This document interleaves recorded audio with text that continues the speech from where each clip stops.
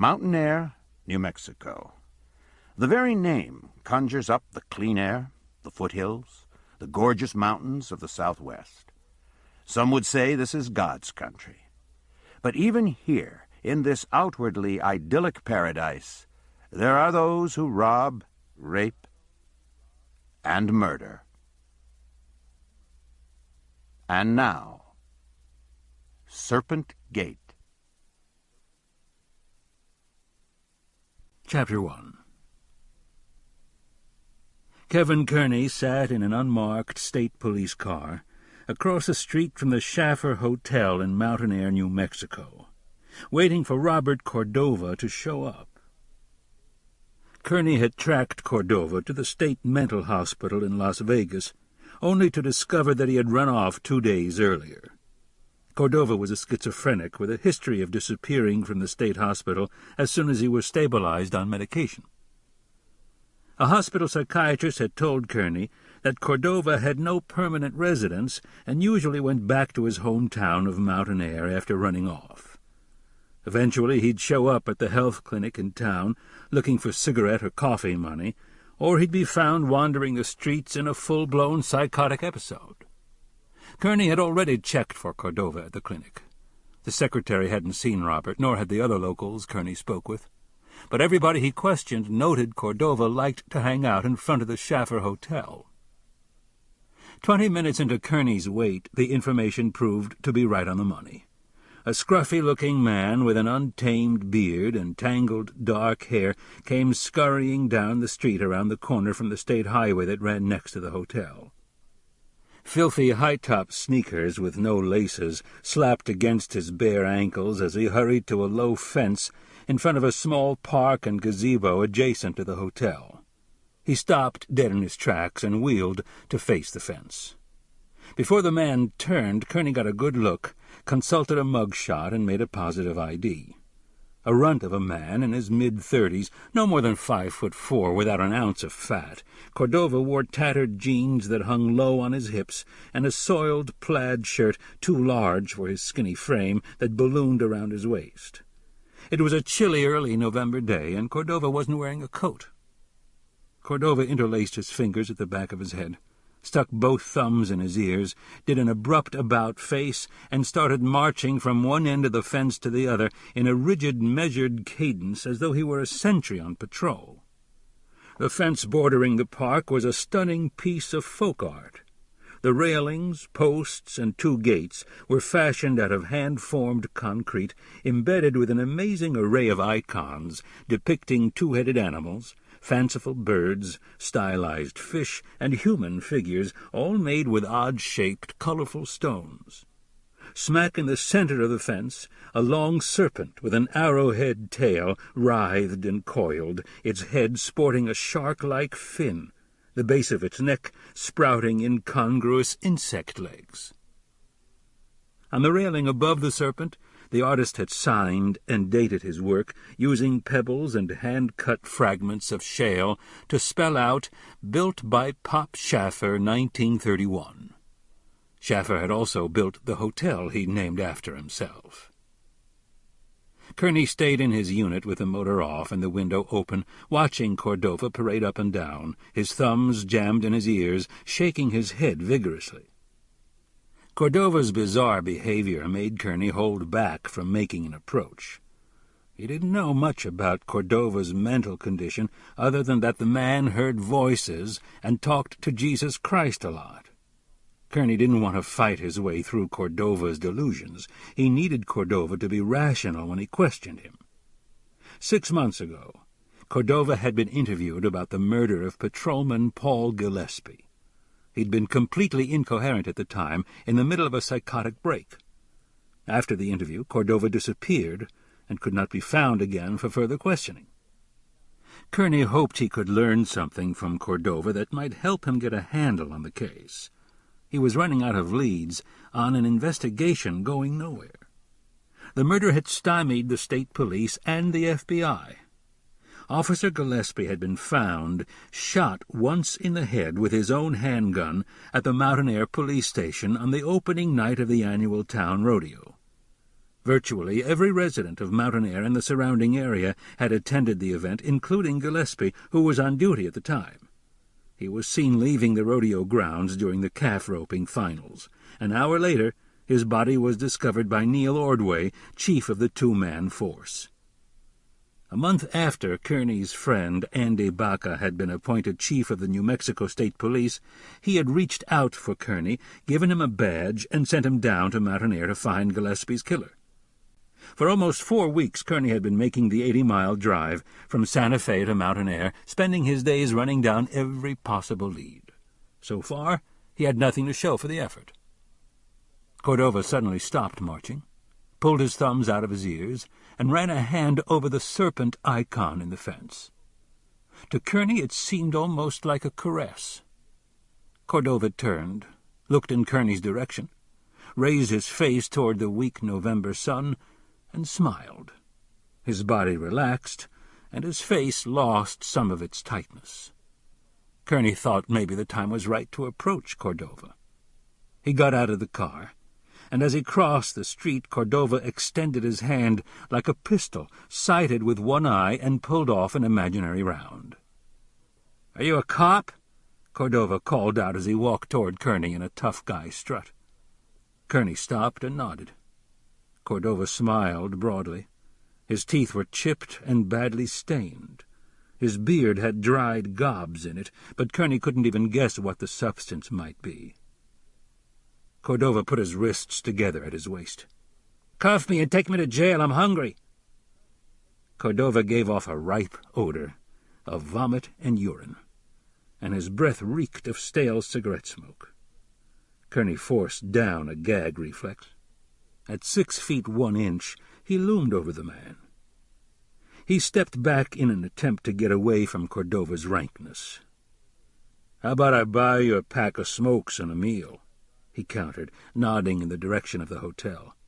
"I said I want to go to jail," Cordova said crankily, craning his neck to look at Kerney. "I'm a fucking mental patient. You're supposed to take me to jail." "Maybe later if you cooperate." Cordova stared in disgust at Kerney. Behind the dirt, the beard, the unruly hair, and the chipped, stained teeth, Cordova's eyes looked clear. "How come you're limp?" Cordova asked. "I got shot," Kerney answered, thinking back to the incident that had ended his career as chief of detectives with the Santa Fe PD. An old friend and fellow officer had failed to back him up on a stakeout. The end result was one dead drug dealer, permanent damage to Kerney's right knee, and a partially destroyed gut. "Were you a cop when it happened?" "Yeah, I was." Cordova threw a couple of jabs in the air at an imaginary opponent. "I'd never let that happen to me. I'd fuck somebody up if they tried that shit." "I bet you would," Kerney replied. "Do you want that meal and pack of smokes?" He inclined his head toward the hotel. "What do you want?" Cordova asked. "Just to talk." "They won't let me in there." "They will if you're with me." Cordova grunted and looked Kerney up and down. Kerney's jacket was open, and Robert didn't see a gun. "What kind of cop are you, anyway? You're not even wearing a pistola." "Do you think I need it?" "Of course you do." Kerney nodded, stepped to the car, unlocked it, got his holstered sidearm, and strapped it on his belt. "Better?" "Yeah. Now maybe they'll let me in the restaurant. Can I order anything I want?" "Anything. I'm buying." Robert held up 2 fingers, both stained nicotine yellow. 2 packs of smokes." "Name your brand," Kerney replied as he walked Robert to the hotel entrance. It was mid-morning, and the hotel dining room was empty, except for a young, round waitress who sat reading the newspaper at the lunch counter along the back wall. Kerney got Cordova settled at a table by the window that gave a view across the street of an empty single-story building and vacant lot. "What about my cigarettes?" he asked as he grabbed a menu, crossed his legs, and started wiggling his foot. The loose, filthy sneaker slapped against his heel with a dull, smacking sound. "After we eat," Kerney replied. Robert grunted in dissatisfaction. Kerney waited for the waitress to notice them. The ceiling was another folk art masterpiece by Pop Schaffer. Dark wooden beams and handmade chandeliers were painted with an intricate tapestry of Native American symbols and mythical figures, some of which looked like they came strictly from Pop Schaffer's imagination. Kerney's gaze jumped from image to image. It was almost too much to take in at one sitting. Tired of waiting, Kerney cleared his throat. The waitress turned, glanced at Robert, nodded to Kerney, slipped off the lunch-counter seat, and walked through the swinging doors into the kitchen. "She's calling the cops," Robert predicted. "Why would she do that?" "Because the last time I was in here I threw an ashtray at her." "Did you hit her?" "Nope, she ducked. Aren't you going to ask me why I did it?" His foot wiggle accelerated a bit. "Do you want to tell me?" Cordova smiled wickedly. "Nope." The waitress reappeared and walked to the table. She stood as far away from Cordova as she could, using Kerney as a shield. "I can't serve you," she said to Kerney. "Yes, you can." He held out his open badge case. "This is police business." "I know who you are," the woman said, looking over the top of her eyeglasses. Her watery brown eyes blinked rapidly. She had stringy brown hair pinned back in a bun, most of which had unraveled against her neck. Her testy expression made her double chin more noticeable. "I still can't serve you." Kerney smiled pleasantly. "Tell your boss, if we don't get served, I'll have every state health and safety inspector I can think of down here tomorrow morning, crawling all over the place looking for violations." Cordova grinned in delight as the woman turned and walked stiffly back to the kitchen. "That was bad," he said to Kerney. "You put her down, man. I never had a cop do anything like that for me before. They usually treat me like shit." "No sweat, Robert. What do you want to eat?"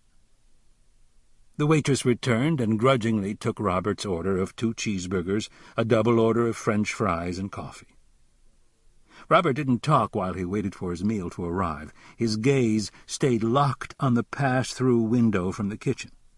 He licked his lips and tapped a finger anxiously on the table. Kerney wondered when Robert had last eaten. When the food came, Robert wolfed down the meal, hamburger juice dribbling into his beard.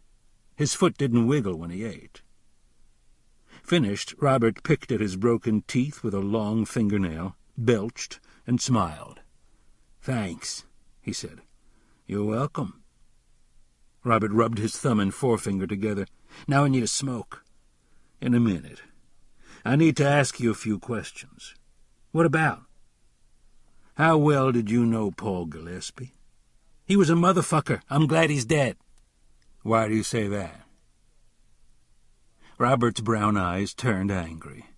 "I went to high school with him. He was always hassling me, pushing me around, picking fights, teasing me, stuff like that. It got worse when he became a cop." "How did it get worse?" Robert started to respond, glanced out the window, and clamped his mouth shut. Neil Ordway was walking toward the hotel entrance. "How did Gillespie mistreat you?" "He didn't do nothing," Cordova said, sneering in the direction of Ordway as the cop entered the dining room. A middle-aged man with a square face, thinning blonde hair, and a pinched nose, Ordway stood over the table and looked at Kerney and Robert. He grinned without showing his teeth. It made his cheeks puff out. "What can I do for you, Chief?" Kerney asked. "I came for Cordova. Seems he's run away from the Las Vegas funny farm again." "Fuck you," Robert said, his eyes hooded. "I'm not going back there. I'm never going back there." "Don't make this hard on yourself, Cordova," Ordway said, wrinkling his nose. "Jesus, you smell like shit." "I'll take care of the situation with Cordova," Kerney interjected before Robert could reply. Ordway pulled out a chair and sat. "Are you going to drive him back to Las Vegas?" "I said I'll take care of it," Kerney repeated, holding Ordway's gaze. Ordway didn't flinch. Robert leaned across the table, cleared his throat, and spat in Ordway's face. Ordway blinked, rubbed a sleeve across his face, and grabbed a fistful of Robert's shirt. "You're going to jail for that, shithead!" Robert grinned and nodded in agreement. Kerney clamped down on Ordway's arm. "Let him go," he ordered. Ordway locked his gaze on Kerney. "Whatever you say," he said with a grin, releasing Cordova. Free of Ordway's grip, Robert tipped over his chair and scampered out the door. Ordway laughed as Robert disappeared from sight. "Well, it seems like he's run away. Isn't that a damn shame?" "Maybe you can tell me where to look," Kerney said calmly. "Your guess is as good as mine, but if you think Cordova can help you, you're way off base. I'd still like to talk to him. He'll turn up again. He always does." Kerney changed his tack. "I know you gave Gillespie excellent performance reviews, but did you ever have to discipline him for failure to perform his duties?" "No. He was never late for work. He never had to be corrected about policies and procedures." "Sure, occasionally. It wasn't a big enough deal to require any official action." "There was no evidence of conduct unbecoming an officer? No citizen complaints lodged against him?" "No." "Did Gillespie show signs of having a drinking problem? Was he close-mouthed about what he did on his free time? Did he have a pattern of calling in sick after his days off?" "I never saw him under the influence, either on duty or off." "Did he have money problems?" "You've seen his financial records. He lived within his means." Ordway shook his head and stood up. "You know what? I think this case has got you stumped, and you're looking for a way to save face. Questioning Paul's character isn't going to get you spit or make you any friends in this town." Kerney got to his feet.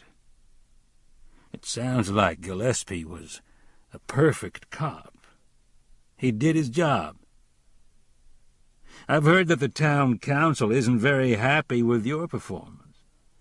A hometown hero who took their high school football team to the state finals way back when was murdered.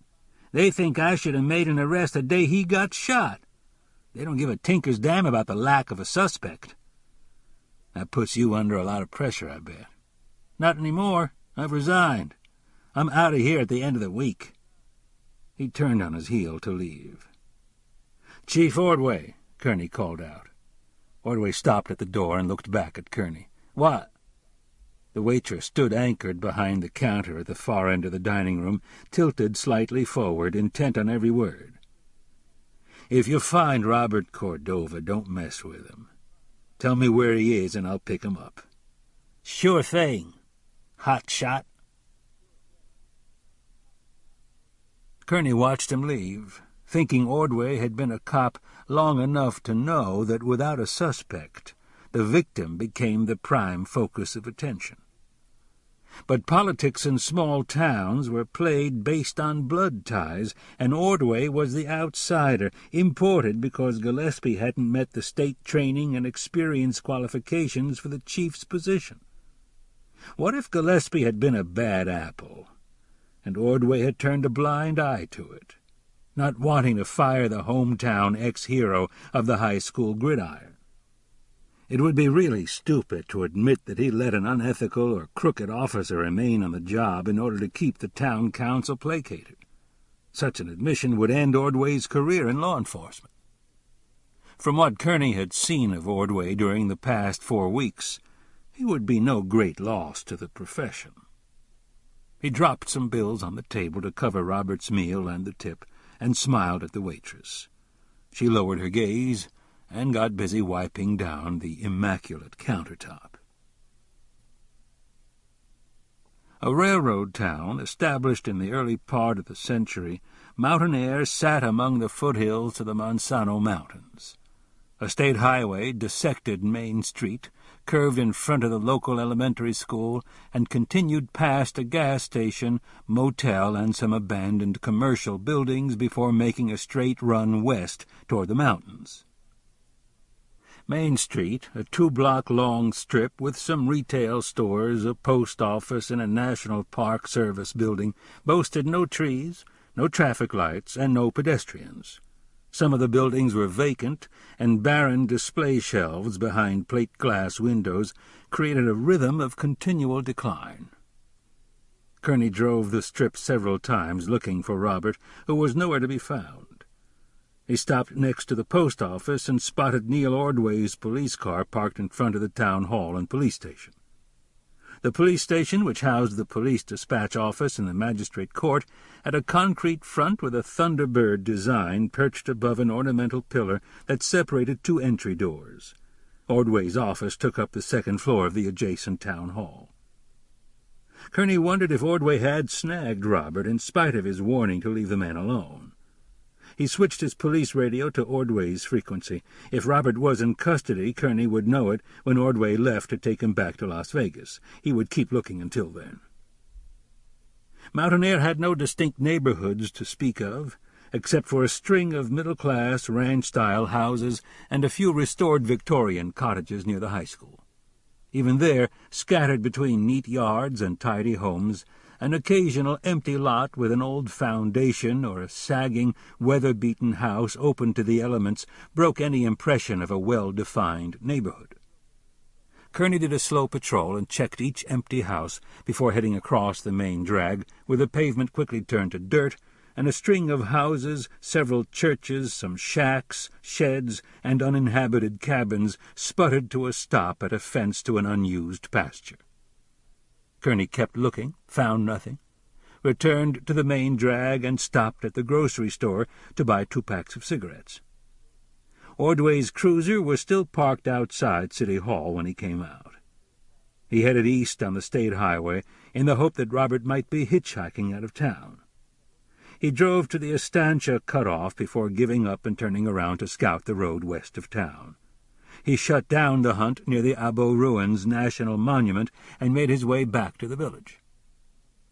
He topped out at the hill on the outskirts of Mountain Air just as a small herd of pinto horses swooped up a shallow arroyo and trotted along the highway fence. It was a pretty sight, and Kerney slowed to watch until the horses disappeared into a draw. Mountain Air had faded with the demise of dry land farming and the decline of railroad traffic, but its beautiful setting pulled tourists in and kept the place alive. It was a gateway to the wilderness that spread over the southern end of the Manzano Mountains, which were brushed at the summits with the first dusting of snow. To the south, a heavily forested mesa sheared off half of the horizon, and thick, slow-moving clouds in the blue-gray November sky rolled toward the village. Kerney had been taught by his ranching father to read the weather, and the day promised moisture sometime soon. Mountain Air was not completely unfamiliar to Kerney.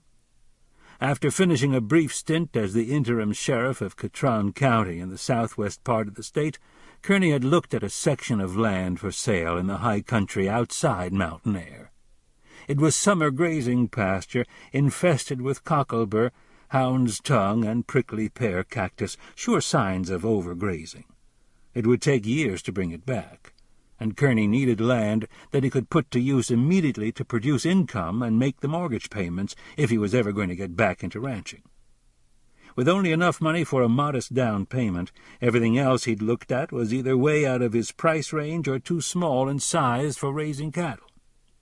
Kerney's parents had lost their ranch in the Tularosa Basin when White Sands Missile Range, a top-secret testing facility in the heart of south-central New Mexico, had expanded. The day they moved, military policemen and federal agents escorted the family off the spread to the Rocking J Ranch, where Kerney's father had taken a job as foreman. That was the day Kerney's dream of owning a ranch was born. He had kept his hopes alive for almost 40 years. While living on the Rocking J, during his college years, in Vietnam as a platoon leader near the end of the war, and throughout his career in law enforcement, Kerney had never let go of the dream. He wondered if he would ever be able to achieve it. It didn't look promising. He pulled up in front of Pop Schaffer's hotel to find Ordway using a side-handle baton in a wrist lock on Robert to force him toward the squad car. The waitress watched the action through the plate-glass window of the dining room. "Let him go," Kerney ordered, slamming his car door to get Ordway's attention. "Butt out, Kerney," Ordway said. "This is my business." Kerney quickly closed the distance to Ordway. "Move, Cordova!" Ordway commanded. He applied more force to the hold. Robert gasped in pain and lurched toward the police car. "I said let him go," Kerney repeated, grabbing Ordway's shoulder. "Sure thing, hot shot," Ordway said as he pulled free, released Robert, and swung at Kerney with the baton. Kerney kicked Ordway in the nuts. He dropped the baton, fell to his knees, and grabbed his groin. After disarming Ordway, Kerney looked for Robert, who stood next to him, bouncing on his toes in delight. "Kick him again," Robert said as he threw uppercuts into the air. "Wait for me by the fence." "Fuck you," Robert replied, still punching the air. "You lied to me." "What?" "You promised me some smokes, man." "They're in my car on the passenger seat. Go get them, then wait by the fence." "Okay," Robert grumbled, moving away. Kerney moved behind Ordway, stood him up, put the baton against his throat, and applied some pressure. "You're not a man who takes advice easily," he said. "Fuck you," Ordway gurgled. "I could file charges against you," Kerney said. "Unlawful arrest, use of excessive force. Do you want that kind of grief?" Ordway thought about it and shook his head. "I didn't think so." Kerney released the pressure, pushed Ordway out of kicking distance, and circled around to look the man in the eyes. "Take my advice, Ordway. Find a civilian job. I don't think you're cut out to be a cop." Ordway's expression turned ugly when Kerney locked his handgun, baton, and car keys inside the police cruiser. "That should slow you down," Kerney said to Ordway. "Get in my car, Robert." "Why?" "I thought you wanted to go to jail." Robert beamed. "Can I smoke in your car?" "No, but I'll stop along the way so you can have a cigarette or two." "That sucks." "Humor me," Kerney replied. Kerney let Robert sit up front wearing no cuffs. He fought off Cordova's bad smell by running the air conditioner with the window cracked, even though the cloudy late afternoon had dropped the temperature into the low 40s. "You're supposed to cuff me and lock me in the back. I'm an escaped mental patient." "You don't like sitting up front?" Kerney asked. "Yeah, I do. I need a cigarette." They had just passed the Mountain Air town limit sign. Kerney pulled off the road next to a cottonwood tree and got out with Robert, who quickly lit up. The cloud cover broke, and for a moment the high mesa south of the village shimmered in pale yellow sunlight. "You were in town the night Paul Gillespie was killed," Kerney said. Robert exhaled. "Who?" "Paul Gillespie, the police officer." Robert tugged at his beard. "I don't know him." "You went to high school with him." Robert shrugged indifferently and looked away. "I don't remember." "Did you see Gillespie get killed?" "I've never seen anybody get killed, but I'd like to. That would be neat." "Do you know who killed him?" The wind picked up and Robert started to shiver. "I'm cold," he whined, grinding out his cigarette with a sneaker. "Am I going to jail or not?" "You're going. Get in," Kerney answered, gesturing at the car. Kerney drove for a time without talking, keeping one eye on Robert, whose foot beat a steady tattoo on the floorboard. Kerney wondered if the habit signaled anxiety. He decided to test the theory. "Did you see Gillespie the night he was killed?" Robert's foot started bouncing off the floorboard. "I saw Satan." "What was Satan doing?" Robert's foot jiggled wildly. "Raping my daughter." "Where did it happen?" "Serpent Gate." Kerney remembered the peculiar stone snake on Pop Schaffer's fence. "Do you mean by the fence next to the hotel?" "Yeah." Robert changed his mind. "No, not there." "Where?" "I don't want to talk about it." "Okay," Kerney said gently. "Tell me about your daughter." As far as he knew, Robert was childless. "She's in heaven with Jesus," Robert replied flatly as he gripped the back of his skull with his fingers and stuck his thumbs in his ears. "Is that where Satan rapes her?" Kerney asked loudly, trying to get through to Robert. Robert grunted and shut his eyes. The conversation was over. When Kerney pulled into the Sally Port at the Torrance County Jail, Cordova removed his thumbs from his ears, popped out of the car, and waited at the door to the booking alcove while Kerney locked his handgun in a weapon box. "Hurry up!"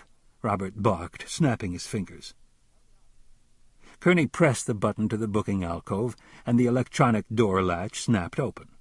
Inside, Robert immediately relaxed. He smiled at the female guard behind the glassed-in booking counter and began emptying his pockets.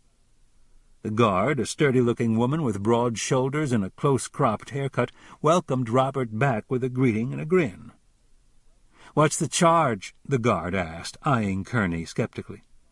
"Protective custody," Kerney answered. 24-hour hold."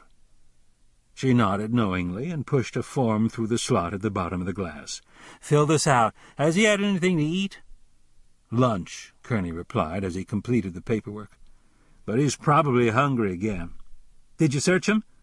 "Pat down only." The woman nodded. Robert tapped Kerney on the shoulder. "I left my cigarettes in your car." "I'll get them for you." Kerney took a $10 bill from his wallet and pushed it through the slot along with the booking form. "Put the $10 in his canteen account. He may need a few things while he's here." The woman smiled at him as he left to get Robert's smokes. When he returned, Robert was inside the secure area, sitting calmly in a chair. Kerney passed the cigarettes through to the guard. "Are you taking him back to Las Vegas?" she asked. "He doesn't seem to want to go." "Then why are you holding him?" "He may be a witness to a crime. I'm hoping he'll talk to me. So far I haven't gotten very much out of him." The woman nodded. "Give him the night to settle in. Robert does real well here. He likes the structure. We'll clean him up, give him a meal or two, and he'll be a new man by morning." "I hope you're right," Kerney said. "He just told me you were his friend," the guard said. "I've never heard him say that about a police officer before. You might get lucky." "I could use some luck." Robert waved gaily at Kerney as the guard buzzed him out the door to the Sally Port.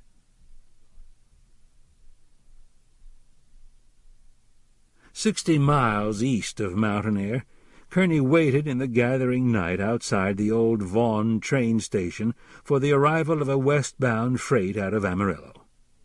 On it, he hoped, was Floyd Wilson, a crew chief for the Southern Pacific who had left Mountain Air the morning after the Gillespie shooting. Wilson had been transferred off a track replacement job west of Mountain Air and reassigned to a spur line construction project in Texas. As far as Kerney knew, Wilson had never been interviewed during the initial investigation. Parked next to the dark station house, Kerney sat in the car with the engine running, the heater on, and the window rolled down. Robert's odor still permeated the vehicle. At the end of a siding, barely visible in the gloom, a warning sign where the tracks ended read, "Derail." It neatly summarized Kerney's sense of futility about the case. An occasional car rolled down the highway that paralleled the train tracks, rubber singing on the pavement. But the dominant sound came from the wind that cut across the staked plains, a vast, high desert plateau that encompassed thousands of square miles of eastern New Mexico. The wind drove a light rain against Kerney's cheek, and he turned on the car wiper so he could see down the line. The flash of light from the lead locomotive showed long before the sound of the engine reached Kerney's ears. If the train blew through town without stopping, it meant Kerney would have to make the long drive to Amarillo sometime soon. On the phone, Wilson had told him he knew nothing about the case and didn't want to lose time away from his job. Kerney had called Wilson's boss, who agreed to let Wilson make the trip to meet with Kerney on company time. He hoped Wilson was on the train. The train stopped, and a man of average height, carrying an overnight bag, climbed out of the locomotive and walked wearily toward the car. Kerney got out to greet him. Floyd Wilson offered Kerney his hand with little enthusiasm. A man pushing 60, Wilson had a full head of gray hair, a deeply lined face, thick, droopy eyebrows, and a condition on his neck that bleached out the pigment of his skin. "I don't see how I can help you, Mr. Kerney." "I'm glad you're willing to try, Mr. Wilson. Thanks for coming." "No sweat," Floyd said. "Let me buy you dinner. In this town, that means the cholesterol plate." At the only open diner in town, a cheerless establishment with formica tables, tattered chairs, a cracked linoleum floor, and faded posters tacked on the walls, Kerney and Floyd Wilson sat by a window streaked with smoke and grease. Outside, the wind had diminished, and fat snowflakes drifted against the glass, melting instantly. "I was at the Schaffer Hotel the night that policeman got shot," Floyd said. "Me and my crew were in the game room on the second floor, drinking beer and playing pool." "You didn't go out?" Kerney asked. "Nope. I had a late dinner in the dining room and turned in early. I didn't even hear about the shooting until the next day, just before I left." "Did you know Gillespie or have any dealings with him?" Floyd scratched his head. "Not really. I knew who he was, but that was about it. I didn't spend much time in town. Replacing track and ties on the main line is a sun-up-to-sundown job." "Did you ever see him act inappropriately?" "You mean tough guy stuff?" "Yes." "Not personally, but some of my crew said he acted like a badass when we first got to town. He settled down after we'd been there for a while." "Did any of your crew spend time with Gillespie, socialize with him?" "I don't think so." "Do you know Robert Cordova?" "The name doesn't ring a bell." "He's a skinny guy, about 5'4". He likes to hang out by the fence next to the hotel." Floyd nodded. "You mean the crazy guy? The one that walks around with his fingers in his ears talking to himself?" "That's him." "Sure, I know him. Hell, I think everybody in Mountain Air knows who he is. He really gets around." "Gets around?" Kerney repeated. "Sometimes I'd see him when I was on the job. He liked to walk along the railroad right away. I kept telling him he was trespassing, but it never seemed to sink in." "Did you see him anywhere else?" "Once I saw him walking up a ridge about a half-mile from the tracks, west of town." "You're sure it was Cordova?" "Yeah. After a while he came back and caught a ride into town with one of my people." "When did you see him there?" Kerney asked. "A couple of days before that policeman was killed." "Do you think Cordova killed the cop?" "I don't know what to think about Robert." "Did you see him on the day of the murder?" "Yeah, as a matter of fact, I did. I was coming down the main drag after work, and I saw him talking to some woman in front of the grocery store." "Did you recognize her?" "No, she was in a pickup truck. Cordova was standing by the driver's door, so I didn't get a good look at her." "Did you notice anything else?" "I think the woman was a veterinarian, or she works for one. She was pulling a horse trailer, and it had the name of a veterinary service painted on the side panel." "Do you remember the name?" "No. It said something about specializing in large animals. That's all I recall." The waitress brought dinner, and Kerney picked at an overcooked ham steak and some soggy vegetables. With part of his stomach shot away, Kerney found eating in greasy spoons to be a real chore. The food usually didn't sit well. He gave up on trying to force down the meal and made small talk until Wilson was ready to check in at the motel. He paid for dinner, took Floyd to the motel, paid for the room, thanked Wilson for his time, and started the drive back to Mountain Air. It was well into the night, and the brewing snowstorm looked like it could turn nasty, but he wanted to talk to one more person before heading back home to Santa Fe. Marcia Yearwood, the physician's assistant who ran the rural health clinic in Mountain Air, promptly answered Kerney's knock at her front door. "Yes, what is it?" She was a pleasant-looking woman in her 30s, with big, perfectly round brown eyes accentuated by eyeglasses, and a wide mouth that hinted at an easy smile. She wore sweatpants, a sweatshirt, and slippers. Kerney showed her his badge. "May I have a few minutes of your time?" "It's not a medical emergency, I take it?" "Not at all." "Come in." Yearwood's home, a single-story stone structure near the high school, sat well back on a heavily treed lot. The front room contained a couch with 2 matching chairs and a coffee table grouped in front of a fireplace. There were some tasteful fine art posters on the walls, including a Georgia O'Keeffe print and several Gustav Baumann reproductions. Books and magazines were scattered about within easy reach, and on the floor next to the couch was a canvas bag filled with embroidery yarn. The fireplace had a crackling cedar fire going that warmed the room nicely. From the feel of the place, Kerney guessed Yearwood was unattached. "What can I do for you, officer?" Marcia asked as she gestured for Kerney to join her on the couch. Kerney obliged. "I understand that Robert Cordova gets his medication from you when he's in mountain air." Marcia sat at the end of the couch and turned to face Kerney directly. "Yes. I dispense it through an arrangement with the psychiatrist at the state mental hospital. Is Robert in some sort of trouble?" She brushed a strand of long, dark hair away from her face and looked at Kerney more closely. "You're the investigator looking into Paul Gillespie's murder." She stiffened a bit and crossed her legs. "Surely you don't think Robert is a suspect?" "He doesn't strike me as a killer." Marcia answered with an agreeing smile. "He's not. Robert's normal behavior, if you can call it that, is all bravado and posturing. The onset of his illness came during adolescence. Besides being schizophrenic, he's fixated at a juvenile stage of development." "You seem to know him well." "Well enough. But that doesn't mean I can tell you more about him. His medical records are confidential. I've been told that he's eloped from Las Vegas." "Eloped?" Marcia laughed quickly. "It's a polite way of saying he escaped. After all, we don't want people to think mental hospitals are prisons." "Aren't they?" "Not all. Have you seen him?" "I have him in protective custody at the Torrance County Jail." Marcia sighed. "That's a relief. Each time he disappears, I'm sure he's going to be found, beaten to a pulp, and left to die along some roadside." "He doesn't want to go back to Las Vegas. I thought you could help." She nodded her head in agreement.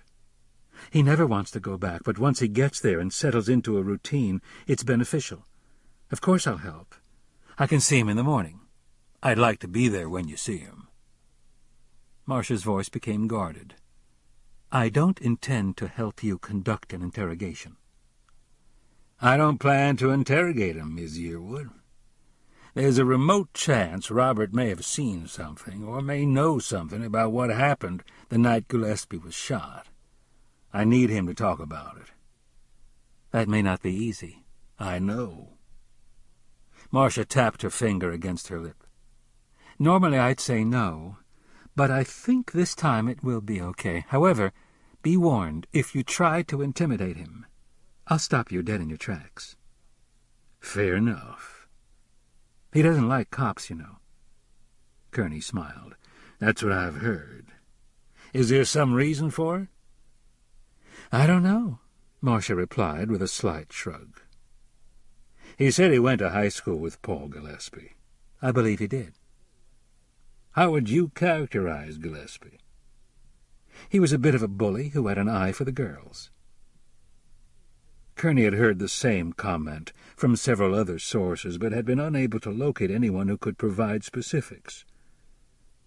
"Did he come on to you?" "He wouldn't dare. Besides, I wasn't his type. He liked younger women." "Anyone in particular?" "I haven't the foggiest idea. But I'd see him chatting with teenage girls a lot after school got out." "What makes that stand out in your mind?" "He was always talking to the girls," Marcia answered. "The teenage boys he seemed to ignore, unless they were speeding or drinking beer at the town park after dark." "Do you know if he was sexually or romantically involved with any of the girls?" "No, I don't." "Any rumors?" Marcia waved off the question. "There are rumors floating around about everybody who lives in this town. I pay no attention to them." Kerney tried again. "Any rumors specifically about Gillespie?" "Rumors? No. I've made it very clear to people that I'm not part of the local gossip mill. But several years ago, one of the high school girls who came to the clinic told me she thought Gillespie was creepy." "Creepy? In what way?" "She babysat for the same family on a regular basis several times a month. Gillespie would always drive by the house 3 or 4 times a night whenever she was there. but only if her boyfriend wasn't with her. "That's creepy enough," Kerney said. "I'd like to talk to her." I had a fairly close relationship with the girl, and I'm sure she would have told me if anything more had happened. "How can I reach her?" Not easily. She's a medical technician serving in the Navy on a hospital ship. Kerney got the girl's name for the record. He could track her down through her parents or naval authorities if necessary. "What can you tell me about Robert's family history?" He was born and raised in Mountain Air. The family was very dysfunctional. Robert started getting in trouble with the police when he was fairly young. He spent some time in a foster home. "Was he sent away?" No, he was placed with a family here in town. "Who were the foster parents?" An older couple. I never met them. I believe they're both deceased. "Does Robert have any siblings?" An older sister, but she moved to Texas years ago after her parents divorced and left the state. Robert says he has no contact with her. "Does he stay in touch with his biological parents?" Not as far as I know. "Does he have any children?" Marcia made a face and shook her head. No. You're asking about Satan raping his daughter, aren't you? That has been Robert's predominant delusion since the onset of his illness. "I wonder what it means." I have no idea. Marcia rose from the couch, signaling that the discussion had ended. Kerney stood up with her. "Do you know any of the local veterinarians?" I don't think there is one. Maybe in Estancia, but not here. "Do you know a female veterinarian or a woman who works for a vet?" Marcia shook her head. Sorry, I don't. But I'm sure one of the ranchers can tell you. After making arrangements to meet Marcia Yearwood at the jail at mid-morning, Kerney started the long drive back to Santa Fe in a snowstorm that kept pushing drifts across the highway. He wondered if he was simply spinning his wheels. He decided to give it one more day before telling Andy Baca the investigation wasn't getting anywhere. He hated the idea that the case might go unsolved.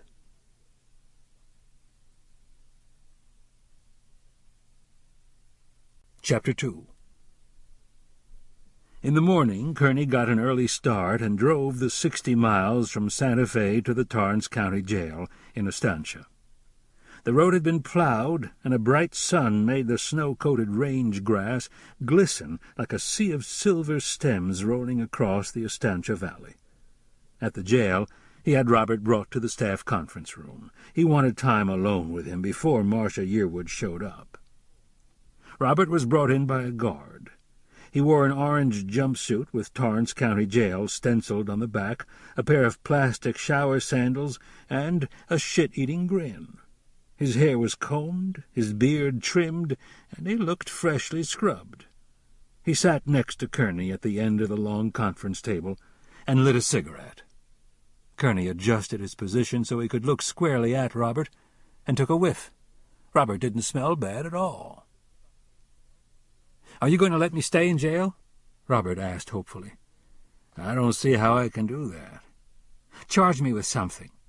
His foot wasn't wiggling at all, and he seemed calm. "What would you suggest?" Robert smiled widely. "Rape." "Did you rape someone?" "Of course I did. I already told you about it." "No, you told me that Satan raped your daughter." Robert poked himself in the chest with a finger. "I'm Satan." "If that's the case, you'd better tell me who you raped." Robert shook his head. "I can't. It's a secret." "Well, it can't be your daughter. You don't have one." "It was my sister. I raped my sister." "The one that lives in Texas." "Not that one," Robert said with a scowl.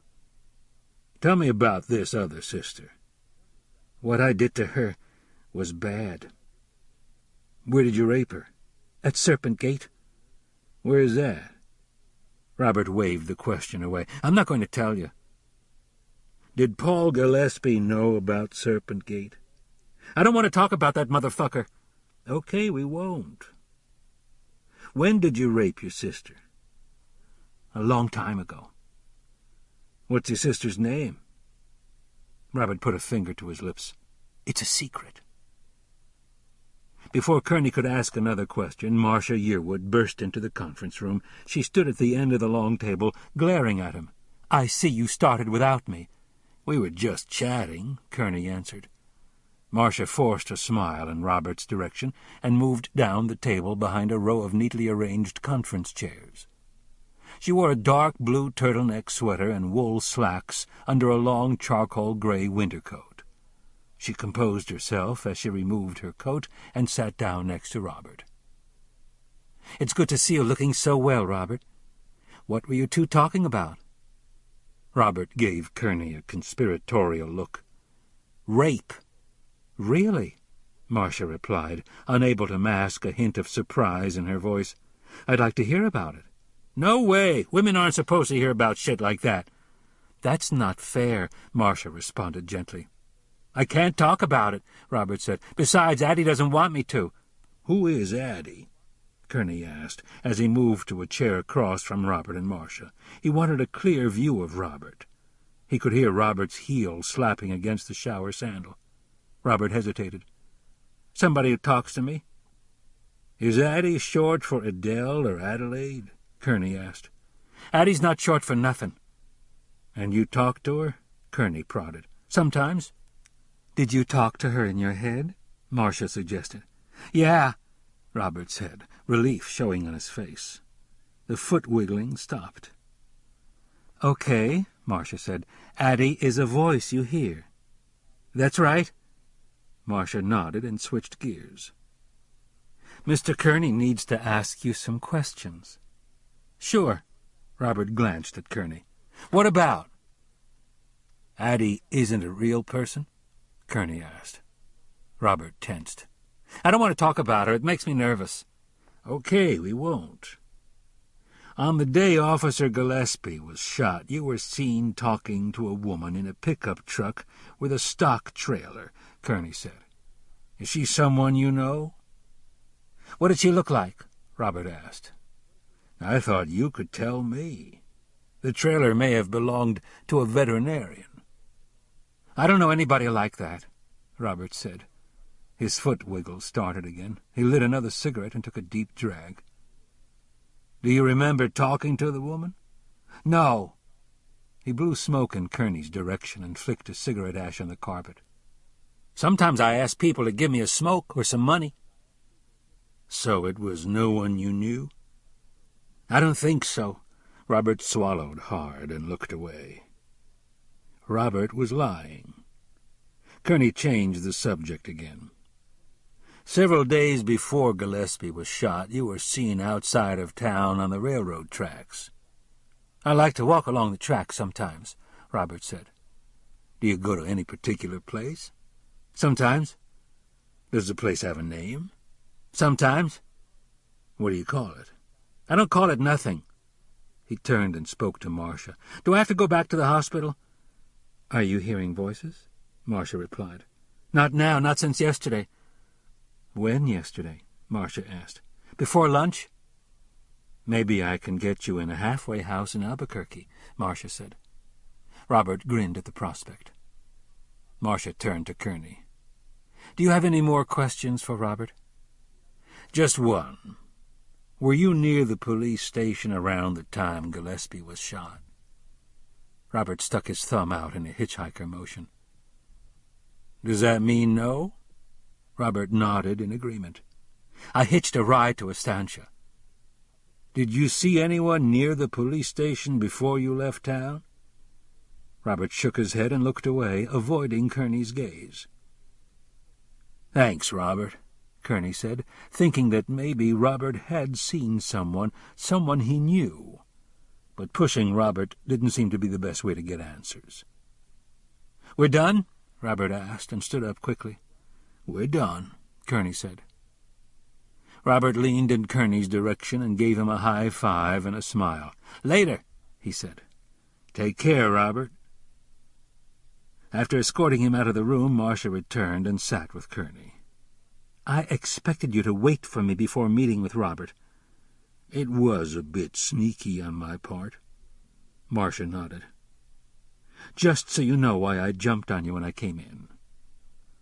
In another context, Kerney wouldn't have minded the possibility of Marcia jumping on him at all. "No problem. I deserved it." She drummed her fingers on the table. "Did he talk much about rape?"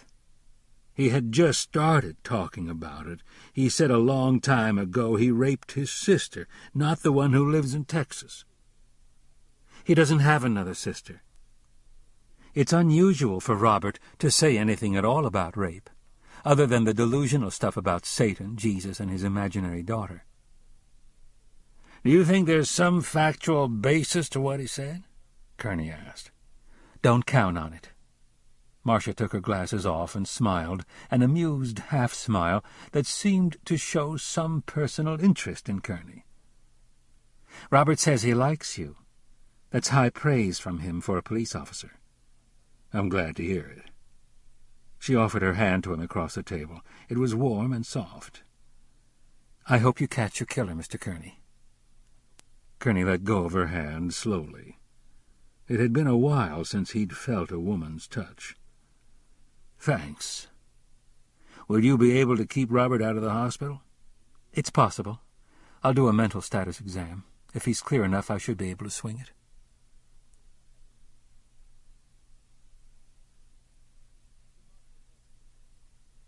After Marcia left to evaluate Robert, Kerney stayed behind to think things through.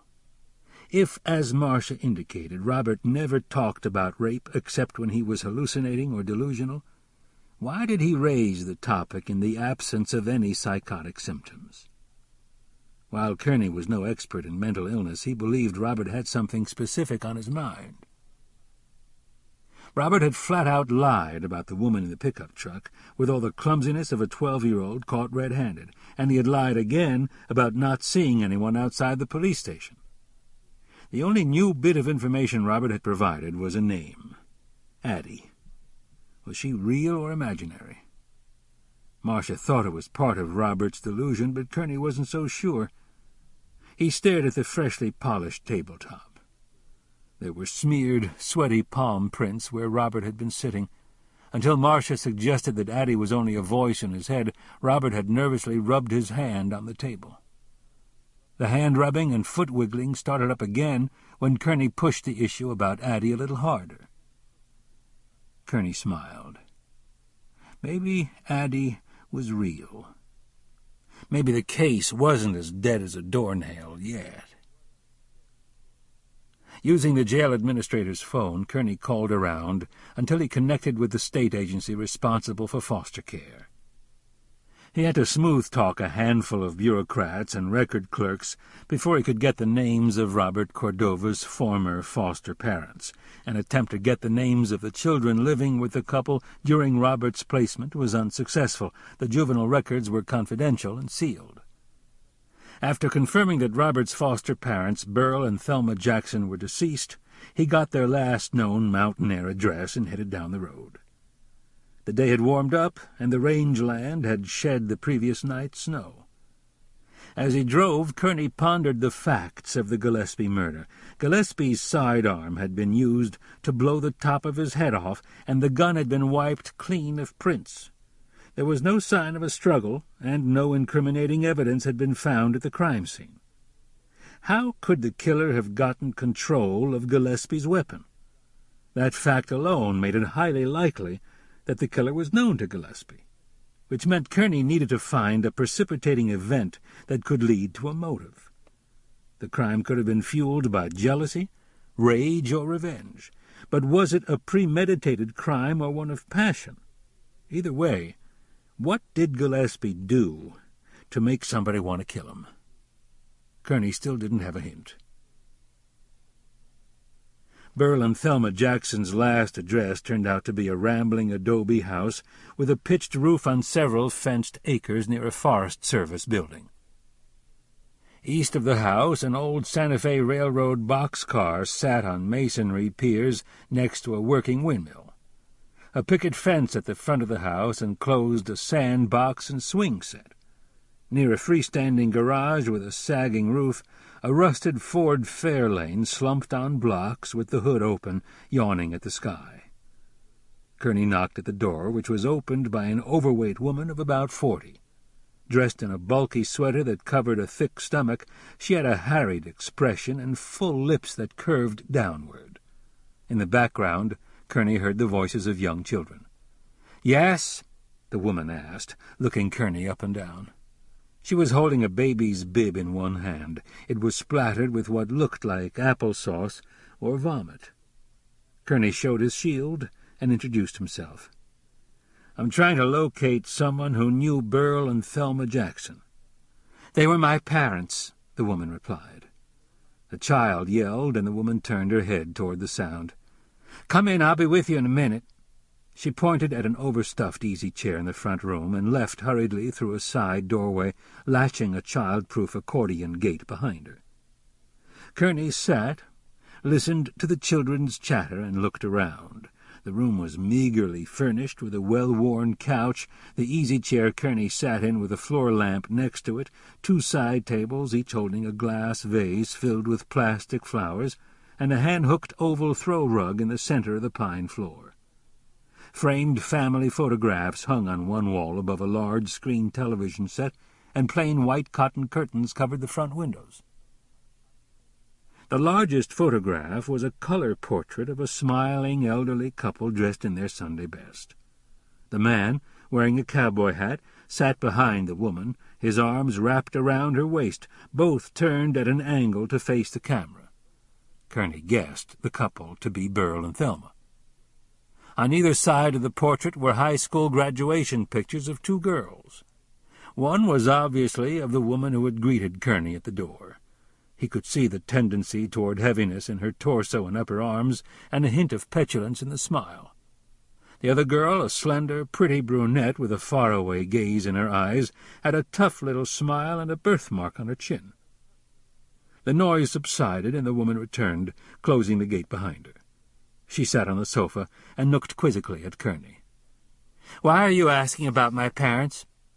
"I didn't get your name," Kerney replied with a smile. "Lurleen Toller." "I'm really interested in learning about Robert Cordova, Mrs. Toller," Kerney explained. "He was your parents' foster child." "I know Robert. I was still living at home when he came to stay with us." A child's delighted screech, followed by another child's laugh, interrupted Lurleen. "I do child care for some working mothers," she explained with a weary smile. She waited several beats before speaking again. All was quiet at the back of the house.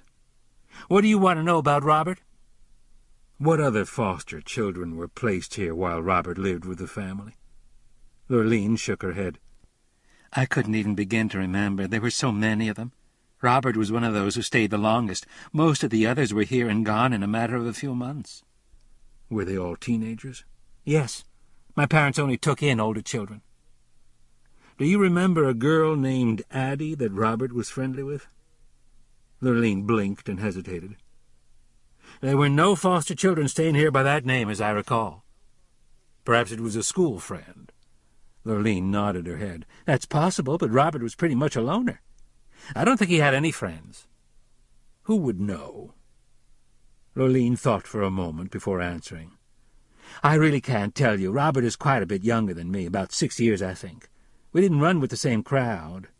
Is he in trouble?" "No, he's not." "Poor thing," Lurleen said. "He's had a hard time of it." "Haven't we all?" "Is that your high school graduation picture?" Kerney asked. "Yes, I should take it down. I'll never look like that again." "Is the other girl your sister?" "Yes, my younger sister, Nita. Dad always wanted a boy, but he got 2 girls instead." "Could she tell me more about Robert?" "She was never close to him." "How can I contact her?" A child's angry shriek kept Lurleen from answering. She got to her feet. "I can't talk now. Call me this evening." Kerney sat in his car by the Mountain Air High School and watched a group of students dressed in sweats running around a track that bordered the football field. Growing up in the Tularosa Basin, Kerney had gone to a small-town high school where the school nurse knew every student and was the unofficial counselor, confidant, and friend to any kid with a bloody nose, scraped knee, or troubles at home. In the years that had passed, He doubted much had changed in small-town schools. He got out of the car and found his way to the health office.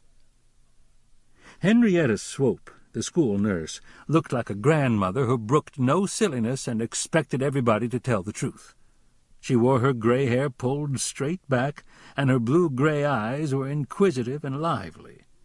She had the lyrical voice of a much younger woman. Kerney sat in her office, a small room furnished with a cot, a first-aid locker, a desk with a chair, and a row of locked file cabinets. The walls were plastered with public health posters announcing the pitfalls of unsafe sex, teenage pregnancy, poor nutrition, and drug abuse. He showed his identification, told her what case he was working on, and asked about Robert Cordova. "Of course I know him," Henrietta replied. "He haunts my memory." "Why do you say that?" Henrietta sighed. "Whenever I see him around town, I remember what a lonely, miserable boy he was. He acted like a whipped puppy. He would snarl when he got angry and run away when he got upset. He was such a sad child." "Did he have any friends?" "At best he was always on the fringes of the social cliques. He was barely tolerated and always teased a great deal." "Did he hang around with any of the other foster children when he lived with the Jacksons?" Henrietta's expression brightened. "I wish Robert could have stayed with Thelma and Burl. It was the only time I saw him settle down and get comfortable with himself." Her eyes flickered and turned serious. "I think Robert has always been truly alone in the world. Isn't that enough to make a person go crazy?" "Sometimes," Kerney conceded. "He didn't connect with anybody, another foster child, a classmate, a teacher?" "No. That says something about all of us, I suppose. We should have tried harder to reach him." "Did he have a schoolmate named Addie?" "Not that I remember." "Someone nicknamed Addie, short for Adele or Adelaide?" "No, but we had a girl here until last year whose given name was Addie." "Who was that?" "Addie Randall." "Tell me about her." "Oh, I'm sure Robert doesn't know her. She would have been a senior now if she'd stayed with us." "She moved away?" "She's living in Socorro. I transferred her health records to the high school there during the middle of the spring semester." "When was that exactly?" Kerney asked. "Sometime in March. Late March, I would say." "Did the family move?" "No, her parents still live here with 2 younger children. Her mother works at the grocery store as a checker. I believe Addie's father's unemployed." "Do you have any idea why Addie left?" "Family troubles, I suspect. Addie was a popular girl at school, very pretty and outgoing, and the transfer happened quite unexpectedly." "What kind of family troubles?" Henrietta bit her lower lip before replying. "Confidentially, I think it's possible she may be pregnant. I've seen the pattern too many times not to have my suspicions." "Do you know who Addie is living with in Socorro?" "A relative, I believe." Henrietta consulted her card file. "I don't have a name. Addie's mother can tell you. I can't see how any of this has the least bearing on Paul Gillespie's murder," she added. "It probably doesn't." "If you see Addie, give her my best. She's a sweet girl." "I'll be glad to." Kerney pushed the car hard through Abo Pass at the north edge of the Los Pinos Mountains. It was a 60-mile drive to Socorro, and a large part of the trip bordered the Sevileta National Wildlife Refuge, which straddled both sides of the Rio Grande. With the mountains behind him, the rangeland, so vast the river was a hazy promise in the distance, opened into miles of uninhabited space colored in sepia brown and dull gray against a creamy blue sky. The only interruptions to the emptiness were a few mobile homes and camper trailers parked on small fenced lots along the state highway, most of them abandoned. West, across the river, rose the remote Ladrone Mountains, accessible only by horseback or on foot. He got to Socorro High School and checked in at the administrative offices, where he learned that Addie Randall was enrolled in a special program for teenage mothers. Through the window of the closed classroom door he saw a group of expectant and new mothers standing around a changing table. All of them looked much too young to be having babies and rearing children. The teacher with the students looked suspiciously at Kerney when he entered the room. A tall woman with long arms and legs, she detached herself from the group and approached Kerney quickly. "Can I help you?" she asked. The chatter at the table stopped, and the girls, some holding infants, withdrew to a circle of chairs at the back of the room. "I'd like to speak to Addie Randall," Kerney said quietly, displaying his credentials. The teacher's expression remained unfriendly. "That's not possible. We're in the middle of class." During his years as a detective, Kerney had found that teachers on their own turf were difficult to deal with. Most didn't like cops, and they jealously guarded their home ground and their students. "I won't take much of her time," he said, "and I do need to see her. Now." He emphasized the last word. "I have the principal's permission." Appealing to a higher authority, even if it was a lie, won the woman over. She nodded curtly and motioned for a girl to join her. Addie Randall moved slowly toward the teacher. She was a tall, slim girl, made wide-hipped and heavy by pregnancy. Her long-sleeved pullover top had "baby" emblazoned on it with an arrow pointing toward her belly. A pair of loose, floppy pants draped over the extra 30 pounds of her last trimester. No more than 16, she had wheat-colored hair, fair skin, brown eyes, and a worried look on her face. "What is it?" Addie asked uneasily. "This police officer needs to talk to you." "I don't want to talk to him," Addie said, avoiding Kerney's gaze. "You can talk to me unofficially now, or officially with your parents present," Kerney replied. "It's your decision to make." Addie shifted her weight. "I haven't done anything wrong." "No, you haven't," Kerney said. "I just need to ask you a few questions about somebody else." "Who?" she asked suspiciously, drawing back.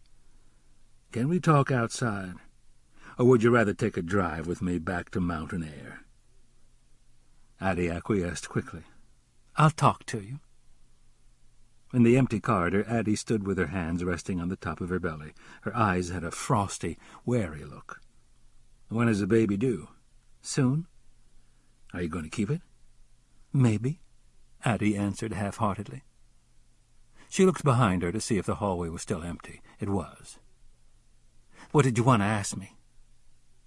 Kerney brushed off her question and continued.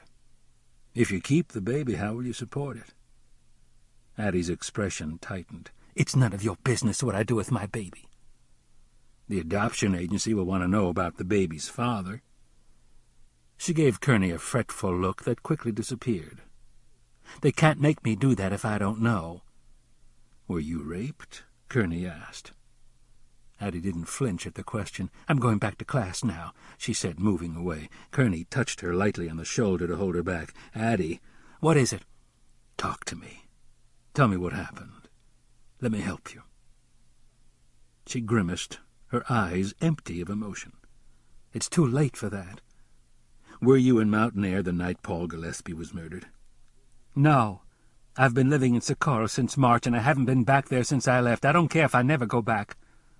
"Do you know Robert Cordova?" "Sure. Everybody in Mountain Air knows him. Why?" "He told me you made him promise to keep a secret." Addie shook her head. "Not me. I don't think I've ever said anything to him in my entire life. He's too weird." "What secret?" "I was hoping you could tell me." She shook her head emphatically. "Sorry. Can I go back to class now?" "Sure. Thanks for talking to me." Kerney watched Addie return to her class. In spite of her unhappy predicament, the girl had spunk. He had reviewed every felony case handled by the Mountain Air Police Department during the 6 months preceding Gillespie's death, and no rapes had been reported. Had the girl been sexually assaulted by a stranger? Was it a date rape that didn't get reported? Perhaps she hadn't been raped at all, but was simply covering up to protect the unborn child's father. Kerney didn't have a clear picture, but one thing was certain. Addie was holding something back. The bell announcing the end of the period rang, and he waded through a tide of noisy teenagers who burst out of the classrooms and filled the hallway. He went back to the administration office to find out where Addie lived. She was staying with Vertie May McNutt, her great-aunt. He decided to pay Vertie May a visit. There was no answer to Kerney's knock on Vertie May's door, but a 4-door older Plymouth without a dent or ding sat under the carport. A thick band of fast-moving clouds covered the sun, and the cold afternoon air cut through Kerney's windbreaker. He zipped it up and walked to the backyard. The back porch had been converted into a greenhouse, and inside an elderly woman dressed in faded coveralls dug with a trowel in a raised planting bed. Kerney knocked on a window, and the woman glanced up with a startled look, got to her feet, stepped to the door, and opened it cautiously. She was thin, with slightly stooped shoulders and a heavily lined face that showed the wear of a good 8 decades. "Yes?" she asked. "Are you Mrs. McNutt?" Kerney asked, showing his badge. "I am." Kerney introduced himself. "I'd like a few minutes of your time." Vertie May let Kerney in and closed the door quickly behind him. She gestured at 2 stickly oak chairs in the center of the greenhouse, positioned to look out at a bird bath, some feeders hanging in the trees, and birdhouses on posts that stood in the middle of the backyard. "Have a seat," Vertie May said. "I was just about to stop puttering. Is there some problem in the neighborhood?" "I came to ask you about Addie," Kerney replied as he sat down. The greenhouse was uncomfortably warm. Vertie May didn't seem to mind it at all. He unzipped his jacket and looked around. The planting beds and pots on the brick floor were filled with herbs, flowers, and vegetables. Vertie May was a serious gardener. Vertie May put the trowel in a basket, removed her gloves, and joined him. "Is something wrong with Addie?" she asked. "She's fine. I just spoke with her. I'd like to know a little more about her." "For what purpose?" Vertie May asked, with the look of a woman not easily intimidated. Kerney decided to see if he could get a reaction out of Vertie May. "Was Addie raped?" Vertie May responded with an exasperated sigh. "That's why you're here. I don't know. She refuses to discuss it." "What do you think?" "I've known Addie all her life. She's a brainy girl with a lot of gumption and ambition. I don't think she would willingly put herself in this predicament." "Does Addie stay in contact with her family and friends in Mountain Air?" "Not really. Her parents aren't coping very well with the situation, and Addie won't talk to them about it." "Is she writing to anyone?" "No." "Has she had any visitors from back home?" Vertie May hesitated. "Just one. Nita Lassiter came to visit." "When was that?" 2 months ago." "Tell me about Nita Lassiter." Vertie May's expression turned guarded. "What are you trying to discover?" "The name of the man who raped Addie." Vertie May nodded her head in agreement. "I'd try to shake the name out of that girl if I thought it would do any good. Nita might know if anyone does." "Why do you say that?" "During her visit, Nita stayed with Addie in her room for several hours. When she came out, she seemed upset. I asked if everything was all right. All she said was she had to leave right away." "What did you make of it?" "Something Addie said troubled Nita." "Have you spoken to Nita since then?" "No, nor has Addie, as far as I know. I just pray she hasn't cut herself off from Addie. They've been as close as sisters." "Is Miss Lassiter a family relative?" "She's not related by blood at all. She went to school with Addie's parents. Addie's mother was Nita's best friend." "How does Miss Lassiter make her living?" Kerney asked. "She's a veterinarian. Her office is in Estancia." "Is she married?" "Divorced." "What was her maiden name?" "Jackson." "She's Thelma and Burl's daughter?" he asked. "That's right. Do you know the family?" "I'm beginning to." "How did Addie come by her name?" "She was named for Nita. Anita Jackson was her maiden name." "Addie was Nita's nickname?" "Only among the immediate family." "You seem to know the family well," Kerney noted. "Thelma and Burl were my dearest and oldest friends." "Is there anything else you can tell me?" Bertie May clasped her hands in her lap and looked down at a planting bed. "You seem to be a very smart man, Mr. Kerney. I may have said too much already." In Kerney's mind, there really wasn't much of a difference between the towns of Estancia and Mountain Air. Both had faltering business districts along a main drag, hodgepodge residential areas of mixed housing in various states of repair, and the fast-fading feel of old-time ranching communities. But Estancia had the edge in terms of survival. It was the county seat, and within commuting distance of Albuquerque. The town had gained population as old farms and ranches were carved into mobile home parks and ranchettes with prefabricated houses that served the spillover growth of city workers who wanted inexpensive land and country living. The sprawling new developments sprinkled on the high plains and the strip businesses along the highway that connected with the interstate depressed Kerney. None of it belonged on the landscape. On the main street of Estancia, Kerney found Nita Lassiter's office, a one-story white stucco building sandwiched between a movie theater and a boarded-up cafe. A sign on the locked office door listed business hours and telephone numbers. In the alley behind the row of buildings, he found the trailer Floyd Wilson, the railroad crew chief, had described. A painted sign on the side panel read, "Lassiter Veterinary Clinic, specializing in livestock and large animals, Estancia, New Mexico." From a payphone at a convenience store, Kerney called Lassiter's office and got an answering service. Lassiter was on a call at the Von Hewitt Ranch. The operator gave him directions. He climbed back in the car, wondering what Andy Baca would say if he knew the only lead that had been developed in 4 weeks consisted of a crazy man who had been seen on the day of the murder talking to a lady horse doctor who happened to share the same name with a pregnant teenage girl.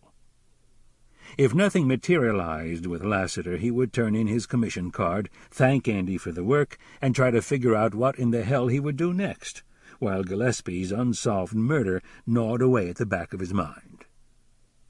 10 miles out of town and a mile off the blacktop that ran from Estancia to the village of Manzano, Kerney found the Von Hewitt Ranch, backed up on the far side of a knoll, hidden from sight with the mountains rising to the west.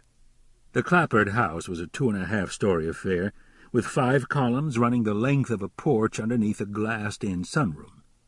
Positioned between dormer windows at the roofline, 2 brick chimneys jutted out from the center of the house. In the front yard was an assortment of restored Depression-era farm machinery, including a spreader, cultivator, and mower, all with oversized metal wheels. The centerpiece of the display, a reconditioned buckboard wagon, was filled with terracotta flower pots. Kerney walked toward a barn where 2 pickup trucks were parked by the open door. The newer truck, an extended cab full-size Chevy 4x4, had a magnetic sign on the driver's door that read, "Nita Lassiter, DVM." Through the open barn door he heard 2 women speaking in anxious voices. He stepped inside. The women were working on a mare that was trying to foal. The animal lay on a bed of straw in a stall, her front legs tucked under her chest, straining in discomfort. An older woman dressed in work boots, jeans, and a barn jacket held the mare's head and tried to keep it still. The other woman, in her 30s, with short brunette hair, lay on her side at the mare's rump with an arm inserted in the birth canal, trying to dislodge the foal.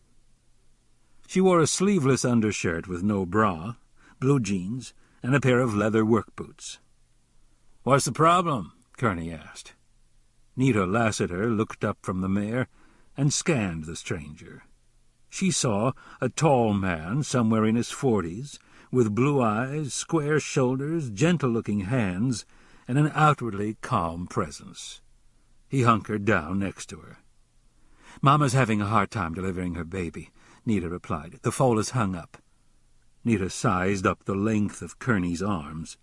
"I can't reach in far enough to free it. Strip to the waist, slosh some antiseptic on your arm, and coat it with Vaseline. I'll walk you through what needs to be done." "You got it," Kerney said as he hurried out of his windbreaker and shirt. Nita tensed when she saw the badge clipped to his belt and the holstered gun.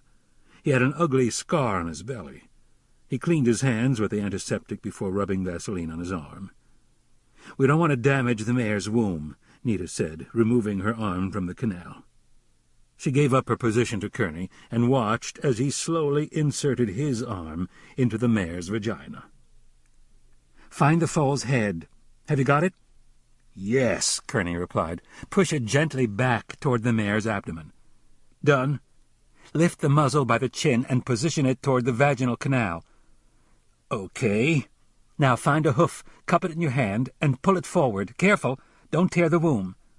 "It's free," Kerney said. "Do the same thing with the other hoof." Kerney felt around, but couldn't find it. Nita could see the frustration in his eyes as he searched. "Push back on the foal's head a little more," she ordered. Kerney nodded, pushed the head back, and located the hoof with his fingertips. With his arm inside the mare up to his shoulder, he strained for another fraction of an inch to reach the hoof. Slowly he brought it forward, and the foal, no longer hung up, entered the canal before Kerney could extract his arm.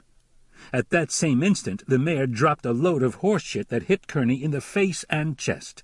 He pulled free and moved out of the way as the foal and the afterbirth came into view. The foal was out and struggling to stand on shaky legs as Kerney got to his feet. The mare snorted once and lowered her head in exhaustion. Horse shit dripped down the front of Kerney's jeans. "Don't say it," Kerney warned both women. Nita tossed him a small towel. "Say what?" "That I look like shit." "Well, now that you mention it." She waved off the rest of her comment. "Thank you for your help." An attractive woman, Lassiter had a finely boned oval face that appeared to be almost symmetrical. Her eyebrows were straight and thick, and her lips were full. She had a small birthmark on her chin. "I was glad to oblige." Kerney's thoughts turned to his visits with Lassiter's sister, Lurleen Toller, and Vertie Mae McNutt. Had Lurleen put him off about how to find Nita? What did Vertie Mae think he was smart enough to figure out? Nita gestured at her companion. "That's Liddy Hewitt. I'm Nita Lassiter." "Kevin Kerney." Nita turned her attention to the foal. "It's a girl," she announced. "Let's get you cleaned up," Liddy Hewitt said as she retrieved Kerney's shirt and jacket. "That would be nice," Kerney allowed, blinking through the manure and dabbing the towel around his eyes. "We don't usually have policemen come calling," Liddy said. She walked him to a utility sink outside the tack room and turned on the faucet. "Is there a problem?" "I came to see Dr. Lassiter," Kerney replied. Behind him, Nita Lassiter's stirring ceased, and he thought he heard a sudden intake of breath. "Well, I'm glad you came when you did," Liddy noted. "We were having a hard time of it with the mare." "Some births don't come easy." He scrubbed his hands clean, ran the basin full, and started washing the shit off his face and chest. He dirtied one large towel, and Liddy handed him another. "Can I offer you a cup of coffee after you've cleaned up?" Liddy asked. "That sounds nice." She handed him the last clean towel. "I'll get the pot going. You and Nita come over to the house when you're ready." Liddy walked off, and Kerney turned to study Nita. She was bent over the mare, watching the horse lick the foal clean. She straightened up and forced a smile at Kerney. "Thanks again. I think we would have lost the foal if you hadn't showed up." "You're welcome," Kerney said as he tucked in his shirt and put on his jacket. "So you're a police officer?" "I'm an investigator with the state police." "Why do you need to talk to me?" Stiffly, Nita walked to the sink and stood with her back to Kerney. A good 5'8", she had a slender frame, much like Addie Randall's. "I spoke with your sister earlier today." She splashed water on her face, cleaned her arms, slipped on a plaid work shirt, and turned to face him. "Really?" "And Vertie Mae McNutt." "I see." "I also talked with Addie Randall. I understand you paid a visit to her in Socorro." "Her mother and I have been friends since childhood. Addie is someone I care about." "Vertie Mae made that clear. You were seen talking to Robert Cordova in Mountain Air on the day Paul Gillespie was murdered." "I've known Robert for a long time." "He was your foster brother."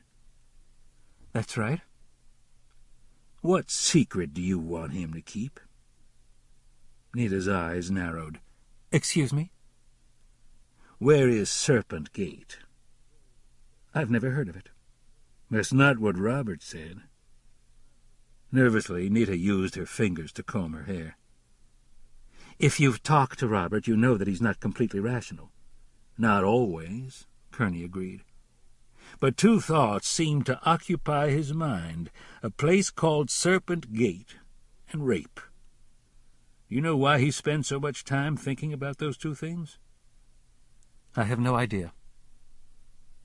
Addie was raped, wasn't she? I think that's a safe assumption. Did she tell you who did it? Addie won't talk about it. Not with just anybody, Kerney said. But maybe she would tell someone close to her, someone who would understand what happened. I don't know what you mean by that. The more Kerney looked at Nita, the stronger her resemblance to Addie seemed. He decided to roll the dice. Does Addie know you're her mother? That's absurd. Nita's voice rose several notches. Why would Lurleen lie to me about your friendship with Robert Cordova? I have no idea. Then lie to me again about your family nickname. It's Addie, isn't it? I think I've heard enough. Nita walked to her medical bag and started repacking it. Her hands were shaking. I think it's more than a coincidence that you and Addie share the same name. Nita snapped the bag closed. I have to go now. Her eyes blinked rapidly, filling with tears, and she walked quickly past Kerney into the biting late-afternoon wind. Did you kill Paul Gillespie? Why would I do that? Nita opened the passenger door to her truck and put the bag on the seat, hiding her face from Kerney. Because he raped Addie. Nita sagged against the door. Who told you that? Addie, Kerney lied. Is she your daughter? You'll have to figure that out by yourself. Nita closed the passenger door and walked to the driver's side of the truck. A sheen of perspiration showed on her upper lip. Kerney followed and stopped at the front fender. You need to talk about this, Nita, he said softly. You can't keep carrying it around. It's eating you up. You're sweating and shaking. I don't want to talk to you, Nita responded, her voice drained. She opened the driver's door, got inside, and gave him a feeble smile. Goodbye, Mr. Kerney. Kerney held the truck door open as she tried to pull it shut and played his last card. Robert did tell me one thing that may interest you. What's that? He saw you leaving the police station the night Gillespie was shot. Nita sagged. Oh, poor Robert. The words came out in a whisper. Our friendship has cost him so much. Is he okay? You saw him there, didn't you? Nita bit her lip and nodded. Tell me about your relationship with Paul Gillespie. Paul was my classmate in high school. Was he a friend? Hardly that. You didn't like him? I couldn't stand him. You wanted to confront him about Addie. I can understand that. He raped your daughter. Nita laughed harshly. Addie was Paul's daughter, too, Mr. Kerney. I left town when I found out I was pregnant. He never knew about Addie, and Addie doesn't know about him. You're leaving something out, Nita. Finish the story. Nita's shoulders sagged further. Paul raped me during my senior year in high school. Robert saw it happen. When did you decide to kill him? When Addie told me what Paul had done. Kerney sidestepped around the door so he could have a clear view of Nita. Tell me how it happened. He was cleaning his pistol when I went to see him. I had a gun in my handbag. I was just going to kill him and leave. But I got scared. He grabbed me before I could walk out and gave me this hug, grinding himself against me. I felt like I was being raped all over again. I pushed him away, picked up his pistol from the desk, and pulled the trigger. Get out of the truck, Kerney said softly. Lurleen called me right after you went to see her. I knew you would find me. Step out of the truck. Nita shook her head. She turned her back to Kerney, and her left hand disappeared into the center console between the bucket seats. "Put your hands in plain view and get out of the truck." Kerney unholstered his weapon and leveled the 9mm at Nita. "I'm not a very good murderer," Nita said. As she turned to face Kerney, her hand came up holding a pistol. She pressed the muzzle against her temple. "Too much of a conscience, I guess." "Drop the gun," Kerney said. Nita shook her head and began to squeeze the trigger. Too far away to make a grab, Kerney fired. Once, the bullet caught Nita below the shoulder and jarred her arm a fraction of a second before she squeezed the trigger. The round went through the roof of the truck. He was on her before she could recover. He yanked the gun away, pulled her out of the truck, stretched her on the ground, opened her shirt, and examined the wound. It was bleeding freely, but was not life-threatening. He had never shot a woman before, and it wasn't an experience he wanted to repeat. "Why didn't you just kill me?" she asked. "Too much of a conscience, I guess," he replied. Chapter 3. West of Santa Fe, in a subdivision exclusively for the very rich, Enrique de Leon waited in his expansive living room. Pinon logs crackling in a stone fireplace at the far end of the room provided the only light. De Leon watched the reflection of the flames flickering in the large glass windows, which by day afforded a stunning view of the Sangre de Cristo foothills and mountains. De Leon checked his wristwatch. It was 20 minutes to first light, and according to the timetable he had established, Carlos Ruiz should already have returned. He was about to become annoyed when headlights came into view at the bottom of the private road and paused briefly at the security gate. He watched the vehicle travel up the hill and turn into the driveway. When he heard the quiet whir of the garage door opener from the lower level of the house, he smiled and closed his eyes. Carlos Ruiz hurried up the stairs. The job had gone well, but he was late, and the jefe expected his instructions to be followed exactly, no matter what got in the way. He walked through the kitchen and slowed his steps down the long gallery hall to the living room. The hand-carved doors stood open, and at the far end of the room a fireplace glow cast just enough illumination for Carlos to see de Leon's shape in the chair. "Shall I turn on a light, Patron?" Carlos asked. He spoke in English, as de Leon ordered during any visits to the United States. "That would not be wise," de Leon replied. Only 2 other houses had a line of sight to de Leon's property. Both were million-dollar vacation homes staffed by full-time caretakers who, if awake, might find it unusual to see lights on at such an odd time. "All went well," Carlos said, stepping into the room. His heels clacked on the polished flagstone floor. "What delayed you?" "The private elevator was small, Patron. Extra trips were required to remove the items out of the offices to the garage.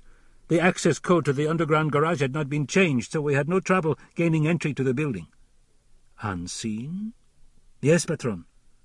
"No one was in the building?"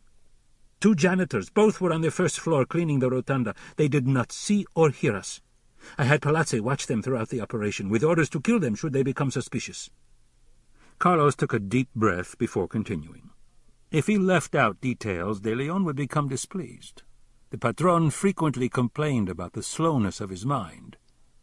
"We wore gloves, hats, and masks as you ordered," Carlos noted. "No lights were on, and we disabled the security cameras in the reception area without detection." "Did you get everything?" "Yes, Patron," Carlos replied. "The walls are bare." "Store everything in the wine cellar," de Leon ordered as he stood up. "It is being done as we speak. The men will leave for Juarez as soon as they are finished." "Have them wait." "Yes, Patron." "And the woman?" "In a few minutes," de Leon answered as he walked past Carlos. The curtains in the master bedroom were closed, and the track lights dimmed low. De Leon looked down at the beautiful, heavily drugged face of Amanda Talley. He would remember Amanda fondly for a very long time. Her hunger had matched his own up to a point. He lifted a strand of blonde hair away from her cheek and stroked her face. Amanda did not respond. De Leon had promised Amanda a vacation in Belize. A pity she'd never know what she was missing. Her luggage and passport were in Belize right now, at the hotel where one of De Leon's most trusted currency couriers, a woman of theatrical temperament who enjoyed playing roles and living well, had registered in Amanda's name. The woman would establish a fleeting presence in the midst of a great many witnesses, and then fake a drowning on a boating excursion, the body never to be found. It was Amanda who had told De Leon how easy it would be to steal millions of dollars of American art. Not from a museum, but from the executive suite of the governor of New Mexico, who by tradition could select any pieces he desired from the state museums to decorate his offices. She had been bubbling over with the scheme, high on coke and champagne in this very bedroom, fantasizing about a great art theft. She'd miss all the headlines, too, unfortunately for her. Amanda had offered De Leon good sex and a great opportunity to steal from the Norte Americanos. Enrique took full advantage of both. He turned on the lamp next to the bed. Amanda wore only a pair of panties. In her late 20s, her body was exactly the type that appealed most to Enrique. Slender legs with just a hint of roundness to the stomach, full breasts that were not out of proportion to her frame, a face with a somewhat haughty, aristocratic cast to it.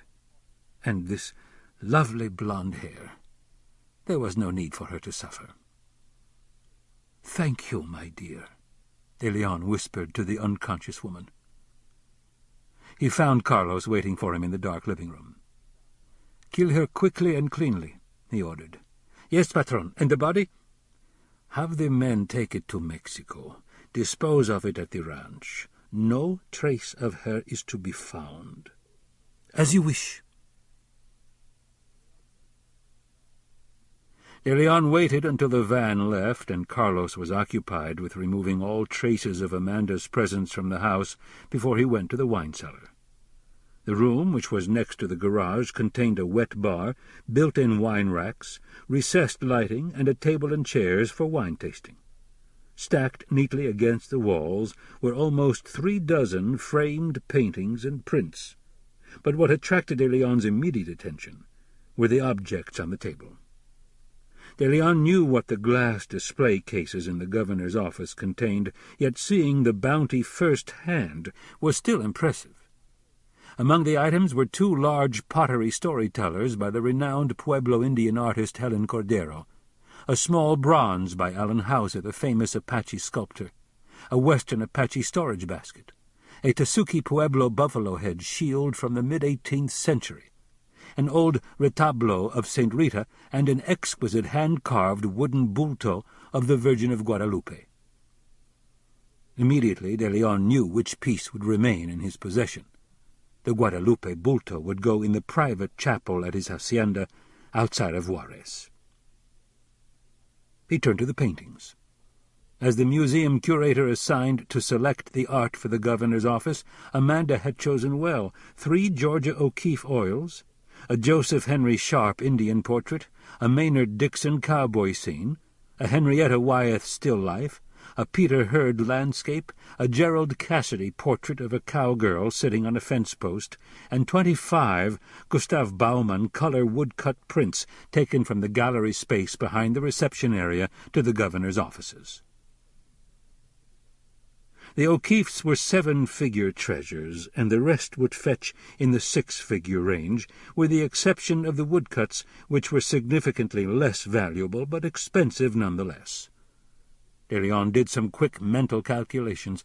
It was an $8 million haul at the very least. And since it would eventually be sold to foreign buyers on the black market, De Leon would add a 30% commission. Everything but the bulto of the Virgin of Guadalupe would remain in the wine cellar for 6 months. When the investigation into the theft cooled, De Leon would move the collection to Mexico. He studied the O'Keeffe paintings carefully, thinking that he might keep one, perhaps to replace the U.S. Army cavalry saber and scabbard that hung over the fireplace in the billiard room of his hacienda. He wanted to move the sword to his library. It was the only item de Leon possessed from a trove of priceless American military and historic artifacts he had arranged to buy and resell on the Asian market. The cache, taken by Apaches during the Indian Wars, had been discovered in a secret cave on White Sands Missile Range and smuggled off the base. But the shipment had been intercepted by a gringo cop named Kevin Kerney before it could be delivered to de Leon. De Leon had bartered with the U.S. Army for the sword, $200,000 in diamonds, and the release of Carlos from custody in exchange for a quantity of letters written by members of the 9th U.S. Cavalry during the Indian Wars. The smugglers had given the letters to de Leon as proof that the cash was authentic before he agreed to broker the deal. Putting the sword in the library, where he spent the majority of his time at the hacienda, would serve as a reminder that not every venture succeeded as planned. He adjusted the climate and humidity controls, turned out the light, and entered the security code to the door. Carlos and the team had done well.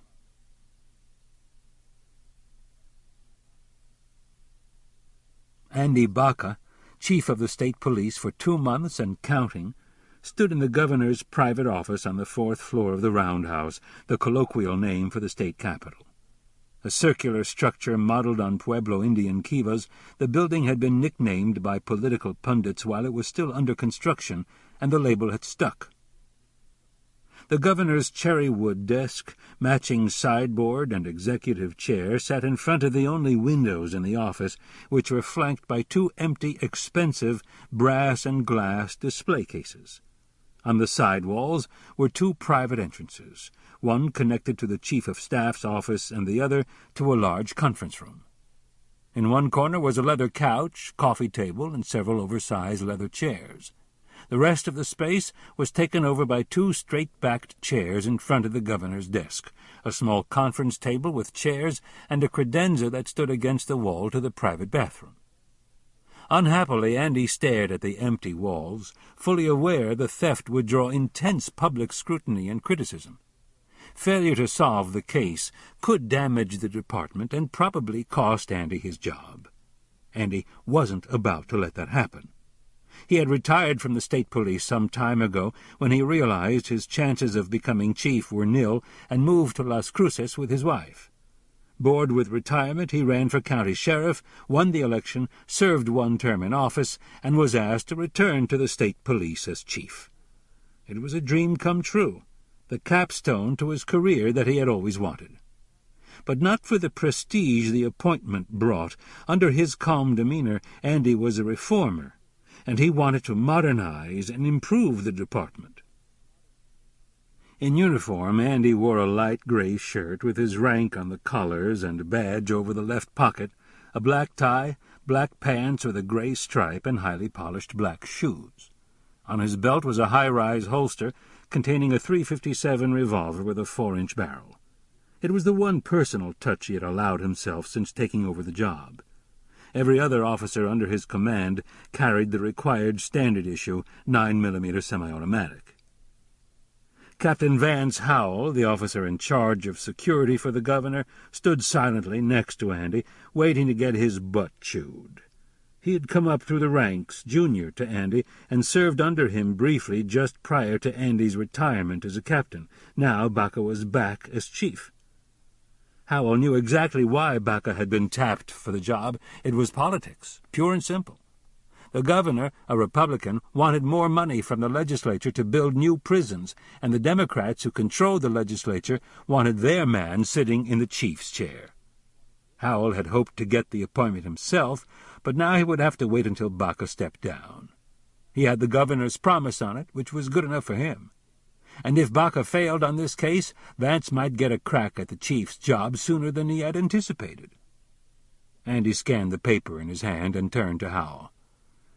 "Is this the complete inventory of the stolen property?" he asked. "Yes, sir," Howell replied. "The Cultural Affairs Office verified it." Technically, Howell's sole responsibility was the safety of the governor and his immediate family, but that didn't mean Baca wouldn't try to lay the blame for the theft at Vance's feet if the need arose. Vance decided to test Baca's intentions. I guess you could say it was my hen house that got robbed.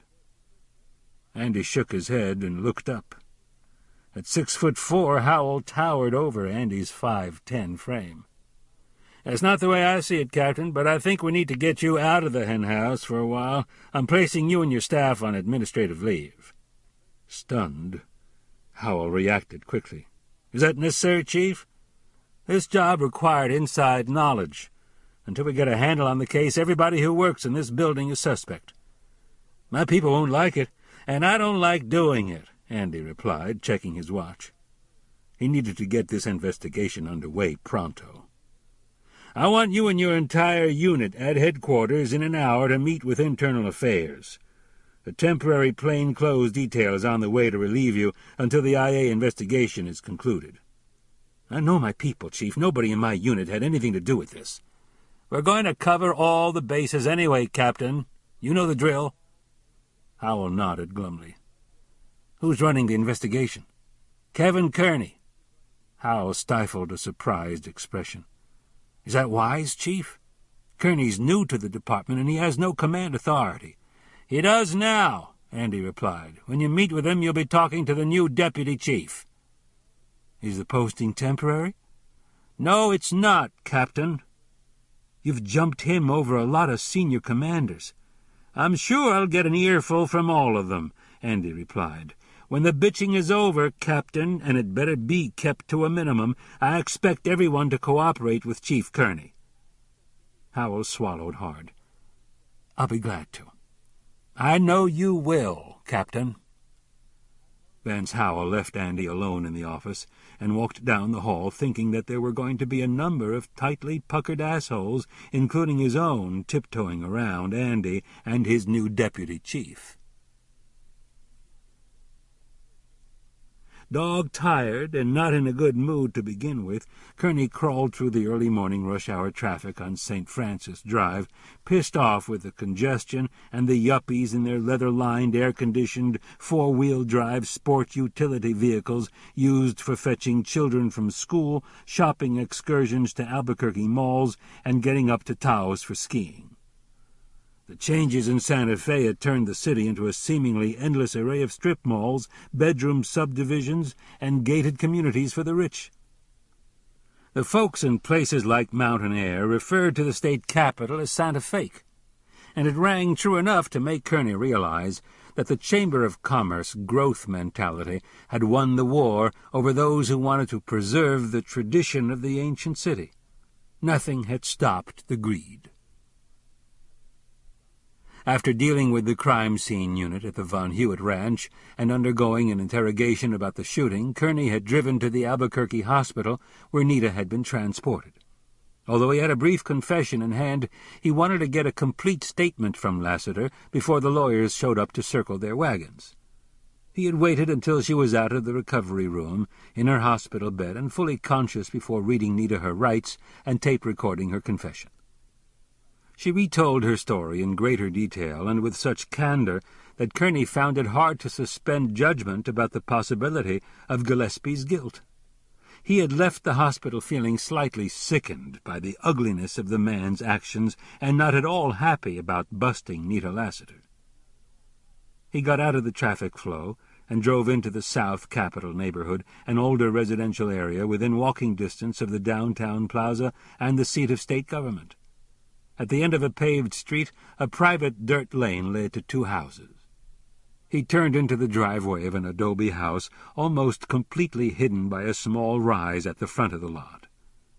He parked at the side of the house by the door to the attached guest quarters, dragged himself inside, stripped off his boots, and fell across the bed, still smelling like horse shit. In Kerney's dream, a soft voice told him to wake up. It sounded remarkably like Fletcher Hartley, his host and old friend, who had offered Kerney the use of the guest quarters. The soft voice changed as Fletcher Hartley raised his easy baritone several notches in volume. "Kevin, you must wake up." Kerney opened an eye to find Fletcher standing over him. The door from the guest addition to the main house stood open. Fletcher wore a black silk kimono with brilliant orange, blue, and yellow hand-stitched flowers and butterflies. The kimono hung open to reveal a pair of boxer shorts and Fletcher's spindly but well-muscled legs. Using the services of the best plastic surgeon in the state, Fletcher had removed a good 20 years from his 75-year-old face. He was eccentric, vain, and one of the most interesting people Kerney knew. Kerney sat up, stared groggily at Fletcher, and looked at his wristwatch. He'd been asleep for an hour. "What is it?" he asked grumpily. "There's a very impressive-looking policeman sitting in my living room demanding to see you." "Who is it?" "Andy Baca. You don't smell very nice, Kevin. What in the world have you been doing?" "Delivering a foal," Kerney grumbled as he reached for his boots. "It was a difficult birth. Both mother and child are doing fine." "I'm glad to hear it. Policemen do such interesting work." Fletcher put his hand on Kerney's shoulder to stop him. "Shower and change first. I will not have you trailing that barnyard smell into the house." "Don't be so picky, Fletcher. You made your reputation as an artist painting barnyard animals." "How they look on canvas and how they smell are entirely different matters. Go shower. I'll keep the good Chief Baca entertained. Do you think he likes gay old men?" "Andy's straight." "Pity," Fletcher said. "Give him your best pitch anyway," Kerney replied as he walked to the small bathroom. "Maybe you'll change his point of view on the subject." "I may just do that," Fletcher said, closing the door on his way out. Kerney entered the living room to find Andy Baca sitting in a Mexican colonial chair, while Fletcher stood in front of the corner Kiva fireplace, explaining the history of the 12-framed 19th-century Japanese fans that climbed the wall above the banco. On the other side of the fireplace was Fletcher's large portrait of a Holstein dairy cow, bordered by hand-stenciled hearts. Andy looked a bit nonplussed and uneasy, which made Kerney feel a little better about being yanked out of a dead sleep. "What's up?" he asked Andy when Fletcher finished his discourse on the history and rarity of the fans. Andy stood. "I'll tell you outside." Kerney sank onto the Mexican colonial couch opposite Andy's chair. "Whatever it is, tell me here so I can go back to bed when you're finished." "You don't have time to sleep, Kerney. The art collection at the governor's office was ripped off early this morning. I need you at work now." Kerney sat up on the couch. "The entire collection?" "Everything." "Any leads?" "Not yet," Andy answered. "I figured it to be an inside job." "What makes you say that?" Fletcher asked. Andy eyed Fletcher uncomfortably. "By the way it was done, Mr. Hartley." "I see," Fletcher said. "I certainly wouldn't want you to divulge confidential information, Chief Baca, but as I recall, Governor Springer had a very valuable collection of art in his offices." "You're familiar with the collection?" Andy asked. "Partially," Fletcher replied. "Do you have a complete list of what was taken?" Andy glanced at Kerney, who nodded in Fletcher's direction. He got up and gave the list to Fletcher, who read it quickly and handed it back. "The Dixon and the Shah paintings I arranged to have purchased by the museum when I was director. The O'Keeffe paintings were donated to the museum by Georgia herself. Everything that was taken must be recovered. They are treasures much too valuable to lose."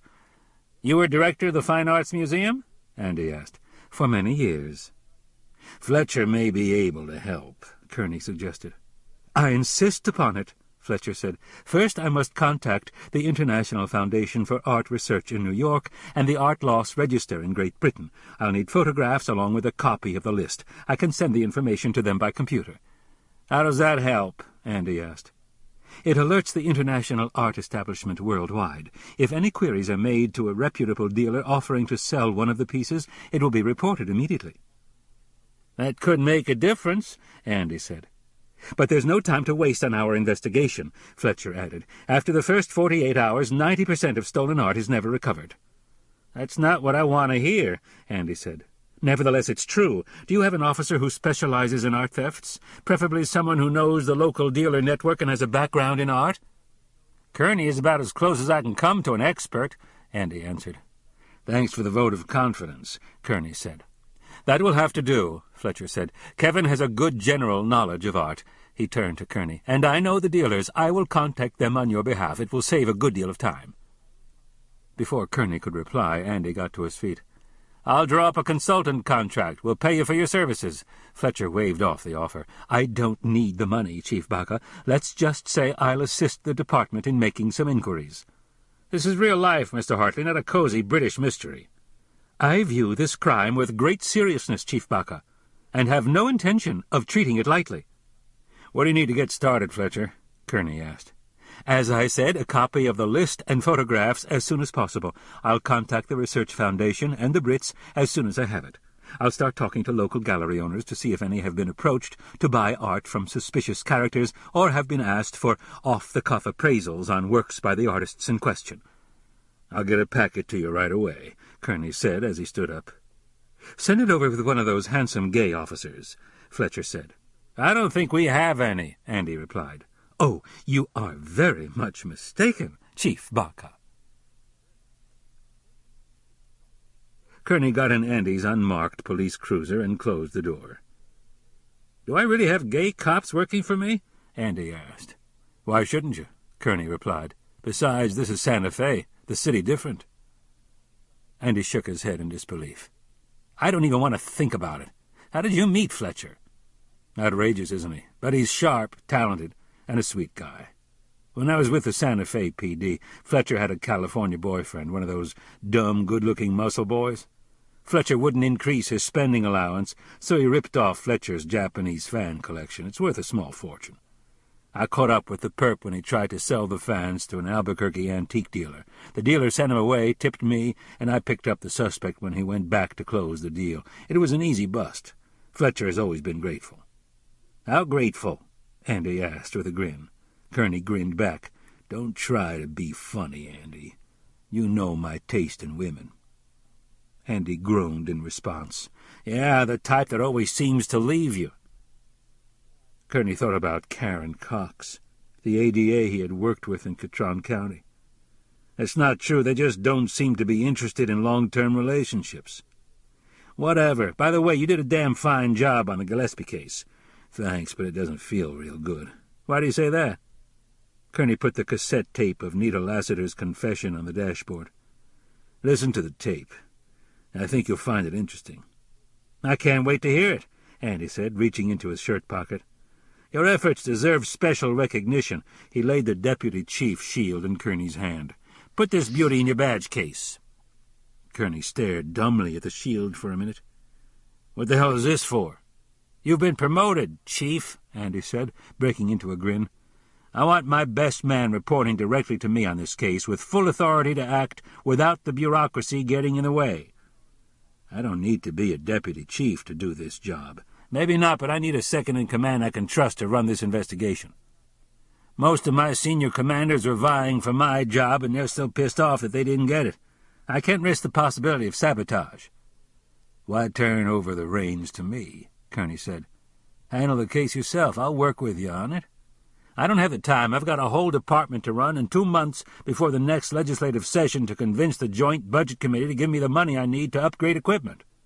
I want a computerized fingerprint system, a new dispatch system, onboard laptops for every patrol car, and better firepower for the field officers." "Making me chief deputy isn't going to win you any popularity contests," Kerney said. "Your appointment has the governor's blessing, and that's all I care about. Harper Springer knew your parents when they served together on the New Mexico Cattle Growers Association, and he knows you by reputation. Besides, he likes the idea of having a shit-kicking cowboy working for him. Said it was the one minority group he hadn't hired enough of in his administration." "So who do I work for, you or the governor?" Kerney prodded. "For me." And he cranked the engine and slid into a Harper Springer twang. "But hell, son, we all work for the people of this great state, so let's recover the goodies and catch the bad guys before the governor's opposition starts slinging mud at him."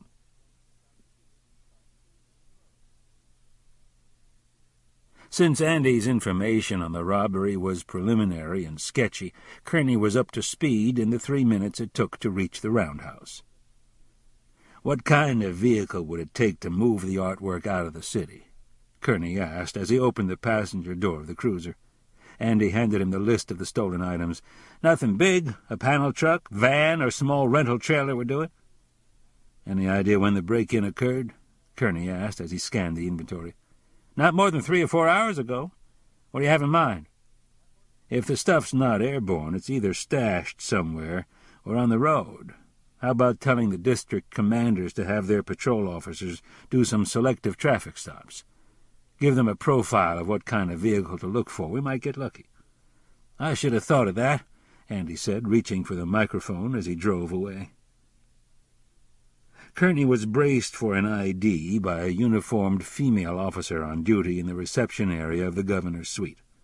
Her black uniform, with grey piping, had no chevrons on the sleeves, and the collar insignias were silver, which identified her as a junior patrol officer. He showed her his badge while he read the brass nameplate over her right shirt pocket. Patrol Officer Yvonne Rasmussen stiffened and pulled in her chin. No more than 5'4", about 25 years old, with short brown hair and light grey eyes, everything about Rasmussen's bearing told Kerney that the young woman was ex-military. "Chief," the officer said. In spite of himself, Kerney liked the way his new title sounded. "How soon can you get someone to relieve you?" 10 minutes, sir." Sending Yvonne Rasmussen to Fletcher's door would probably bring a chuckle from the old man the next time Kerney saw him. He handed the officer the list of stolen merchandise and asked her to make a copy as soon as she was relieved, get photographs from the museum of all the items, and take everything to Fletcher's house. He gave her the address. "I'll take care of it, sir," Rasmussen said as she folded the list and slipped it in her pocket. "Can you have my vehicle picked up and brought to me?" he asked as an afterthought, fishing for his car keys. "It's at the same address." "Can do, sir." "Great," Kerney said, handing over the keys. "Thanks." "No problem, sir." "Who is in command of the crime scene investigation?" he asked. "Lieutenant Marcella Pacheco, sir." "Where's she?" "Meeting with the governor's chief of staff." "Have her report to me in Captain Howe's office when she's finished." "Yes, sir." Kerney gave Officer Rasmussen a smile and limped away, thinking his blown-out knee needed rest. Vance Howell's office was a small room right off the reception area. Yellow crime scene tape blocked passage down the corridor that led to the governor's suite. Kerney could hear the sound of a vacuum cleaner and the voices of the crime scene technicians as they worked the area.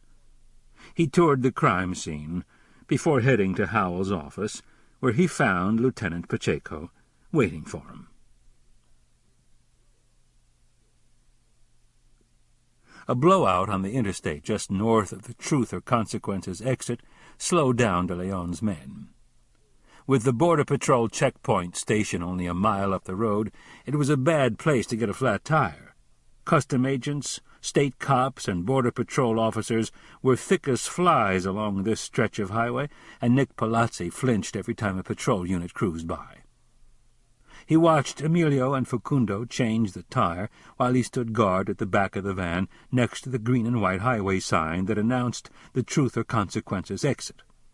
Nick had spent many nights in local motels waiting for the Border Patrol checkpoint to shut down so he could move De Leon's drugs safely up the pipeline, and he knew the town had been named for an old television show from the 50s.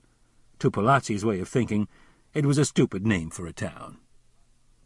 Emilio had been the driver, Facundo the muscle, and Nick the triggerman on the Santa Fe job. De Leon's information and planning had been good, so nobody had gotten hurt except for the dead woman in the back of the vehicle.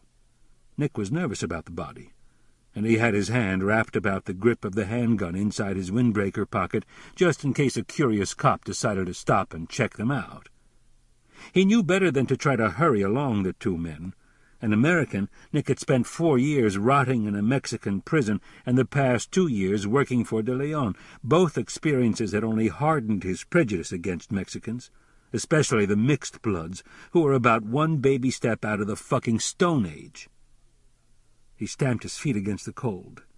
An Arctic low-pressure system had entered the state, and the morning was dismal under a dreary sky. Creosote bushes sprinkled over the desert sand hills fluttered in a stiff breeze that swirled and lifted small dust plumes into the sky. Just as Emilio tightened the last lug nut on the spare, A state police cruiser rolled into view at the top of the hill. Nick told Facundo and Emilio to stay put as he watched the black-and-white patrol car coast to a stop 10 feet behind the van. He waved with his free hand and smiled at the officer, who waved back, keyed the handset to his radio, and started talking. Nick figured the cop was calling in the license number, which was cool since the van wasn't stolen and had valid Texas plates. Nick started to move toward the cop car, but the officer motioned him to stop. He shrugged and complied, watching as the pig waited for a response to his radio inquiry on the van. Finally, the cop opened the driver's door and stood behind it for cover. Not a friendly sign, Nick thought, as his finger found the trigger of the weapon concealed in his windbreaker. "Just a flat, officer," Nick called out in a friendly voice. "We've got it fixed and we're ready to roll." Officer Jerry Rogoff kept all 3 men in view. There were no wants or warrants on the vehicle. "Heading home?" Rogoff asked. "Trying to," Nick replied with a smile. Nothing looked out of the ordinary to Rogoff, but the special bulletin on the Santa Fe art theft made a closer inspection necessary. He nodded, stepped around the open cruiser door, and walked toward the 3 men. The Anglo man stood near the rear door to the van, while the 2 Hispanics waited quietly at the rear left fender, a tire and jack at their feet. "Mind opening the rear door?" Rogoff asked the Anglo man, stopping 6 paces away, out of striking distance. Nick smiled. "Not at all." He pulled on a latch and swung the door up. As the cop switched his gaze to the van, Nick shot him, twice, through the pocket of his windbreaker, the rounds punching into Rogoff's bulletproof vest. Slammed back by the impact, Rogoff pulled at his sidearm. Nick put a bullet in the cop's forehead before he could free the weapon. Palazzi studied the road map while Emilio pushed the van to its maximum down the highway. Facundo was in the back seat, clutching an M16 loaded with a 30-round banana clip. They had to get off the highway before a wolf pack of cops swarmed all over them. The best possible plan was to cut through the old mining towns of Hillsborough and Kingston, climb the mountain road through the Black Range, and swing down to Silver City. There they could lose the van, steal a car, and make a straight run to the border. After that, if they punched it hard, they could be in Mexico in an hour. The problem was the dead woman. They had to lose the body before switching vehicles. Emery Pass, at the top of the mountain range west of Kingston, looked like a good place to stop. A 10-minute hike off the road should do it, Nick thought. With any luck, it could be years before the remains were found, if ever.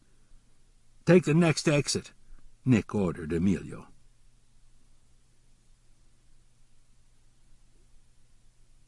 Chapter 4. At the state police headquarters on the old Albuquerque highway, Kerney turned Andy's conference room into a temporary office. The room had exposed brick walls, a large wall-mounted chalkboard, and 3 long tables pushed together to form a U. Windows provided a view of the parking lot, the highway, and a new car dealership across the road. The word of his promotion had spread quickly throughout the building, and the range of staff reaction ran from polite congratulations to studied indifference. Kerney expected as much.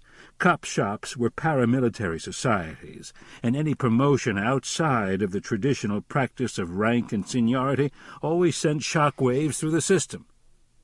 Andy had gone back to the roundhouse to meet with a legislative finance committee on his proposed budget, so Kerney was on his own. He selected several agents to assist him, met with the criminal investigations commander, and got busy pulling together a team. The report of Officer Rogoff's murder came in as he completed making initial assignments. He took 2 agents off the theft case and sent them down to T or C to take charge of the homicide investigation, and ordered field commanders in the southern part of the state to swarm their districts with patrols in an attempt to locate the vehicle and suspects. Rogoff's murder put everyone in a foul, tight-lipped mood. By the end of the morning, all that could be done at the command level was underway. Kerney tapped more agents for field assignments to supplement the team. Almost every criminal investigator on duty was working the case one way or another. He pushed the paperwork to one side and walked stiffly to the window. Bone-tired, he stared at the traffic on the highway, trying to clean out the cobwebs in his head. As he turned back, Andy came into the conference room through his office door, dumped his briefcase on the table, and sank into a chair. Kerney joined him at the table. "Where do things stand?" Andy asked. "We're working from a list of all the people with access to the underground garage at the state capitol," Kerney replied. "It includes everybody on the governor's staff, the lieutenant governor and his staff, cabinet officers, legislators, and some of the state employees who work in the building." "I hope you told our people to be diplomatic." "Of course," Kerney replied. "We're running fresh background checks on everybody, looking for shady relationships, money problems, or indiscretions that might be suspect. I've got the 2 night janitors in interrogation, but neither of them seems to know a damn thing." "Has anybody with access to the garage or private elevator turned up missing?" Andy inquired. "No such luck," Kerney answered. "What's the status on the Rogoff shooting?" "No breaks yet. We've got a license number and description of the vehicle. Every law enforcement agency in southern New Mexico is looking for the van. The one bit of good news is that Rogoff had his video camera on. We've got the shooting on tape with good pictures of the killer and his cohorts. A copy of the video has been sent to the FBI to see if they can make a match." Kerney paused. "What else?" "The killer opened the rear gate of the van before he shot Rogoff. There was no artwork inside, but something wrapped in a sheet was behind the back seat. Our lab people think it might have been a body. They're analyzing the videotape now." "Do you think the shooting and the robbery are connected?" "That's the way I read it." Andy nodded in agreement, stood up, and reached for his briefcase. "How are the budget hearings going?" Kerney asked. "I'm due back tomorrow morning. The committee wants me to cut 10% from my request for new money for equipment." "Will that ding the department?" "Not really," Andy said, walking toward his office. "I padded the budget by 20%, figuring to have to take a cut somewhere down the line." He stopped at the door. "Catch Rogoff's killer, Kerney." "That's the plan." During the remainder of the day, Kerney kept in touch with the field investigators as they worked their lists and conducted initial interviews. He didn't expect anything interesting to pop up at the information-gathering stage, and nothing surfaced. Likewise, the background checks were raising no red flags. Night had settled over the city by the time Kerney left headquarters and walked to his car. Going 36 hours and an hour's sleep had drained him, but his day wasn't finished. Nita was about to be discharged by the doctors, and she'd have to be booked into the Torrance County Jail. Nita had been moved by the deputy sheriff guarding her from the hospital room to an office in the administrative wing, which got her away from family and friends who had congregated throughout the day. Grateful for the deputy's good sense, Kerney thanked the officer. "She doesn't act like a cold-blooded cop killer," Deputy Henry Delgado said as he nodded at the open door to the office where Nita waited. "In fact, she's been so damn easy to guard, I've had a hard time believing she killed a cop." "She had her reasons for doing it," Kerney replied. "They better be damn good ones," Delgado noted. An older officer, probably near retirement, Delgado still looked like he could mix it up with the bad guys and come out on top. He had short-cropped hair, a high forehead, and a chunky face with deep-set brown eyes. Kerney liked the man immediately. "Has she spoken with an attorney?" Kerney asked. "Yeah, a lawyer was in to see her. He wasn't anybody I knew." "Did you get a name?" "He gave me his card." He passed it to Kerney and smiled apologetically. "I don't mean to rush you, but am I done here? My grandson is the point guard on his junior high school basketball team. He's got a game tonight. I try not to miss any of them." "Take off, and thanks again." Kerney entered the office to find Nita Lassiter sitting on a small couch. She stood up quickly. She wore a black tailored jacket that broke just below her hips, a pair of double-pleated gray trousers, and square-toed black pumps with low heels. The sophisticated outfit favored her good looks. Her right arm was secured against her side by a sling. "Miss Lassiter?" Kerney said, waiting for a reaction. Nita nodded silently in response. "I understand from the doctor that there's no permanent damage." "That's what I've been told. My lawyer tells me that I'm probably going to spend the night in jail." "That's true," Kerney said. Nita glanced at the door. Let's get it over with. I'd like to talk to you for a minute. My lawyer told me not to say anything more to the police unless he was present. That's wise advice, but I wasn't planning to interrogate you, just ask a question or two that you may find helpful. Nita looked Kerney up and down. What are your questions? Has your lawyer discussed the possibility of bail? A worried look crossed Nita's face. We didn't talk about that. Has he ever practiced criminal law? I don't think so, just real estate and tax law. Kerney shook his head. You'll need a criminal defense lawyer. I'm going to book you on a murder one charge, Miss Lassiter, and with your confession, a judge or grand jury will most likely find there is sufficient probable cause to go to trial. You'll be facing a pretty stiff bond for your release, if the court agrees to let you make bail at all. Do you have property to put up as security? My home and my practice, Nita replied. I should talk to my lawyer. Is that possible? Of course. You'll be allowed to call him from the jail. Kerney took out a business card, wrote quickly on the back of it, and held it out. But in case he doesn't know who to use as a bail bondsman, the name of this gentleman might do. He's honest and reliable. Nita took a card. I'll pass the information along. Have your lawyer call me if he wants the name of a good attorney. Do you have any more helpful questions to ask? There was a challenge in Nita's voice. Kerney sensed that Nita's mistrust of police officers ran deep. He let the question go unanswered. There are some reporters at the front of the building. To avoid them, we'll leave by way of the rear loading dock. He stood to one side of the door to let Nita pass. Shouldn't I be handcuffed? Are you planning to escape? No. Handcuffs won't be necessary until we get to my unit. Then regulations take over. A thin smile crossed her lips. How very thoughtful. Without giving Kerney the opportunity to respond, Nita Lassiter walked into the hallway.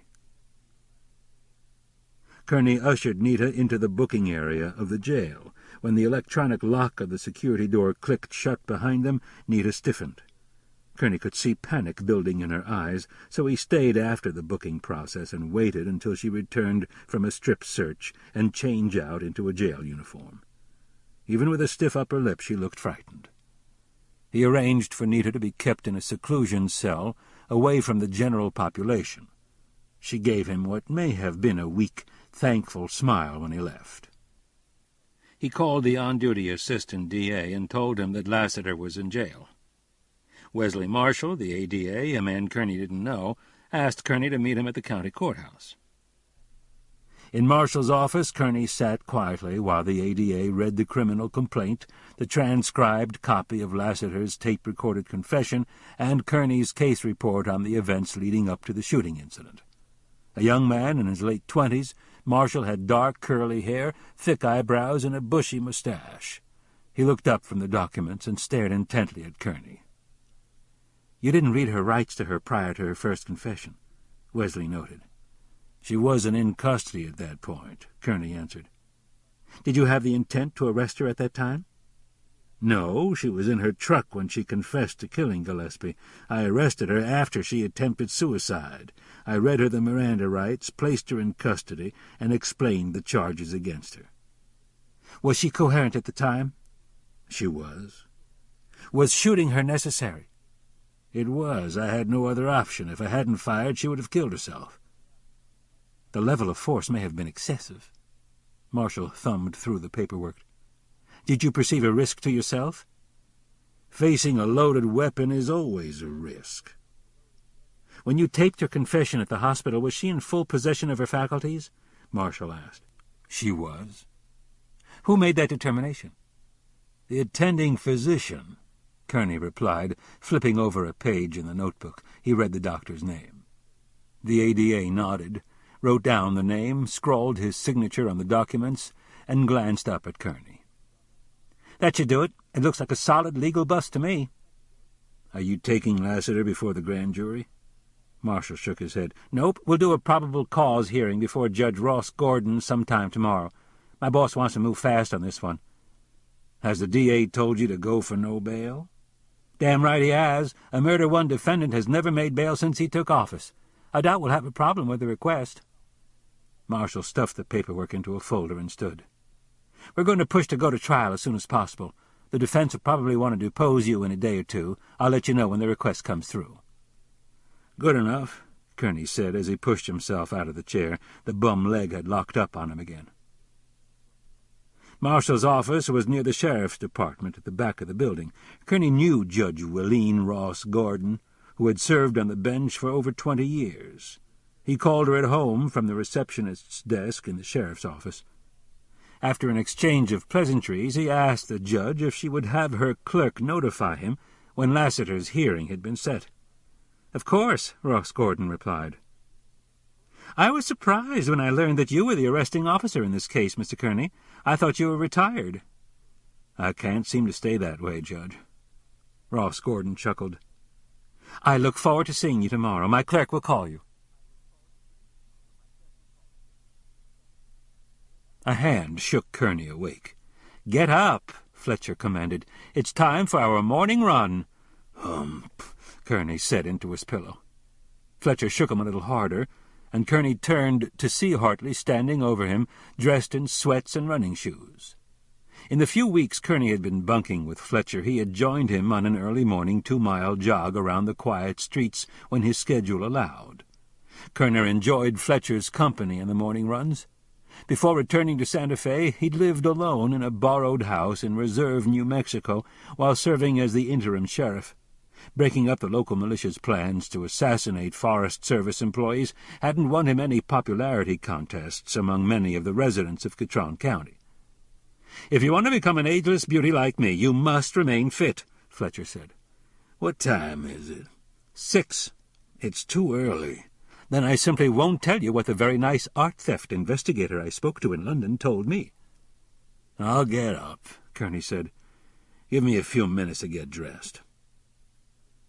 Kerney dressed, met Fletcher outside, and the two men ran together in silence, trotting past Victorian cottages, sprawling flat-roofed adobes, and 2-story homes reminiscent of Midwestern farmhouses.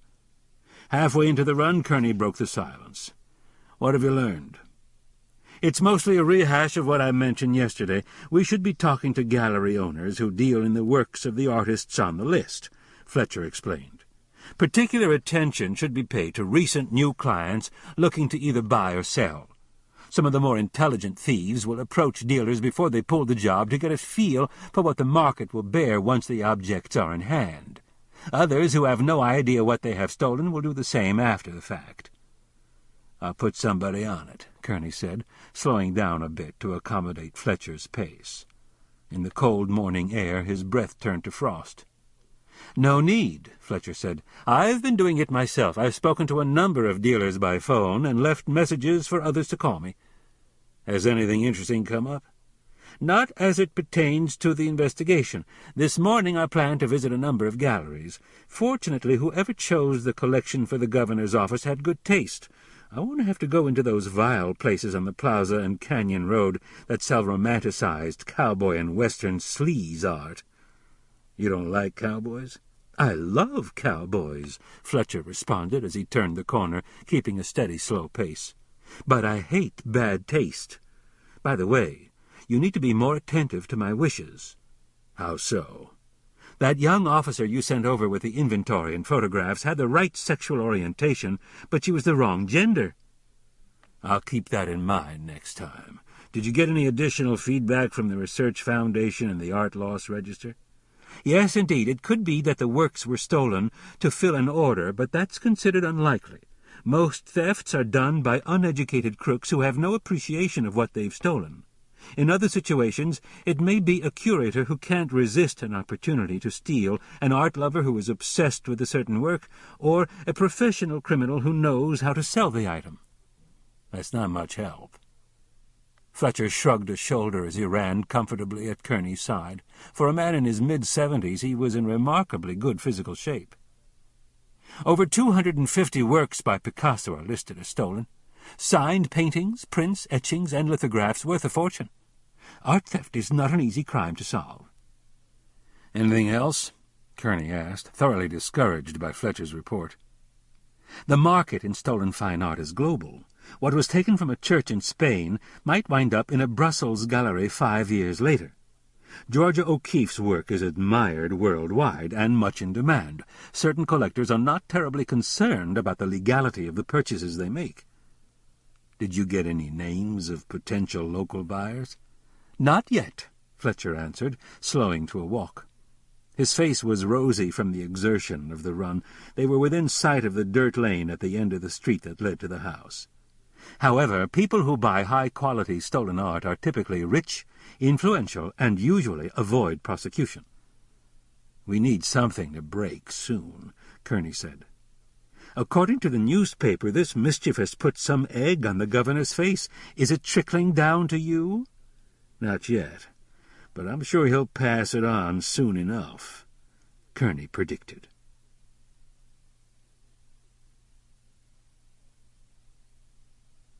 Captain Vance Howell slouched down in the chair across from Kerney, reached for a coffee cup on the conference table, picked it up, and took a sip. The call to meet with Kerney early in the morning forced Howell to dress hurriedly and miss his second cup of coffee. In civilian clothes, while on administrative leave, he wore a pullover crew-neck sweater that made him look big and beefy, a pair of blue jeans, and work boots. His long legs were stretched out under the table. Howell studied Kerney as he took another sip. Kerney's congenial expression gave nothing away. Howell smiled back at the new deputy chief, took one last sip, and put his cup down. "Has Internal Affairs finished their investigation on my team?" he asked. For 10 fucking hours yesterday, he had been put through the ringer by 2 hotshot, button-down IA agents, and he didn't relish undergoing a repeat performance with Kerney. "Not yet," Kerney answered. "Is there a problem?" "None that I know of. I'm more interested in some crime scene evidence I'd like to ask you about." "Ask away," Howell said. "The technicians discovered female pubic hairs in the governor's suite. Would you consider that unusual?" "I don't think so. A lot of staff members use the governor's bathroom when he's out of the office. The door stays unlocked most of the time. It could be the First Lady, for all I know." "The First Lady isn't a blonde," Kerney replied. "That's right, she isn't," Howell said. "But blonde pubic hairs found in the bathroom don't seem like substantial crime scene evidence to me." "Evidence is evidence," Kerney said, wondering why Howell seemed to think that pubic hairs were only found in bathrooms. "Governor Springer was out of the office for a week until yesterday." "That's correct." "How frequently are his offices cleaned when he's away?" "When he leaves town, the janitors will shampoo the rugs, wash the walls, and clean the place top to bottom. After that, it's just a quick wipe-down till he gets back." "Was that done last week?" "Yeah, the day after the governor left." "Why all the cleaning questions, Chief?" "The pubic hairs we found were from the carpet in front of Governor Springer's desk." Howell tried to stifle his reaction, but grinned anyway. "I'll be damned. Somebody's been getting their rocks off in the old man's office." "Possibly," Kerney said. "Work up a list of names for me, Captain. I want to know the identity of every blonde female who might have had access to the governor's office last week. That includes staff members, any visitors, girlfriends, wives, or friends, everybody." "I'll do what I can, but it won't be inclusive," Howell said. "I have no idea who comes and goes when he's not there." "Ask people," Kerney said flatly, thinking Howell needed to stop worrying about covering his ass and get with the program. Howell nodded and got up from his chair. "Am I back in harness, Chief?" "This is a special assignment, nothing more. I'll let you know when you're cleared to return to regular duty." The conference room telephone rang as Howell made his exit. Kerney picked up the receiver to find Judge Ross Gordon's clerk on the line. Nita Lassiter's arraignment had been set for 1 o'clock. He hung up and went into Andy's office. "What's happening?" Andy asked hopefully. "Nothing. I'm grasping at straws, or pubic hairs, to be more exact." "Is this a Clarence Thomas joke?" Andy asked. Kerney explained his comment. "This could create a bad news day for the governor if word of it leaked out," Andy said. "It won't, but I'll bet even money Springer will hear about the pubic hairs from Captain Howell." "Why do you say that?" "I put a tail on Howell yesterday evening after I.A. finished interviewing him. He went straight to the governor's ranch. I believe the captain may have divided loyalties." Andy pressed his lips together tightly before responding. "Let's see what plays out before we jump to conclusions. But if Howell does tell the governor, Springer won't like it. He's a conservative Republican who beats the family values drum every chance he gets. He may want me to put the brakes on the inquiry." "What do you want me to do?" Kerney asked. "Keep at it. I'll take the heat if it comes." De Leon was not an early riser, nor did he have a sunny disposition upon awakening. At 10 o'clock in the morning, Carlos waited in the library for De Leon to appear. The room had floor-to-ceiling bookcases, and the centerpiece was a reproduction of the last Mexican viceroy's desk, positioned to take full advantage of the view of the mountains. There were white caps of snow on the peaks, which Carlos found uninviting. He didn't like snow. He sat in a reading chair next to a wall of first editions and rare books, with the morning newspaper in his lap. In spite of the fact that his upper false teeth fit perfectly, Carlos adjusted the plate with his thumb. It was an old habit, hard to break. His new plate had been provided by the U.S. Army after he'd been beaten by Kerney in the El Paso rail yards, dragged along the tracks tied to the bumper of the gringo's truck, and stripped naked, bound, and left in the dirt to be arrested by military police. It had happened 18 months ago, but Carlos would never forget it. Kerney had come thundering back into his mind as soon as he saw the newspaper article announcing the gringo's appointment as deputy chief of the state police. Carlos wanted the patron to wake up, read the paper, and order him to kill the motherfucker. De Leon came into the room just as the telephone rang.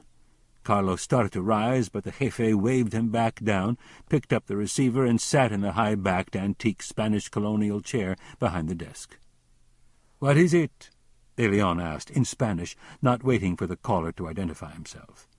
Anyone with access to the phone number was an employee. Carlos watched De Leon's eyes harden as he listened to the caller. When he finally spoke, his voice was cordial, but his jaw tightened. "You did what was necessary considering the circumstances," De Leon said, switching to English. De Leon listened some more. "Is the body well hidden?" he asked. Carlos immediately became more attentive. "No. Stay where you are," De Leon ordered. "I'll get back to you." He replaced the receiver and glared at Carlos. "Patron?" Carlos asked.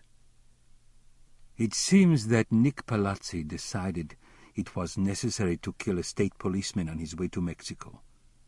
He was reluctant to tell me about it until today. He also felt it necessary to bury Amanda Talley's body and steal a car before he crossed the border." "What do you wish done?" Carlos said, remembering to respond in English.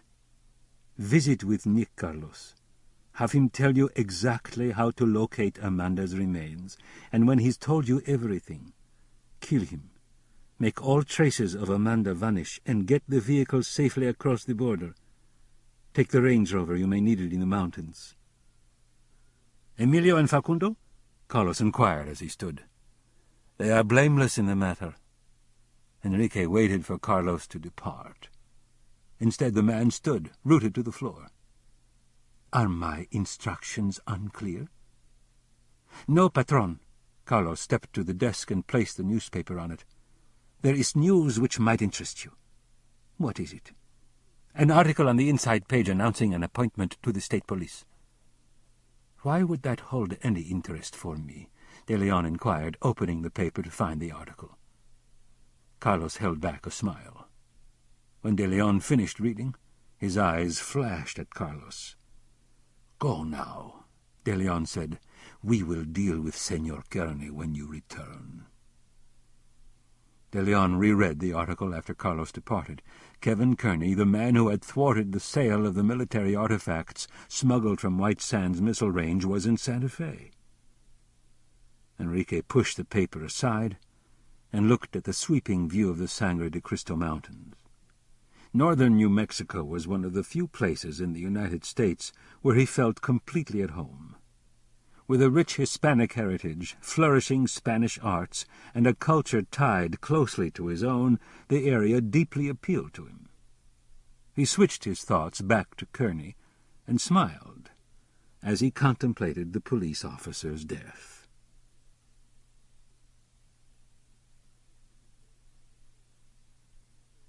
This is a preliminary hearing to determine if there is probable cause to believe that the crime of murder may have been committed by Anita Lassiter, Judge Ross Gordon announced. She had delayed the hearing 10 minutes, waiting for Kerney to arrive. He was still a no-show. She looked out over the top of her reading glasses at the nearly empty courtroom. In her late 50s, Ross Gordon had a high forehead, narrow cheeks, and a slightly pointed chin. She wore her gray hair pulled into a bun at the nape of her neck. The occupants in the courtroom included the defendant, her attorney, the ADA, Wesley Marshall, a court stenographer, and the deputy sheriff guarding Lassiter. Anita Lassiter was an attractive, well-dressed woman with an intelligent face who looked frightened. Judge Ross Gordon wondered if the defense counsel had taken the time to prepare her for the hearing.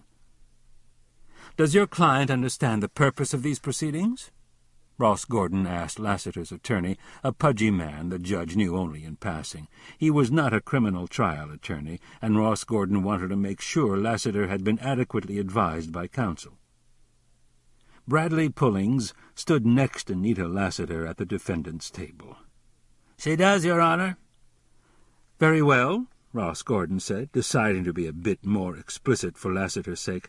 "I have reviewed the arresting officer's written report and the transcript of Ms. Lassiter's tape-recorded confession.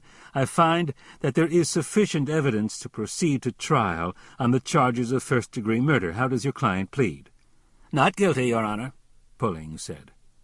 "Do you plan to engage a co-counsel with criminal defense experience?" Ross Gordon asked Pullings. Bradley blushed. "Yes, Judge." "That would be wise." Ross Gordon inclined her head at ADA Marshall, who took the cue and stood.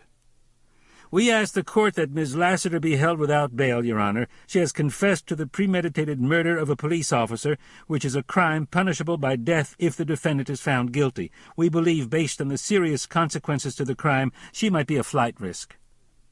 "Mr. Pullings?" Judge Ross Gordon asked. "Miss Lassiter is a doctor of veterinary medicine, a professional woman of excellent reputation, a businesswoman, and a property owner," Pullings replied. "Moreover, this is the first time Dr. Lassiter has ever appeared before a court of law as a defendant in either a criminal or civil matter. She is not a flight risk, nor is she a danger to society. I ask the court to release Dr. Lassiter on her own recognizance." The door at the rear of the courtroom opened, and Kerney slipped inside. Ross Gordon nodded slightly in his direction and spoke directly to Pullings. "You are new to my court, Mr. Pullings. I have made it a practice since assuming the bench to allow investigating and arresting officers to make a statement at preliminary hearings if they so choose." "May I ask for what purpose, Your Honor?" "Frequently their impression of the defendant is helpful to me." "I have no objection, Your Honor." "It is not a decision you can object to, Mr. Pullings," Ross Gordon replied gently. Pullings blushed again. "Sorry, Your Honor." Ross Gordon turned her attention to the back of the room. "Mr. Kerney, you are the investigating officer in this case. Do you have something to say for the record?" "Yes, Your Honor." "Come forward." Anita Lassiter swung her head around as Kerney moved to the railing. She bit her lip and dropped her gaze when he looked at her. "What is it you would like to say to the court?" Ross Gordon asked. "I don't think Miss Lassiter will flee your jurisdiction, Your Honor," he said. "I believe she is a woman with a strong sense of right and wrong, who feels a great deal of guilt about what she did. If I may, Your Honor, I suggest that reasonable bail be set." "That recommendation will not make you very popular with your fellow officers," Ross Gordon noted as she watched Wesley Marshall glare at Kerney. "Or with the prosecutor, for that matter," she added. "I realize that, Judge." Before Marshall had a chance to react, Ross Gordon swung her attention back to Pullings. Your client's attempted suicide troubles me, Counselor. Therefore, I order that she be held in custody, pending the results of a psychiatric evaluation. Should the evaluation show that Miss Lassiter is not a danger to herself, bail is set in the amount of $350,000, cash or property. This hearing is closed." Kerney turned to leave. "Mr. Kerney," Judge Ross Gordon called out. "Ma'am?" Willeen Ross Gordon smiled. "The morning newspaper noted your promotion. Congratulations, Chief." "Thank you, Judge." He watched Nita, Pullings, and the deputy sheriff move to a side door. Before Lassiter stepped through the doorway, she stopped and looked back at him. Kerney couldn't read her expression. The district courtroom ate up the center core of the courthouse. From the main lobby, 2 hallways ran along both sides of the courtroom, leading to various county offices. In the lobby, a large plate-glass window separated 2 entrances at the front of the building. Through the window, Kerney could see Wesley Marshall surrounded by a group of reporters and camera crews, eager for the prosecutor's latest pronouncement. 3 television station vans equipped with satellite antennas were parked in the lot, sending live feeds back to the studios in Albuquerque. Without being noticed, Kerney walked to his car parked on the side of the building. Robert Cordova leaned against the driver's door, wearing clean jeans, running shoes without laces, and a worn but serviceable navy peacoat. Kerney was surprised to see him. Marcia Yearwood had supposedly arranged for Robert to stay at a halfway house in Albuquerque.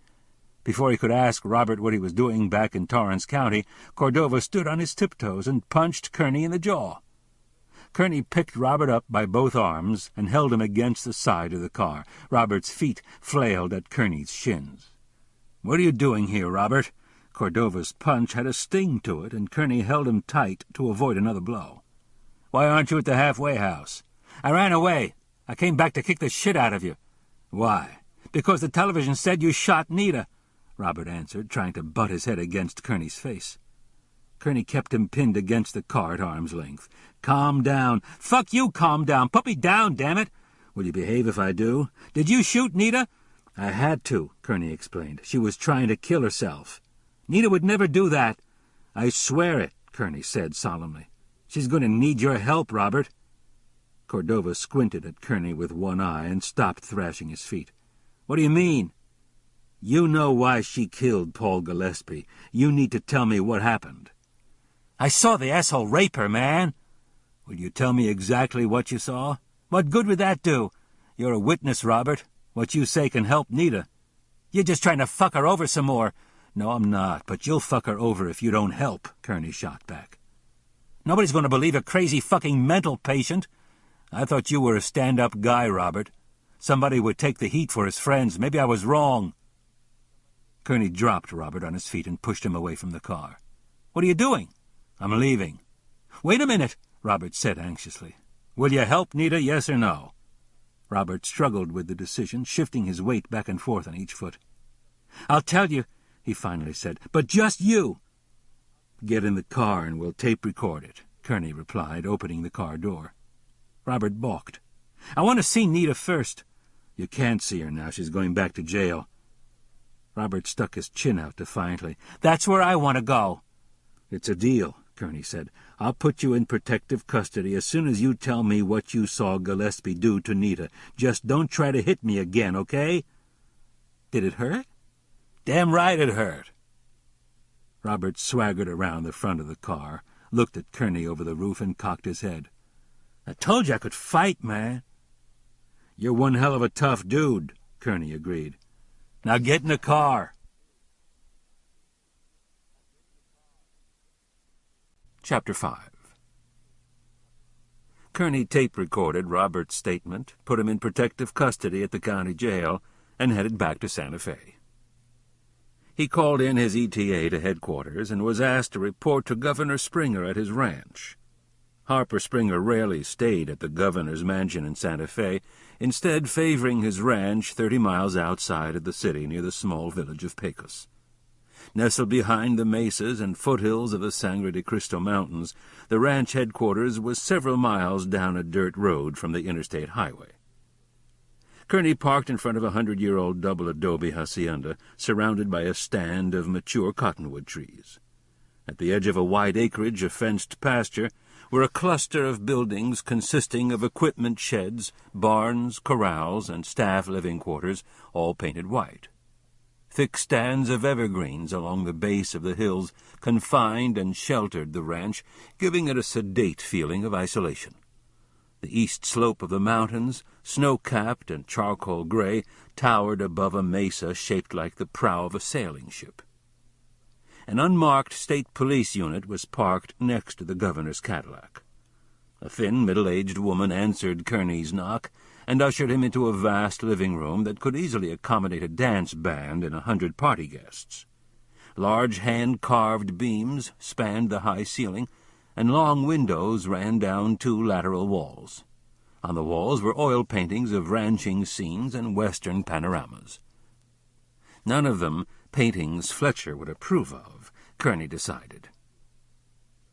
On the back wall above a fireplace was a portrait of the governor's father, the man who had bought scrub rangeland in southeastern New Mexico that eventually yielded a fortune in gas and oil royalties. In the center of the room, oversized leather chairs and couches were grouped around a massive coffee table.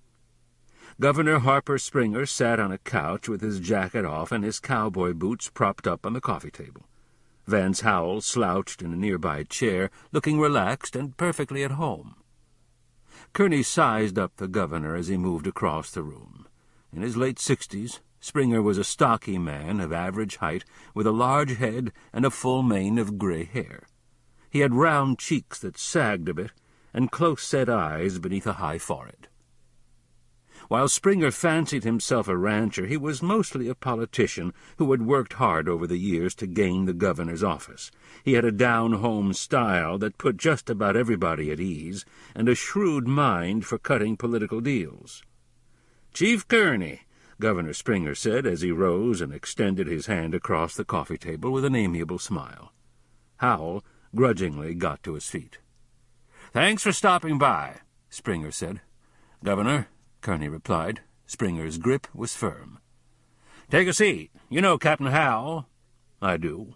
Kerney settled on the couch opposite the governor and smiled at Howell, who nodded stiffly and quickly sat. Springer continued to smile, resumed his seat, and plopped his boots back on the coffee table.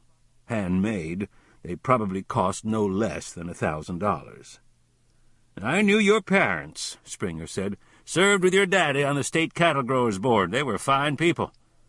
"I'm glad you feel that way about them, Governor," Kerney replied. "I do," Springer said somberly. "The fact is, I talked to your father just before you came back from Vietnam. He was proud of you, and damn happy you were coming home alive and in one piece. It about broke my heart when they got killed in that traffic accident on their way to meet you at the airport. It was a terrible thing." Springer shook his head and smiled sadly. "Yes, sir, it was," Kerney replied, waiting for more. "And a terrible loss for you." Kerney nodded in agreement, but he doubted that Springer knew the depth of his loss.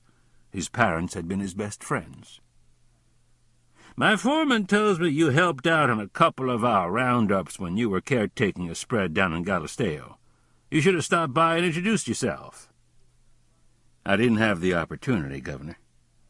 "Roundup is a busy time," Springer agreed. "Well, no matter. Here you are now, and I'm glad to have you on my team. Andy Baca said he had to strong-arm you into taking the job as his deputy." "I didn't put up that much of a fight," Kerney said. Springer chuckled. "That's good to hear. Where do we stand with the investigation?" "It's just getting underway," Kerney answered. "We've made contact with organizations that track stolen art on the international markets, and have conducted a series of interviews with your staff and others who work at the Roundhouse. So far we have no suspects." "Andy Baca said it had the look of an inside job." "I'm inclined to agree, but if we don't develop a suspect fairly soon, we'll have to rethink that hypothesis." "It doesn't sound promising," Governor Springer said. "It's going to take a lot of legwork. We might get a break if we can find the man who killed Officer Rogoff." Springer stroked his chin. "You think the two crimes are related?" "I do. Based on an analysis of the videotape from the camera in Officer Rogoff's unit, there's a good chance the vehicle contained a corpse wrapped in a blanket." "That doesn't tie the crimes together," Springer said, still smiling warmly. "I'm hoping that the vehicle and the corpse will provide that link once we find them. According to our analysis, the van could have been used in the heist. It fits the profile exactly." "Aren't you dismissing the possibility that Officer Rogoff's murder occurred because he stumbled upon a completely separate crime?" "You're right, Governor, except for one additional fact. Rogoff's killer is a man named Nick Palazzi. He's got a long rap sheet that includes arrests for contract killings, armed robbery, and drug smuggling. Palazzi is a hired hand and a career criminal. He's not stupid, but on the other hand, he's not a master crook either. Our thinking is that Palazzi, along with the two men who were with him, were operating under orders." "That sounds like pure speculation." "Our profile analysis of Palazzi should be fairly accurate. We have a good deal of background information on him." "We need an arrest here, Chief, not an analysis." "Every available officer is working the case, Governor. We'll chase down any leads that surface." "That's what I want to hear. I understand you've asked Captain Howell to find out who left female pubic hairs on my office carpet." Springer's friendly smile turned icy. "Captain Howell may have misunderstood my request." Howell shook his head in disagreement. "I don't think I did, Chief. When the governor asked me what you wanted me to do, I told him exactly what the assignment was." "That's good to know," Kerney replied, turning back to Springer. "But just to keep the issue clearly understood, I asked Captain Howell to identify any blonde females who had access to your office last week while you were out of town." Springer shook his head in disagreement. "I don't see the sense to it. We have physical evidence that may or may not lead us to a suspect or a witness, Governor. I don't want anybody playing up some nonsense of sexual indiscretion among my staff." "I'm confident Captain Howell has been discreet in his interviews," Kerney replied.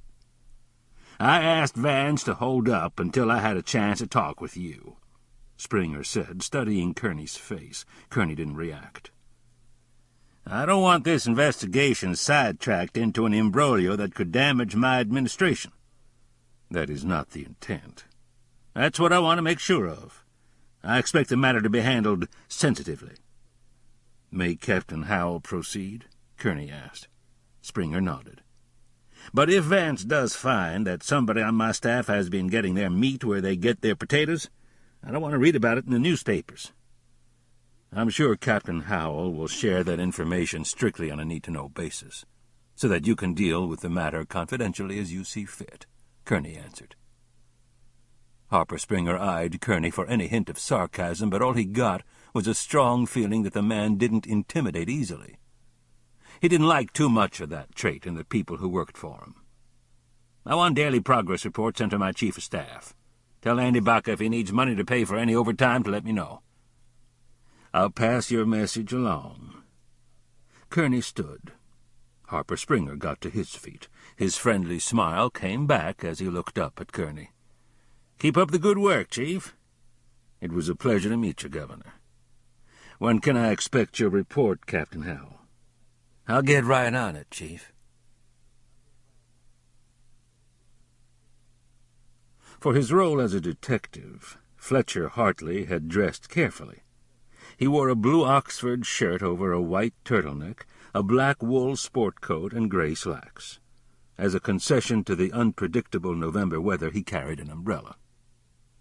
In the window of the 200-year-old building on Canyon Road that housed the Frank Bailey Gallery, Fletcher inspected his reflection. All in all, it was an ensemble that would have made Noel Coward proud.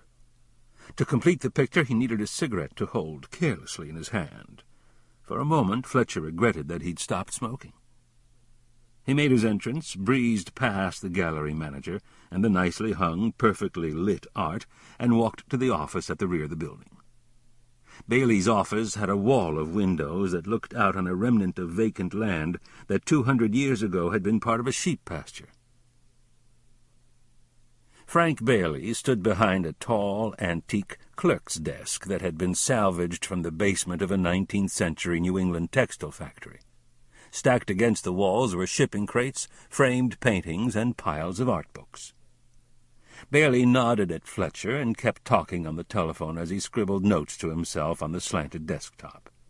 Bailey sold high-end Western artists, specializing in Charles Russell, Frederick Remington, Joseph Henry Sharp, and Maynard Dixon. Most of his business came from wealthy out-of-state collectors. There simply wasn't any other way to run a successful gallery in Santa Fe. Content to wait for Bailey, Fletcher settled into one of the two overstuffed chairs, positioned to give the most pleasing view of the pasture. He unbuttoned his jacket and adjusted his cuffs.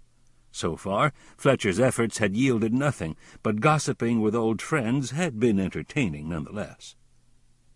Bailey hung up the receiver and joined Fletcher. He had long, prematurely gray hair that he wore in a ponytail, green eyes, high cheekbones, and an angular face. In his early 40s, he was considered very attractive by the ladies from Dallas and Houston who shopped Santa Fe. His appeal had cost him 2 marriages. "It's been a wasted day, Fletcher," he said. "The rich just don't seem to be practicing trickle-down economics right now. What brings you out to see me?" "I'm assisting the police with their inquiries," Fletcher replied. "Really?" "Yes, the art rip-off at the governor's suite." Quite pleased with his use of the correct slang word, Fletcher decided he had to learn more cop jargon from Kerney. "Wasn't that something?" Frank said, shaking his head in disbelief. "Have you had any recent inquiries to buy or sell a Sharp or a Dixon?" "Unfortunately, no." "Has anybody asked for a market appraisal of either artist's work?" "Not recently." "Have you had any walk-in browsers who seemed a little peculiar or out of place?" "This is Santa Fe, Fletcher. Everybody's peculiar." "Have you heard any gossip?" "I've heard a rumor that you have a cop living with you. Have you snagged a hunk to comfort you in your old age?"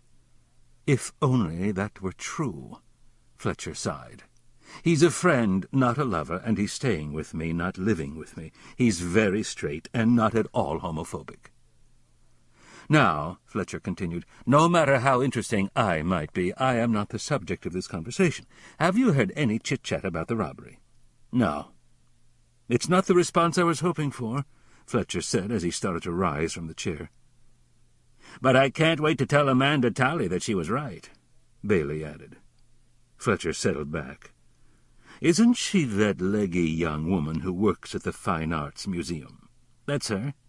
She predicted the robbery would happen," Frank replied. "She went on and on about how easy it would be to walk off with the collection." "When was this?" "During the Georgia O'Keeffe Museum fundraiser last month at the Rancho Caballo Clubhouse. I fully expected to see you there." "I was hanging a show in Seattle, mostly my smaller pieces. It did very well." "What exactly did Amanda Talley say?" "Just that she had misgivings about the lack of security. She didn't think the works were properly protected." "Did she share her concerns with others besides you?" Fletcher asked. "The subject came up while a small group of us were having a drink in the bar." "Who was there?" "Bucky Watson, Henry and Carol Jurgensen, Roger Springer, and a couple of Rancho Caballo homeowners. I don't recall their names. Bucky knew this one guy who hung out with us, a Spanish or Mexican fellow who seemed interested in Amanda." "Anyone else?" Fletcher asked. "Not that I recall. We had one drink together, and then everybody went their separate ways." "How well do you know Amanda?" "We dated briefly when she first came to town. She's a knockout. She has brains, a great body, and likes to party. I think she's looking for a rich husband so she can quit her day job and be a trophy wife. She'll do it with style, too." "Would you say she has a criminal mind?" Frank laughed. "Amanda? I don't think she weighs herself down with scruples, but I don't think she'd go that far, either." "Is she your garden-variety gold-digger?" "Not at all. Amanda's hard to pigeonhole. She's tough-minded, very clear about who she is, and doesn't play any dumb games. Whoever corrals her gets a prize." "You sound smitten." "I'm just one of many strewn in her path." "Would you mind writing down the people you just mentioned?" Fletcher asked, holding out pen and paper. "I'm terrible with names." "You're such a damn princess, Fletcher," Bailey said, taking the proffered items. Fletcher smiled broadly. "Someone has to set the standards for the common folk to emulate." Carlos Ruiz was glad to be back in Mexico. Santa Fe's wintry November weather didn't suit him, and the late afternoon Juarez sun warmed his bones. Little more than 300 miles separated the two cities, but they were worlds apart in climate. There was no answer when he knocked at the door of the Juarez apartment Nick Palazzi shared with his Mexican girlfriend. That suited Carlos just fine. Inside the apartment he could hear the two chattering monkeys Palazzi's whore kept as pets. He hated those fucking monkeys. They were always climbing all over him and sitting in his lap whenever he had to stop by on business for De Leon. Before he turned away, he thought about breaking in to shoot the ugly little fuckers just for the hell of it. At the Little Turtle, De Leon's nightclub and gaming establishment, Carlos scanned the room looking for Palazzi. The crystal chandeliers above the gambling tables were dimmed low, and a full house of players spilled over to the long antique bar and the nearby dining tables under the mezzanine. Carlos looked up at the mezzanine. Palazzi and his horse sat at a table near the railing, engrossed in conversation. Before Carlos could move to the staircase, he was stopped by 3 of De Leon's friends, who wanted to know if Enrique was back in town. He answered politely, keeping an eye on Nick, who caught sight of him, waved, and came down the mezzanine stairs to meet him. "What's up, Carlos?" Palazzi asked, studying Ruiz carefully. Even with De Leon's reassurance on the phone that everything was all right, Ruiz's unexpected appearance made him uneasy. "The patron wants the body moved to Mexico and the van recovered if possible." "No problem," Nick said. "I can take you to both." "Don Enrique wants you to stay put," Carlos said. "It would be too much of a risk for you to go back right now. Tell me where they are, and I will do it." "Is De Leon pissed?" "No," Carlos answered. "He understands that you had no choice in the matter." "You'll need a driver for the van," Nick said hopefully. "I can't take you with me, Nick," Carlos said with a smile as he led Palazzi through the back door to the old stone warehouse at the rear of the Little Turtle. "You killed a gringo cop. You have to stay in Mexico. Just tell me where I need to go and enjoy yourself with your chicha." He closed the soundproof door and walked Nick to the loading dock. "The van is parked at a Walmart in Silver City on the side of the building," Nick said. "And the body?" "In the Black Range on State Road 152 there's a big sign that says Emery Pass. You can't miss it. Walk straight behind the sign about 100 yards. I stashed the body there and covered it with rocks. Facundo helped me carry it. He knows exactly where it is." "I'll take Facundo with me," Carlos said. "Gracias, Nick. Go have a good time." When Palazzi turned to leave, Carlos reached out and broke his neck.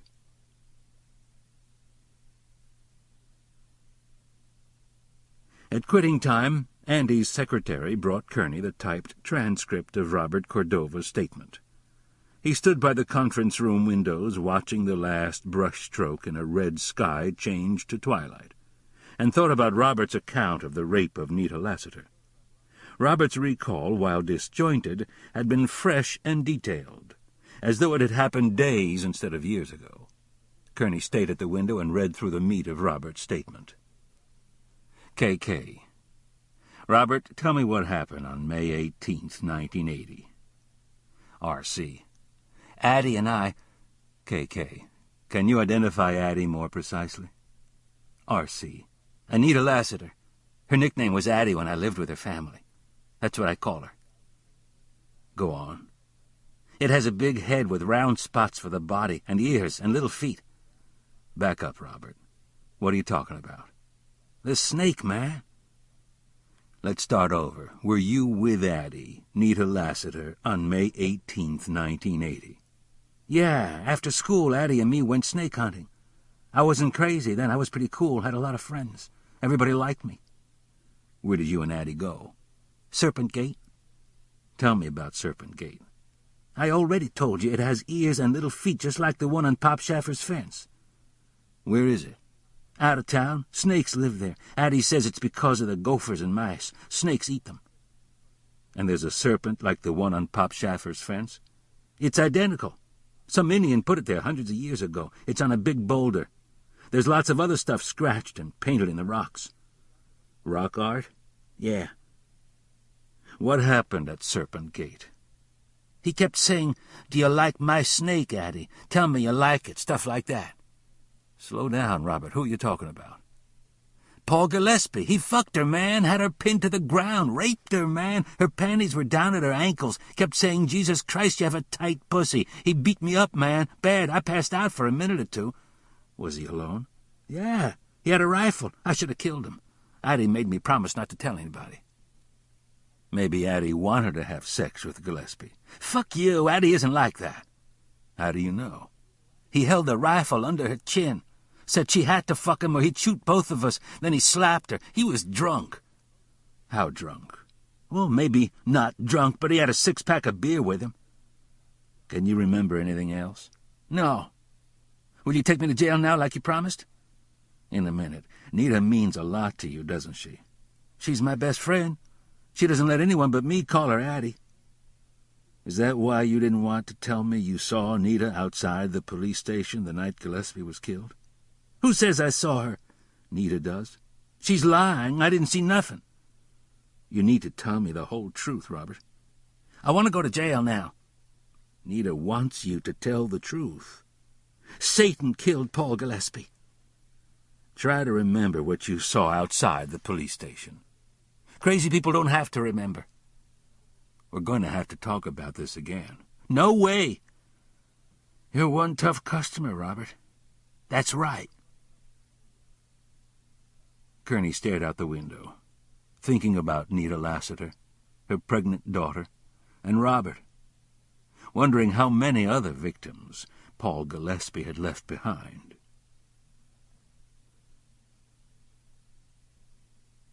Sergeant Gilbert Martinez, the lead agent on the art theft case, stood in the open doorway of the conference room waiting for the new deputy chief to notice him.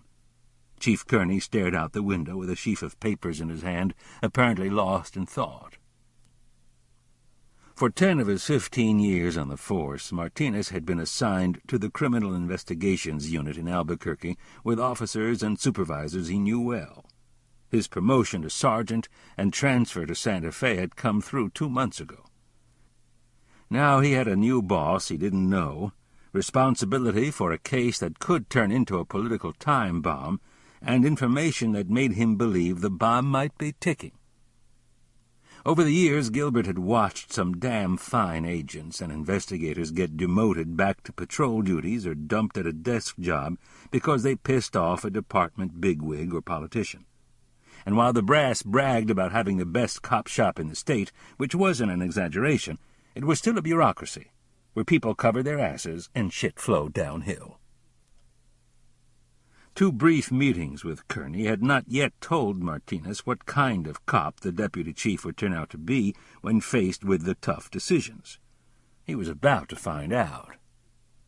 Tired of waiting to be noticed, Gilbert cleared his throat to get Kerney's attention. "Come in, Sergeant," Kerney said as he turned, spotted Martinez, smiled, and walked to the conference table. "Grab a seat." The chief looked tired, and his limp seemed more pronounced. "Thank you, sir." Tall, slender, with blue eyes and light brown hair graying at the temples, Martinez didn't fit the popular stereotype of a Hispanic. An unruffled man with a gentle way of speaking, Gilbert looked more like a college professor than a cop. He sat across from Kerney and opened a thick file.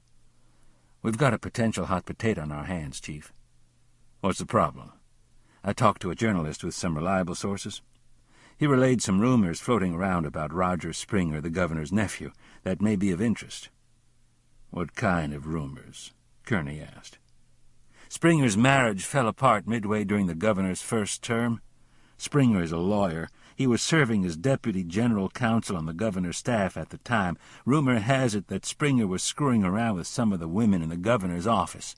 Springer left his position to enter private practice with a firm here in town. According to my source, the governor called in a few favors to keep the situation hushed up." "How did he do that?" Kerney asked. "The 2 women in question got promoted into jobs at state agencies. One now works in the health department, and the other one has a position at the state library." "Go on," Kerney said.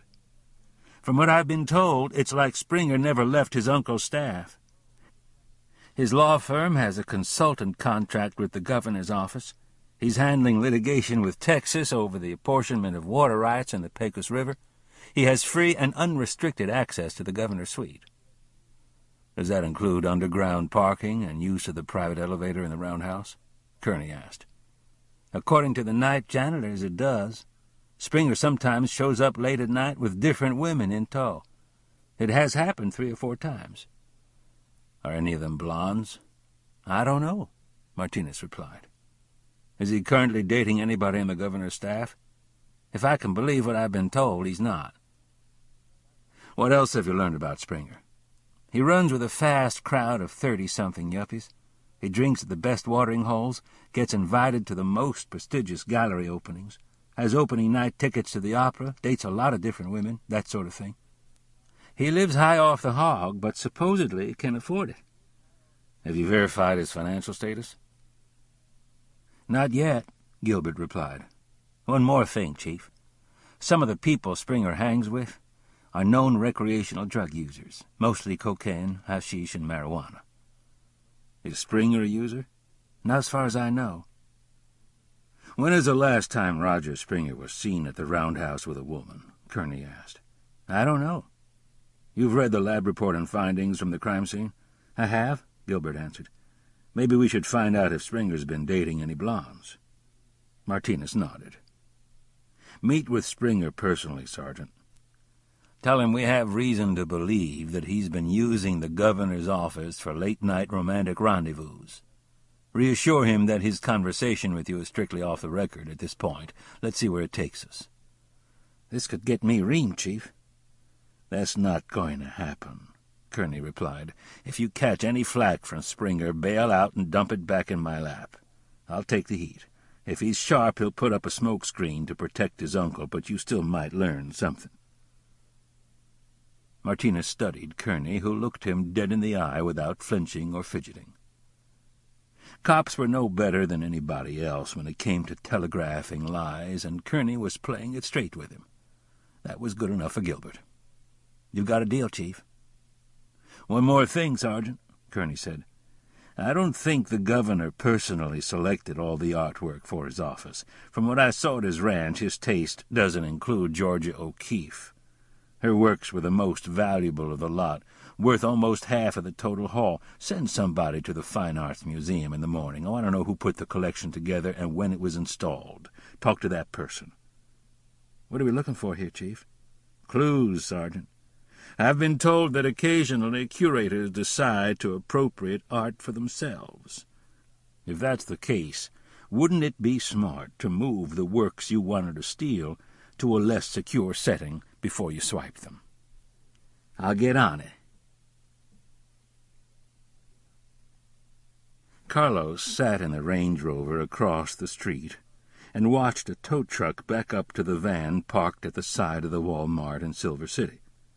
2 city police units were stationed in the parking lot to keep curious people away, and a cop in civilian clothes stood next to the van, directing the tow truck. His unmarked police car idled nearby. "We got here too late," Facundo said indifferently. Carlos shot him a dirty look, but in the darkness Facundo missed it. "Do you want to leave?"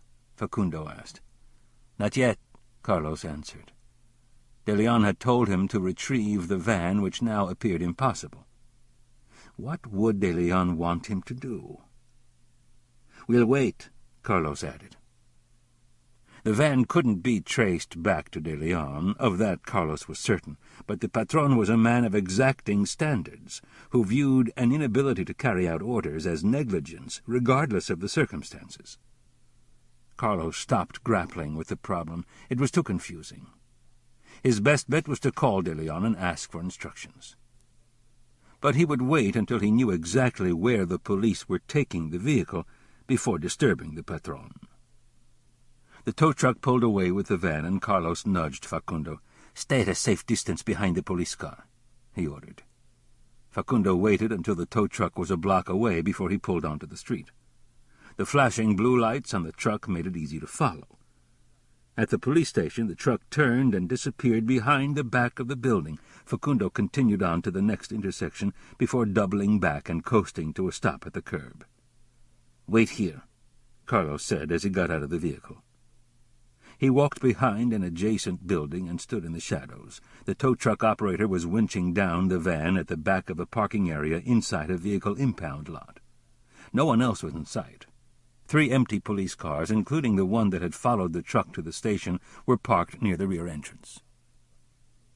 Carlos took the cellular phone from his jacket pocket, flipped it open, and dialed De Leon's private Santa Fe number. As soon as De Leon came on the line, he explained the situation.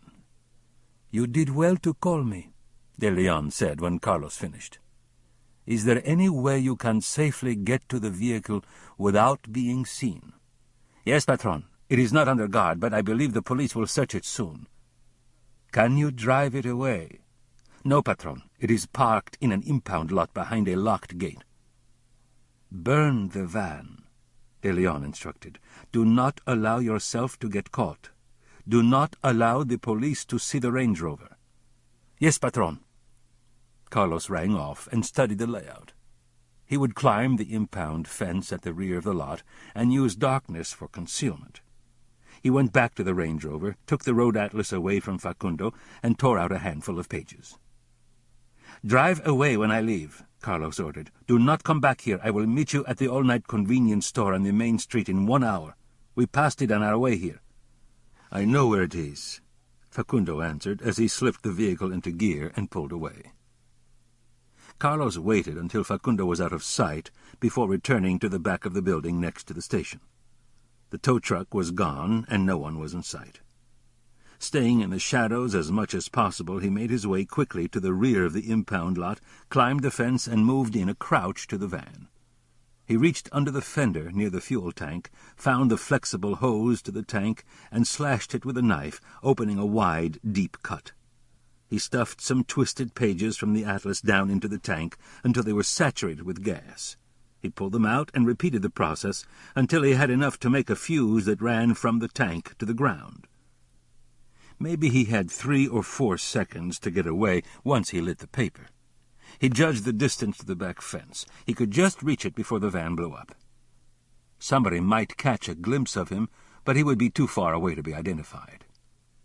He lit the fuse and started running at full tilt. The van exploded into flames, and heat seared the back of his neck. He was safely over the fence and in deep shadows when the first cop burst out of the back door of the police station carrying a fire extinguisher. Carlos turned down an empty side street and trotted away.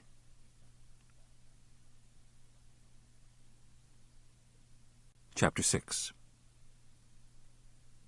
Kerney was 2 blocks away from Fletcher's house and some much-needed sack time when he got the news that the van used in the shooting of Officer Rogoff had been found in Silver City.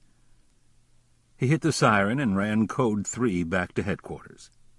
Within minutes of his arrival, the Silver City PD dispatcher called to report that the van had been torched and heavily damaged by persons unknown.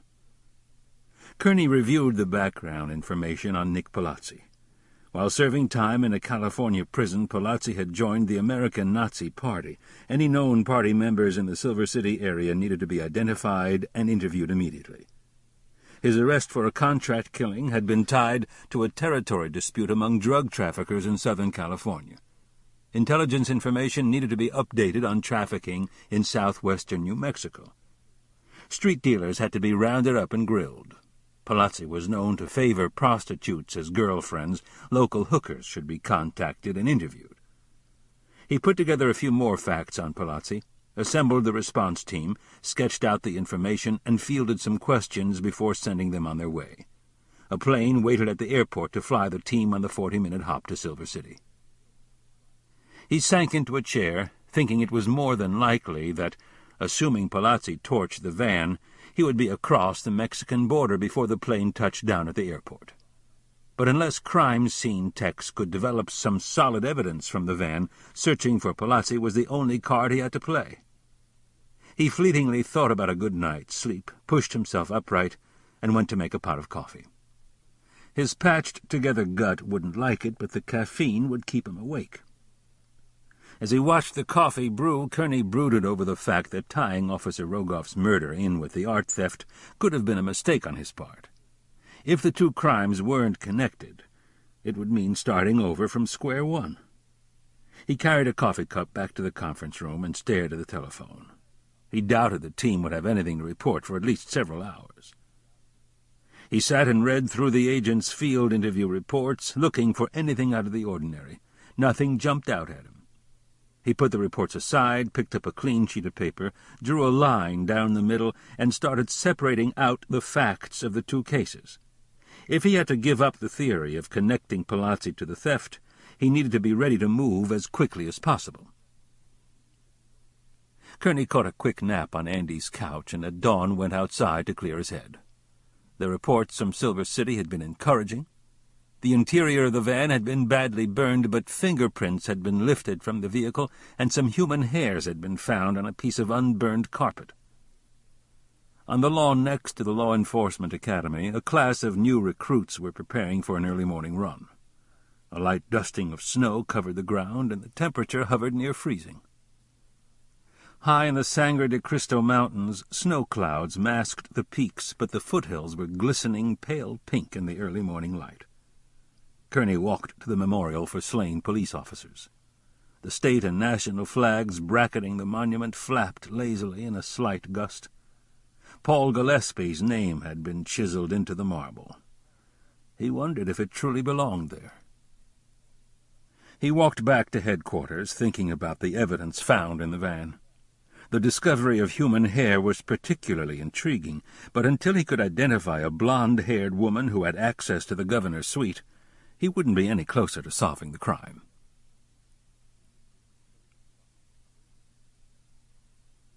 Gilbert Martinez waited in the reception area of the law firm Roger Springer had joined after leaving his post at the governor's office. The building, 2 blocks from the plaza, had a brass plaque listing the names of the partners. All were prominent Anglos connected to the state's political machinery. Born and raised in Santa Fe, Gilbert had been weaned on family accounts about Dawson Cobb, the founder of the firm. How Cobb had screwed Gilbert's ancestors out of a Spanish land grant after the Civil War with a court decision by an Anglo jury in Cobb's favor. Only a few thousand acres remained in the family after Cobb took possession of the huge grant and the water rights that went with it. Even those acres had been sold to pay the legal fees of the family's Anglo lawyer, who soon became Cobb's partner. With no land to hold them, the family scattered. But the story of Dawson Cobb stuck in the minds of the Martinez family like a cactus thorn festering for over 130 years. Wasn't it Balzac who said behind every great fortune was a great crime? Gilbert had done some additional research on Roger Springer. A Big Ten graduate with an Ivy League law degree, Springer had worked for one of the New Mexico senators in Washington before returning home with a new bride. He and his ex-wife, an architect, had no children, and the divorce settlement appeared to be amicable. However, a domestic court clerk told Gilbert that Springer and his wife had squabbled like brats over the division of the joint property, and the judge had privately chewed them out in his chambers. 20 minutes past the time of the appointment, Springer made his appearance, striding out of the double doors that led to the inner sanctum. He gave Gilbert the family glad hand, flashed his teeth in a winning candidate's smile, and added an apologetic shrug. "Sorry to keep you waiting so long, Sergeant," Springer said. "I just finished a telephone conference with the governor's chief counsel. It went on much longer than I thought it would." "I hate to bother you, Mr. Springer. I know you're a busy man." Gilbert studied Springer's $80 haircut and expensive Italian suit. "Do you have time for me now?" "Of course," Springer replied, gesturing toward the double doors. "Are you making any headway with the investigation?" He took Gilbert down a wide hallway filled with framed photographs of old Santa Fe at the turn of the century. "It's still in the preliminary stage," Gilbert replied. "I thought it might be," Springer said, standing aside his open office door to let Martinez enter. "No leads?" "We're working on it," Gilbert answered. The office, bigger than Chief Baca's, was uncluttered and functional, with expensive furniture and nice art on the walls. An older man sat in one of 4 chairs placed in front of a large window. "Make yourself comfortable," Springer said. "I'd like you to meet Sherman Cobb. Mr. Cobb is the senior partner in the firm." Cobb smiled a greeting, and Gilbert nodded in return. "I don't have any questions for Mr. Cobb," Gilbert said. Springer laughed. "I didn't think you would. The firm likes to have another lawyer present whenever the police meet with an attorney. It helps avoid misunderstandings." Springer dropped into a chair and gestured for Martinez to do the same. "I had hoped to speak with you on a confidential basis," Gilbert said as he sat. Springer flashed a smile. "Feel free to do so." "On matters of a personal nature," Gilbert added. Springer raised an eyebrow. "And what might those matters be, Sergeant Martinez?" Gilbert shifted his weight. "Issues which could create political repercussions for your uncle." "You have my full attention," Springer said. "Since leaving the governor's staff, have you ever made a visit to your uncle's office that was not either of a business or family nature?" Springer's expression turned quizzical. "I'm not sure I'm following your question, Sergeant." "Several times you've been seen at the roundhouse late at night accompanied by different women." Springer laughed. "Oh, that! Yes, I've taken some dates on impromptu tours of the governor's offices." "Did you take anyone there last week?" "No." "Can you tell me the names of the women you took there in the past?" "How can that information have any value to your investigation?" Gilbert chose his words carefully. "It's possible that a man and a woman had a romantic interlude in Governor Springer's office last week while he was out of the state." "A romantic interlude?" Springer repeated. "Of a sexual nature. It would help if you could remember the names of the women who went with you on the tours, Mr. Springer." "You're joking." "No, I'm not," Gilbert replied. "We need to talk to everybody who has had access to the governor's office, no matter what the circumstances." Springer clasped his hands and tapped his index fingers together several times. "Of course you do," he finally said. He got up, walked to his desk, opened a leather-bound appointment book, flipped through the pages, wrote a note, and brought it to Gilbert. Gilbert read the names. "Do either of these ladies have blonde hair?" "No." "Are you presently dating any blondes?" "No, I'm not dating any blondes." Gilbert slipped Springer's note into a pocket and looked over at Sherman Cobb, who had been as quiet as a church mouse. "Do you have any questions for me, Mr. Cobb?" Cobb smiled cordially. "I know you'll do your very best to bring the investigation to a successful conclusion," he said. Gilbert decided he couldn't tell Cobb to stuff the patronizing attitude, and stood up. "Thank you for your time." "Not at all," Springer replied, with a smile that seemed a little wary. Outside Springer's office, Gilbert buttoned up. The snowstorm had moved off the mountains and into the city. The air was still, and a thick curtain of wet, fat snowflakes drifted slowly down from a low blanket of clouds. There wasn't much traffic, and few people were out. The city had a quiet, sleepy feel to it. Gilbert walked to the corner, crossed the street against the light, and headed for the plaza. In the lobby of the La Fonda Hotel he used a payphone and tried without success to reach Springer's lady friends. He left messages on their answering machines and went back outside. He crossed through the plaza to the Fine Arts Museum and stood for a moment by the old Spitz clock on the corner. All the old stores where the locals once shopped were gone, replaced by tourist shops and galleries. The lovely plaza and the beautiful old buildings surrounding it no longer served as the heart of the city for the citizens. Instead, it had become nothing more than a charming, high-priced outdoor mall for the thousands of visitors pouring into the city to shop, vacation, and sightsee. Gilbert let his resentment over the change surface, but his irritation was really with Cobb and Springer and their air of superiority and condescension. He shrugged it off and went into the museum. It was time to find out who put the art collection together for the governor's suite. Kerney had kicked off his blanket. Stretched out on his back on the twin bed in the guest house, his feet dangled over the edge. He wore only boxer shorts, and while the scar from the gunshot wound and the surgery on his stomach looked ghastly, Kerney's body was lean and muscular. Reluctantly, Fletcher shook Kerney awake. His eyes opened instantly. "You again?"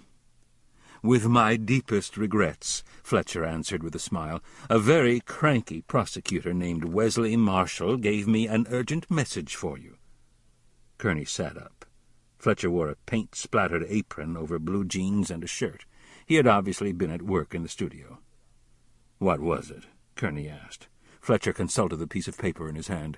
"Mr. Marshall said that you are to be deposed by defense counsel at 3 this afternoon and to meet him at his office." "What time is it now?" "Noon." Kerney got to his feet. 3 hours' sleep was better than none, but he still felt stiff and groggy. "Aren't you overdoing it a bit?" Fletcher asked. "You look haggard and wrung out." "It was a long night." "So I gather. I tried to wait up for you. I have information that might be of value to our investigation." Kerney walked toward the bathroom.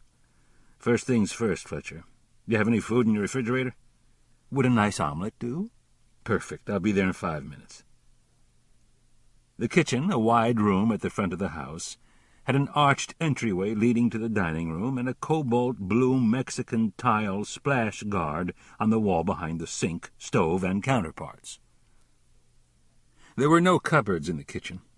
A series of open shelves held glasses, plates, canisters, and jars. Pots and pans hung from suspended racks, and a huge pantry enclosed by hand-carved doors filled most of the far wall. In the middle of the kitchen sat an antique Spanish colonial table with thick hand-turned legs, big enough for a family to eat at one end after the meal had been prepared at the other. In front of a woven place mat was a small Waterford vase containing a single showy bronze chrysanthemum. Fletcher's best silverware and a fresh linen napkin completed the arrangement. Kerney sat as Fletcher eased the omelet onto a plate and brought it to him. "All this for me?" Kerney asked. "It's far too elegant." "Meals should be civilized events," Fletcher replied. "And it's just my small way of saying thank you for all the fun I had yesterday. I honestly think I would have made a superb detective." "What brings you to this modest opinion?" Kerney asked as he took a bite of the omelet. "It was perfectly done." "Because I believe, modestly as you put it, that I have uncovered new information which may further our investigation." "You have my full attention." Fletcher beamed a smile at Kerney. "Good. My informant, Frank Bailey, owns a gallery on Canyon Road. He recently attended a social function where he overheard a woman named Amanda Talley complain about the lack of protection for the art collection in the governor's office. Bailey said that La Talley went on at some length about how easy it would be to steal it." "That's excellent work, Fletcher. Just who is Amanda Talley?" "Ms. Talley works at the Fine Arts Museum. She supervised the selection of the art for the governor's offices." Kerney swallowed another bite. "Maybe you should have been a detective. Did you get a description of the woman? Is she a blonde?" Fletcher nodded. "Indeed she is. Frank Bailey seems to know a good deal about her personal life. I'll have somebody talk to him." The doorbell rang, and Kerney took the opportunity to finish his meal while Fletcher went to answer it. Fletcher returned, towing Sergeant Gilbert Martinez by the hand. "Do you know this dear boy?" he asked Kerney. He guided Gilbert to a chair. "He's come looking for you." "Yes, I do." Martinez flushed slightly and sat. "Well, I've known him all his life," Fletcher announced. "He grew up across the lane in that lovely 2-story home. It broke my heart when his parents sold it and moved away. Such a delightful family." Fletcher dipped into the chair next to Gilbert and patted his hand. "It's so good to see you. How do you know this Irish cop, Gilbert?" He waved Gilbert off before he could answer. "No, don't tell me. Let me guess. You must be the police chaplain, although the fact that you're wearing a suit and tie raises some doubts in my mind." "Chaplain?" Kerney asked. Fletcher nodded. "Yes. The last time I saw Gilbert he was going off to a seminary in the Midwest to study for the priesthood. That was 20 years ago." Gilbert smiled. "Well, I am a father. I have 2 daughters." "Were you defrocked?" Fletcher asked. "Excommunicated? Tell me everything." "Nothing that dramatic, Fletcher. I changed career paths. I'm a state police sergeant in criminal investigations." unbelievable. Fletcher turned his gaze to Kerney. He was the perfect altar boy, angelic. "Stop exaggerating," Gilbert said. "The old neighborhood doesn't look like it has changed too much." "I try to keep the riffraff out. Who lives in my parents' old house?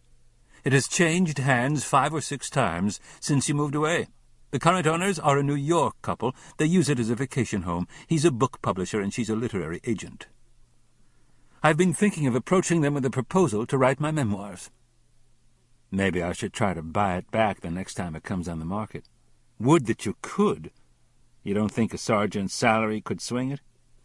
Perhaps you might want to wait until you get another promotion or 2, Fletcher said. Gilbert's laugh was bitter. That, along with another full-time job, would probably get me a mortgage on the garage my father built. He turned to Kerney. "I'd like to bring you up to speed, Chief." "What have you got, Sergeant?" "My conversation with Roger Springer went basically nowhere, although I did get the names of 2 women he took on unofficial late-night tours of the roundhouse. He swears he wasn't there last week after hours, and the 2 women aren't blondes." "What else?" "A curator at the Fine Arts Museum by the name of Amanda Talley, she's a blonde, by the way, picked out the art for the governor's office." "I've already told Kevin about her," Fletcher announced. Gilbert gave Kerney a perplexed look. "Fletcher made a round of the galleries yesterday at my request," Kerney explained, "and Amanda Talley's name came up. It seems she did some public complaining about lax security for the art in the governor's office and talked about how easy it would be to rip it off. What did you learn from her?" "Nothing," Gilbert answered. "Talley started a vacation late last week. She's in Belize.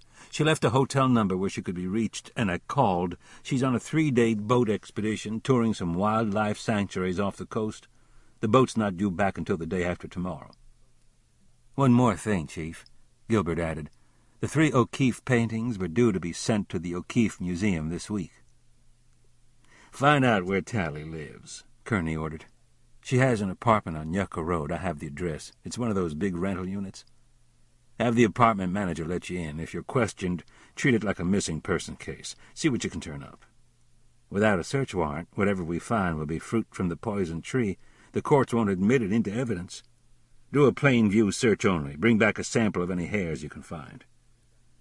Gilbert nodded as Kerney stood. Fletcher held up a hand to keep Kerney from departing. "Frank Bailey said that Amanda Talley was with Roger Springer and some other people the night she made her little speech," he said. "That's very interesting," Kerney replied. "Did you get the names of the other people?"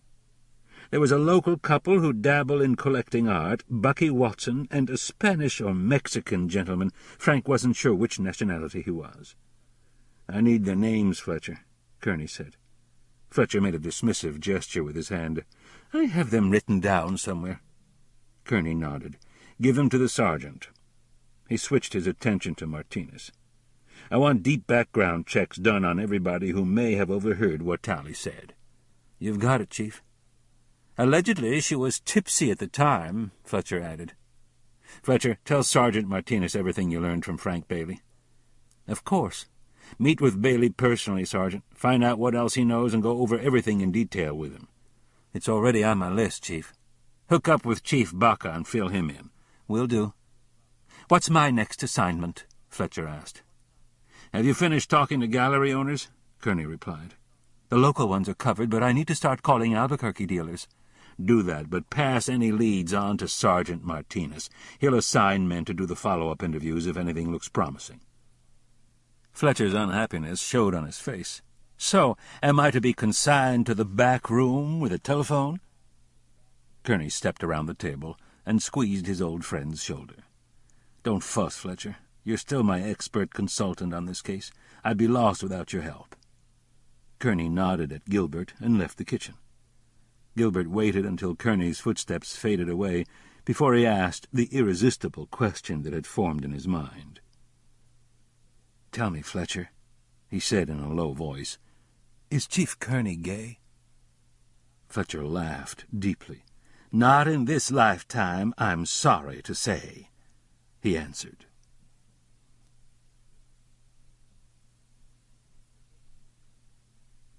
After burning the van, retrieving Amanda Talley's body at Emery Pass, and recrossing the border, Carlos dropped Facundo and the body at the rancho in the desert de Leon used as a landing field for drug shipments arriving from South America. Facundo knew what to do with the body. He'd disposed of several in the past. Carlos finished the long drive back to Santa Fe, parked the Range Rover in the garage, and climbed the stairs with tired, heavy feet, hoping de Leon would be satisfied with his report. One could never be sure how the patron would react. He found de Leon at his desk in the library. Enrique looked at Carlos kindly before smiling and gesturing to an empty chair. "Sit down, Carlos, and relax. You look very tired." Only somewhat relieved by the Jefe's reaction, Carlos sat and waited for de Leon to question him. "Did all go well?" de Leon asked. "Yes, patron. All matters have been attended to. Nick is dead, the woman's body has been disposed of, and the van has been destroyed." "I am pleased," Enrique said. "Thank you, patron." "I have additional work for you after you have rested. You are to assemble a complete dossier on Kevin Kerney. I want to know where he lives, where his office is, and who his friends are. Full particulars are essential. What is the arrangement of his living quarters, his office? Is either place accessible? Does he maintain a routine schedule? Does he travel the same route to and from work? Is he seeing a woman? If so, would he be vulnerable when he is with her?" Carlos nodded. "I understand." De Leon pushed an envelope across the desk. "There is sufficient cash in the envelope to purchase a car which will not attract attention. Buy it from a private party so that you do not have to register it immediately. Follow Kerney closely and take exacting notes. Remember, he knows you. Do not expose yourself to him." "I will be careful," Carlos replied, pushing his thumb against his upper plate. De Leon saw hate flash in Carlos's eyes. "You are to take no action against Kerney." "As you wish, patron. Go now and get some sleep." Carlos rose, picked up the envelope, and departed. Enrique leaned back and thought about Kerney. His last attempt to have the policeman killed in Juarez failed when Kerney had been rescued by an undercover army investigator posing as a hunchback. That failure meant that Kerney had to be killed in just the right way to make everything balance out. Retaliation against an enemy was a normal part of doing business. But in this case, the reprisal would be all the more satisfying to achieve.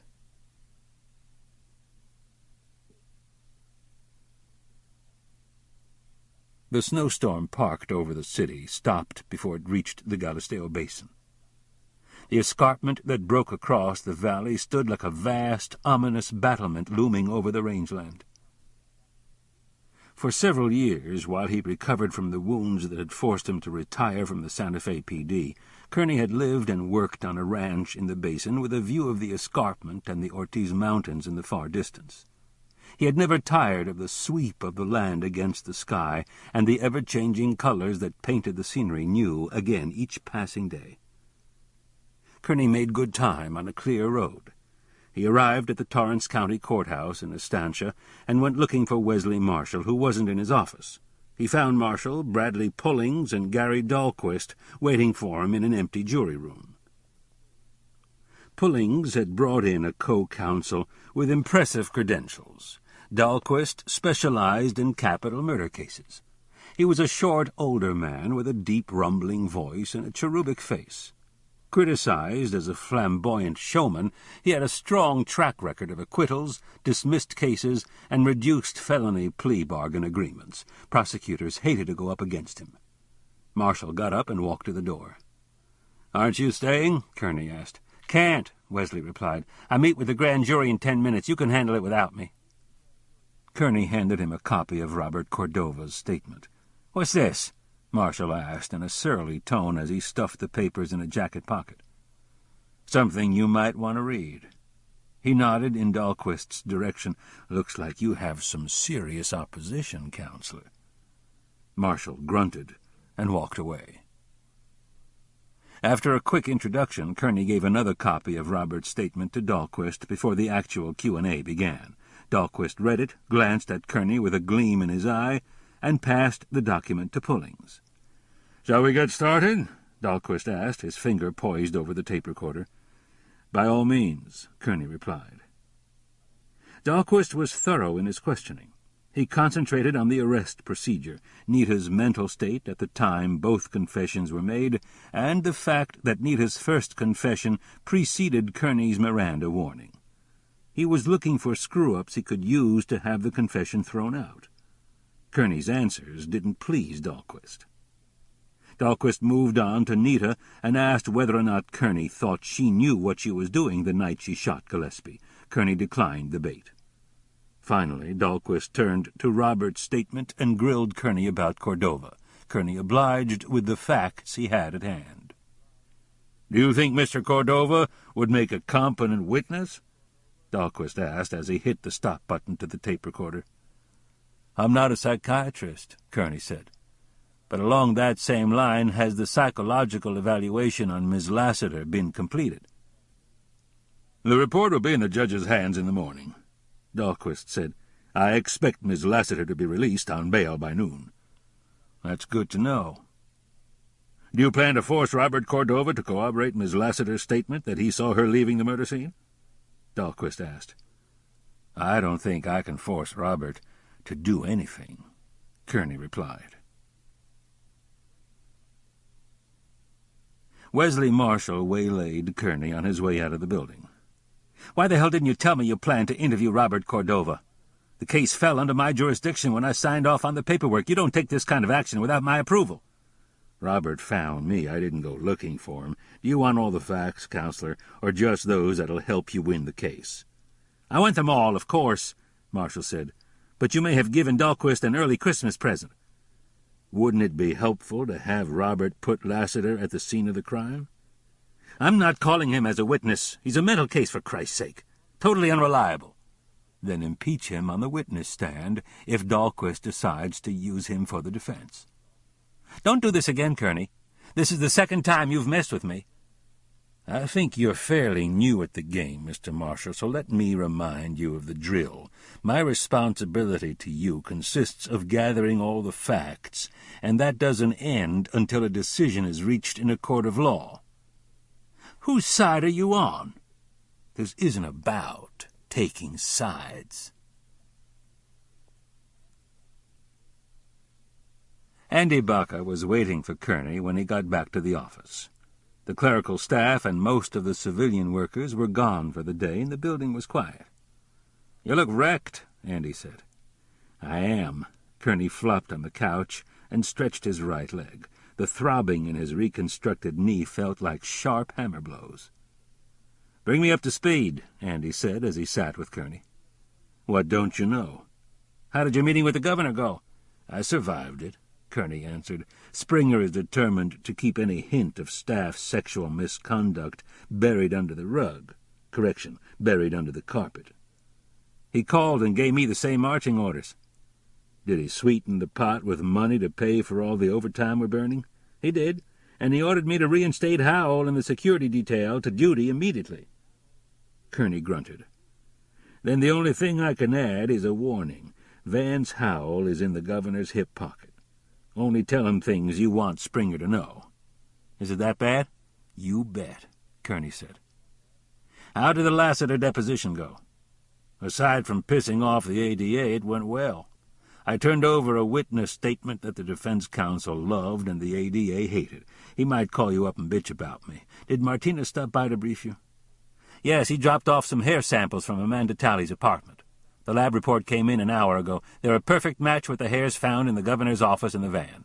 You should be pleased. It ties the two crimes together." "It also means that Amanda Talley is probably dead," Kerney noted. "So who in the hell is using her name and vacationing in Belize?" "Beats me. Let's get a search warrant and have Martinez take a closer look at Talley's apartment." The supervisor of the fingerprint unit, a bookish-looking man carrying some papers in his hand, stepped tentatively into the office with a pleased expression on his face. "Chief Baca, Chief Kerney, got a minute?" "What is it, Stan?" Andy asked. "We got a hit back on a clean thumbprint from the van.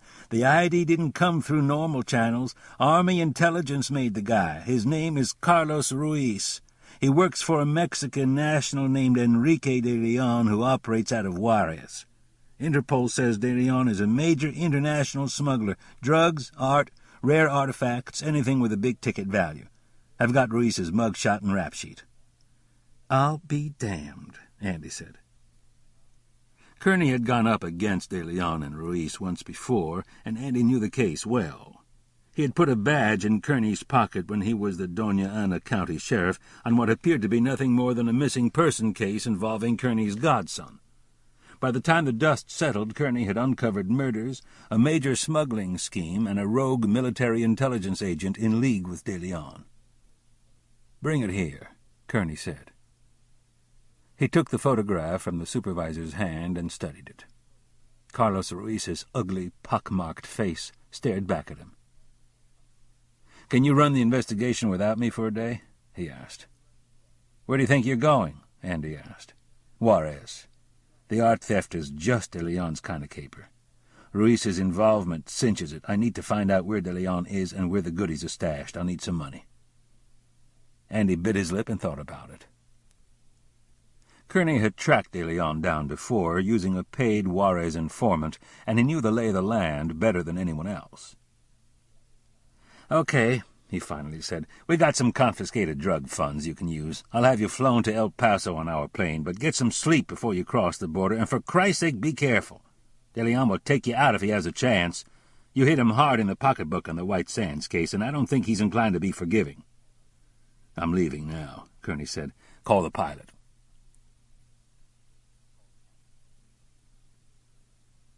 Chapter 7. After spending a night in an El Paso motel, Kerney got up early and took a taxi across the border to Juarez. He had the driver pulled to a stop at Plaza Cervantin, a bohemian enclave for writers, artists, and community activists. Well away from the Juarez tourist strip, the plaza consisted of a mixture of apartment houses, cafes, artist studios, neighborhood businesses, and offices. Kerney paid the driver and stepped out of the taxi. A street vendor was opening his food cart for business. The rich smell of tortillas, beans, and dark Mexican coffee filled the air. The business signs, posters, and murals that peppered the walls of the buildings were a riot of hot colors: bright yellow, brash pink, and screaming orange.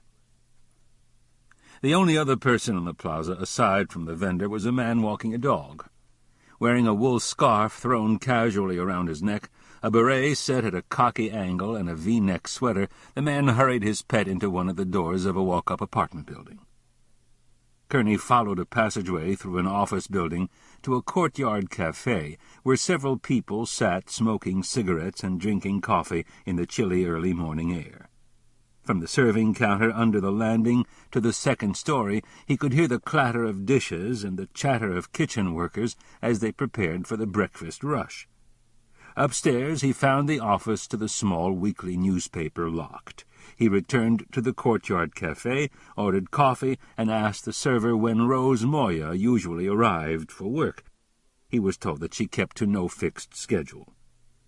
Rose had been a source of information for Kerney during the White Sands case, and put him on the trail to Enrique de Leon. An investigative reporter, she had written a series of articles for her left-wing newspaper that exposed government collusion with the Juarez underworld. While Kerney waited, the patio cafe filled with neighborhood locals, who flashed him inquisitive looks as they sipped coffee and talked. The man with the beret came into the courtyard without his dog and joined a group of friends at a nearby table. A lively discussion sprang up on the political importance of street theater. Rose Moya arrived, and Kerney intercepted her at the foot of the stairs. She wore pleated brown cord slacks and a ribbed off-white wool sweater, and carried a canvas laptop computer case. An attractive woman with high cheekbones and full lips, Rose looked at Kerney with serious, dark eyes. "Senor Kerney," she said, "surely you must know that Enrique de Leon will try to kill you if he learns you are in Juarez." "I will not be in Juarez long," Kerney said. "Please join me for a coffee." Rose brushed her dark hair back from her forehead, searched Kerney's face, gave a quick glance at his table, and waited for more of an explanation. Behind Kerney, the customer's chatter faded away. "Is there a problem if you're seen talking to me?" Kerney asked. Rose laughed sharply. "I do not have a death wish, Senor Kerney." "Does my presence place you in danger?" "Apparently Francisco Posada made it known that you reached him through me. I was questioned extensively after your visit by a high-ranking police official with ties to the mafiosos. The meeting was cordial, but the threat was clear.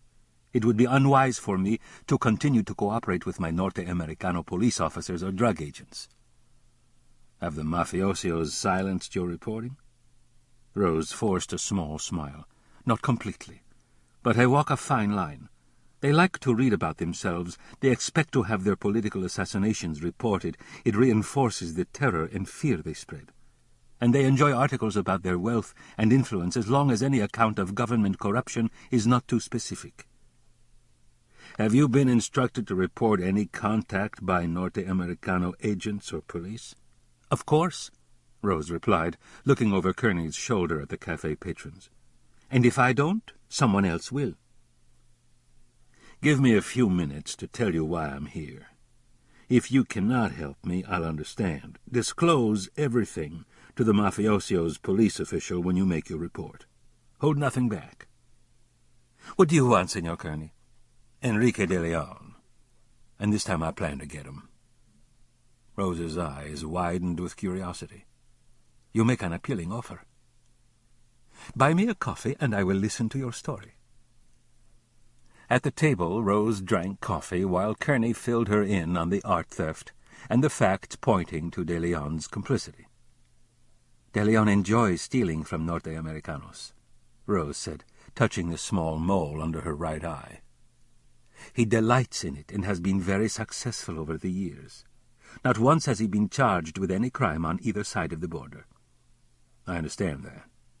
"If you truly wish to put De Leon out of business, you face much more difficult obstacles than before. He is virtually untouchable." "Has he hired more bodyguards and goons?" Kerney asked. Rose laughed. "Nothing quite so commonplace. In our last national election, several Juarez politicians won prominent government positions. They benefited from major mafiosos' campaign financing.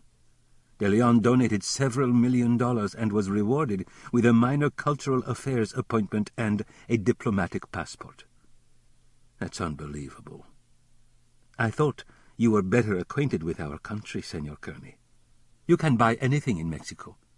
We have a fugitive ex-president living in Dublin who has millions of stolen dollars in a Swiss account. He cannot be touched. We have no extradition treaty with Ireland. At one time he was compared to your Jack Kennedy. He turned out to be nothing but a common thief." "So what is De Leon doing with his new diplomatic status?" "Business as usual, only more so.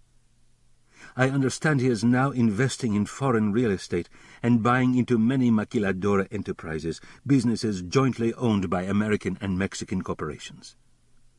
"Is he going legitimate?" "That and diversifying." "Do you have any specifics on his holdings?" Rose shook her head. "I'm afraid not." "Does he still use Juarez as his base of operations?" "When he's here," Rose replied. "Do you know where he is?"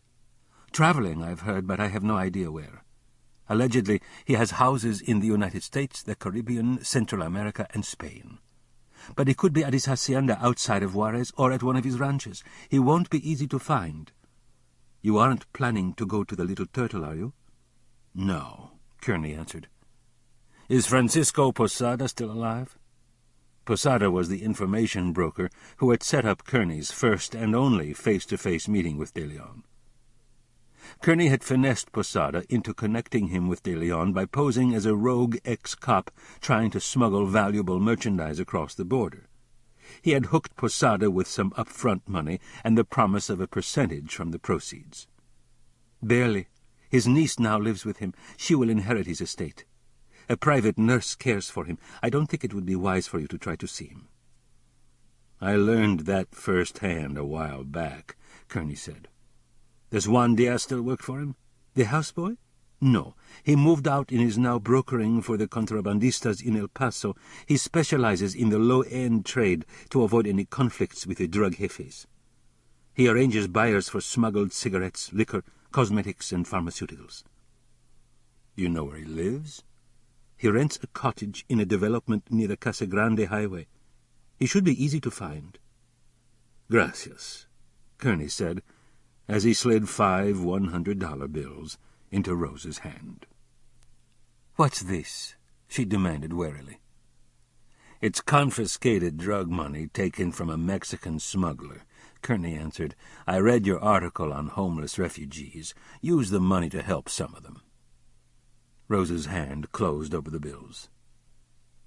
"Are you a policeman with a sense of poetic justice, Senor Kerney?" "A character flaw, no doubt," Kerney replied.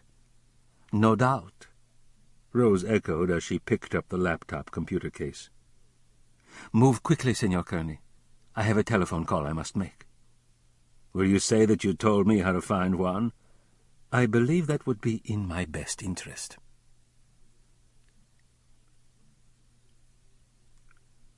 "It is good to see you again, Senor Kerney," Juan said. "I owe you a great deal." He sat behind an expensive tubular steel and glass desk, which held a computer and a laser printer. The rest of the home office furnishings consisted of a chair and love seat with plush cushions and bolsters, some sleek brushed metal floor lamps, and a large Guatemalan folk art weaving on one wall. Kerney sat in the chair across from the desk. "You owe me nothing, Juan," he said.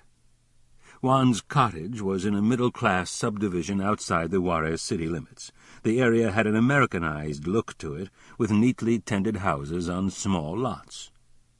Juan no longer dressed like a domestic houseboy.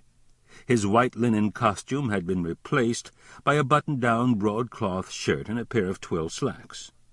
The change in attire was a striking contrast that heightened Juan's full-blooded Indian features. His long, thick black hair was pulled tight against his temples and tied with a band so that it draped down the back of his neck.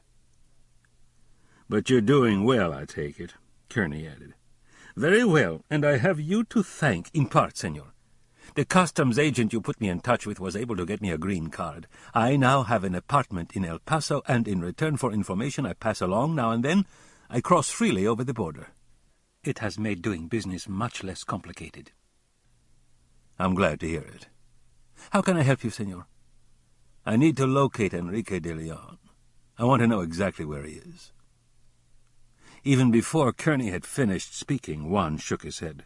"As much as I would like to, I cannot help you. De Leon is out of the country. He travels often and does not announce his itinerary." "Does he fly out of Juarez?" "No, El Paso. It is much less suspicious to the Norte Americanos for him to do so."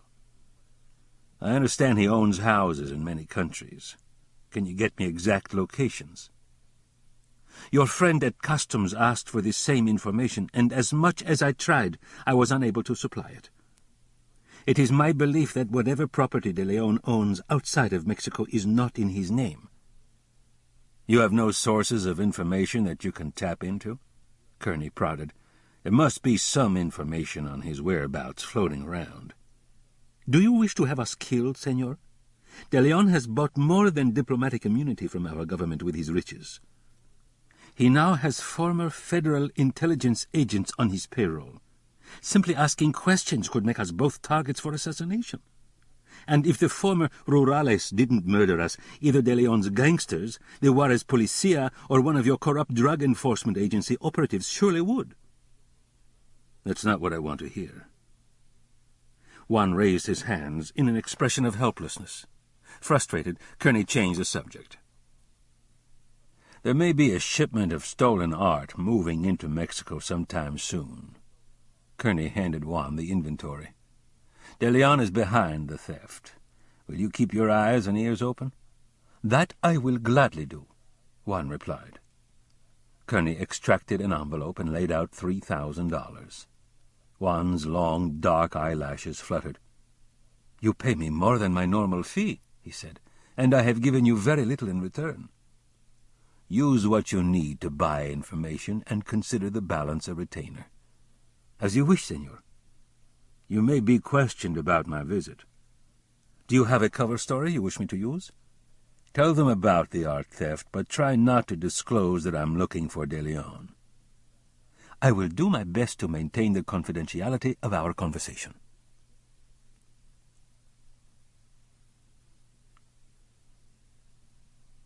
The road to the Rancho Caballo clubhouse, where the O'Keefe Museum fundraiser had been held, was barred by electronic security gates. Gilbert Martinez pulled to a stop next to the guard station. A young Hispanic male wearing a green sweater and khaki pants popped out of the small building, flashed Gilbert a big smile, and informed him that he needed a visitor's pass to get in. Gilbert flashed his shield in response.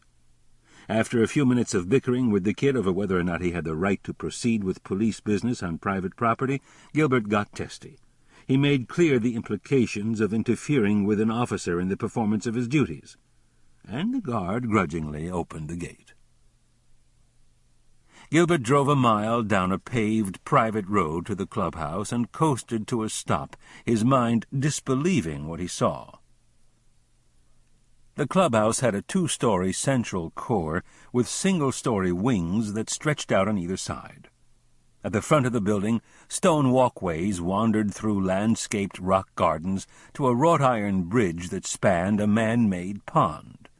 A flagstone driveway led to a portal reserved for valet parking. Behind the clubhouse, the lush green of a fairway flowed up to pinyon-studded hills. With a Spanish-tile pitched roof, the place had the feel of a Palm Springs resort. It was uncommonly glitzy-looking, and the fact that Santa Fe had become just another trendy resort destination for the wealthy depressed Gilbert. The sprinklers were on, pumping fine streams of water in arches over the golf course, and the grass glistened in the soft light from a hazy sun. As he parked and walked toward the entrance, Gilbert wondered what bureaucratic idiot had approved such a waste of water. Arid New Mexico survived on groundwater and snowpack runoff. It was not a commodity to be wasted on a rich man's playground. Before he reached the entrance, the door opened, and a stylish woman in her late 40s stepped out to meet him. Her blonde hair was carefully curled and tinted. She wore a long Santa Fe-style dress that accentuated her trim figure and a pair of snakeskin cowboy boots. She held a cellular telephone in her hand. "I'm afraid we're closed today," she said, before Gilbert could introduce himself. "I need to speak to the concierge," he replied. "I'm the concierge," the woman replied, with a casual glance at Gilbert's badge and ID.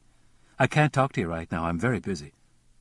"I'd like to ask you about the Georgia O'Keefe Museum benefit event held here last month." "What do you want to know?" "Who attended the function?" "I'm sorry, I can't help you." "Don't you keep a guest list?" "Of course we do, but this is a private club. We don't release any information without the permission of the board of directors."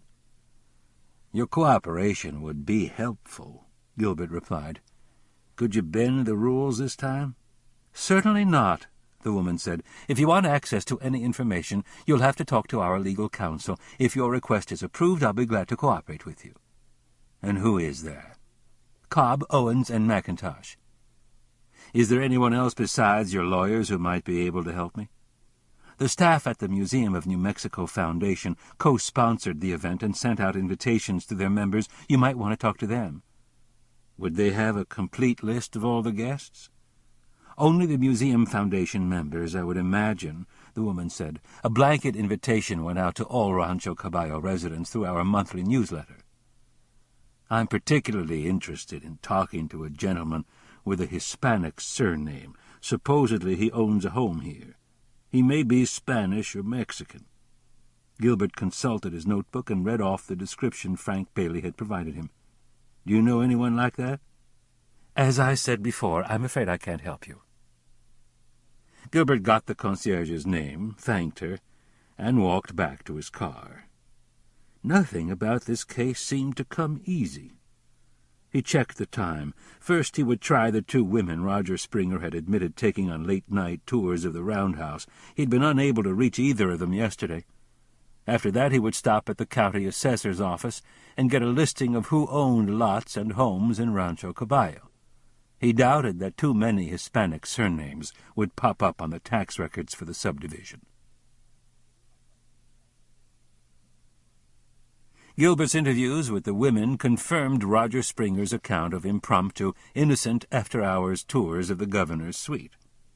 But Gilbert came away with the sense that he'd heard a canned, rehearsed story from each woman. Neither had struck him as the type who would be thrilled by the opportunity to have just a private tour of the roundhouse. He couldn't help but harbor the suspicion that Springer and the women might have had a completely different agenda for the late-night visits, like having sex on the floor in the governor's private office. It wasn't all that kinky. Once, when investigating a report of fraud at a state agency, Gilbert had walked in on a manager who had forgotten to lock his office door while he was performing oral sex on his girlfriend. He walked down the long, wide hallway of the old county courthouse, a lovely WPA building 2 blocks from the plaza. The hand-carved beams, finely crafted corbels, delicate tin light fixtures, and the sweeping staircases had been retained, but the guts of the building had been ripped out and modernized after the district court and sheriff's department had moved to other locations. As a child, Gilbert had occasionally accompanied his father to the courthouse when it still housed all the county services. Back then, his father knew most of the people who worked there on a first-name basis. Gilbert knew none of the workers he passed in the hallway, and it only deepened his feeling that he was a stranger in his hometown. Maybe it had been a mistake to take the promotion to sergeant and move back to Santa Fe. So far, it had been nothing but a painful, disconnected experience. He found the assessor's office and asked for the Rancho Caballo subdivision property tax records. The printout he got wasn't helpful at all. No Hispanic surnamed owners were listed, but a sizable number of the houses were owned by out-of-state corporations and foreign companies. He compared the records with the names Fletcher Hartley and Frank Bailey had given him. None were listed as Rancho Caballo owners. But one local business, Cocopelli Design Studio, was carried on the books as a corporate owner of 2 homes. Gilbert noted the address for the studio. It was 1 block off the plaza. On his way out of the building, he stopped at the Land Use Planning Office and asked to speak to the director. Gilbert had one question to ask of purely personal interest. "How much water does the Rancho Caballo golf course use?" Gilbert asked, after introducing himself to the head of the planning office. The director, a nearly bald, gray-faced older man, scowled at the question. "On the average, between 300,000 and 400,000 gallons a day." How did that kind of consumption get approved? "Rancho Caballo was initially approved to use only recycled gray water for the golf course," the man answered. "That was part of the original subdivision master plan." "That's impossible," Gilbert said. "There isn't enough development in the area to supply that volume of gray water."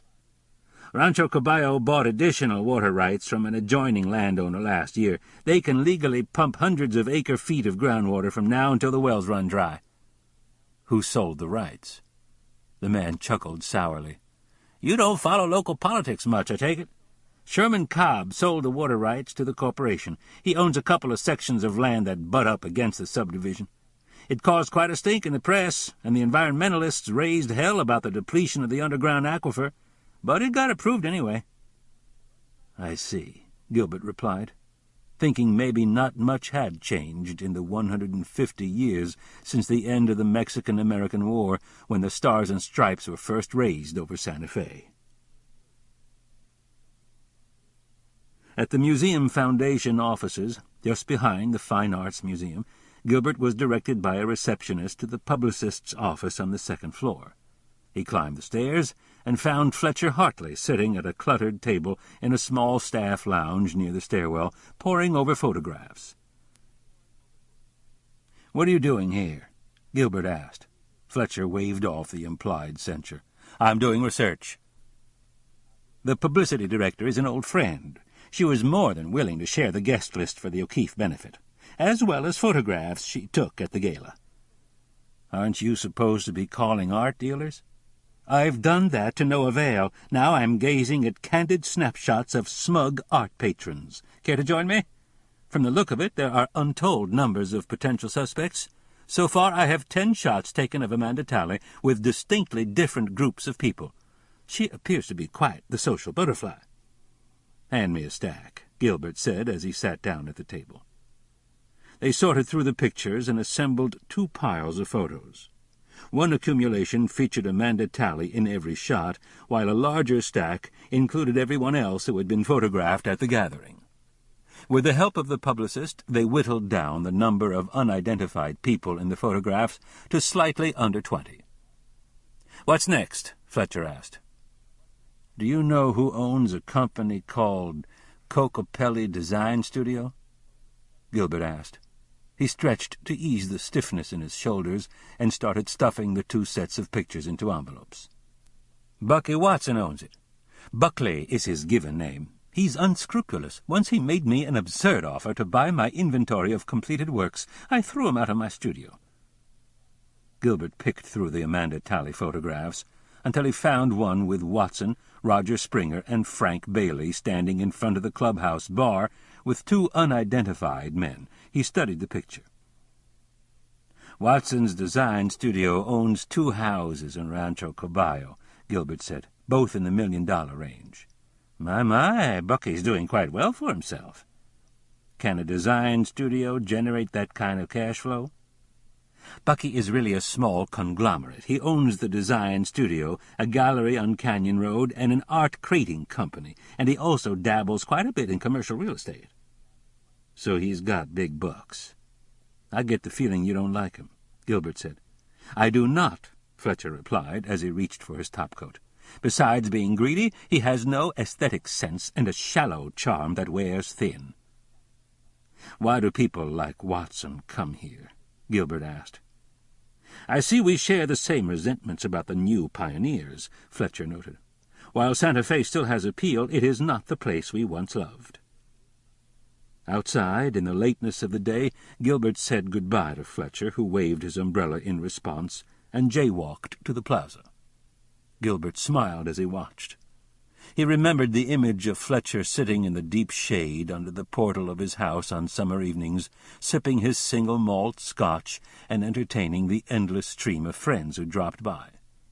Gilbert's family had a standing invitation to Fletcher's informal soirees, and the gatherings sparkled with eccentrics, bohemians, artists, writers, and the intelligentsia. Fletcher's friends were men and women of every imaginable persuasion and inclination who loved the city with a passion that made them a vital part of the community. For Gilbert, going to Fletcher's house had been like opening a window on the world. He smiled at the memory of Fletcher and his pals leading everybody off on a walk to the plaza for band concerts and other festivities. Those were magical evenings when Gilbert was young. What did Fletcher call the people who had recently migrated to Santa Fe? New pioneers. That was it. The city was glutted with affluent colonists, busy discarding identities, leaving relationships, abandoning careers, forging new lifestyles, pursuing new-age aspirations, and picking through the Santa Fe scene like shoppers at an outlet mall. There were probably more psychic healers, spirit guides, psychotherapists, and self-help gurus per square foot in Santa Fe than anywhere else in the country. Stolen art and stolen culture, Gilbert thought. He pushed back the sour feeling. It was close to the end of the business day. Maybe Bucky Watson would still be at his design studio on Water Street.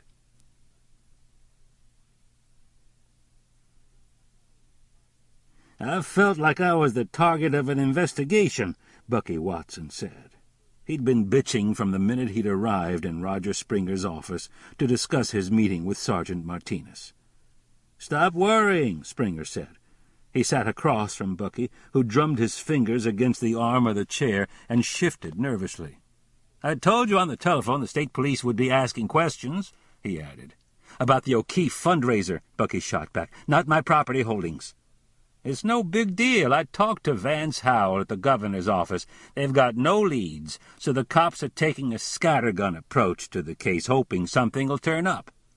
I still don't like it. Bucky ran a hand through his hair. "Is Amanda really a suspect?" "Hal says the working assumption is that her loose talk may have planted the idea for the robbery." "Can't she straighten this thing out?" "She's on vacation in Belize." "Do the cops know about you and Amanda?" Bucky asked. Roger laughed. "Amanda likes to keep her trysts secret." "And I like to keep my business affairs private," Bucky snapped. "Relax. I can ask the governor to flex a little political muscle if need be. Given the size of your contribution to his re-election campaign, I'm sure he'd oblige." "That would help," Bucky said. "I'm always glad to be of service to a friend." Bucky changed the subject. "I need to move more money into Rancho Caballo. What's the status on the equestrian center plans?" Springer got up and went to the desk. "It's ready to go. All I need is a signature and a check." He picked up a document and walked back to Bucky. "Now that we've attracted the wealthy golfers, it's time to bring in the rich horse," he said. "How much?" Bucky asked, taking the papers. $9 million to cover design, planning, and land acquisition. Can you swing it? The corporation is cash poor until we finish selling the remaining lots. We went over budget on the clubhouse and golf course." Bucky scanned the papers for the bottom line. "Cobb stands to make a hell of a profit on the land sale to the corporation," he remarked. "Stop complaining, Bucky. You get what you need out of the arrangement." Bucky scrawled his signature and handed the papers back to Springer. "When do you want the check?" "Any time this week will do." Neil Ordway fumed as he slugged back the double shot of whiskey. He wanted to grind the shot glass into the face of the owner of the Cottonwood Bar, who stood behind the counter smirking. His scuffle with Kerney had been reported to the town council, and instead of accepting his resignation, the council had fired him instead. His chances of getting another law enforcement job were now less than zero. It had taken all of 30 minutes for the news to spread throughout the village. After turning in his equipment, the keys to the office and patrol car, and his badge and commission card, Ordway had walked from the town hall to the bar, brooding over ways he could get back at Kerney. He glared at the proprietor, a chunky man who always dressed Western and prided himself on looking like Kenny Rogers, the country singer. Ordway was sure the man dyed his carefully trimmed white beard and razor-cut long hair to intensify the similarity. He pointed at his empty glass. The owner filled it quickly and moved away. It was dinner time, and Ordway was the lone customer in the bar. The Cottonwood, a sleazy joint that smelled of sweat, stale liquor, cigarettes, and cheap perfume, catered to hard-core boozers. The crappy, dingy atmosphere suited Ordway's shitty mood perfectly. He downed his drink, ordered one more for the road, drank it quickly, bought a fifth to carry home, and stepped out into a cold night wind. There was no one in sight, and the main drag was virtually empty except for a few cars parked across the street in front of the laundromat. Ordway buttoned up against the cold and started walking. A car passed by, and he stiffened with embarrassment as the glare of the headlights caught him. Even though his rented house trailer behind the Schaffer Hotel was just a few minutes' walk away, Ordway felt humiliated at the thought of being seen hoofing it home. He hurried across the main drag before another car cruised by and ducked down a side street. At the corner where Pop Schaffer's old, long-deserted motor lodge cabin stood, Ordway stopped and looked down the sidewalk toward the hotel. He smiled wickedly at the sight of Robert Cordova parading up and down in front of the weird concrete fence next to the hotel. Half drunk, Ordway remembered getting a message earlier in the day that the county jail had released Cordova from protective custody. He stuffed the paper bag with the whiskey bottle inside his jacket, walked to Cordova, reached out, and yanked Robert's hands away from his ears. "Hey, Robert," he said pleasantly. Robert opened his eyes. "Fuck you," he snarled, trying to pull away. "Be nice. I got something for you." "You ain't got nothing I want," Robert said, still struggling to free himself from Ordway's grip. "It's from Kerney. He sent you a present, a carton of smokes. Asked me to make sure you got them." Cordova relaxed, and Ordway released his hold. "Where are they?" Robert asked. "In my police car around the corner. Come on, let's go get them." He patted Cordova on the shoulder and walked him away from the hotel lights. When they reached the darkness of the motor lodge, Ordway pushed Cordova into the small courtyard that separated the stone cabins and slammed his fist into Robert's mouth. He heard Cordova's rotten teeth crack. He hit him again and felt some teeth break free. Robert sank to his knees, blood bubbling out of his lips. "How do you like your present, you crazy little motherfucker?" Ordway asked as he brought his knee up to Cordova's chin. Robert collapsed on his side, and Ordway started kicking him with his steel-toed boots.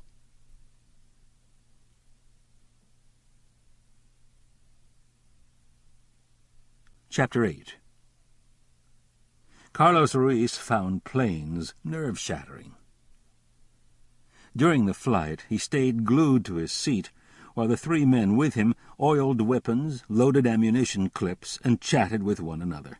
He tensed up when De Leon's pilot announced through the open cockpit door that they would touch down at the Santa Fe airport 10 minutes behind Kerney. Takeoffs and landings bothered Carlos most of all. After Carlos had followed Kerney to the airport the night before, De Leon had ordered him to continue the surveillance, no matter where the gringo went. Fortunately, it didn't take long to round up De Leon's pilot and tail Kerney to El Paso. Once Carlos was back on the ground, shadowing the gringo had been easy. Kerney had no idea he had been followed. Carlos had stayed in contact with the patron by telephone, advising him of Kerney's movements. As soon as Kerney crossed into Juarez, De Leon ordered Carlos to find out what the gringo was up to. That, too, proved to be a simple task. First, Kerney spoke with Rose Moya, and then immediately moved on to meet with Francisco Posada's former houseboy, Juan Diaz. After Kerney left, Carlos put another man on Kerney while he paid a visit to Juan. Experience had taught Carlos that men feared the loss of physical capacity. If you threatened to cripple a man, blind him, or cut off his cock, most became cooperative within a very short time. Juan proved to be no exception. Carlos didn't need to rough up Juan to learn that Kerney was investigating the Santa Fe art theft. But when Juan hesitated to say more, Carlos loosened his tongue by smashing the bones in his right hand. It alarmed Carlos to discover that Kerney suspected De Leon. He reported Juan's disclosures to the patron. Don Enrique seemed unsurprised, which probably meant Carlos had simply confirmed information already at De Leon's disposal. The jefe ordered continued surveillance.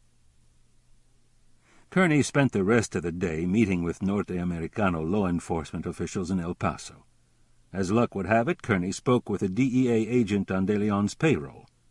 Carlos talked to the agent after Kerney had learned that fingerprint evidence from the burned van had led the gringo to suspect De Leon's organization. That was all the agent knew. Carlos passed on the news to De Leon, who once again seemed unperturbed. Carlos ran over the torching of the van in his mind. He thought he had destroyed the vehicle sufficiently to erase all the evidence. Would De Leon hold him responsible for the oversight? He would find out soon enough, and although the thought of facing De Leon's anger chilled him, he knew better than to try to run or hide. Carlos switched his attention to the three men in the plane. He wondered what plans the patron had for them. Hopefully they were coming to Santa Fe only to kill Kerney, but De Leon could also use them to mete out punishment. Carlos needed to remain mindful of that possibility. The wheels thudded over the runway, and for the first time during the flight Carlos looked out the window. The bright lights of the small control tower were a welcome sight. He let go of the armrests and grunted in relief only when the plane touched down and the pilot applied the brakes.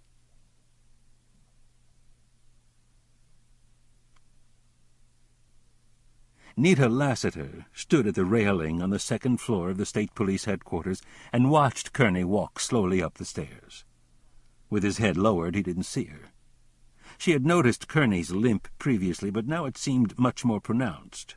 He was almost dragging his right leg up each step. He saw her, masked a small smile, and picked up his pace. "I see you made bail," Kerney said as he reached the top of the landing. "Yesterday," Nita replied. Dressed in blue jeans, a blue cotton shirt, and work boots, Nita held a brown leather bomber jacket in her hand. Her arm was no longer in a sling. "What can I do for you, Miss Lassiter?" Kerney asked, concentrating on her worried expression. Even in casual attire, Nita looked feminine and elegant. "I'm here about Robert," Nita replied. "He's been severely beaten. He wants you to visit him at the hospital." "What happened?" "He won't talk about it. He has a fractured arm, a broken rib, and he lost some front teeth." "Who found him?" "A deputy sheriff." "Where?" "Near the Schaffer Hotel in Mountain Air. He was lying in the courtyard of the old motor lodge." "What hospital is he in?" "The University Hospital in Albuquerque." "How'd you find out about it?" "Robert carries my business card in his wallet. The hospital called to see if I was his next of kin." "No wonder Robert thinks of you as his sister." "He really has no one else," Nita answered with a slight shrug and small smile. "Will you go and see him?" "Of course I will, as soon as I finish up here." "Thank you." Nita dropped her gaze as Kerney's blue eyes studied her. "I wish you wouldn't look at me like that." "Like what?" "If you have another question, just ask it." "You don't seem to like my questions," Kerney replied. "I'm not going to apologize for being upset when you came to take me to jail." "Why should you? I've watched hard cases break down and cry when the jail door slammed shut behind them. You held up very well." "Is that a compliment?" "You bet it is." "Why do I get the feeling you don't think of me as a criminal?"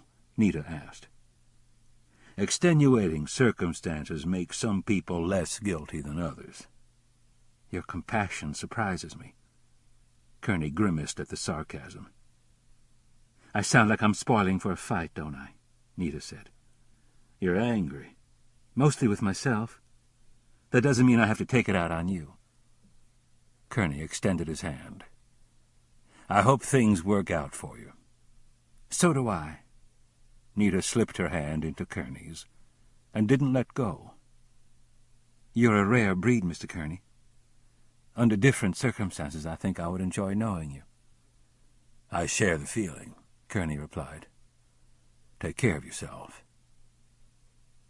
Nita smiled and let go of Kerney's hand. "I plan to. Addie is about to have her baby. She went into labor an hour ago. I'm on my way to Socorro." "Will you tell her the truth about Paul Gillespie?" Nita shook her head. "There's no need. She's agreed to put the baby up for adoption." She walked down the stairs with her back straight and her head up, and Kerney fought off the unpleasant image of Nita dressed in prison garb, locked in a cell. He wondered if there was anything he could do to help her. "How did it go?" Andy asked from behind his desk as Kerney entered his office. "Nobody seems to know where Deadlier is, but I did learn that he now has a diplomatic passport, and he's buying into legitimate businesses along the border." Kerney sat, gave Andy the details, and finished up. "I've got an informant in Juarez trying to scour up some more facts. By the name of Juan Diaz," Andy noted. "He called looking for you." "Did he leave a message?" "It's not one you're going to like to hear. Carlos Ruiz laid some heavy muscle on him after your visit. Ruiz roughed Diaz up and forced him to snitch you off." "How the hell did Carlos get on to me?" "You were probably tailed as soon as you crossed the border," Andy ventured. "I never should have let you go down there. If Deadlier knows I'm looking for him, it might force him out into the open." "What an optimist you are. Deadlier has any number of resources he can use to kill you without exposing himself." "Should I go into hiding?" Kerney asked sharply. "Don't get testy on me," Andy answered gruffly. "But until the dust settles, I've put Fletcher's house under a close patrol, and Sergeant Martinez will be your partner. Where you go, he goes."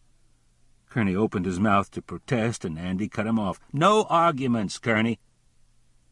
Kerney clamped his mouth shut and nodded. "Has Gilbert made any progress while I was gone?" "He's got his team working hard on the Amanda Talley connection, and he's searching records on the companies that own Rancho Caballo property to see what might be lurking behind the corporate veil." "No breakthroughs," Kerney summarized. "We're running with one foot nailed to the floor," Andy groused in agreement. He pointed to the open door to the conference room. "But if it'll make you feel any better, there are a shitload of inconclusive field reports you need to read through." Kerney pulled himself out of his chair with a rueful look on his face. "In the morning," Andy ordered, holding up a hand. Kerney nodded. "Yeah, in my current state I'd just have to read them all over again anyway. Go home. Better yet, get a home. Fletcher would be heartbroken to know that you don't approve of my living arrangements. Fletcher may not want you staying in his guest quarters for the next couple of years. I doubt the investigation will last that long. I didn't make you my chief deputy to work one case. As soon as we get through this mess, I'm going to fill your plate. There's a hell of a lot of work we need to do in this department. Don't try to Shanghai me for the long haul, Andy. You're in for the duration." "We'll just have to see about that," Kerney noted, as he left the office.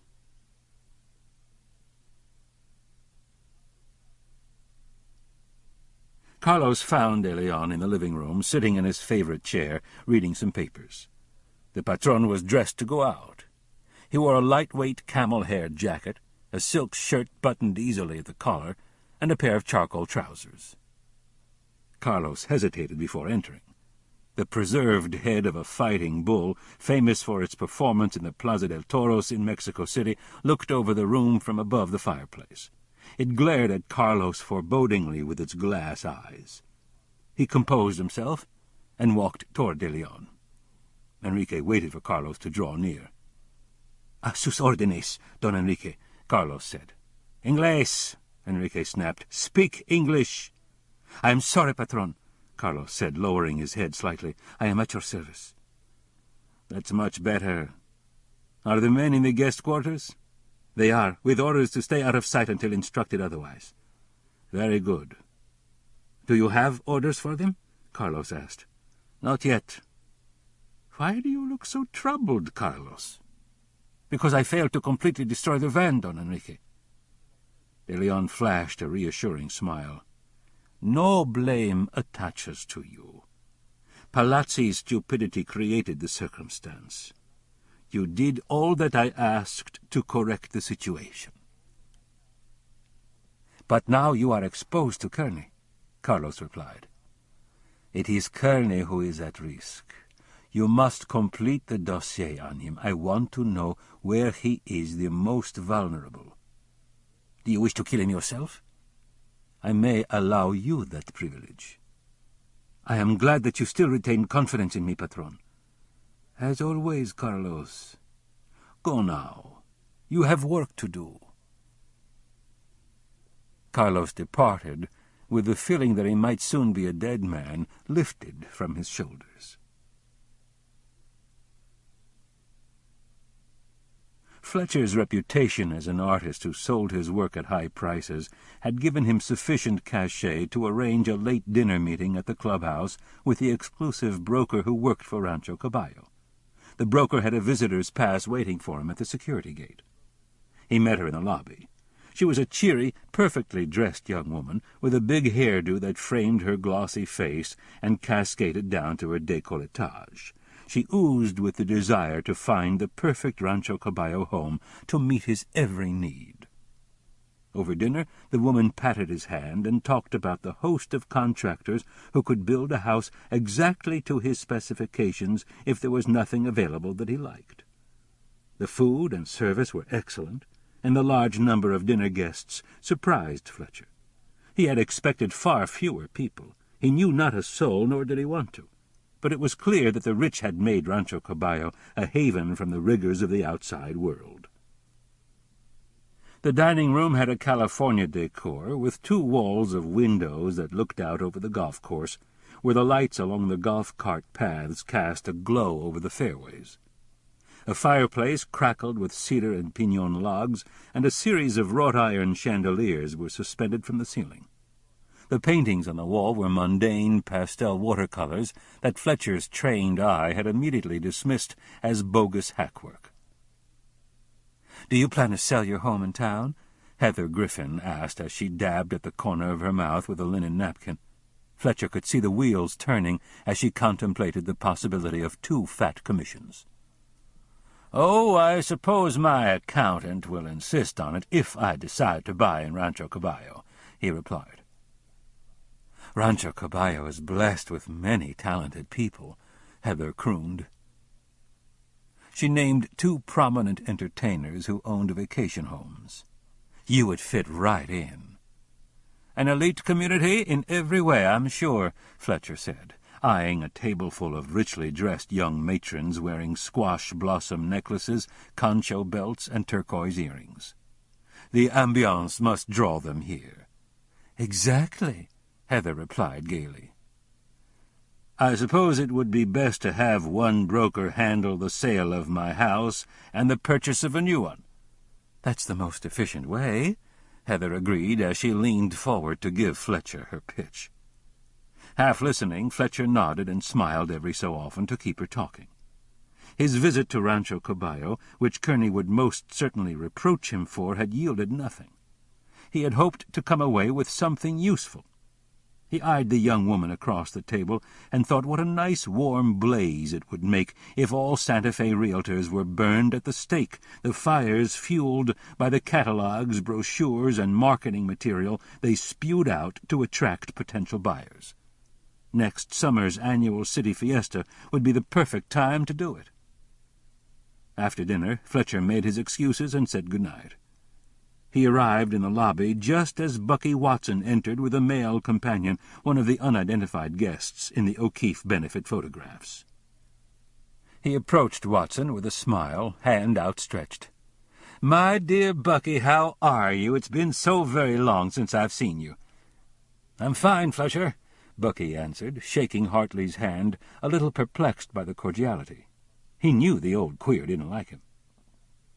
"Who's your friend?" Fletcher asked, turning to look squarely at the man for the first time. He was definitely Hispanic, perhaps in his mid to late 30s, with a fair complexion, blue eyes, and curly light brown hair. "Vicente Fuentes, meet Fletcher Hartley," Bucky replied. "Fletcher is one of our living treasures." "Ah," De Leon said. "I have heard of this custom. Your city honors elders who have contributed their talents to the community. It is an admirable idea." "I've enjoyed the distinction," Fletcher said. "Have you been with us long in Santa Fe, Senor Fuentes?" "I am only an occasional visitor," De Leon answered. "I believe you've met a friend of mine, Frank Bailey, at the O'Keefe benefit last month." "I don't recall the name," De Leon said. "I have met so many people since I arrived, it is hard to keep everyone sorted in my mind." "Of course. Perhaps I'm mistaken," Fletcher said. "Perhaps," De Leon replied. He touched Watson's back in a signal to move on. "Good night, Mr. Hartley." "Good night, Senor Fuentes." Fletcher drove home in great anticipation of his next conversation with Kerney. He would reveal a tidbit that he hoped would be new and helpful information. At a corner table in the clubhouse bar, Bucky Watson waited for De Leon to speak. De Leon expected to be treated with deference, and while Bucky privately resented the attitude, he knew better than to confront it. He took a sip of his drink and remained silent. Aside from the hostess behind the bar and an older couple about to leave, the room was empty. De Leon watched the man hold the woman's coat as she slipped her arms into the sleeves. When they walked out the door, he glanced over at Bucky. Bucky looked like an athlete, with wide shoulders, narrow hips, and a trim waist, but his petulant face spoiled the image. After the hostess left to deliver drinks in the dining room, De Leon finally spoke. "How much inventory do you have on hand?" Bucky did a quick calculation in his head. "A 6-week supply of cocaine," he answered. "Maybe a little less than that in heroin. Smack has been moving well lately."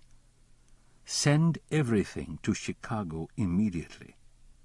"That's a lot of product to put on the road at one time." De Leon answered with an icy look. "I'll have it shipped out by morning," Bucky said, recovering quickly. It would mean calling in the crew to build special containers at the crating shop, packing the drugs in with some cheap art, forging lading bills, and putting 2 large trucks on the road. It was an all-night job. "When will I be resupplied?" Bucky asked. "You won't be for a time. I've got people who expect product waiting out there." "They can wait," De Leon said, thinking how tiresome Bucky could be.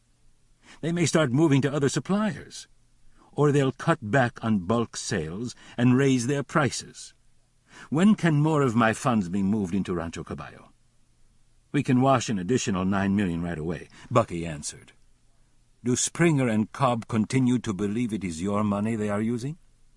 Bucky snickered. Yeah, they don't seem to care where it comes from as long as they get their slice. Excellent.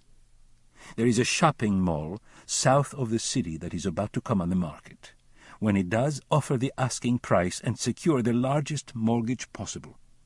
I'll transfer funds to cover the down payment and closing costs. Bucky masked his surprise. If De Leon was right about the mall, no one else in the city knew anything about it. I'll take care of it. Have the police returned to question you further about the art theft? No, Bucky replied. Roger Springer will ask the governor to intervene if the cops get too nosy. Since you had nothing to do with the theft, you should have no worries. I'd love to know who pulled it off. It was a slick piece of work. So it seems, Enrique said. What have you learned about it? The police are operating on the assumption that Amanda Talley was somehow involved in the heist. I introduced you to her at the O'Keefe benefit. The cops think she may have been murdered. How interesting. Is this information reliable? It comes right from the governor's chief of security, the state police captain. Police make such excellent informants. The gentleman you introduced me to in the lobby, tell me about him. Fletcher? He's local color. He's a very successful artist, collected on a national level. Does he own property in Rancho Caballo? Not as far as I know. He lives near the roundhouse in one of the older neighborhoods. He was probably someone's dinner guest. I did not like the degree of interest he showed in me. Who are his friends? Bucky chuckled. Every queen, queer, transvestite, and transsexual in Santa Fe. The latest Fletcher story I heard is that he has a gay cop living with him. Really? I don't know who it is, but knowing Fletcher, he's probably young and good-looking. He sounds harmless, De Leon noted, glancing at his wristwatch. Bucky took the cue, stood up, and smiled at his boss. I'll stay in touch, he said. Make sure that you do. Bucky left the bar feeling miffed. Working for De Leon had made him a rich man, but he didn't have to like the son of a bitch's condescending attitude. After learning a bit more about Amanda Talley, Gilbert Martinez believed his hunch about Roger Springer and his after-hours trysts with women at the governor's office deserved to be tested. Although it was fairly late, lights burned inside Roger Springer's house. Gilbert was pleased. He had timed the visit to catch Springer away from the office and off guard, if possible. He stopped his unit next to a BMW in the driveway, and exterior floodlights controlled by motion sensors immediately switched on. Average in size by neighborhood standards, the house was situated off Gonzales Road in the foothills, with Santa Fe aglow below it, spreading haphazardly across the valley floor. A round structure low to the ground, the home seemed anchored to the hillside. The curved walls had large windows and doors separated by buttresses, and all the rooms appeared to open onto a semicircular patio. Gilbert found his way to double glass doors that allowed him to see into a sunken living room. A fireplace glowed in the center of the room, and a wine bottle and 2 glasses were on a coffee table in front of a couch. No one was in sight, so he knocked and waited, his attention drawn back to the cityscape below. He could remember a time when, except for the highway strip into town, Santa Fe stopped at the private college on St. Michael's Drive. Now the profusion of city lights ran for miles past the college and washed out the night sky. He looked through the double-glass doors just as Roger Springer yanked one open.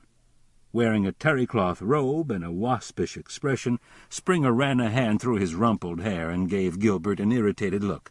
"What is it, Sergeant?" "I have a few questions, Mr. Springer. May I come in?" "At this hour?" "Only for a minute." Springer nodded brusquely and stood aside. Gilbert stepped into a wide, arched foyer that opened onto the living room. Recessed lights along the back wall of the living room accentuated an arrangement of paintings and lithographs above a stereo sound system on a low built-in bookcase. "What questions do you have?" Springer asked as he closed the door. He made no gesture for Gilbert to move into the living room. "I understand you're a friend of Amanda Talley." "I know Amanda." "You were with her at the O'Keefe benefit, I believe." "I was hardly with her, Sergeant." "But you saw her there," Gilbert countered. "We had a drink together with several other people." "Was Bucky Watson one of them?" "I believe so. There was another man with the group. He may have been Hispanic or Mexican. Do you remember meeting him?" "I can't say that I do." Gilbert held out a photograph. "Please look at the man at the extreme left of the picture with his head partially turned away and tell me if you know him." Roger leaned forward and looked.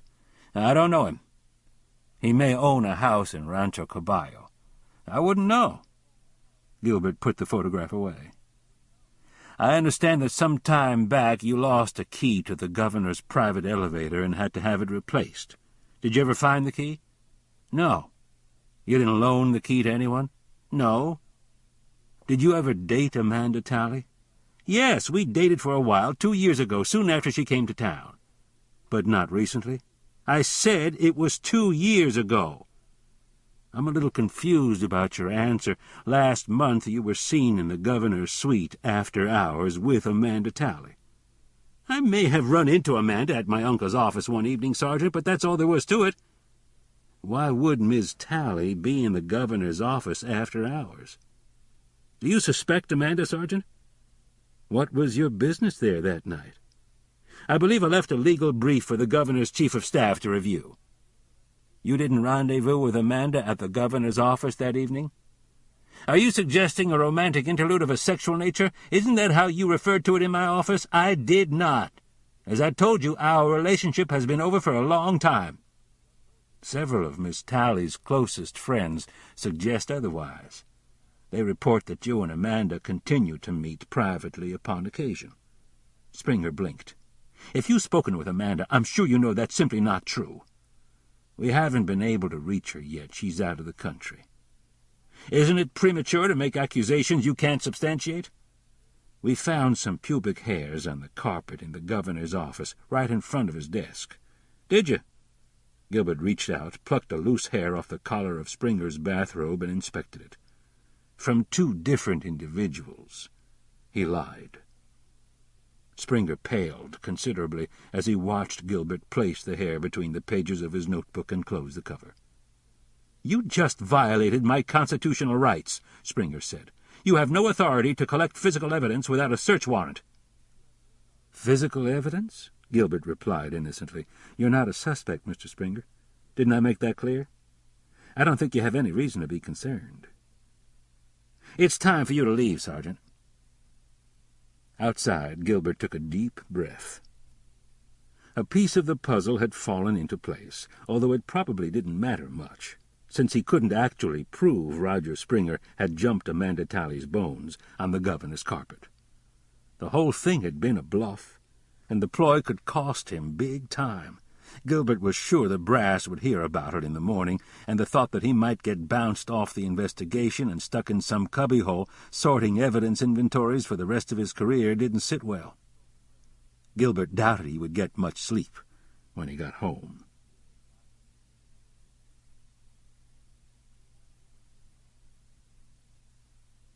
The doctors had given Robert painkillers. He woke up to Kerney's gentle shaking with a small groan. His beard had been shaved off, and there were bruises on his mouth and chin. His lip was split, and 2 upper front teeth were missing.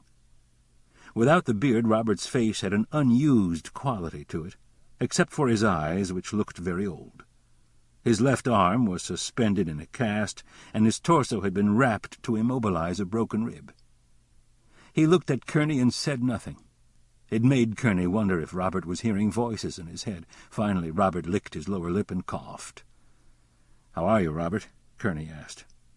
"Un poco de agua, por favor," Robert said. With great care, Kerney tilted Robert's head off the pillow and placed the straw protruding from the plastic water jug between Robert's lips. Robert took several small sips and then pulled the straw from his lips. "It hurts to use my mouth," he said. "You don't have to talk now if you don't want to." "You understand Spanish, Kerney?" Robert said. Who did this to you? El malo. Kerney knew the term. It meant the evil one, a colloquialism for the devil. How did he do this to you? Robert blinked and looked confused. My head feels better. I hope it stays that way. El malo never stays with me. He's just un atajo de mentiras. He lies to you? Robert smirked. He says I'm not crazy. That must be good to hear. It's a lie. Robert paused for a moment. Once I dreamed I was Jesus Christ. You know what I did in the dream? What did you do? I killed myself. Robert giggled. Isn't that funny? That was some dream. El malo makes me dream shit like that. It's bad luck to dream you're Jesus. Who beat you up, Robert? I was Naguitas, Kerney, a real sissy. I didn't even throw one punch, not one. Maybe you didn't have the chance. You're supposed to fight back, that's the rule. Even tofe-botos like you can get tricked, Kerney ventured. Robert considered Kerney's statement. You got fucked up pretty bad, shot and everything, isn't that right? That's right. Were you scared when it happened? Terrified. Who beat you up, Robert? That fucker Ordway said you sent him some smokes to give to me. Ordway did this? Yeah. Kerney stayed with Robert until he closed his eyes and fell asleep. On the drive back to Santa Fe, Kerney made contact with the state cop who lived in Mountain Air and asked about Ordway's whereabouts. The officer reported Ordway had cleaned out his trailer, loaded up a small U-Haul, and left town. Tired to the bone, Kerney turned down the Squawk Box volume and popped a Wynton Marsalis tape into the cassette deck. Some deep-down, throaty blues would carry him home. Or not exactly home, as Andy had so correctly pointed out. He would love to put his cowboy boots on the coffee table at Harper Springer's ranch and call the place his own, but that was a pipe dream. If he stayed in Santa Fe, reality would be a furnished box apartment with all the charm of a minimum security federal prison. That just wouldn't do. He was approaching the off-ramp to St. Francis Drive when the realization hit him that he wasn't thinking clearly. He switched his attention to the rearview mirror. The headlights of 3 cars behind him flickered in the mirror. He slowed to let them close, clicked on the turn signal, and continued past the exit. 2 of the cars turned off, while the third stayed behind him. He didn't know if he was being followed or not, but it was time to start playing it safe. He moved into the left lane, swung the car off the pavement onto a dirt crossover that connected the divided highway, and merged with the southbound traffic. The northbound car continued on without slowing. From now on he would take alternate routes to and from work and vary his routine. With an eye on the rearview mirror, he got off the interstate and took side streets to Fletcher's house. At the house he scanned the grounds for anything out of the ordinary before going inside. Everything looked perfectly peaceful. Chapter 9. Kerney turned on the table lamp in Fletcher's bedroom and found him curled up in a ball under an old hand-stitched floral wreath quilt. The bed, a massive 19th-century 4-poster, was angled to provide a view of a walled garden at the rear of the house. Nichos, carved in the adobe walls, displayed an assortment of folk art animal figures that included Acoma Pueblo owls, Cochiti storyteller bears, and mythical Mexican beasts. On the floor in the 4 corners of the room stood carefully grouped menageries of hand-carved painted animals, pigs, skunks, donkeys, lions, and chickens of various sizes were arranged facing the bed. "Wake up, Fletcher," Kerney said. Fletcher pulled a pillow over his head. "It's much too early to wake up," he muttered. "It's time for our run." Kerney removed the pillow, and Fletcher opened his eyes. Dressed to go running, Kerney wore a fanny pack around his waist. "Why are you wearing that ridiculous thing?" Fletcher asked as he sat up. The pouch, designed with a special sleeve for a quick draw, held Kerney's loaded semi-automatic and a spare clip, but Fletcher didn't need to know that. "Dress," Kerney said, ignoring the question and tossing Fletcher's sweats on the foot of the bed. "I'll wait for you outside." When Fletcher joined him, Kerney took a different route for their morning run, half expecting Fletcher to complain. But as Kerney led the way out of the neighborhood and up a narrow street that gave them a view of the mountains, Fletcher said nothing. The first full light of morning streaked speckled carmine on the flat underbelly of some stratus clouds, brushed the Sangre de Cristo Mountains, and flickered against the peak of Sun Mountain. Sunlight tipped the mountain tops as though it were a hazy rivulet of gold spreading across the high summits. "Why do you look so pleased with yourself?" Kerney asked as they jogged past an open field that gave them a better view of the mountains. "No particular reason," Fletcher replied, "unless you might have some small interest in learning the identity of the mysterious man who was with Bucky Watson at the O'Keefe benefit." Kerney slowed to a trot. "What have you been up to, Fletcher?" "I happened to run into Bucky and his friend at the Rancho Caballo clubhouse." "The man's name is Vicente Fuentes. He's Hispanic with classic Castilian features, quite good-looking. A Mexican from his accent, I would say. Gilbert has a picture of him." "What were you doing at Rancho Caballo?" "Having dinner. The food was excellent." "Did you learn anything more about Fuentes?" "Only that he's an occasional visitor to Santa Fe. He looks to be quite wealthy." "I want you to be careful, Fletcher." "Careful about what?" "The men we're looking for can be very dangerous." "Have you identified the crooks?" "We've got a line on them. Don't let any strangers into the house, and if you see anyone suspicious in the neighborhood, I want you to call me right away." "Have you been sending patrol officers to check on my house?" Kerney nodded. "And he has. It's just a precaution." "Do you have to go anywhere during the next few days?" "A trip to the grocery store. I need to fill my larder, that's all." "Do that, but otherwise stay home and keep the doors and windows locked." "You're scaring me a bit, Kerney. Whatever is the matter?" "Just do as you're told," Kerney said.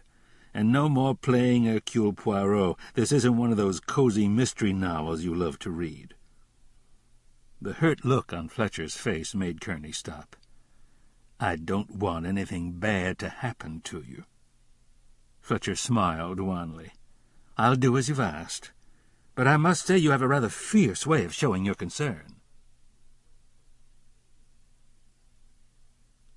Bucky Watson's art-crating business was housed in a 2-story Victorian on a side street in the Guadalupe district of Santa Fe. A red brick structure with a wide front porch and a gabled roof, it had a loading dock at the back of the building that led to an alley. 2 other Victorians were on either side, one used as a dance studio and the other rented by a high-end furniture maker. Across the street stood an upscale nightclub and restaurant. It was one of the few buildings on the street Bucky's company, Milagro Properties, Spanish for miracle, didn't own. The Guadalupe district, within walking distance of the plaza, had once been a blend of homes and family-owned businesses. As the tourist industry expanded and all the buildings on the plaza were fully leased to serve the growing market, the new galleries, boutiques, and specialty shops began spreading into the Guadalupe area. Using De Leon's money, Bucky had started buying before other investors jumped on the bandwagon. He stood on the loading dock and watched the trucks start off on the long haul to Chicago. His breath cut a ribbon through the frigid air of early morning. It had taken all night to put the shipment together. Moving nearly a half-ton of cocaine and an equal amount of smack was no easy proposition. It had to be hidden in specially constructed crates and loaded precisely in the trucks to avoid raising suspicion. Bucky turned off the overhead lights and walked to the back of the crating room, to the large tool closet. The drivers had been the last employees to leave, and the building was empty. He flipped on the closet light and swung open a floor-to-ceiling shelf that led to a secret basement. 6 wetbacks supplied by De Leon had built the hidden passageway and fashioned a cellar under the crawl-space. All the excavation work had been done at night. Dirt had been hauled up in buckets by hand, loaded into trucks, and carted away before daybreak. Bucky walked down the stairs and checked his inventory. He'd deliberately held back some product so he could fill 2 upcoming shipments, one for Colorado and one for Kansas. He saw no reason not to make the deliveries just because De Leon wanted to bolster the Chicago market. The drugs would be gone within a couple of days, and because the well would be dry for a while, Bucky planned to bump up the price of a kilo and skim the difference with no one the wiser. He turned off the light, locked up, went to his office, and logged on at the computer. Except for Kansas and Colorado, it was time to let the network know that the pipeline would be shut down until further notice. Gilbert Martinez got to work early and found a memorandum tacked to the office door. The memo, signed by the vehicle maintenance supervisor, directed Gilbert to produce his unit for servicing immediately. It cited departmental policy and noted that failure to comply could result in disciplinary action. It was the second memo Gilbert had received in a week, and while he didn't expect to be reprimanded, the car badly needed a tune-up. He unlocked the office, dumped his briefcase on the desk, and walked down the hall to a back suite that looked out on the maintenance building. The overhead doors were open and the lights were on. Maybe if he got the unit in immediately, he could have it back in a couple of hours. He drove to the shop, parked by an open bay, found the vehicle supervisor in his office, dropped the car keys on the desk, and asked when he could pick up the unit. "End of the day," the man said gruffly. "I'm going to have to fit you in where I can." "I need another car," Gilbert said. "Don't have one," the man replied. "You'll have to borrow from somebody who isn't using their vehicle or catch rides with one of the uniforms." "That won't work," Gilbert said. The man shrugged. "You caused the problem, Sergeant, not me. I had you scheduled for maintenance last week. Next time get your car in when you're supposed to, and I'll have a loaner for you." Back in his office, Gilbert discovered 2 manila envelopes on the seat of his desk chair containing information on Rancho Caballo, sent over by the Environment Department and the Santa Fe County clerk. He thumbed through the paperwork. One set was compliance documents for the effluent discharge and gray water system at the clubhouse. He set it aside. The Santa Fe County clerk's packet contained release of mortgage documents, warranty deeds, and copies of the mortgages held on Rancho Caballo. Gilbert read the material carefully. 12 liens against Rancho Caballo had been released by a company called Milagro Properties, based in Santa Fe. The total amount paid off to Milagro exceeded $100 million. Milagro held another $100 million in paper against the corporation. Gilbert checked the due dates on the release documents. Each were 10-year notes that had been paid off way ahead of schedule. Gilbert wasn't a financial expert, but paying off so much debt so quickly seemed unusual to him, especially for a real estate project with land and houses still unsold. He went through the forms again, this time scanning the signature blocks. Sherman Cobb, Roger Springer, and Bucky Watson had signed off on each of them, Cobb for Rancho Caballo, Springer as corporate counsel, and Watson for Milagro Properties. "It's such a small world," Gilbert thought, as he heard footsteps in the hallway. He looked up, expecting to see Chief Kerney appear in the doorway, ready to ream him out for his late-night visit to Roger Springer. He relaxed when the footsteps receded. Gilbert leafed through the papers again. Milagro Properties was taking a hard hit on interest earnings because of the accelerated payback on the notes. And while everything appeared legal, he wondered why Watson would keep financing a project that yielded such low returns. He needed some expert advice. The official workday had begun, which meant that Joe Valdez should be in his office. Valdez, a senior investigator and a certified public accountant, specialized in white-collar and corporate crime. Gilbert picked up the paperwork and went looking for Valdez. He found him anchored behind his desk, reading glasses perched on his wide nose, punching the keys of a desk calculator. Valdez had a full chin and big ears with thick lobes. He wore his hair short with no part. He looked more like a prize-fighter than a cop or a CPA. "Hey, Sergeant," Joe said as Gilbert walked in. "What's up?" "Doing the monthly family budget?" Gilbert asked. "There is no family budget," Joe grumbled, pushing the calculator aside. "A budget assumes that I can actually plan for expenditures. That's impossible to do with 2 teenage daughters in high school." "Marry them off," Gilbert suggested, sliding into a chair. "Too young," Valdez replied with a shake of his head. "Plus, they both want to go to college before they get married. As it is, I'm running a tax service out of the house in my spare time, trying to put some money aside for tuition. It costs a bundle to send kids to college. Now that the wife is working, we just might be able to swing it." The rewards of police work come from the satisfaction of the job, not money. "Don't give me that crap. You'll have both girls in college at the same time, one right after the other, starting in 2 years. I'm looking forward to the same experience with my girls later down the line." "You'll love it," Joe predicted sourly. "What have you got?" "Take a look at these and tell me what you think." Gilbert handed Valdez the documents and waited for a reaction. "I don't like what I'm seeing," Valdez finally said, flipping back and forth from document to document.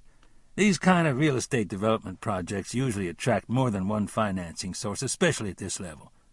$200 million is a hell of a lot of money for one company to invest in this state unless it's a banking institution."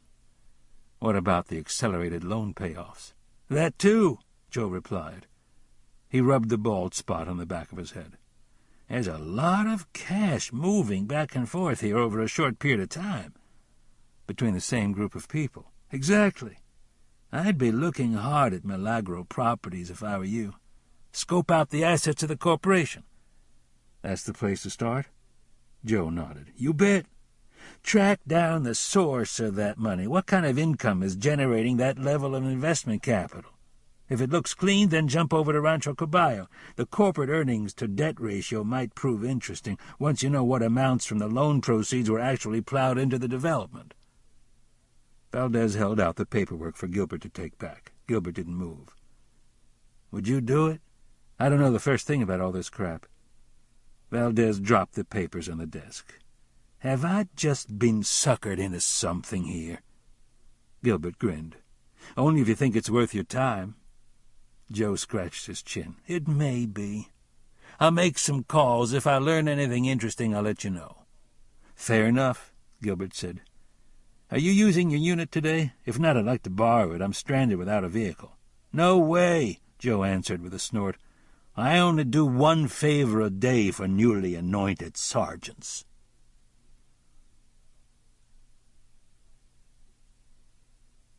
Carlos couldn't remember a time in the past when he had been invited to join the patron for a cup of coffee.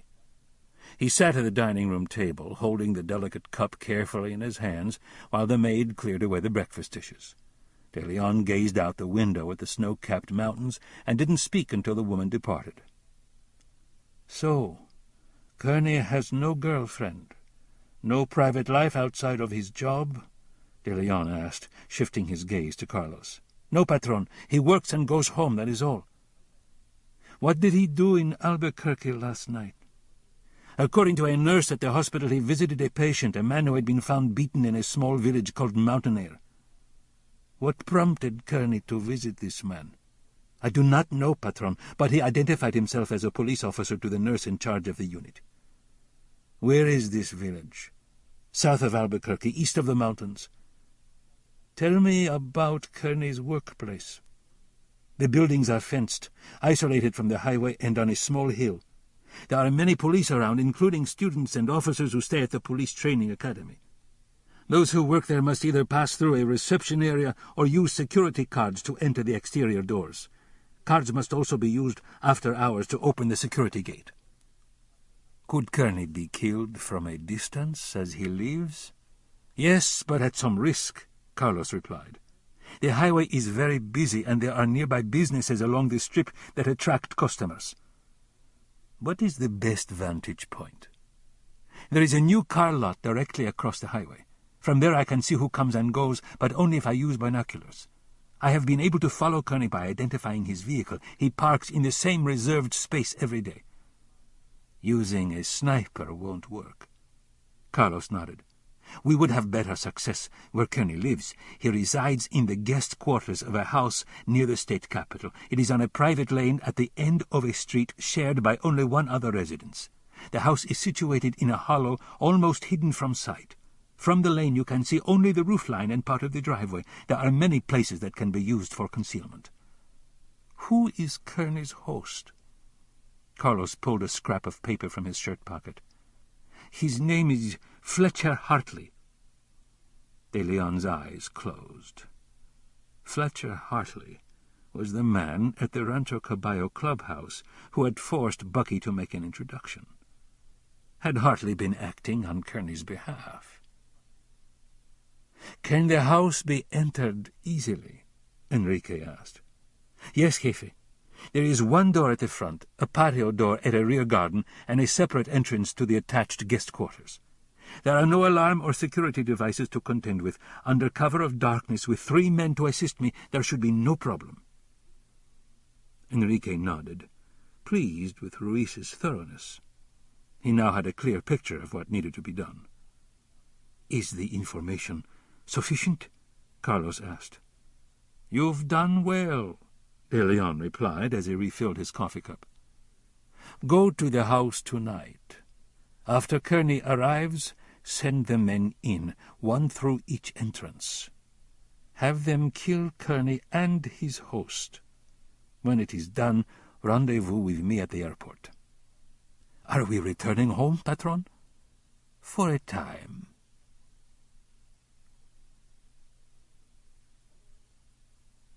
Gilbert dug through the sheaf of National Crime Information Center reports on the people who had been interviewed and questioned since the investigation began. There were no hits for arrests or convictions until he reached Bucky Watson. In the early 70s, Bucky had served 18 months in a California state prison for drug dealing. Gilbert reached for the telephone just as Chief Kerney appeared in the doorway.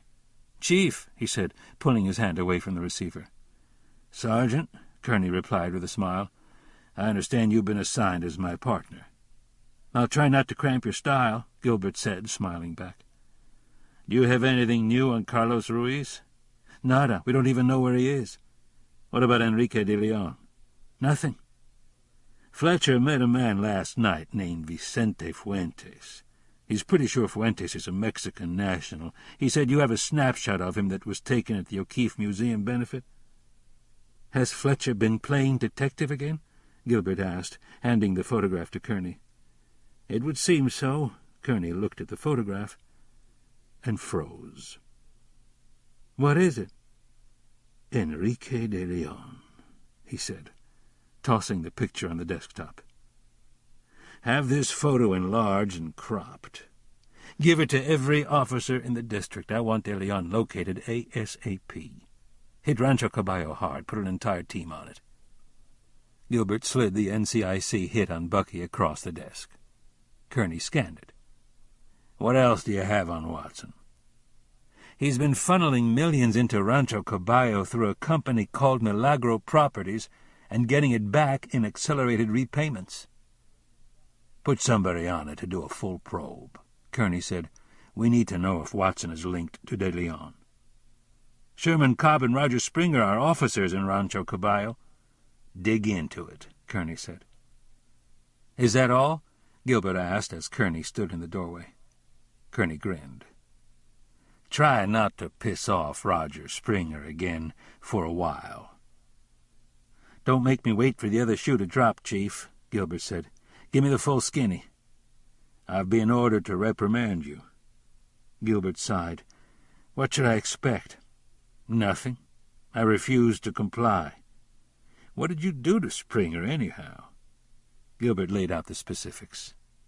Springer's reaction sealed it, he concluded. "If he wasn't screwing Amanda Talley on his uncle's office carpet, I'll eat my hat." "Very slick, Sergeant," Kerney said. "Slightly over the edge, but slick nonetheless." Gilbert smiled at the compliment. "I won't do it again, promise. Any word from Belize on the Amanda Talley double?" "Yes, indeed," Kerney replied. "The Belize authorities reported that Amanda Talley fell overboard from an excursion vessel and has presumably drowned. The body hasn't been recovered." "This could turn into a very interesting day." "It already has." "Chief, can I borrow your unit? If you're not using it, mine's in the shop." Kerney tossed him the keys. While you're out, check in on Fletcher occasionally, will you? Sure thing, Gilbert said. Thanks for going to bat for me. What got into you with Springer? It's a long story. Maybe you can tell me about it over a beer when the case is wrapped up. I'd like that, Gilbert said. Kerney returned to the conference room and found a telephone message from Addie Randall asking him to come to the Socorro Hospital maternity ward to talk with her. He was about to call her back when Andy walked in looking very unhappy. He sat down, scratched his cheek, and scowled. "Well, do you have to fire me?" Kerney asked. "If the governor's chief of staff had his way, you'd be out the door on your ass for refusing to reprimand Sergeant Martinez." "Did you get raked over the coals?" "Big time. It's not nice to upset the governor's nephew. I told the chief of staff to put the request to terminate you and transfer Martinez in writing over Harper Springer's signature. I also told him if I was ordered to do it, he could have my shield." "You put it on the line, didn't you?" Kerney said. Andy grunted. "It didn't win me any popularity contests at the Roundhouse." "But the troops will love it when the word gets out," Kerney predicted. He looked at the message in his hand. "Can I use the helicopter for a quick trip to Socorro? I've got one last interview to conduct in the Gillespie murder case." "Do it. Get out of my sight. Today you'd be nothing but an albatross around my neck." "You get so irritable when your butt gets chewed." "I know it," Andy said. "Don't waste time in Socorro. I want these cases cleared before we both get the boot." "Is that likely?" Kerney asked. "Politics is the art of the possible."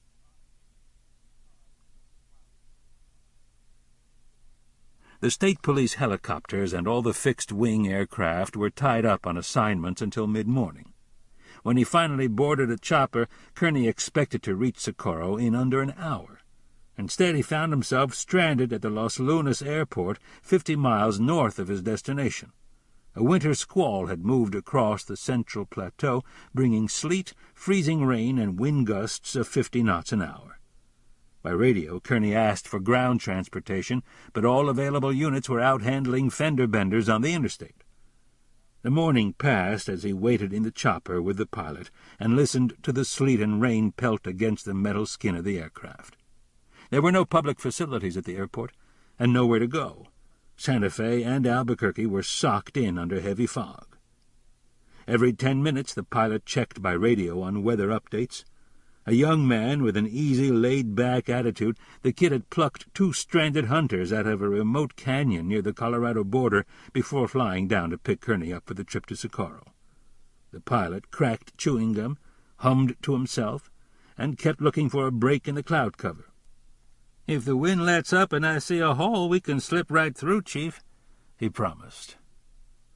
During his tour in Vietnam, maybe about the time this kid was born, if he stretched it a bit, Kerney had decided that chopper pilots were a totally insane breed of adrenaline junkies.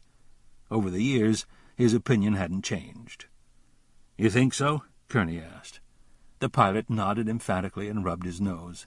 "No sweat. A little less wind, a little more sky, and we can cut right through the squall. Most of these low-level disturbances come in pulses. I can usually find a window to get through, but I've got to get airborne to see it." Kerney knew that seasoned chopper pilots, aside from being crazy, were highly competent.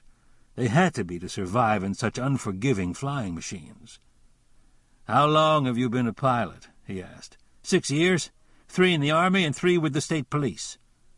Kerney latched his seatbelt. "Find your window and get me to Socorro," he said. "You got it, Chief," the kid replied as he hit the starter switch. After 3 abortive attempts and 2 hours in the air, Kerney arrived at the Socorro airport a little green around the gills, where an obliging city cop waited to drive him to the hospital. At the hospital he almost ran over Nita Lassiter on his way to the maternity ward.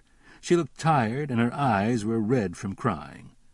"What are you doing here?" she demanded. "Did Addie have her baby?" "A girl, early this morning. The adoption agency has guardianship. Addie signed the papers." She searched Kerney's face with her eyes. "Now, answer my question." "Addie wants to see me." "No," Nita snapped. I don't want you to see her. It's her decision. Please don't do this. Kerney looked down at her. Addie can help you, Nita. Why don't you let her? I don't want her damaged any more than she has been. Did you tell Addie that you're her mother? Nita bit her lip and nodded. How did she take it? She cried a lot. We both did. Then she got angry with me. Is she still angry? Drained. I've been forgiven. On a gut level, I think she already knew. I think she's glad to have the truth finally come out.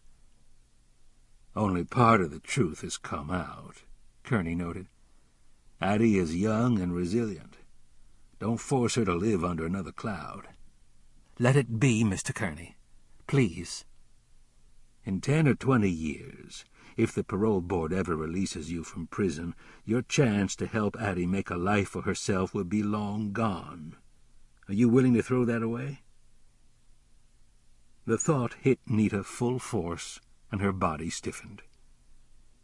You make it so hard, she finally said, forcing a pinched smile. It is hard, Kerney replied, but I think you're up to it. Nita searched Kerney's face with a probing look. His eyes were sympathetic, his expression concerned. Why do you care? He smiled. You make it hard not to. It makes my stomach hurt. You'll do it? Yes. Good for you.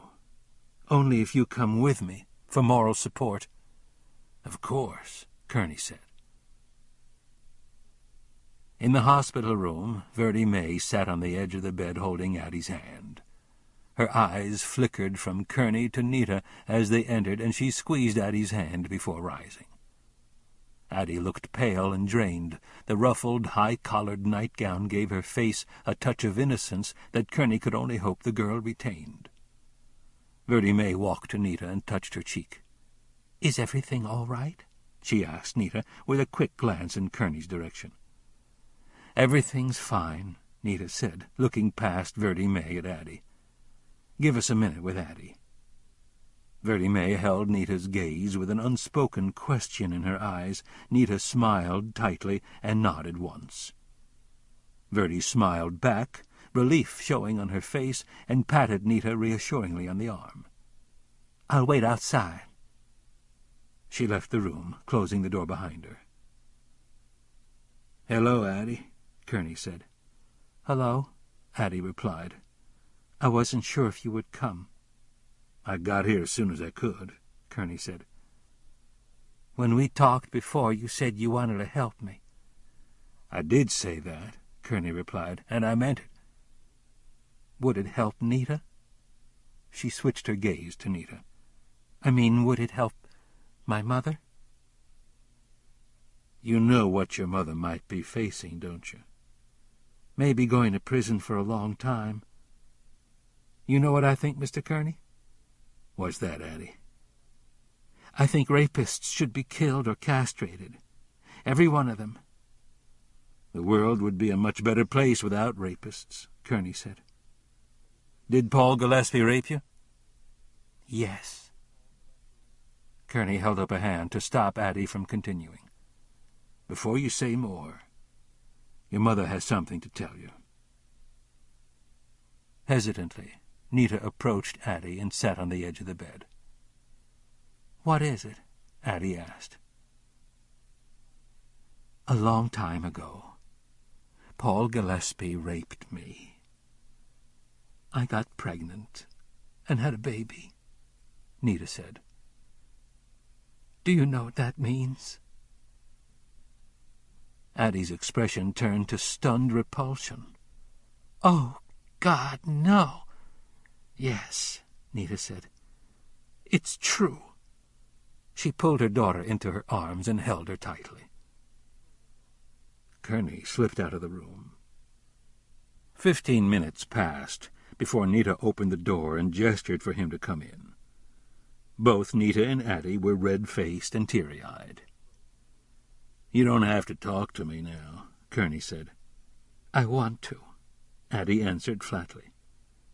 He turned on the tape recorder and started the session. Addie answered Kerney's questions in a lifeless voice. After it was over, Kerney left, feeling as deadened as Addie had sounded during the interview.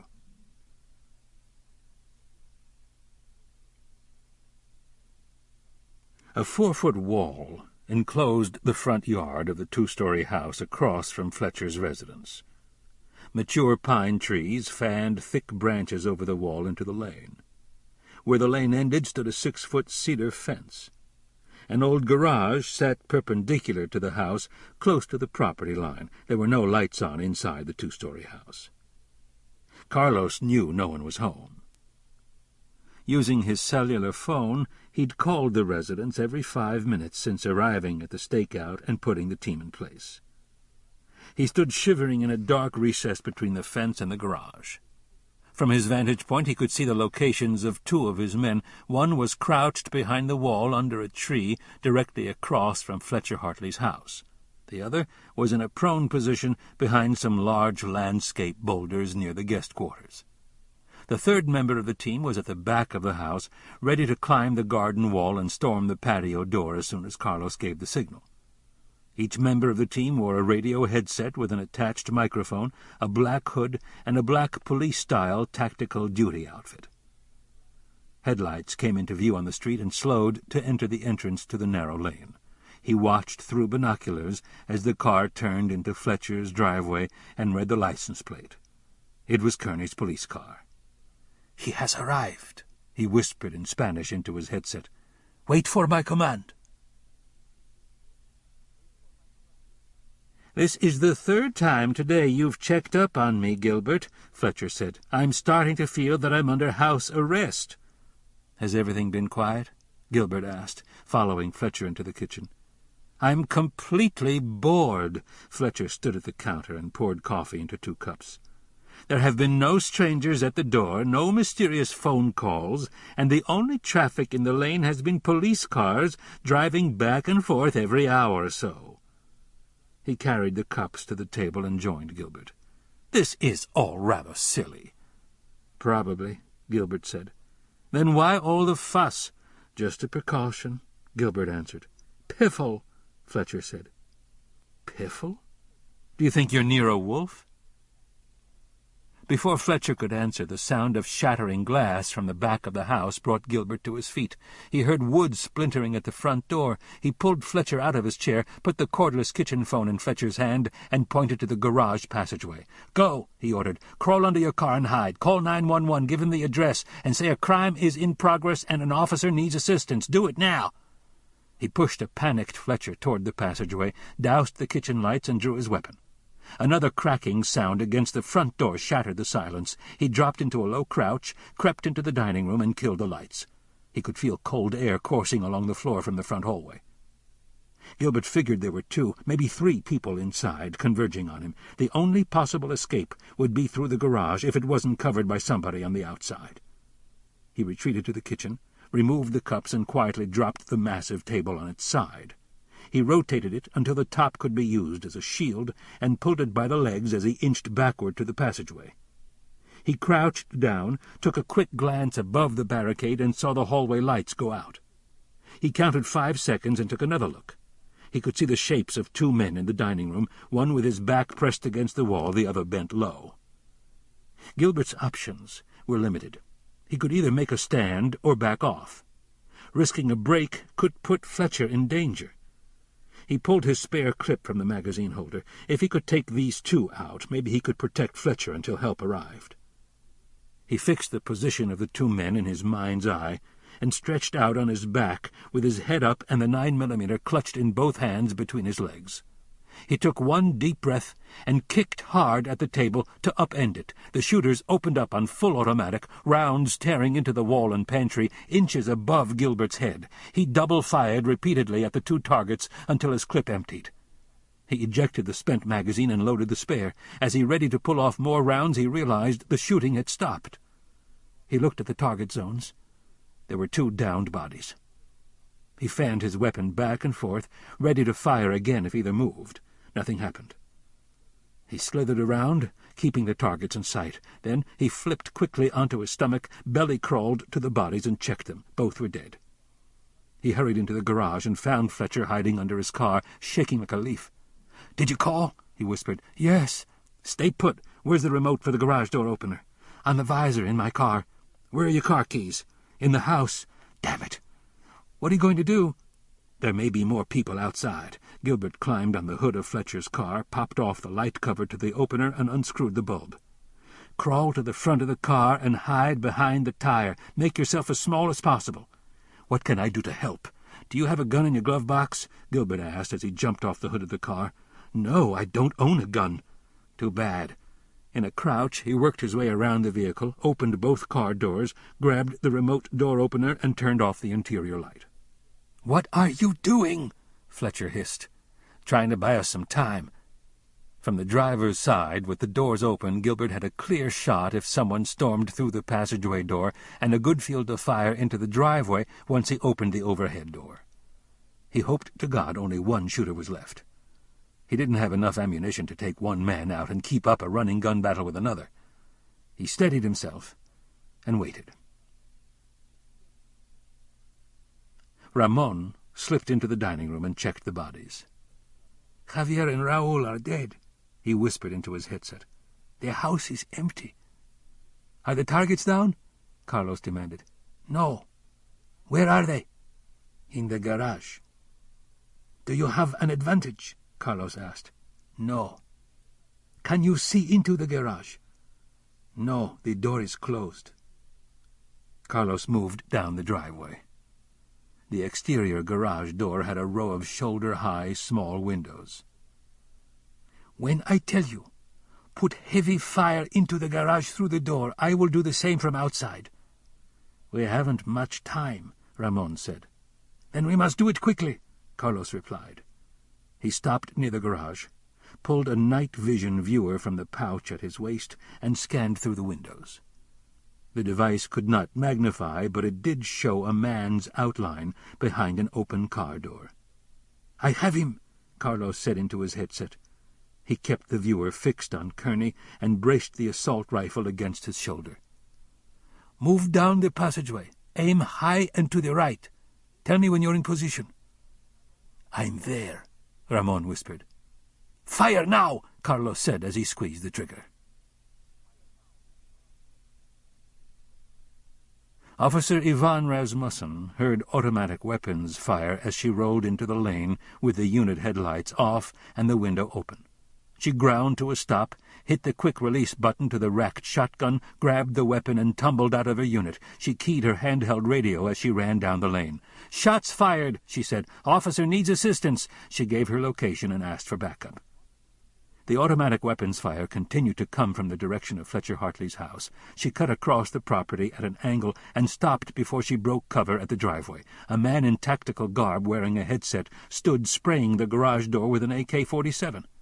She chambered around into the shotgun and dropped to a kneeling position. The distance was too great to be effective, but maybe she could draw fire away from Sergeant Martinez. She pulled off a round, and the shooter wheeled and fired back.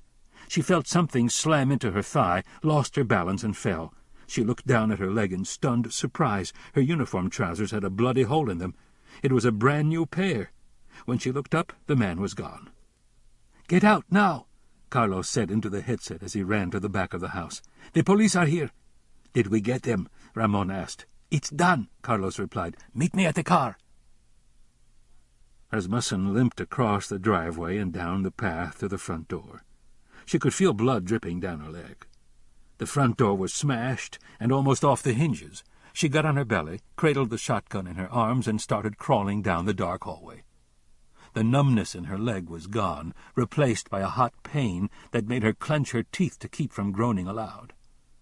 A silhouette entered the hallway from a side room. Rasmussen stopped crawling and aimed the shotgun. "Don't move!" The figure turned toward her, and the barrel of a weapon swung around. She fired once, and the blast caught the man full force in the chest. She keyed her handheld radio. "Officer down," she mumbled. From outside she could hear sirens in the distance. She crawled to the body and checked it. The man was dead. She moved over the body into a dining room and switched on her flashlight. The beam caught 2 more bodies under the kitchen archway. She checked them both before moving into the kitchen. An overturned table, thick legs peppered with bullet holes, blocked a short passageway. At the end of the hall, a door had been virtually blown apart by heavy fire. Yvonne switched off the flashlight and pulled herself down the passageway. "Police officer," she called out. "In here," Fletcher said. "Identify yourself." "Fletcher Hartley." "Are you alone?" "No, Gilbert Martinez is with me. He's been shot." "Are you all right?" "I think so." "Are you armed?" "No." "Stay where you are. I'm coming in." She pulled her handgun, hobbled to the garage, and fumbled for the light switch. She searched low and saw Fletcher Hartley huddled at the front tire of a bullet-riddled car. The arm of a man holding a 9mm was draped over Hartley's back. She approached cautiously. The man was lying on his side, with his face blown away. As shock from her wound kicked in, Officer Rasmussen realized the faceless dead man was Sergeant Martinez. Chapter 10. Carlos finished briefing De Leon just as the Jefe's airplane reached cruising altitude. The takeoff, which he hated as much as landings, had distracted Carlos, and sweat trickled down his armpits. He jiggled his false teeth with a thumb and tried to remember if he'd forgotten anything in his report.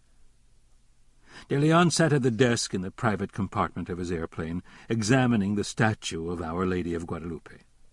He seemed more interested in the statue than he did in the details of the firefight. Carlos waited for a reaction from De Leon as he turned the bulto in his hands and carefully inspected it. All the other stolen items had been left locked in the wine cellar of the Santa Fe house. Finally De Leon spoke. "I did not think Kerney would be so easy to kill." "I could not determine if the old man is dead," Carlos said. "The police arrived too quickly. Ramon may also be alive." "Ramon is dead, and Fletcher Hartley is alive," De Leon said, as he concentrated on the intricate elements of the statue. The statement came as no surprise to Carlos. The Jefe frequently had important information at his disposal within a very short period of time. "You are not dismayed?" Carlos asked. De Leon placed the bulto on the desktop. "The most important goal of killing Kerney was accomplished. The loss of the team is of no consequence. None of them can be traced to me. They were men without identities. Did you enjoy your assignment?" "It gave me great pleasure, Patron." "I am glad." De Leon waved a hand in the direction of the compartment door. "You are sweating heavily, Carlos. This fear you have of flying makes your smell intolerable. Go have a drink, relax, and ask Our Lady of Guadalupe to carry you safely home." Carlos nodded apologetically and left. Enrique turned his attention back to the wooden statue. It was beautifully fashioned, and wore an elaborate blue-colored robe. A gesso over the wood smoothed out the figure, and tempera paints created a creamy flesh tone to the face and hands. The woodcarver had added arched eyebrows and wide, staring eyes. The circular base contained a filigree of delicate flowers and stems. The unknown New Mexico artist had followed the Spanish tradition of crafting an esplendor, a rayed nimbus of gold prongs around her head, which made the statue exceedingly rare. De Leon estimated the piece to be 300 years old. A treasure, he thought. It would add much to the chapel at his hacienda.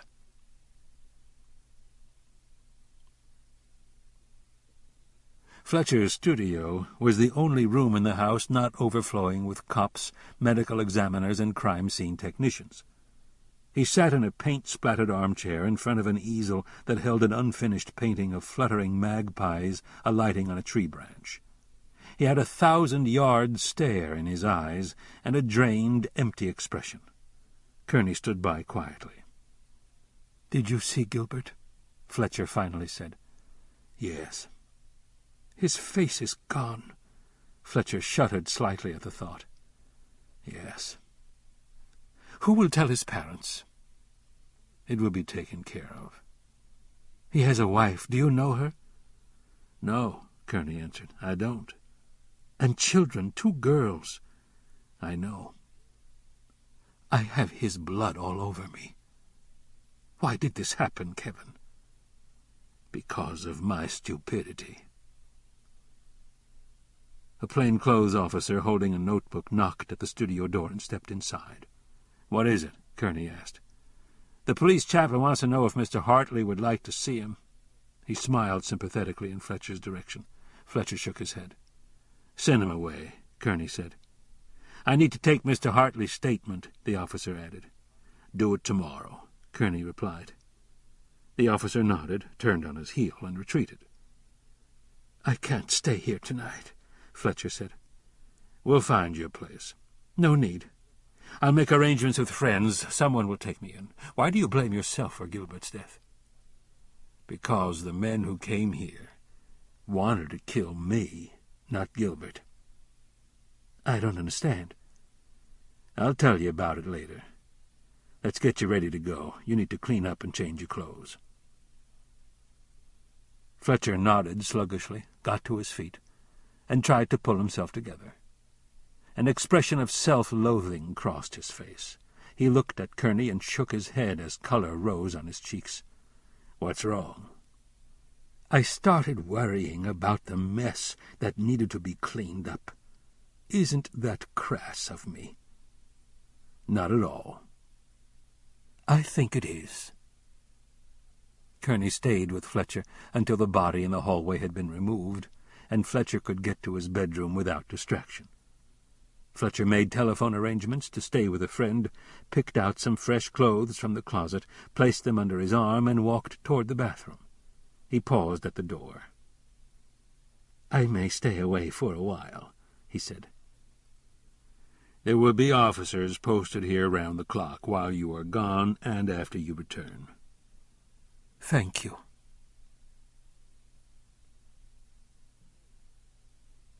In the hallway, near a pool of blood on the floor under the shattered frames of the Peter Hurd lithographs hanging on the wall that had been damaged by Rasmussen's shotgun blast, Kerney corralled an officer. He asked the uniform to keep Fletcher sequestered and get him quietly out of the house without fanfare. "Wait until the reporters are gone," he added. Crime scene tape blocked Kerney's passage into the dining room. A technician working near the bodies by the kitchen archway bagged and tagged spent shell casings and empty ammunition clips. Blood stained the carpet and walls near the bodies. A photographer took pictures of the corpses. Kerney could see into the kitchen. Bullet holes riddled the pantry next to the passageway, and the garage door had taken sustained heavy fire. Outgunned and outnumbered, Gilbert had put up one hell of a fight. Outside, the driveway had been cordoned off, and the garage door was open. Portable gas-operated Klieg lights washed away the night.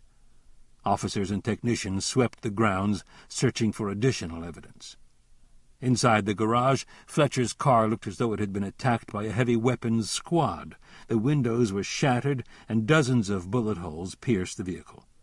The storage shelf had been strafed, and paint and solvent from demolished cans dripped onto the bloodstain on the concrete pad. Gilbert's body had been moved to an ambulance. Kerney looked inside the open doors. The body bag was zipped shut. Without thinking, Kerney reached in and gently touched Gilbert's leg. He pushed away the thought that he was the one who needed some consolation, not Gilbert. At the entrance to the lane, television crews stood in a semicircle around Andy, their camera-mounted lights raw beacons in the night. Kerney checked by radio with the hospital on Officer Rasmussen's condition while he waited for Andy to finish with the media. An ER nurse reported that Rasmussen required surgery, but a full recovery was expected. It was the only bright spot in an otherwise terrible night. The camera lights went dark, and Kerney spotted Andy coming down the lane toward the house. He met him halfway. "Thank God that's over," Andy said. "Do you want me to notify Gilbert's wife?" Kerney asked. Andy paused momentarily. "I'll do it." "Do you know what pisses me off, Kerney?" "What's that?" "I don't even know her name." "What does that tell you?" "I don't know her name either." That makes us both shitheads. Will you be able to tie the hitman to De Leon? I don't think De Leon is that sloppy, but I'll find a way to get to him. Squeeze Bucky Watson, Andy said. I plan to, just as soon as I get all my ducks lined up.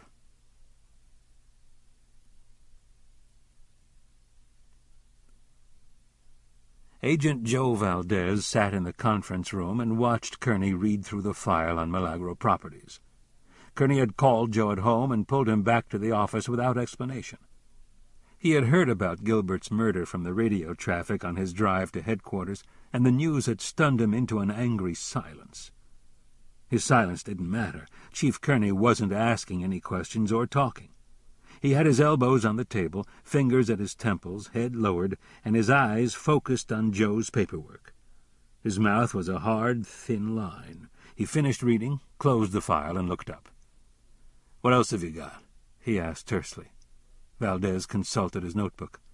"Milagro Properties owns some 30 commercial buildings in the city, mostly high-end or historic buildings on the Plaza, Canyon Road, and in the Guadalupe district. The company leases space to galleries, restaurants, retail shops, and various professionals. It owns 2 major apartment complexes on St. Francis Drive." "What's Watson's ballpark net worth?" "I'm still digging to get those numbers, but it appears Milagro has had sufficient cash assets to lend big bucks to Rancho Caballo. If Milagro controls any subsidiary companies, Watson's total net worth could jump considerably." "Is Watson carrying a heavy debt on his businesses?" "If he is, I haven't found it yet." "Is that unusual?" "I'd say so.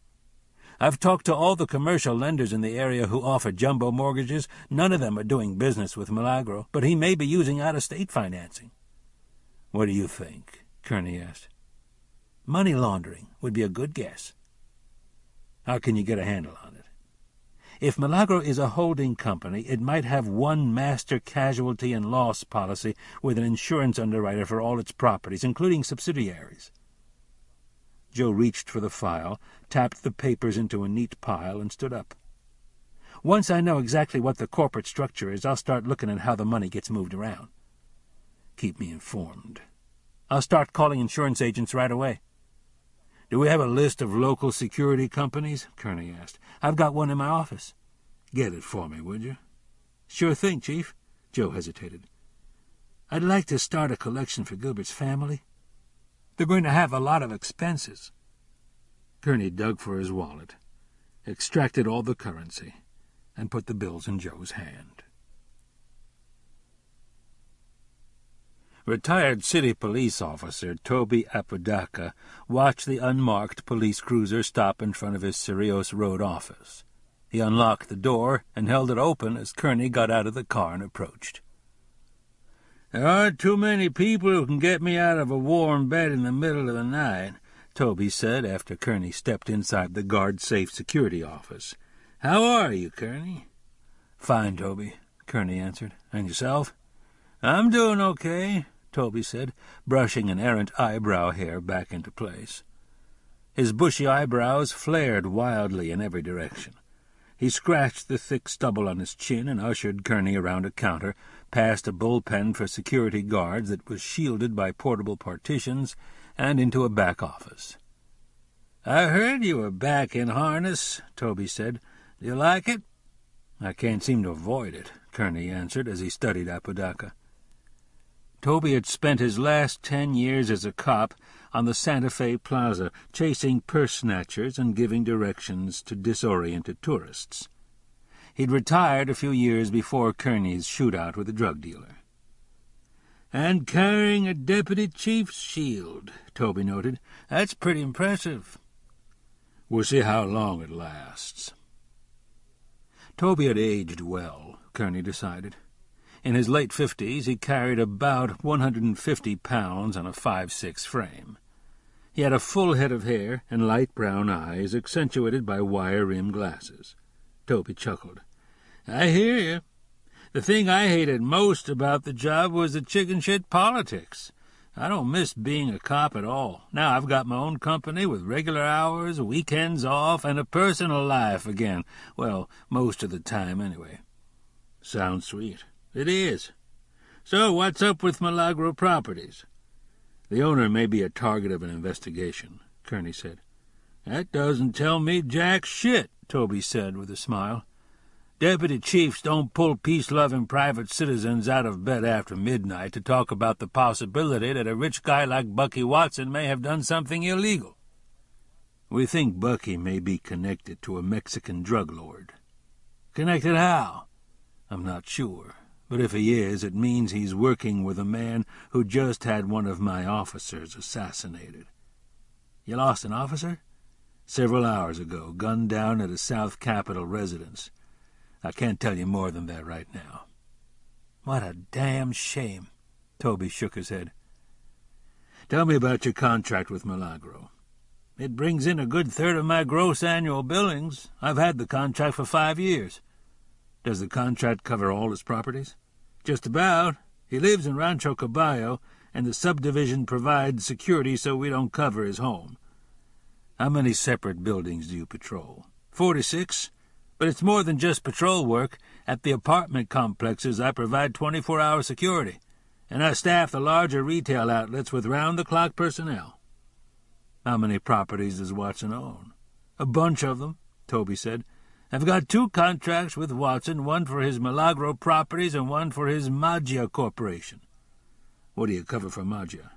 Shopping malls, mini-malls, strip malls, discount malls, warehouses, self-storage units, that sort of stuff. Is there anything you don't cover? Well, not really. Meaning? Bucky owns an art trading business in an old Victorian house. He said it didn't need any security. He told you about it?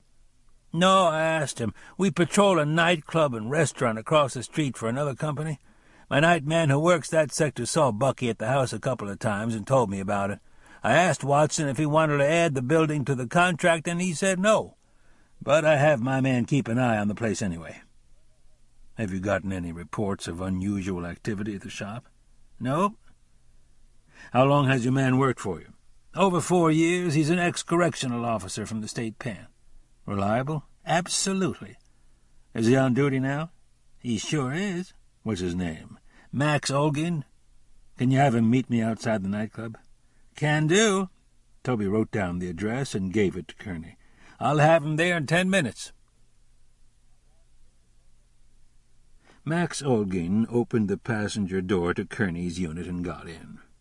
The bench seat sagged under his bulk. An overweight man, somewhere in his late 30s, with a chubby face and a crew cut, Olgin shook Kerney's outstretched hand. I'm Kevin Kerney. I know, Max said. I used to see you at the pen when you were still with the city police. It wasn't my favorite place to visit. Or work at, Max added. They ought to send the staff home, seal the perimeter, give each convict a loaded assault rifle, and let them have at it. Those sons of bitches would be killing each other within minutes. That would solve prison overcrowding big time. Until the courts fill them up again, Kerney noted. Max grunted in agreement. But still it would give us a break from the scumbags for a while. Toby said you needed to talk to me. I understand you keep an eye on the art trading business. Yeah, it's not official or anything. I check it when I patrol the nightclub, just a visual from my car. Have you noticed anything suspicious or unusual? Not really. A couple of times I got a little concerned. About what? Trucks in the alley late at night.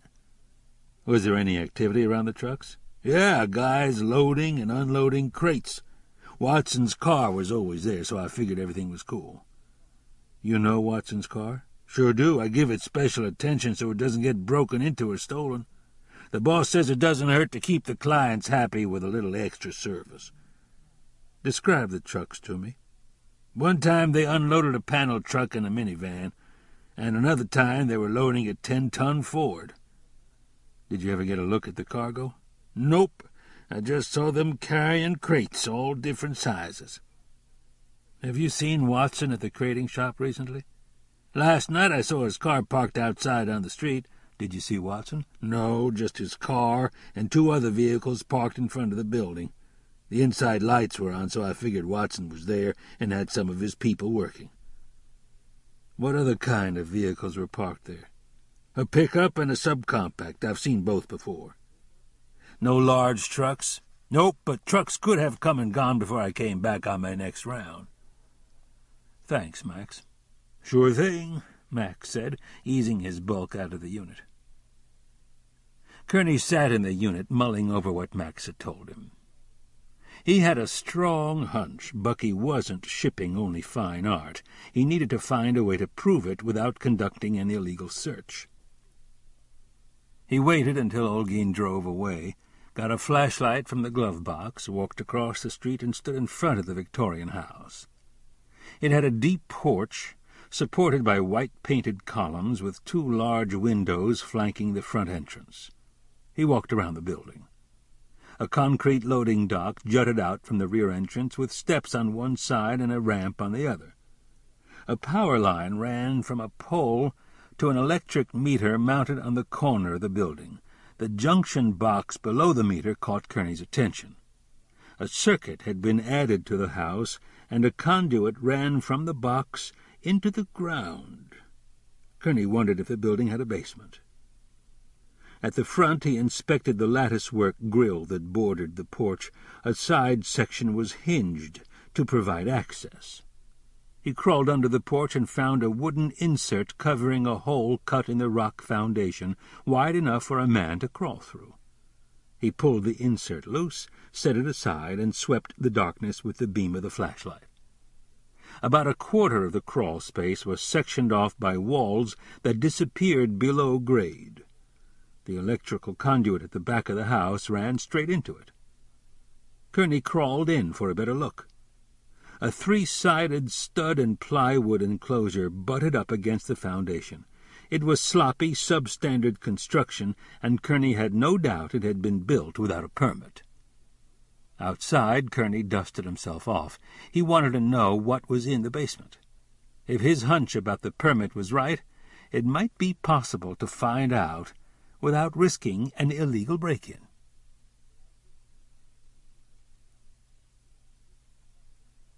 Alex Castillo, a customs narcotics agent called up from Albuquerque, held a Vietnamese pot-bellied pig in his arms and eyed the state cop. "What's the pig's name?" Kerney asked. "Mabel? Does she have a good sense of smell?" Castillo grimaced. It was 4 o'clock in the morning, and he wasn't in a mood for pig jokes. Every cop who met Mabel for the first time turned into a stand-up comic. "If the narcotics are there, Mabel will tell me," Castillo replied. He scratched the pig behind the ears. Mabel snorted. "Can she detect drug residue?"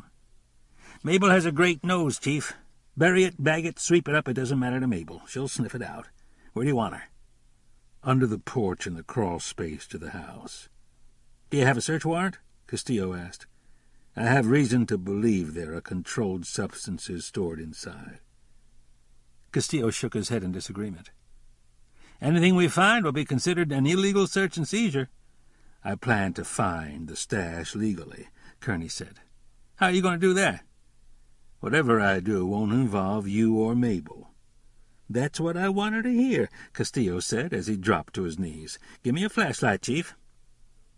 Kerney handed it over, and Castillo tugged gently at Mabel's leash before disappearing under the porch. The pig lowered her snout and waddled willingly along.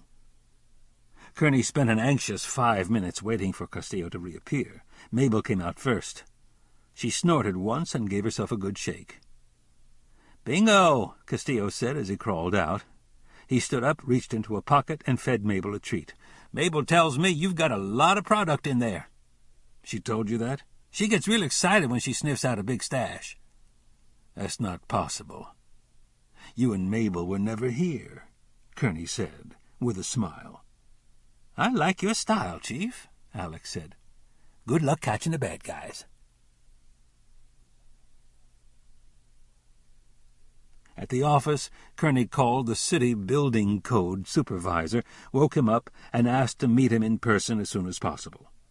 Morris Wadley grudgingly agreed, and Kerney drove the pre-dawn empty streets to a small residential subdivision that bordered Cerrillos Road. Built soon after World War II, it was a respectable middle-class neighborhood of Pueblo-style, flat-roofed houses on good-sized lots.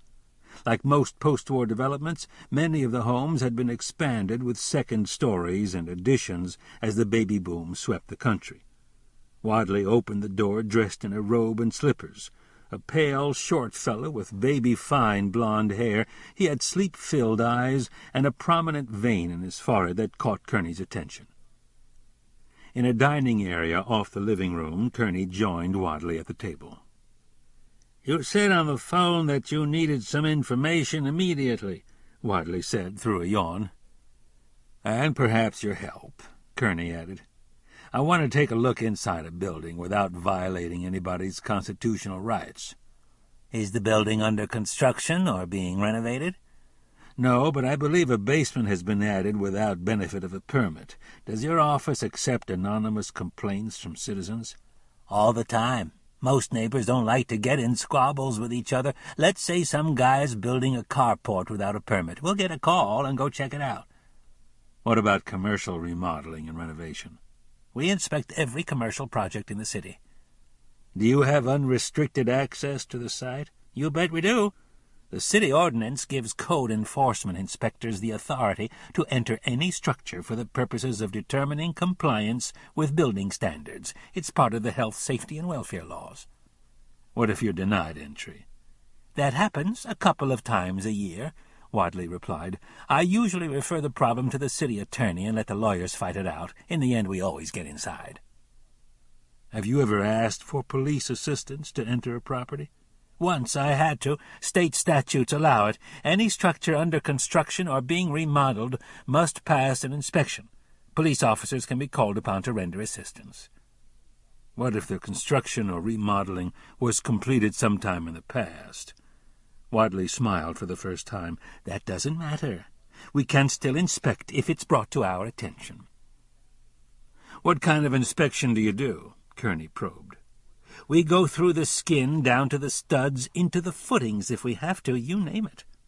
We can check the composition of the concrete pour, the wiring, plumbing, heating, the rafters, whatever. We can even order a structure to be demolished if it's deemed unsafe for occupation.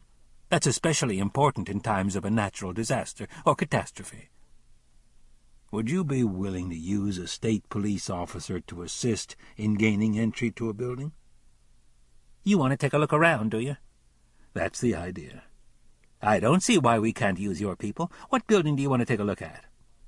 Kerney filled Wadley in on the building's location. Wadley nodded. "That structure is in the Guadalupe Historic District. I know exactly where it is. I don't remember any review hearing for a building permit." "You'd remember?" "You bet I would. The code is strict when it comes to historic preservation. We're constantly battling owners who want the rules bent for old structures. We stay on top of those projects. Have to." "I believe the passageway to the basement may be concealed." "That sounds interesting," Wadley said with a smile. "I may do this inspection myself. If it's there, I'll find it. You still haven't told me what you're looking for." "Faulty wiring," Kerney answered with a grin. Wadley laughed. "When do you want to meet?" "The business opens at 9 o'clock. I'll have a patrol officer standing by to assist you. He'll be fully briefed." "I'll be there, with bells on." Kerney checked with his personnel before going to talk to Andy. 2 agents were keeping tabs on Bucky Watson. As soon as Watson had settled into his Rancho Caballo house for the night, 1 agent had taken up a position at the gated entrance road, while the second kept close surveillance on Watson's house with night vision goggles. Watson hadn't moved. At the art crating shop, a patrol officer watched the premises from a discreet distance. Everything was quiet. Kerney briefed Andy on the scheme. "How many men do you want to use?" Andy asked. "Just 3, Kerney replied. 2 agents stationed out of sight and a uniformed officer to accompany Wadley into the premises." "Narcotics agents?" Andy asked. "No, I don't want the slightest hint to crop up that we expected to find drugs." "This Wadley guy, he's willing to say the complaint was anonymous?" "If everything goes right, he won't have to say anything." "But if he's called as a witness in court, we can kiss the case against Watson goodbye." "Do you have a better way to squeeze Bucky?" "What about the money laundering angle?" "Joe Valdez is working on it, but it could take time." "What if all you find in the basement is some drug residue?" My friend Mabel the pig assures me there's more than residue inside. I'll set up a meeting with Watson, tell him I need to ask him about Amanda Talley, and time it to coincide with the building inspection at the shop. If all goes well, I'll arrest him as soon as the drugs are uncovered.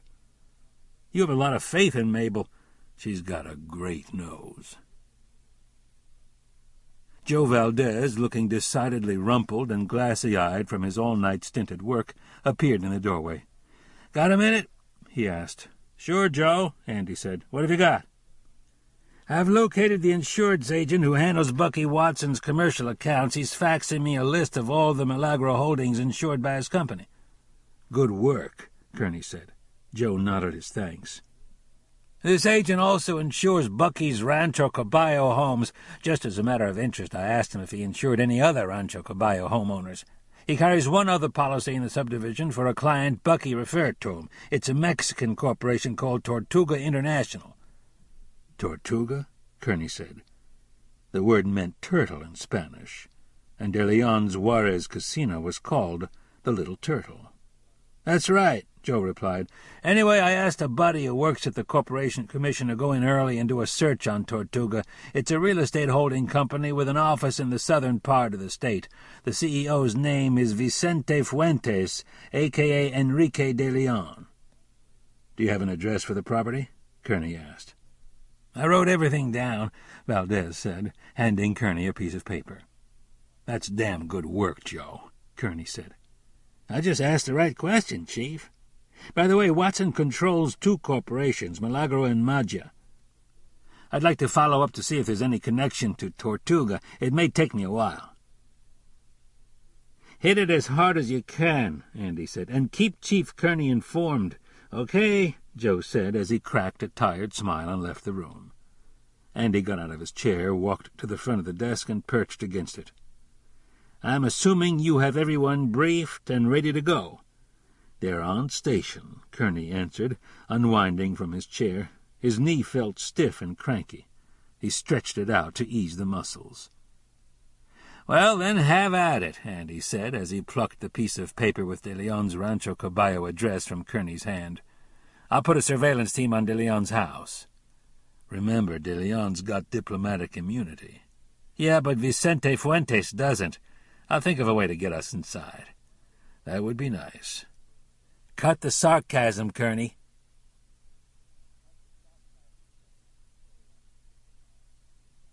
Senior Patrol Officer Clyde Piatt knew exactly who was inside the art-creating shop. Using the onboard computer in his unit, he'd run a record check on the vehicles as soon as each of the two men drove up, parked, and went into the house. It was amazing what could be learned from a license plate number these days. The registered owners were Skip Cornell and Kiko Segura, and his screen even displayed driver's license photos, which allowed Piatt to confirm their identities. There were no wants, warrants, or rap sheets on either man, but that didn't mean shit. A 17-year veteran of the force, Piatt had come to appreciate the new technology. It sometimes made it possible to know in advance whom you would be dealing with. Clyde thought that was fucking marvelous. The more you knew, the less the danger, if you stayed prepared for the unexpected. He released the thumb snap to his holster as he followed Morris Wadley up the stairs of the loading dock. From inside, Piatt could hear the harsh whine of a table saw. Wadley went in first, carrying a clipboard. As soon as Skip and Kiko saw Piatt, they shut down the saw. Interior walls in the back of the house had been removed to create an open workspace. Floor-to-ceiling racks along one wall held lumber, and there were various drills and machine tools on stands near the saw. A small office and an adjacent walk-in storage locker ran along another wall. Piatt noticed a lot of hand tools on tables and workbenches. Each could be used as a weapon. "What's up, officer?" Skip asked as he pulled off his ear protectors. Clyde smiled and shrugged nonchalantly. "Nothing to worry about." He closed in slowly, visually scanning the men for hidden weapons. Both wore blue jeans and T-shirts with no obvious bulges. Exactly as he'd been told to do, Wadley stepped off to one side and waited. Piat stopped walking when he reached the angle he wanted between the two men. He glanced at the hammer on a table within Kiko's reach and stayed well out of striking range. "We just need a few minutes of your time," Clyde said. "What for?" Skip demanded. Kiko looked ready to bolt for the front door. Piat put his hand on his holster, and Kiko froze. It was time to move Kiko and Skip outside. "Let's go outside," Piat suggested. "I'm allergic to sawdust." "What in the fuck is this all about?" Skip asked. "Building inspection," Piat answered. "Do you have a problem with that, Skippy?" Piat's use of his diminutive nickname, which he hated, made Skip's face turn red. "You know me?" "I sure do. I know your friend Kiko, too. Now, let's go outside." Clyde smiled broadly at Kiko. "Don't even think of reaching for that hammer." Outside, Piat stood them with their backs against the loading dock. Skip wanted to smoke a cigarette, and Clyde suggested he could do without. Kiko kept shifting his weight from one foot to the other. Every time he moved, Clyde clamped a hand on his pistol grip, and Kiko froze. Finally, Wadley appeared on the dock with a flushed, excited look on his face and looked down at Piat. "This place is a building code disaster," he said. "The first floor has been ruined." "That's a shame," Piat replied, staying focused on the two men in front of him. "There's something I think you should see, officer," he said. "I'm no expert, but it looks like drugs to me. A lot of drugs in a hidden basement." "Don't touch anything." Clyde took his handheld radio out of the belt case and called for assistance. "Turn around, boys," he ordered after he entered the transmission. He cuffed and frisked them while he read them their rights, and sat them both on the ground. "Are there really drugs inside, Skippy?" Clyde asked as he stepped back. "I don't know nothing about that shit," Skip replied, his face turning red. "How about you, Kiko? Do you know anything about drugs?" "I just build shipping crates, that's all." "Well, you're both going to have to answer a lot of questions." "I want a lawyer," Skip said. "Me too," echoed Kiko. "Fair enough," Clyde said. "But first you get a ride in a shiny new police car." Piat turned the men over to an arriving patrol officer and waited for the agents to appear. As the arresting officer, Clyde needed to confirm the presence of narcotics in the building. He went in with the agents, and Wadley led them to the storage locker and a built-in shelf that swung open to reveal steps to the secret basement. Bundles of crack cocaine and heroin were stacked on pallets. It was a hell of a lot of dope, enough to fill the trunk of a full-size car. The agents did a quick test of the drugs and pegged the street value at $1 million+. "What charges do you want on Kiko and Skip?" Piat asked. "Start with trafficking," an agent said, "and then be creative."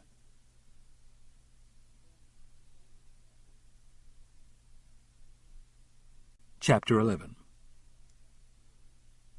Like most of the shops along Canyon Road, Bucky Watson's gallery had once been a private residence. The interior of the building had neoclassical features, accentuated by antique furniture and expensive art in ornate frames. Watson's office continued the theme. Behind the shaker table that served as a desk, logs burned in a fireplace bordered by a gilt-edged Georgian surround. An old Mexican grain chest sat on sturdy legs under a window that looked out on the narrow street. On a high shelf over the window was an impressive array of Apache Indian baskets. Paintings by early 20th century Santa Fe artists and a bookshelf of art reference publications completed the decor. Kerney sat across the table from Bucky. Watson's eyebrows had started twitching the moment he arrived. He smirked at Kerney's questions, toyed with a ring, and answered impatiently. "Is all this rehashing necessary?" Watson said. "Sometimes it can jog a recollection or two," Kerney replied genially. "Go ahead and finish asking your questions." "You said Amanda attended the benefit alone. Did you see her arrive unescorted?" "No, that's just the impression I had. She didn't act like she was with anybody." "Why do you say that?" "Because she was milling around, mixing, chatting people up." "Did any of the men at the benefit seem interested in Amanda?" "Every straight man who meets Amanda is interested in her." What about Vicente Fuentes? Was he interested? Bucky flinched slightly. I don't know if he was or not. Is Fuentes straight or gay? I don't know. Can you put me in touch with Fuentes? I'd like to talk to him. I don't know how to do that. I've only met the man a couple of times. Bucky ran his finger under the collar of his teal-blue linen shirt. Doesn't he own a home in Rancho Caballo? He's a member at the club, so I suppose he does. I had the impression you knew him fairly well. You're mistaken. I understand Fuentes is wealthy. How did he make his money? I have no idea. The phone rang, and Bucky grabbed the receiver. He listened momentarily and handed the instrument to Kerney. It's for you. Kerney took the call and listened as the agent reported that over $1 million in black tar heroin and crack cocaine had been found in the secret basement. Suppressing a smile, he expressed his thanks and handed the receiver to Bucky. Are we finished? Bucky asked as he dropped the phone in the cradle and stood up. I'm afraid you have a problem, Mr. Watson. What kind of problem? With the city. It appears a citation has been issued. What for? Building code violations. Which building? The Victorian house where you have your art crating shop. Supposedly you gutted the inside without a permit. Those jerks at the city are always trying to screw with me. I'll have my lawyer handle it. There's one more problem, Mr. Watson, Kerney said, reaching for his handcuffs. A large quantity of heroin and cocaine was found in the basement of the building. I don't know what the fuck you're talking about. Call it the luck of the draw, Kerney said as he stepped to Bucky, spun him around, and cuffed him. Bucky's refusal to talk without his lawyer present came as no surprise to Kerney. After the lawyer arrived at headquarters, Kerney assigned 4 agents working in pairs to interrogate Watson. The teams switched every hour to keep the pressure on while search warrants were executed. Officers were at the art crating shop, the gallery, the design studio, and Bucky's residence, looking for anything that could be added to the list of charges against Watson. Kerney hoped to overwhelm Bucky with hard evidence and force him to cooperate. Watson's 2 employees, Skip Cornell and Kiko Segura, were undergoing separate interrogations and being pressured to cut a deal and testify against Bucky. The chances looked good. Fingerprints from both men had been lifted from the drug parcels, and the sheer volume of the stash guaranteed a felony 1 fall unless they rolled over on Watson. Joe Valdez, armed with a special search warrant, had seized Watson's electronic mail and computer files. He had several technical specialists running programs to break Bucky's privacy codes and locate any off-site network terminals. Valdez was digging into Watson's hard copies, looking for the money trail and the drug distribution network. If all went well, Kerney planned to be Bucky's final interrogator of the day.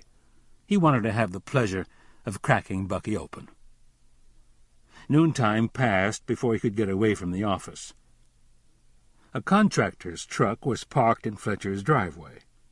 He found the man inspecting the damaged front door while the patrol officer assigned to watch over Fletcher's house looked on. Kerney introduced himself and showed the contractor around.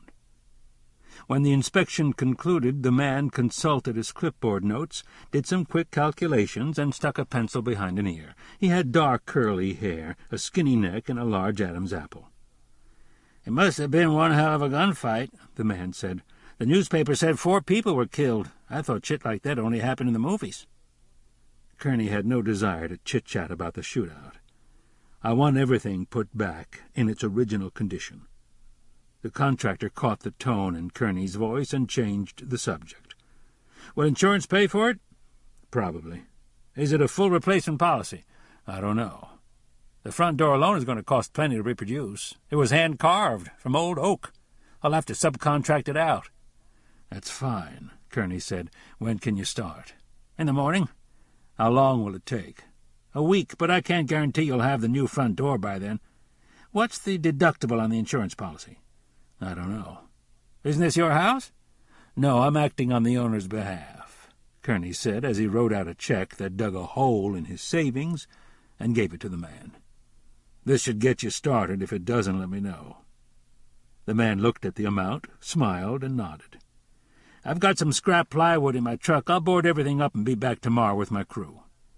"I'll let the owner know you'll be here," Kerney said. He shook the man's hand and left.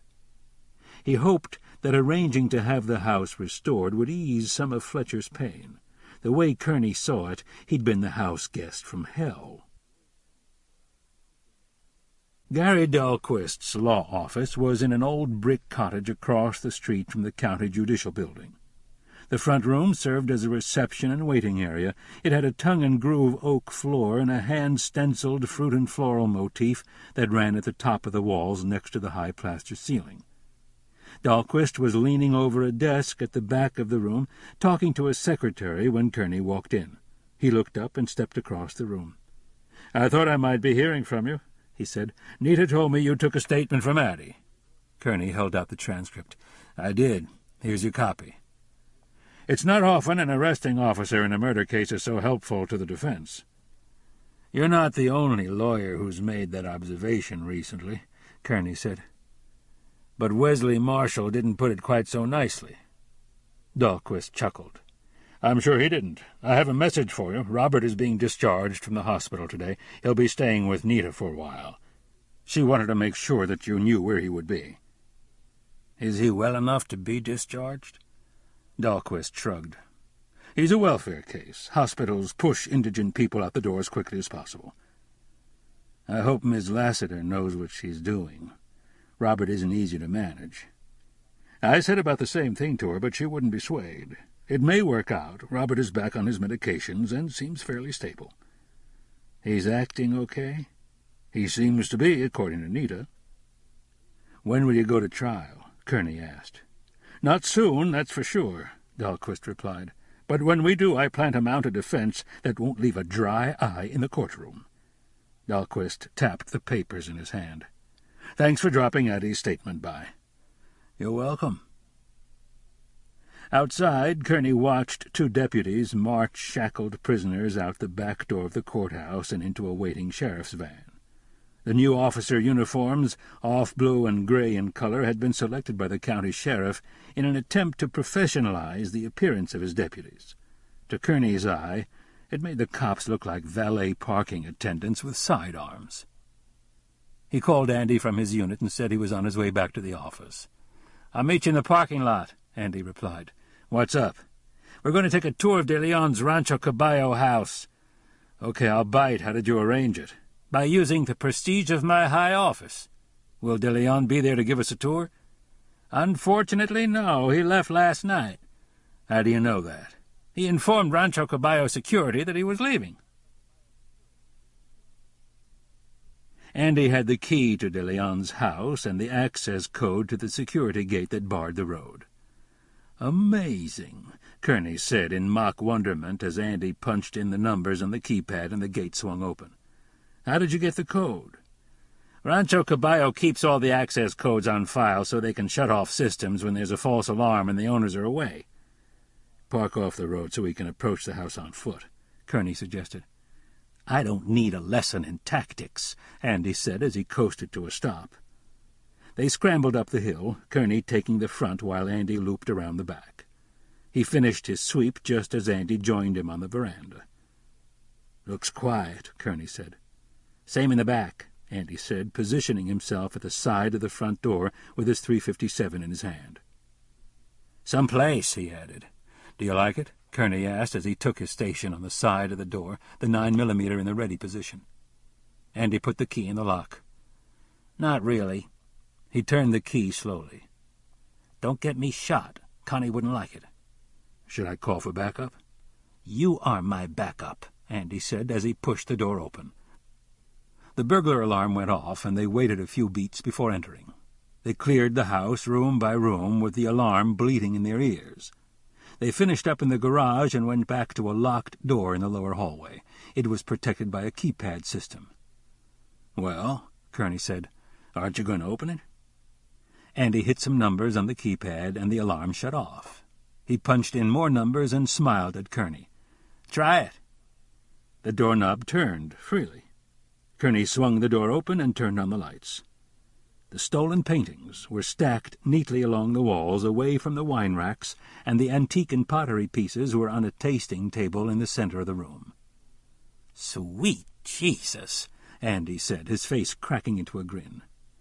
"I didn't know you were a religious man." "I am now," Andy replied as he patted Kerney's shoulder and stepped into the room. "Let's get some techs and people from the museum over here, pronto."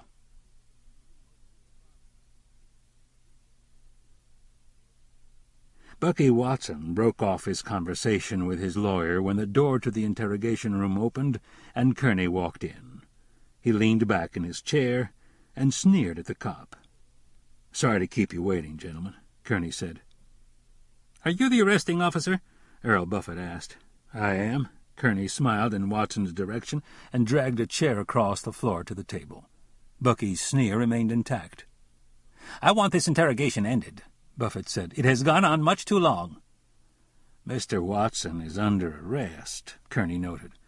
"We can keep him here for quite a while." He sat down and carefully stretched out his right leg. "How are you holding up, Bucky?" "Better than you," Bucky answered sarcastically, studying Kerney's drawn, exhausted face.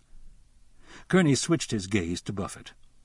The man had very little space between the tip of his nose and his upper lip, and a pinched jaw that pulled his lower lip down at the edges. "Aside from the drugs found in the basement, what other evidence do you have against Mr. Watson?"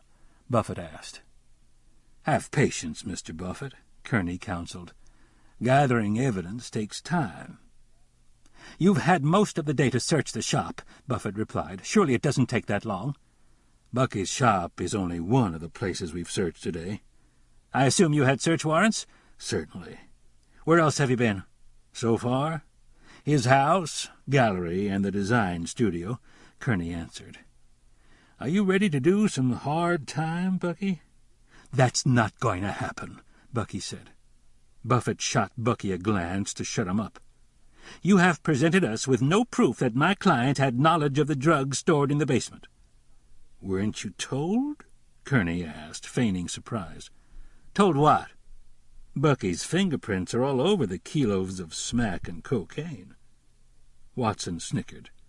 "Does that amuse you?" Kerney asked. "You can plant as much evidence against me as you want," Bucky replied. "It doesn't mean anything." Buffett held up a hand to cut Watson off. "Please, Bucky, we can deal with the evidence issue later. What else?" "Skip and Kiko have agreed to testify against your client.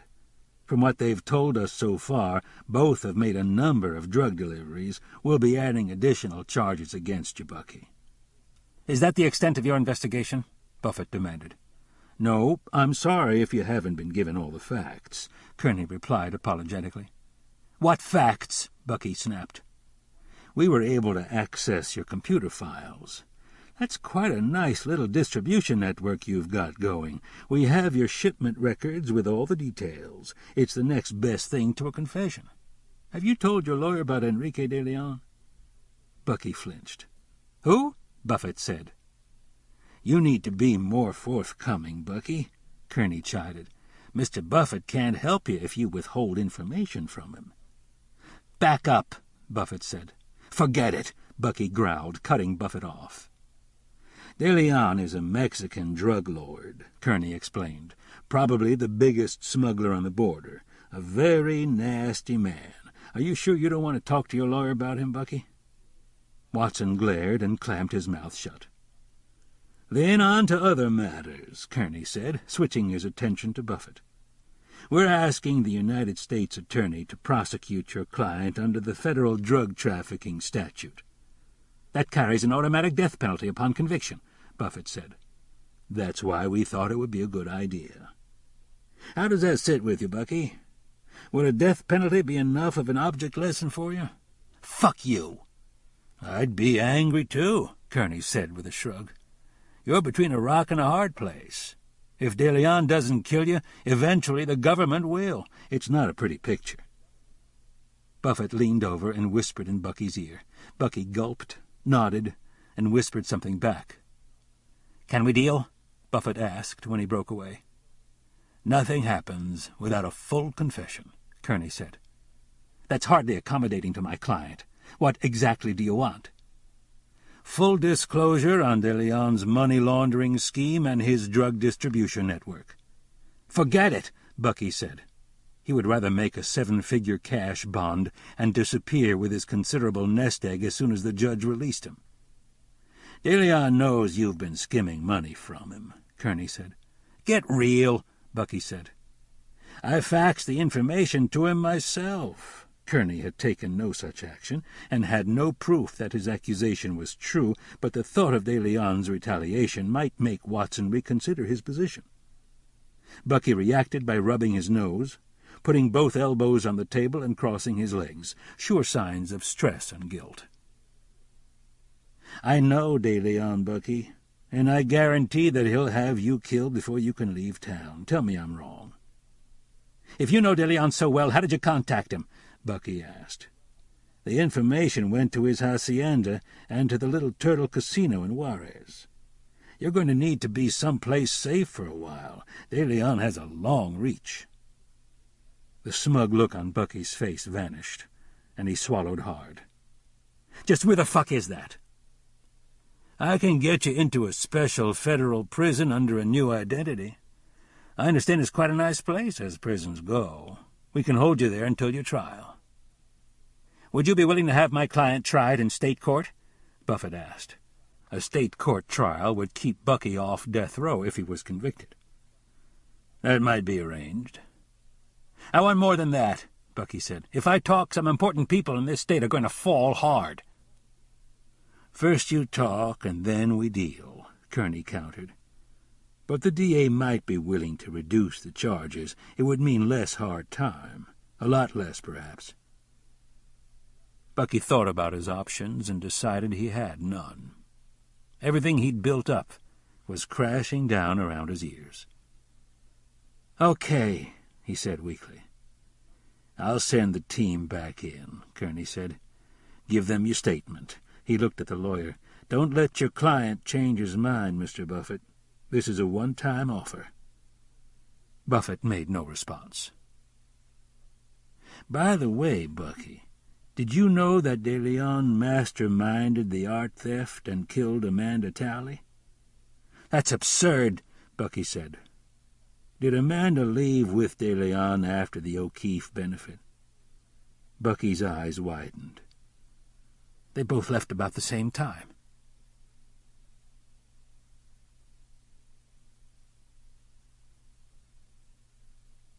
Kerney caught a night's sleep at a Cerrillos Road budget motel. In the morning he found the construction crew working on Fletcher's house. A laborer scrubbed away at the bloodstains in the garage. The ruined dining-room carpet had been pulled up and dumped on the porch, where a workman was hanging a temporary front door. The man nodded and stepped aside to let Kerney pass. He found Fletcher on his knees cleaning out the kitchen pantry. Many of the cans, bottles, and containers had been raked by gunfire, resulting in a gummy mess. Fletcher dumped a gooey container in a wastebasket, wiped his sticky hands on his trousers, and got to his feet. "You came back," Kerney said. "Better to face what happened than hide from it," Fletcher said. "I'm glad you feel that way." "I didn't expect to find my home already under repair. Thank you for arranging it." "It was the least I could do." "You gave the contractor a sizable deposit. I want to reimburse you. We can talk about that later." "Let me show you something," Fletcher said. He went to the kitchen counter, where the Peter Hurd lithographs, removed from their shattered frames, were laid out. Kerney stepped over and looked. The lithographs were heavily damaged, peppered with holes from Rasmussen's shotgun blast. They appeared unsalvageable. "Can they be repaired?" Kerney asked. "I don't think so, but that's not the point," Fletcher said. "Once I valued these inordinately. Art can enlarge life, but it can't replace it. I'm just happy to be alive. The loss of the lithographs pales in comparison. I must find a way to thank that young officer for saving my life." "I'm sure you'll think of something unique." "Have you gone to visit her?" "Not yet, but she's going to be fine." He scrutinized Kerney carefully. "You have a dangerous look about you, Kevin." "I'm not in a very good mood." "There's more to it than that," Fletcher said. Kerney nodded his head in the direction of the pantry. I guess we each have our messes to clean up. Let me write you a check and pay you back for the deposit. My insurance is going to cover everything. No, Fletcher, I don't want the money. Use it, if you like, to replace one of the Herd lithographs. As you wish, Fletcher said. The door to the guest quarters has been replaced. I'll expect you back after work. We'll have a nice dinner together. I'd like that. I need the company, Fletcher added. I still can't stop thinking about Gilbert. I can't either, Kerney said.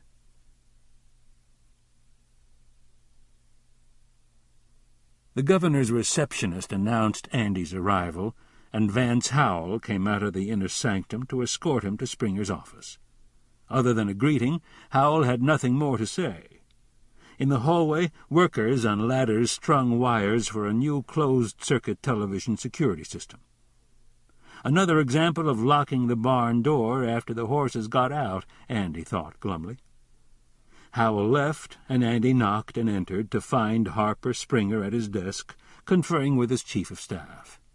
The man glanced at Andy, gave him a tight smile, whispered something to Springer, and retired through the side door to his office. New paintings had been hung on the walls, and the glass display cases on either side of Springer's desk held Indian pots and some small cowboy sculptures. Fewer pieces of lesser value had been used to redecorate the office. The governor rose and gestured at the couch as he came around his desk. "Have a seat, Chief Baca."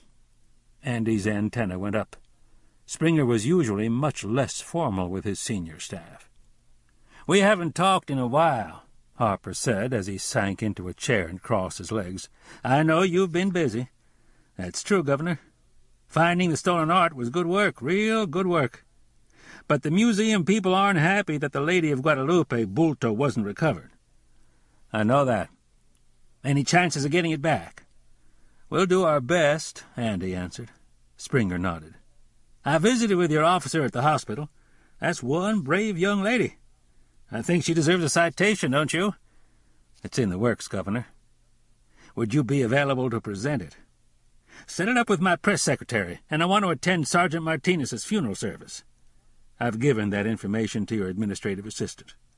"Good. I'm still waiting for arrests, Chief Baca. We can't let these cop killers get away." "I agree." "I want closure, Chief." "We'll push a little harder, Governor." "I know you will. Get something out to the media on it. Let them know the manhunt is continuing. Now, tell me about these charges against Bucky Watson. How solid are they?" "They're very substantial." "Do your people have their facts straight?" "Yes, they do." "He was a heavy contributor to my re-election campaign." Andy chose not to respond. "Will Watson's arrest affect anyone else?" "Watson has implicated your nephew and Sherman Cobb in a money-laundering scheme." No surprise registered on Springer's face. It was clear that Vance Howell had kept the governor well informed. "I find that hard to believe, Chief Baca." "It does create an uncomfortable situation," Andy noted. "How are we going to handle it?" Springer asked. "I plan to keep working the case, Governor." "Let's think this through. I don't want any political fallout to occur because a member of my family may be accused of a crime." "The situation will get the public's attention," Andy said. "That's why we need a flexible strategy here. I think the investigation has to be completely separated from my administration. What if I asked the Attorney General to step in?" "I'm not sure such an abrupt change in the investigation would be wise," Andy said. "I understand that, but the Attorney General is a Democrat who holds an elective office completely removed from my administration. If he agreed to appoint a special independent prosecutor for the case, that would erase any doubts of political interference on my part." "I'd rather not see the investigation slowed down." "I'm sure the Attorney General can act quickly," Springer said. Andy gave up arguing and got to his feet. Springer was telling him what was going to happen, not asking. "I'll give the Attorney General my full cooperation." Springer flashed a winning smile. "That's the kind of talk I like to hear, Andy." This must be hard on you, Governor. It cuts deep, Andy, but we'll get through it. I've been talking to the legislative leadership about that budget expansion request you want for new equipment. If you can cut costs a little bit more, I'm sure we can get you that appropriation. I'll work up some new figures. Good. Springer stood, pumped Andy's hand, and showed him to the door. Hold up any further action on this Watson mess until we've got the Attorney General in the loop. On his way back to the office, Andy stewed over his meeting with Governor Springer. It made no sense except as political face-saving bullshit. Springer wanted him to catch cop killers, yet he had just pulled the plug on the only investigation that could possibly lead to an arrest and conviction of the murderers. And when Springer pledged his support for new money for the department, it made Andy feel like a co-conspirator in a cover-up. He didn't like the taste of it at all. 2 officers had given their lives, and a 3rd had been wounded. Turning over the case to the Attorney General would be a slap in the department's face. The case belonged to the department and nowhere else. He swung the car out of traffic, parked at a small diner, and went in for a cup of coffee. He had some heavy thinking to do. Neil Ordway had left no forwarding address with the Mountain Air town clerk, and there was nothing in his police officer certification file that yielded information on his current whereabouts. Kerney phoned the agency that administered the police pension fund and got lucky. Ordway had made a request to withdraw his retirement contributions. He had asked that the check be mailed to a street address in the town of Bernalillo, just north of Albuquerque. Kerney stopped by Andy's office and found it empty. He decided not to wait for Andy to return from the governor's office before taking off. It shouldn't take more than an hour or 2 to round up Ordway. He paid a quick visit to Joe Valdez, who had his head buried in a stack of papers. Kerney cleared his throat, and Valdez looked up. He had a gleam in his eye and a smile on his face. "I was going to call you in a few minutes, Chief." "To tell me what? Do you want the technical or the bonehead explanation?" "Keep it simple, Joe. I have trouble balancing my checkbook." "It's a round-robin scam. Bucky's companies are nothing but conduits for De Leon's money. He pumps it through Tortuga, which lends cash to Milagro, Magia, or some other front, and then it's funneled into projects like Rancho Caballo. Everything comes back to Tortuga nice and clean." "Does it all come back as cash?" "No way," Joe said. "Shopping malls, raw land, apartments, subdivisions, commercial and industrial developments. Take your pick. De Leon has too much cash. His quandary is finding ways to convert the money that keeps pouring in." "How'd you get to it so quickly?" "It's a high-tech world, Chief. Even drug lords use computers nowadays. Bucky's computer was linked to the one at Tortuga International. When our computer specialist found the link, I asked him to search the data fields in the Tortuga computer system. It's been a damn goldmine." "Have you seized the Tortuga computers and any hard-copy corporate records?" Joe looked at his watch. "Agents from the Las Cruces office should be at Tortuga right now. It took a while to do the paperwork and get a court order signed." "Have you been here all night?" "Yeah, again." "Have you got any steam left?" "I'm good for a few more hours." "Where do we stand with Sherman Cobb and Roger Springer?" "Both Bucky and De Leon kept track of their payments to Rancho Caballo by computer. Plus, I've got Springer and Cobb signing off on loan applications, countersigning checks, authorizing payments, approving contracts, and accelerating repayments. Put the hard copy evidence together with Watson's confession, and we've got more than enough probable cause." "Arrest Cobb and Springer," Kerney said. "Take a couple of agents with you." "Now, won't that be fun?" Joe said with a grin. Andy pulled into his parking space just as Joe Valdez and 2 other agents hurried out the door. Valdez spotted Andy's car and walked to it. Andy opened the window and waited. "Chief, I left a note on your desk." "What does it say?" "Chief Kerney went down to Bernalillo. You can reach him by radio if needed." "Where are you off to?" "To arrest Springer and Cobb." "Tell me what you've got," Andy said. Valdez ran down the facts while the 2 agents waited inside their units. After hearing Joe out and asking a few questions, Andy smiled. Over coffee at the diner, he'd decided to have Cobb and Springer picked up. Kerney had beaten him to it. "Chief," Valdez said. Andy laughed and shook his head. "Do it." He watched Valdez and the agents drive off, and the tight feeling in his gut started to evaporate. In his office he started making calls to the State Department, FBI, the Department of Justice, Customs, and the CIA. He talked to people he knew, several of whom owed him favors. He wanted to blow a bigger hole in De Leon's operation, if possible. He hung up with promises from the feds to move quickly. De Leon was known throughout the criminal justice and intelligence systems, and every agency was eager to cooperate. He had his secretary fax key documents to federal officials in Washington, Virginia, Albuquerque, and El Paso, and told his public affairs officer to set up a press conference. To stay on the job in the face of his insubordination, Andy would have to play politics. Once word of his disloyalty reached the roundhouse, Springer's people would come after him, and he wasn't about to make it easy for the governor to fire him. Once a farming settlement along the banks of the Rio Grande, the town of Bernalillo was somewhat protected from the suburban sprawl of Albuquerque by an Indian pueblo that buffered the two cities. But the cushion of open land that cut a swath east from the river to the mountains couldn't hold back the development that filled the west mesa. A gently rising plateau with eroded cones of extinct volcanoes, sandy arroyos, black lava rock, and bunch grass, the mesa had been transformed into a series of bedroom communities that filled the skyline. It vanished from sight when Kerney got off the interstate and dipped into the shallow river valley that sheltered the town. He drove the 4-lane main street to City Hall, where he stopped and asked for directions.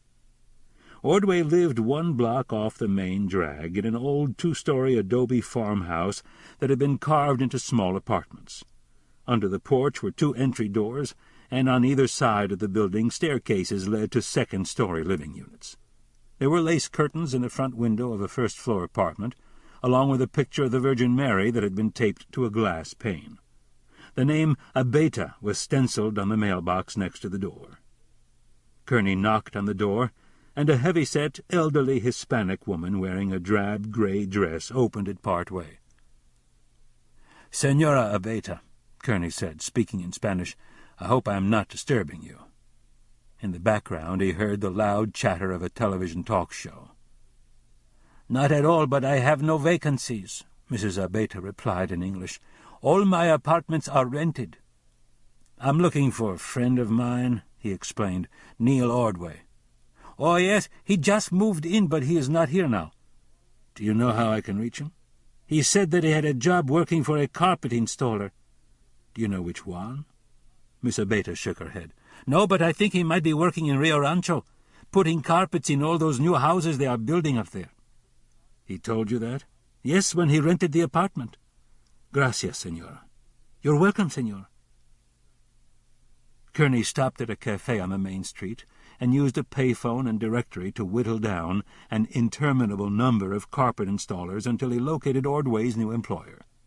Mrs. Abeta had heard Ordway correctly. The company was doing subcontract installations for a builder in the Rio Rancho area. Kerney got the address where Ordway was working. He left Bernalillo and drove up the mesa. The view east toward the mountains showed a sweep of pale hills that climbed from the bosque. The Rio Grande ran brown and languid around finger-like sandbars Kerney glimpsed through the breaks in the thick cottonwood stands. But the drive into Rio Rancho took him into a different world altogether. High privacy walls bordered the wide thoroughfare, masking all but the 2nd story of houses squeezed together on tiny lots. At major intersections, strip malls, convenience stores, and gas stations abounded. The stark, beautiful New Mexico landscape had been transformed into a place no different from the oozing Los Angeles megalopolis. West of the main road, behind an established residential tract, was a checkerboard development of empty lots and high-density housing units under construction. Along the newly paved streets, stick houses and apartment buildings were going up in assembly line fashion. While cement crews poured footings and pads at freshly prepped building sites, down the line carpenters framed walls and hung roof joists. The pattern repeated itself until Kerney rolled to a stop in front of 3 model homes in the final stages of completion. Little flagpoles with triangular pennants stood in front of the houses, and large signs planted in the yards blazoned the name of each model. A panel truck with rolls of carpet sticking out of the open rear doors was parked in a driveway. Kerney called for backup before walking through the garage, past a laundry alcove, and into the kitchen. In the adjacent dining nook, 2 men were unrolling a carpet pad. Both froze when they saw Kerney with his semi-automatic in one hand and his shield in the other. "Ordway?" Kerney asked softly. "Back bedroom on the left," one of the men replied. Kerney stepped into the room. "Wait outside," he ordered in a whisper. The men scurried past him into the garage. He found Ordway in the bedroom on his hands and knees, with his back to the door, trimming carpet. Ordway heard him coming, rose to a kneeling position, and turned. He had a knife in his hand. Kerney moved quickly before Ordway could react. He slammed the barrel of his gun against Ordway's cheek and kicked at Ordway's knife hand with his good leg. The blade went flying. Neil came off the floor in a rush, diving for Kerney's midsection. Kerney sidestepped and used Ordway's momentum to drive him face first into a wall. "Hands to the small of your back," Kerney ordered as he leaned hard against the man to keep him secure and kicked his feet apart. Ordway grunted and complied. After cuffing Ordway, Kerney patted him down and spun him around. "Hello, Neil," he said affably. Ordway's nose looked broken. Ordway seemed dazed. Blood flowed from his nose, dripping on the tan carpet. He swallowed hard and spat at Kerney. "Fuck you, Kerney." Kerney wiped the spit off his face. "You're under arrest for aggravated battery. Beating up Robert was a stupid idea." "I'll be out on bail in 24 hours, Ordway said. "But unemployed once again, I would imagine," Kerney replied. "Let me read you your rights." A state police officer arrived as Kerney brought Ordway out of the house. He explained the charges to the officer, who agreed to drive Ordway to Torrance County, book him into jail, and deliver Kerney's criminal complaint to the district attorney. Kerney watched the patrol car drive away. Busting Ordway felt good, but it didn't relieve the anger that gnawed at him about Gilbert Martinez's murder. He wondered if he would get a chance to even things up with Enrique de Leon and Carlos Ruiz. Chapter 12. Antonio Vallaverde turned off the main highway south of Juarez onto a blacktop road that cut through the saddle of 2 hills along the Rio Grande. He stopped at the security gate and announced himself. A high-ranking official in the Mexican Ministry of Justice, Vallaverde coordinated all cooperative borderland investigations with North American law enforcement agencies, including the New Mexico State Police. 2 miles in from the highway, a sprawling hacienda sat at the base of a hill with a lovely view of the bosque and the low-lying West Texas mountains across the river. The old rancho had been restored to its original splendor. The main hacienda, a private chapel, rock stables, a stone granary, and several other outbuildings had been rebuilt from the ground up. Old stone fences divided the grazing and farmland that bordered the bosque, and some of the melting adobe walls of the original peasant quarters still remained visible in the distance. During the Mexican Revolution, the site had served as a government jail and execution grounds before being sacked and burned by Pancho Villa's troops. A houseboy in white linen stood outside the arched hacienda doorway. Antonio parked in the circular cobblestone driveway and followed the servant into the courtyard with its charming brick lattice balustrade and central fountain. They passed through the vast living room and into the billiard parlor. De Leon had a guest, a young woman bent over the billiard table with a cue stick in her hands. She had strawberry blonde hair that fell against creamy white shoulders, long legs, and a small waist. The woman made her shot as Enrique looked on. Antonio had spent a number of pleasant evenings in the parlor with Enrique and various industrialists, senior military officers, and prominent politicians who were De Leon's friends. It was a long room with a high ceiling and an arrangement of comfortable chairs in front of a fireplace at one end, where a well-stocked liquor cabinet stood close at hand. Above the fireplace hung an antique cavalry officer's sword in a scabbard. In the center of the room, chairs for spectators and players lined the walls facing the billiard table. A door along the back wall provided passage to Enrique's richly appointed library, where key arrangements in the last national election had been brokered. Antonio coughed, and De Leon looked in his direction. "Go now," De Leon said to the woman, taking the cue stick from her hand.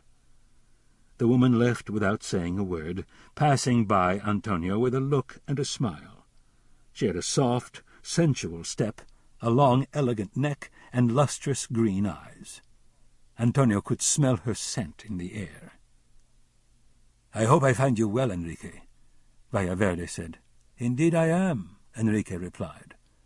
Antonio was one of the few paid informants he truly liked. "You have something to tell me, Antonio?" "Not good news, I'm afraid. The New Mexico State Police have seized a large quantity of drugs in Santa Fe and arrested a man named Watson, who has confessed to being one of your distributors." "Where is Watson now?" Enrique asked. "In jail." "How much merchandise was confiscated?" "The street value is reported to be over $1 million. De Leon knew immediately that Bucky had held back some product from the Chicago shipment. He would deal with him harshly. "Such things happen occasionally," he said.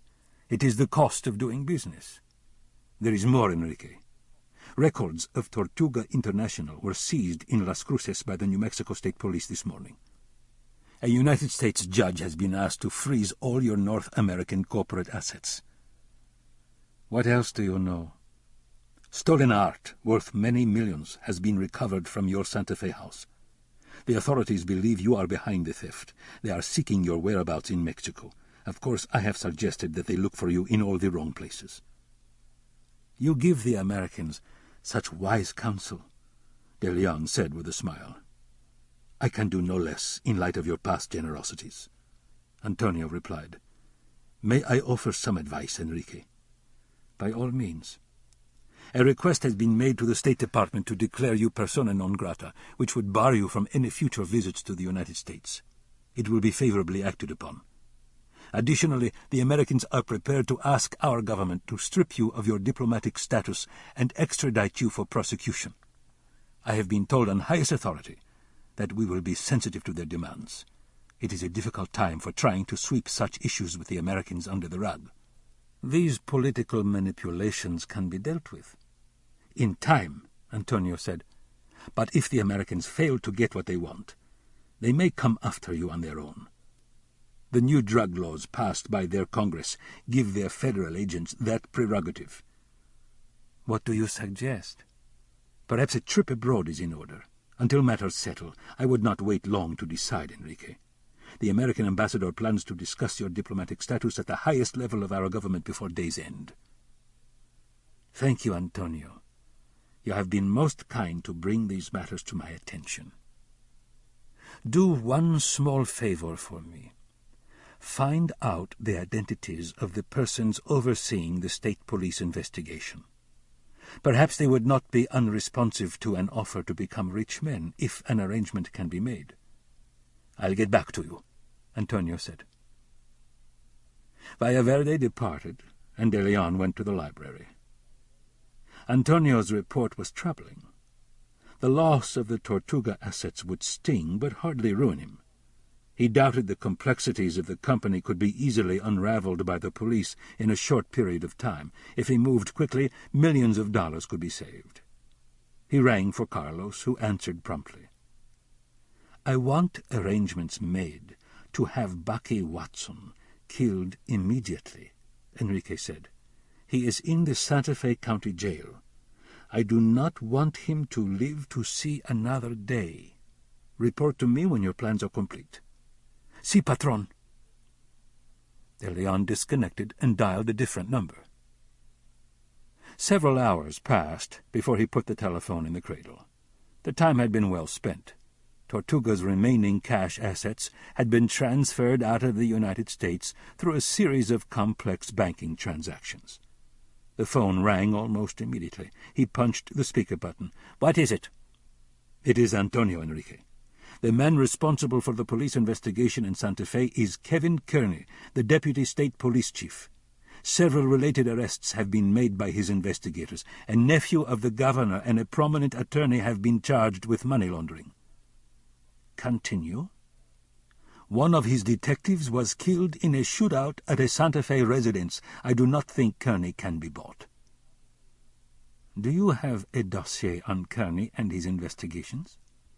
"A slim one, yes." "Please send it by courier to the hacienda." "I will do so immediately," Antonio replied. "Thank you, Antonio." "But, Patron, he could not have survived so many bullets." De Leon patted the file folder on the top of his desk. "You killed a state police sergeant named Martinez." "But it was Kerney's car." Carlos caught himself. There was no point making excuses. He lowered his head submissively. "I am sorry, Don Enrique. What are your orders?" "Delfino and Felix will meet you at the airport in an hour. You will assist them in locating Kerney. Both he and Watson must be killed." "What progress have you made on Watson?" "He is in a seclusion cell at the jail. A court hearing has been scheduled for late this afternoon." "Will he be heavily guarded during the court hearing?" "Only one officer has been assigned to transport him." "Excellent. What other orders do you have for me, Patron?" De Leon held out the file. "None. Felix and Delfino will instruct you in all matters. Do not keep them waiting." Carlos took the file, risked a glance at the icy stare in De Leon's eyes, lowered his gaze, and quickly left the room, wondering if there was any way the Patron would let him live. Officer Ivan Rasmussen gave Kerney a pleased smile when he came into her hospital room. "I'm sorry it took so long for me to come and see you," Kerney said as he shook the young woman's hand. "I hear you're healing up nicely." "I get to go home tomorrow," Rasmussen replied. "The doctor said I start light duty in a week." "That's good news. You kept an old friend of mine from getting killed. I want to thank you for that." Rasmussen's gray eyes clouded over. "I didn't do enough, Chief. If I had responded sooner, Sergeant Martinez might still be alive." "Don't beat up on yourself. You did all that you could." "That's not the way I feel," Rasmussen said. "Would you like to talk about it?" Rasmussen hesitated and shook her head slowly. "Not yet." "I need to ask you a few questions. When you were patrolling Fletcher's house before the gunfight, did you notice anything unusual?" "Nothing." "Did you run license plate checks on the vehicles parked in the immediate area?" "Yes. All but one of the cars were registered to neighborhood residents. The one that wasn't belonged to an elderly Hispanic surnamed male with a South Side address. I ran him through NCIC, and there were no wants or warrants. It didn't seem suspicious." "Where did you see the car?" "On the street behind the lane to Fletcher's house." "When?" "Around dusk." "Was anyone in it or nearby?" "No." "Did you see the vehicle again?" "No. When I got the 911 call, I came in from a different direction." "Did you log the information on the car?" "Dispatch has the record." "Do you think the car was used by the killers?" "It's possible. I'll check it out. Take care of yourself." "Chief Kerney?" Kerney stopped at the door. "What is it?" Rasmussen flashed him a small smile. "Thanks for not treating me like a kid sister. Everybody else has. I really appreciate it." "You don't strike me as an officer who needs to be coddled," Kerney replied. "I'm not." With particulars in hand on the car Rasmussen had spotted near Fletcher's house, Kerney drove down Airport Road.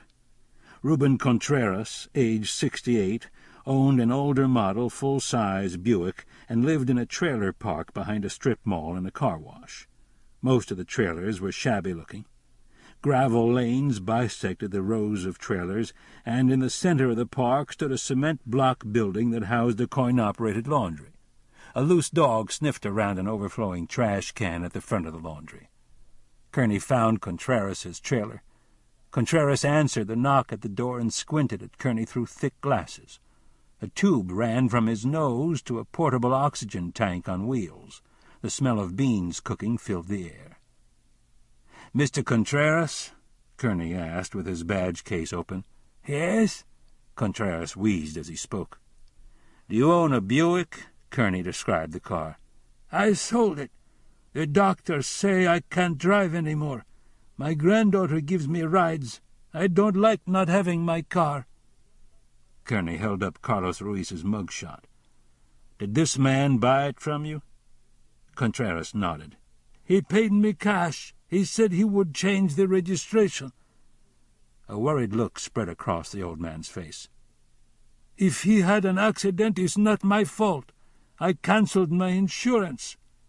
"There's been no accident, Mr. Contreras," Kerney said. "I just needed to identify the buyer." "That's him." "You're sure?" Contreras nodded once more. Kerney left while the old man stood waiting for another question.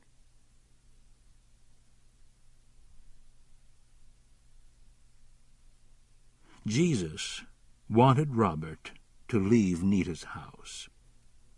With his cracked rib and broken arm in a cast, Robert couldn't get both thumbs in his ears to fight off the voice inside his head. He'd been awake all night in the guest bedroom with the door locked and the window open, smoking cigarettes. Robert had tried to obey Nita's ban on smoking in the house, but he couldn't do it. He took a deep drag on the cigarette, and an ash fell on the new shirt Nita had given him. She had bought him a whole new set of clothes, including a winter coat. The smell of something burning made Robert look down at his chest. He spit on his finger and rubbed it on the burn hole in the shirt to make sure it was out. Robert's legs felt nervous and itchy. Walking back and forth all night in the bedroom didn't make the feeling go away. He had stopped pacing when Nita came to the door and asked if he was awake. He didn't answer and soon heard the sound of her truck leaving the driveway. He stayed in the bedroom for a long time. When he finally went out, the living room with the long row of windows that looked out on the road and the rangeland beyond made him nervous. Somebody could be out there watching, spying on him.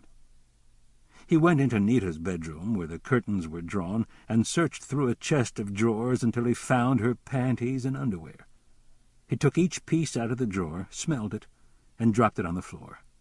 Nita's panties had no scent, but Robert liked the feel of them in his hands. The telephone rang, and he ignored it until it stopped. He went into the bathroom with a pair of panties, sat on the toilet, and masturbated. He wiped himself with the panties and dropped them in the toilet. He felt better. Jesus had stopped talking to him.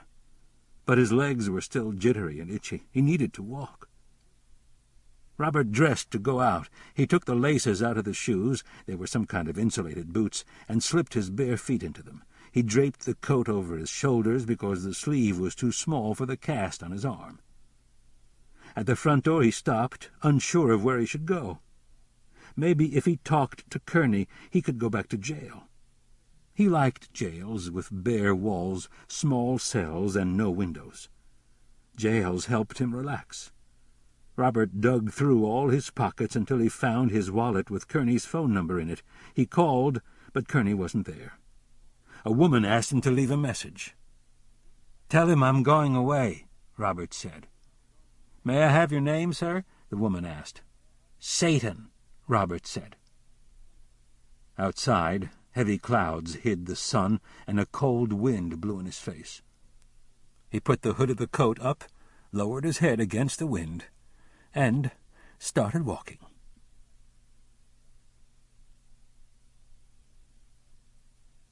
The two men traveling with Carlos said nothing to him or each other. Carlos knew he was way out of his league. Both men were former Mexican intelligence agents who had been trained by the U.S. Army Special Forces, the CIA, and the FBI. Each had carried out a number of high-profile political assassinations under contract with the mafiosos. Relegated to the role of driver, Carlos cruised past the county jail on Airport Road and then up to the courthouse near the downtown plaza. Felix, the older of the two men, sat in the front seat while Delfino rode in the back. Carlos circled the courthouse.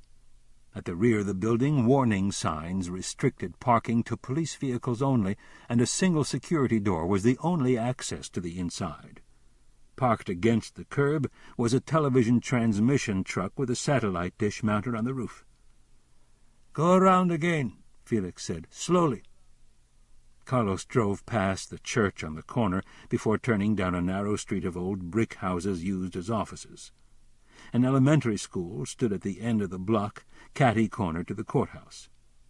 A row of small casitas and an apartment building faced the rear of the courthouse. A rental sign was posted on the porch to one of the casitas. "Drive past this school and let me out at the traffic light," Felix ordered. "Park in front of the post office and wait for me there." 10 minutes later, Felix returned. "A cottage across from the courthouse is vacant," he said to Delfino. "I can enter through a back door without difficulty." "Unseen?" Delfino inquired. "Yes, a wall behind the alley blocks the view." Felix handed Carlos a pair of binoculars. "You are my spotter. Make certain this time you identify the correct man.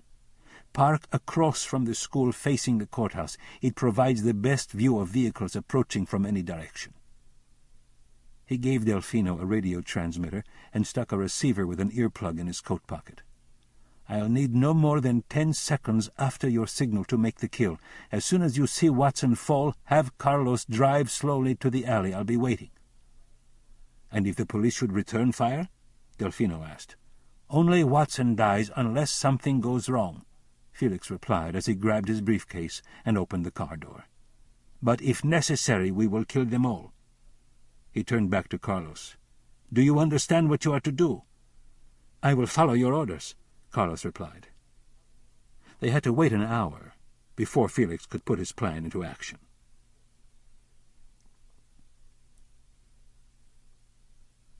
Nita let the telephone ring repeatedly before hanging up in frustration.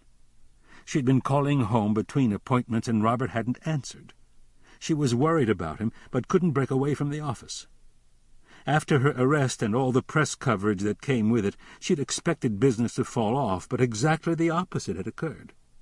Not only were most of her regular clients sticking by her, a flood of new appointments had come in from area residents she had never seen in the clinic before. They came with their household pets, wanting annual shots, deworming, or examinations.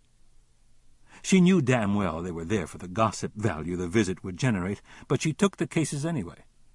And while none of them dared to raise questions about her status as an accused murderer, she felt their intense curiosity when they brought their perfectly healthy dogs, cats, and gerbils into the examining room. Being in the presence of an indicted cop-killer obviously had high entertainment value. Nita finished her last case for the day and called home again, with no luck. She drove west at high speed into a setting sun shrouded by clouds, worried sick about Robert. Maybe she'd made a mistake in bringing him home. But he'd seemed so coherent in the hospital and so pleased with the idea of staying with her. She ground the truck to a stop in front of her house and hurried inside. Robert was nowhere to be found. In her bedroom, all her underwear had been scattered on the floor. In the guest bedroom, even with the open window, the smell of cigarette smoke lingered. The bed hadn't been slept in. In the bathroom, she found a pair of panties floating in the commode. She had to find Robert, and she needed help to do it. Calling the county sheriff wasn't an option. She doubted any of the deputies would be willing to assist a confessed cop-killer. Her only course of action was to call Kevin Kerney. He was unavailable when she tried to reach him, so she left her name and a message reporting Robert's disappearance. Light snow had begun to fall, and the temperature had dropped by the time she got in her truck. There were hundreds of miles of back roads that crisscrossed the rolling plains between the two state highways that cut south to mountain air. Robert could be on any one of them, or so far away that it would be impossible to find him. If bringing Robert home resulted in his death, she would feel like a murderer twice over.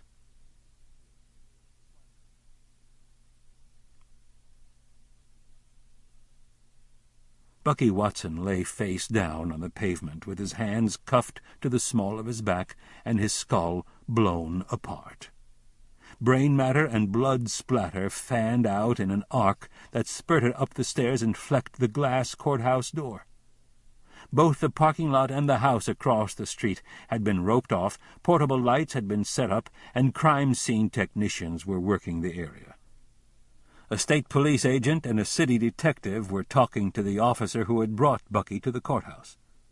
Kerney stayed outside the police line and waited until they finished before calling the officer over.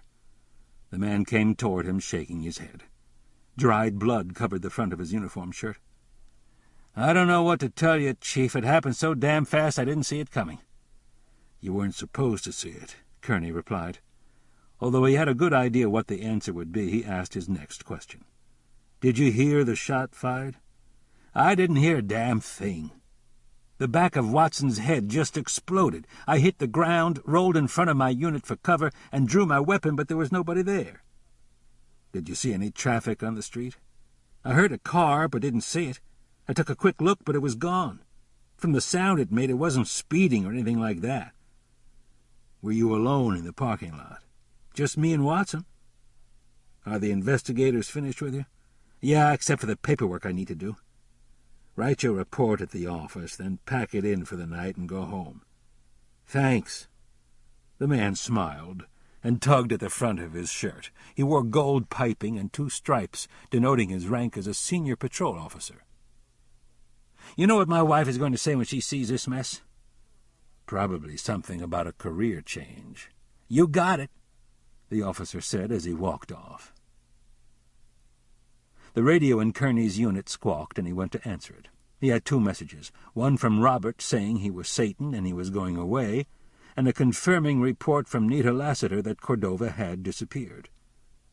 Kerney gave the dispatcher a description of Robert, ordered a statewide APB, and suggested that the search should be concentrated in the mountain air area. "That's not going to be easy," the dispatcher said. "We've got blizzard conditions down there, Chief, heavy snow and high winds." "Understood," Kerney replied. "If Cordova is found, have him placed in protective custody on a mental hold. He's not a criminal." 10-4. As Kerney clicked off, Joe Valdez opened the passenger door and got in the unit. He had his jacket collar turned up, and he rubbed his hands together to warm them. "It's too damn cold, Chief." Kerney turned the car heater up a notch. "Are you finished with the DA?" Valdez snorted. "While Bucky was getting himself killed, the DA was busy doing a little dance on my head. He feels his office ethically can't take action against Springer and Cobb, since both have served as special prosecutors in civil cases." "That's standard protocol. Who is he farming the case out to?" "The Attorney General's office. I think the decision was made before I even got there." "Where are Cobb and Springer?" "They've walked. I didn't even get a chance to lock them up. They're both threatening to sue for false arrest." "Did the DA challenge the probable cause?" "No, but he and his chief deputy went over everything with a fine-tooth comb. I had to produce all the evidence, including the videotape of Watson's confession." "Did you keep copies of everything?" "Multiple copies. I'm not going to let this case bite me in the ass." "Did you get anything out of Cobb and Springer?" "Not a damn thing," Valdez answered. "Know what I think, Chief? It's going to be years before those 2 go to trial, if ever. In fact, I don't think there's even a remote chance they'll be indicted, not with the potential star witness for the prosecution so conveniently dead." Valdez put his hand on the door handle. "Gotta go. The AG wants to meet with me pronto." "Do you want someone to go with you?" Joe took a minute to consider the offer. "No, thanks, but I'll call for backup if he starts busting my balls. So who killed Bucky Watson, Chief?" "I don't know who pulled the trigger, but whoever he is, he's damn good at his job."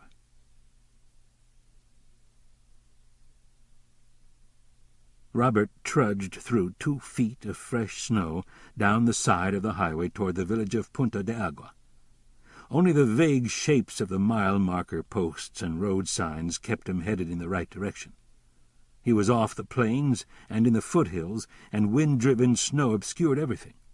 The road was buried by deep drifts, and no cars had passed in either direction, not even a snowplow. Cold to the bone, his feet felt frozen, and his side ached from the cracked rib. El Malo kept laughing at him inside his head. Everything felt heavy. His breath, his feet, the top of his head, even his eyes. He walked on with his head lowered. When he finally stopped and looked up, he was in the middle of the village, across from a church. Robert remembered that the evil one didn't like churches, but Jesus did. He walked to the church door and found it locked. A side door was also locked.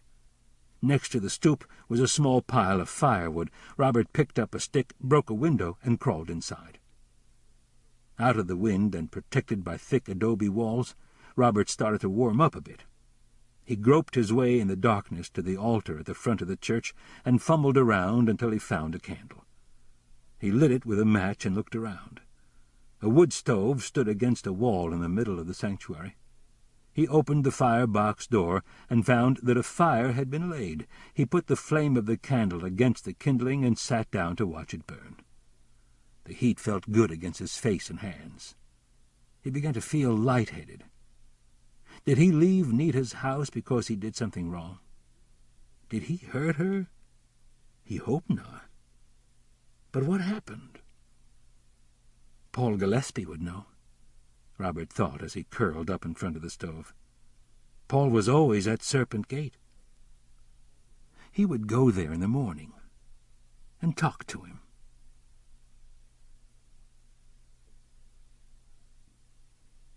"Has the governor fired you yet?" Kerney asked as he joined Andy in his office. "There's been nothing but ominous silence," Andy said. "Aside from the fact that Bucky Watson was assassinated, what else can you tell me about the shooting?" "Not much," Kerney admitted. "But I'll bet Carlos Ruiz didn't pull the trigger this time." "This time? I've got him nailed to the Martinez murder." "How so?" Kerney told him about the Buick and getting an ID on Carlos from Ruben Contreras. "We have to get to Ruiz somehow," Andy said. "I agree. What's happening with the sanctions against De Leon? His assets are being frozen, his drug distribution network is shut down, and he's about to lose his diplomatic immunity. It may not bring him to his knees, but it'll make him buckle a bit." Kerney nodded. The DA has kicked Springer and Cobb loose and passed the ball to the Attorney General. Joe Valdez is with the AG now. He may need you to backstop him. "The fucking politics never end," Andy said sourly as he watched Kerney head for the door. "Where are you going?" "South." "It damn well better not be Mexico again." Kerney laughed. "Mountain air. Robert Cordova's missing." "That crazy guy in the Gillespie murder case?" "That's the guy." Andy looked out the window. Freezing rain was pinging against the glass, and the neon lights from the bar down the highway, usually so bright, were just a shapeless blur. "Be careful driving," he said.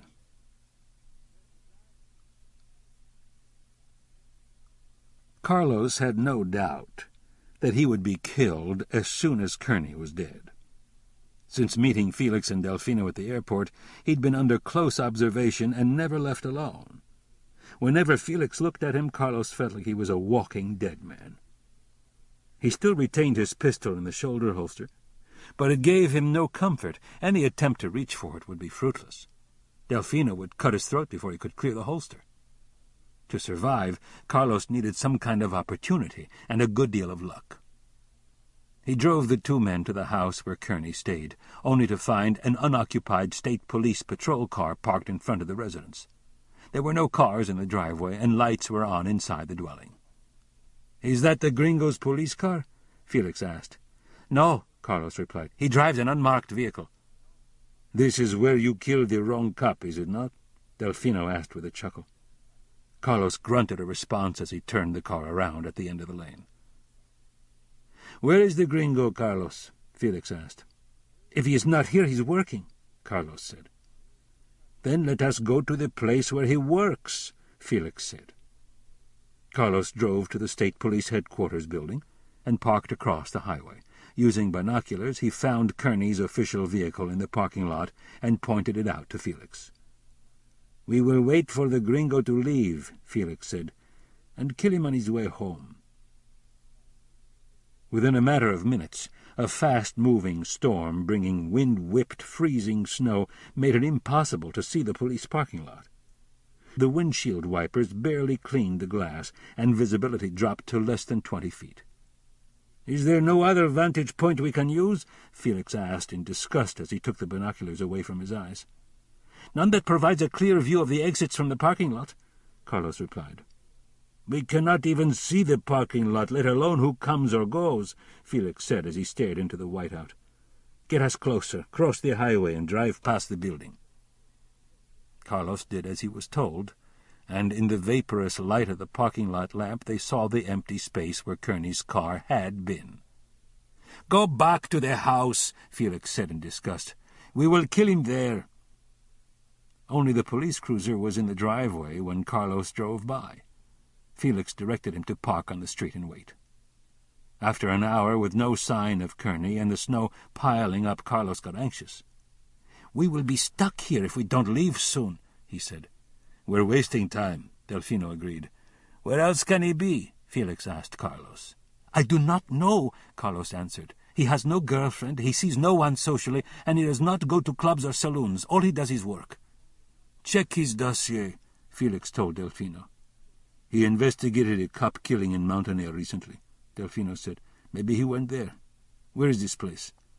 "Southeast of Albuquerque," Carlos replied. "You have a map?" Felix asked. "In the glove box." Felix got the map, unfolded it, and using a pen flashlight looked for the town's location. "It's not too far," he finally said. "Let us visit Mountain Air," Delfino suggested. "Judging by the name, I'm sure it's very picturesque." "The roads could be very bad," Carlos said. "You are here to drive us, not advise us," Felix snapped. "Delfino is right. It is better to search for the gringo than to sit here and risk discovery. If we do not find him, we will come back." Carlos nodded, cranked the engine, and made a U-turn. Except for a few snowplows and sand spreaders that were busy clearing one lane in each direction, the highway out of town was virtually deserted.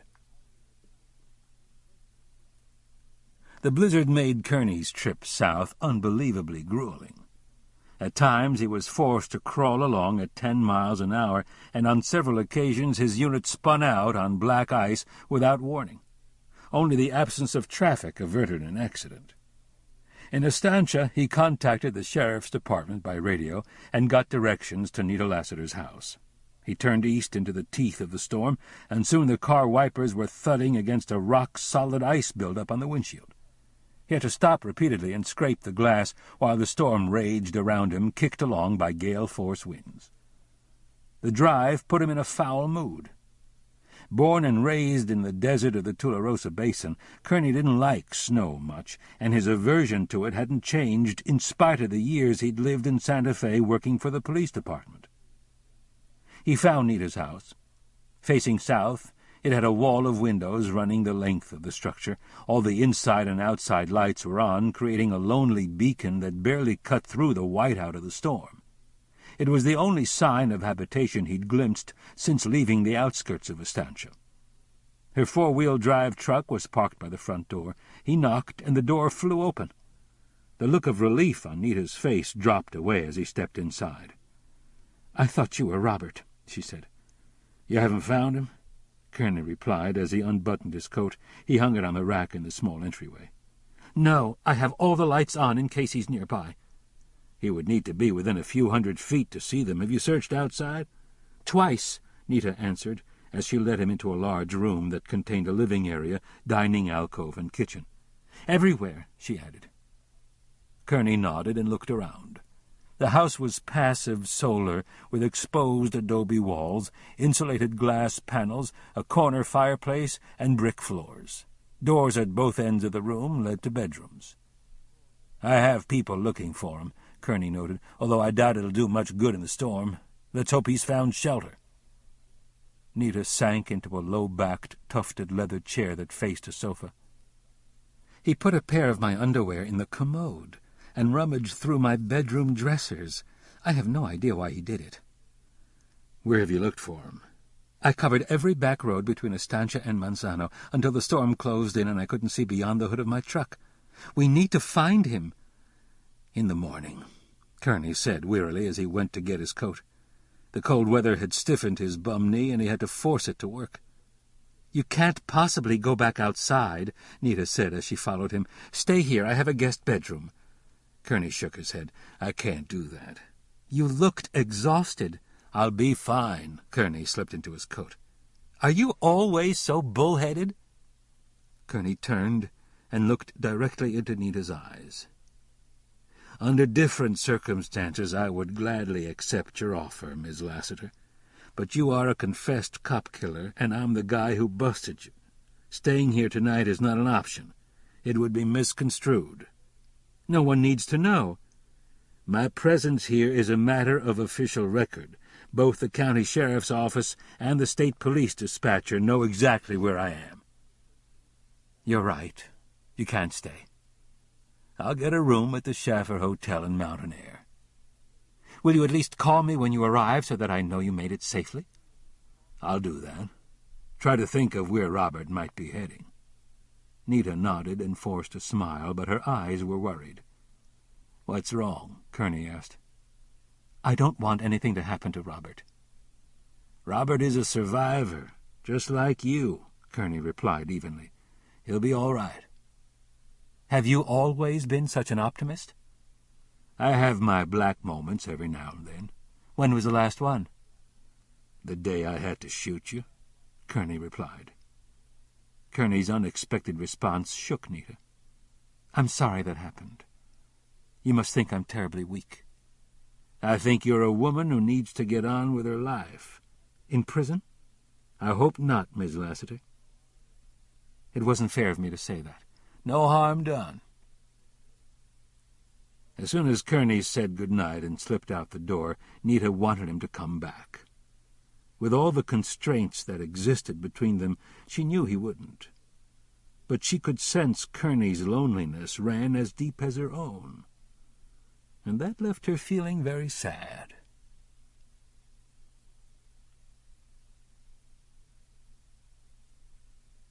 Chapter 13. Ugly things had happened in Robert's dreams, forcing him awake. Paul Gillespie's face floated through his mind. The face changed into El Malo. Horns snaked out of his forehead like worms, and his eyes turned fiery red and evil. Robert opened his eyes, found himself in total darkness, and scrambled to his feet. He could feel the pressure of the walls and ceiling gripping him, pushing him down, and his heart pounded in his chest. He ran, stumbled against something, groped his way toward a current of cold air that blew against his face, and found a broken window. He crawled out, fell on his knees, and ran until a pain in his side forced him to stop. Gasping for air, he turned and looked back. The setting moon behind the church made the spire look like a dagger stabbing the sky. He shivered in the cold, but the tension in his body lifted, and he felt better now that he was outside. Then the voices returned. He could only use his right thumb to plug his ears. Somebody had put a plaster cast on his left arm. He tried to rip the cast off, but the plaster was too hard and thick. He gave up and started walking down the road. Snowdrifts buried the road and covered all but the tops of the fence poles along the highway. Somewhere Robert had gotten a new coat, and it felt warm. But the air was frigid, and his feet were cold. He looked down at the boots that flapped against his ankles, wondering where they'd come from. As he walked, snow seeped over the boot tops, soaked his feet, and made it hard to move. He stepped carefully to keep the boots from coming off in the snow. There was no traffic on the road. Everything was silent and still. He stuck his thumb out as soon as he heard the sound of an engine and the scrape of a plow on the pavement behind him. An orange highway department snowplow slowed to a stop. Robert got in. "Did you go off the road?" the driver asked. "I didn't see your car." "No, I'm just walking." Robert stared at a pack of cigarettes on the dashboard. "Got a spare smoke?" "Help yourself." Robert grabbed a cigarette and lit it. "Looks like you got banged up a little," the man said, eyeing the cast on Robert's arm and his missing teeth. "Got in a fight," Robert replied, thinking maybe it was true. "No big deal." "Where are you heading?" "Mountain Air. I can take you as far as the maintenance yard in town." Robert nodded. "That's cool. Got any coffee there?" "The pot is always on." The driver dropped the transmission into gear, lowered the blade, and began plowing his way toward Mountain Air. Robert puffed on the cigarette and tried to concentrate on where he was supposed to go after he got to town. Nothing registered. The voices were gone, replaced by a noise like radio static. Close to town, with the sun just up and the glare off the snow bouncing into the sky, a state police car passed them. Robert turned his head to follow the car, thinking that if he got out and waited, the cop might come back and take him to jail. He shrugged off the thought and snorted. Cops were assholes. The driver gave him a strange look. Robert bummed another cigarette and stared out the window. He liked the way the snow covered everything and made things look clean. His feet started to hurt as the driver turned into the maintenance yard. It felt like somebody was sticking pins into his toes. He jumped out of the truck and went with the driver into the empty office. "Got any rubber bands?" Robert asked. The driver rummaged through a desk drawer and held out a handful. Robert pulled them over his boots. Maybe they would help keep the snow out. "What happened to your laces?" the driver asked. "I don't like them." The driver filled his thermos, gave Robert a cup of coffee, and went outside to load sand into the truck's spreader. When he returned, the hitchhiker was gone. Nita found Kerney sitting in the Schaffer Hotel dining room picking over a light breakfast. The room was full of railroad workers just in from a night of clearing a freight derailment at Abu Pass. Snow and mud had been tracked into the room, and small brown puddles had formed under the tables where the workers sat. Nita dropped her coat over the back of an empty chair and joined Kerney at the table. "Good morning," she said. "Morning," Kerney answered, inspecting her outfit. She wore insulated boots, jeans, and several layers of sweaters. "Going somewhere?" "With you," Nita replied. "That's not possible." "Do you want to waste time trying to find your way to Serpent Gate, or do you want to get there in a hurry?" "There are a lot of other places Robert could be," Kerney said. "I've already looked everywhere else." "Then I'll start at Serpent Gate." "It's not that easy to get to. Do you have a four-wheel drive vehicle? It's going to take one to get in." "No, you're not going." "Then I'll go by myself," Nita said as she started to rise. "Hold up. Robert is out there, and I'm going to find him if you won't." "Why are you so sure he's there?" "Can't you figure it out? What happened to me and Robert took place at Serpent Gate. He's always gone back. I never have." Before Kerney could respond, a patrol officer entered the room and walked quickly to the table. He gave Nita a questioning glance and a tight nod before addressing Kerney. "No luck so far, Chief," he said. "I covered all the major roads in a 10-mile radius." "Robert may come here," he said as he laid some bills on the table to cover the meal and the tip. "Pick him up if he shows. Don't scare him off. He doesn't like cops much. I'll be on my handheld radio if you need me." Kerney stood up, took Nita's coat off the back of the empty chair, and held it out. "Let's go to Serpent Gate." Carlos tried to act cordial and relaxed with Felix and Delfino, but his attempts at small talk were rebuffed. He drove through the night while one man slept and the other stayed awake, watching him.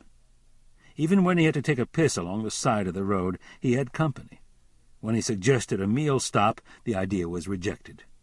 Carlos had to come up with a plan to save himself, and soon. The blizzard had made travel almost impossible.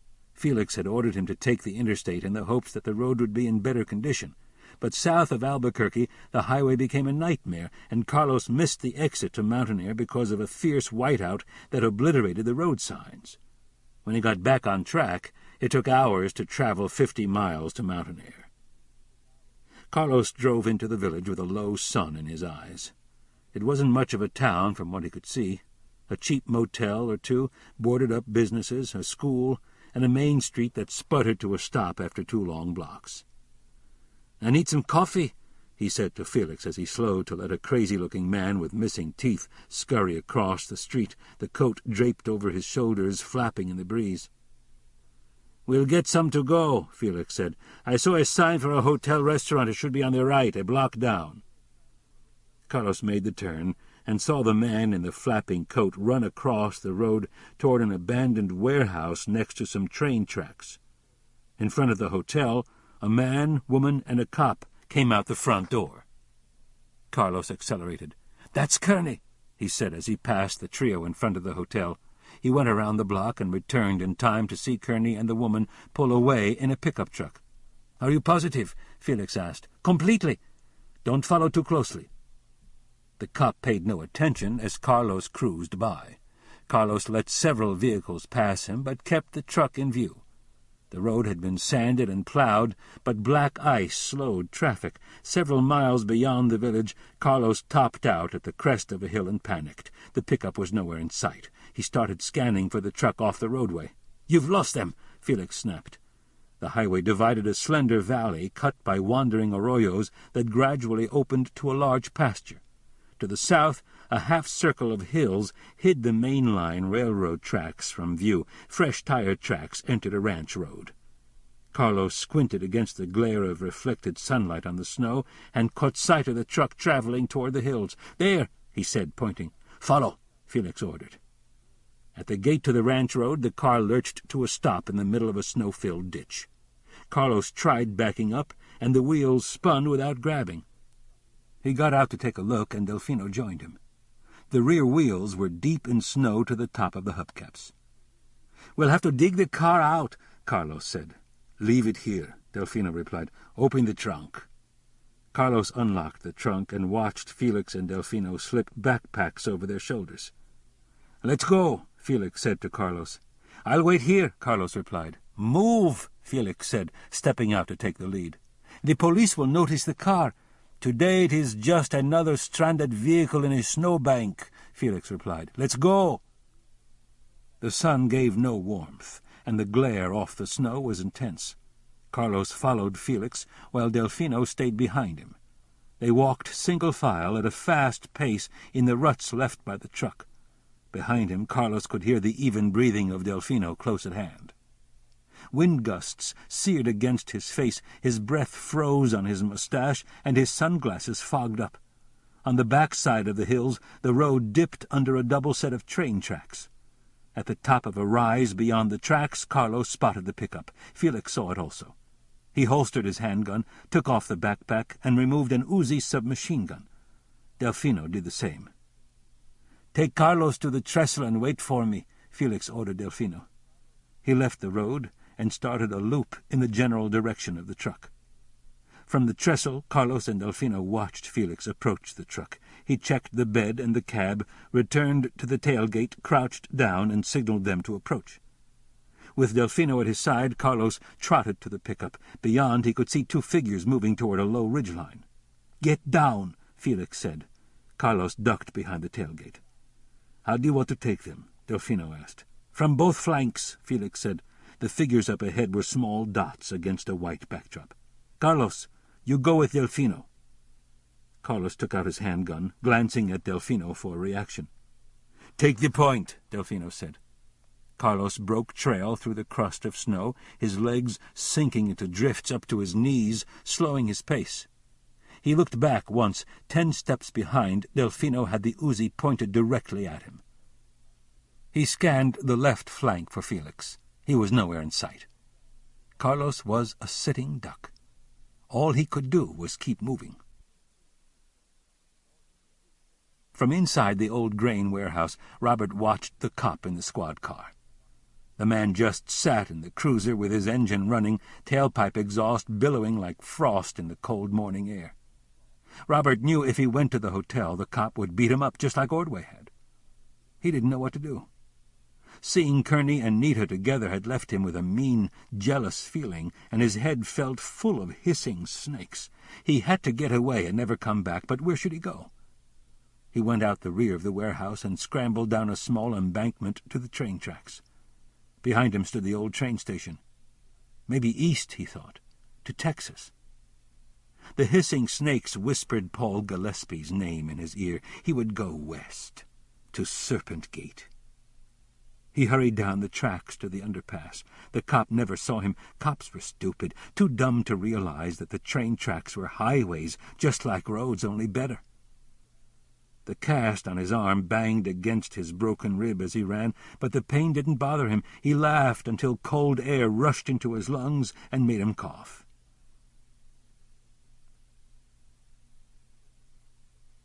The snow at the top of the rise was too deep for the truck, so Nita and Kerney pushed ahead on foot. The storm had erased any footprints or tracks. Kerney scrutinized every drift they passed for telltale signs of Robert. He saw nothing. If Robert's body was nearby, it wouldn't be found until the first good thaw. The raw Arctic wind kept the temperature well below freezing, and the branches of the pinon and juniper trees cracked like gunshots as they snapped under the weight of the snow. Each step they took broke trail in the frozen crust, and they were knee-deep in drifts. Nita didn't tire or falter, but Kerney had a hell of a time with his bad knee. The tendons and few remaining ligaments ached every time he pulled the leg free to take another step. The ridge ran at a right angle to the hills. At the top, Nita held them up. Without warning, the ridge sheared off, revealing a granite monolith standing in the middle of a narrow gorge. A rockfall closed off one end, and the only approach seemed to be through a shallow arroyo that ran up to the ridge. Kerney guessed the monolith to be 50 feet long and 10 feet away from where he stood. He looked into the shadows and waited for his vision to adjust. 15 feet below the drop-off, a slender ledge ran along the length of the monolith. Above the ledge, at about the chest height of a small man, a duplicate of the serpent on Pop Schaffer's fence had been chiseled in the stone. It was surrounded by images of birds, fish, and other symbols, including a horned demon. "How deep?" Kerney asked. The snow in the gorge stopped at the ledge of the monolith. "Less than 20 feet. Do you think you would have found it on your own?" "I probably would have fallen into it," Kerney said. "What's on the other side?" "More rock art and lots of rattlesnakes in the summer," Nita answered. "It gets good sun, and the snakes like the heat. I don't think Robert's been here," she added. "We'll poke around anyway."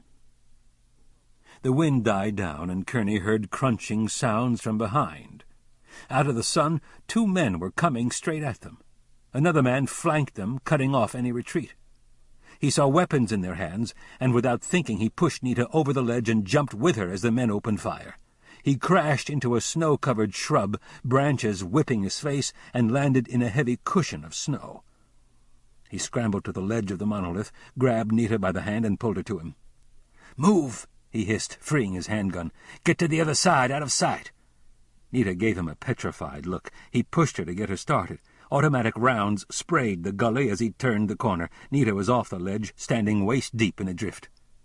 "What is it?" Nita asked. "What's happening?" It was all she could think to say. "Don't talk." The gorge was wider on the back side of the monolith, where the arroyo had eroded the ridge.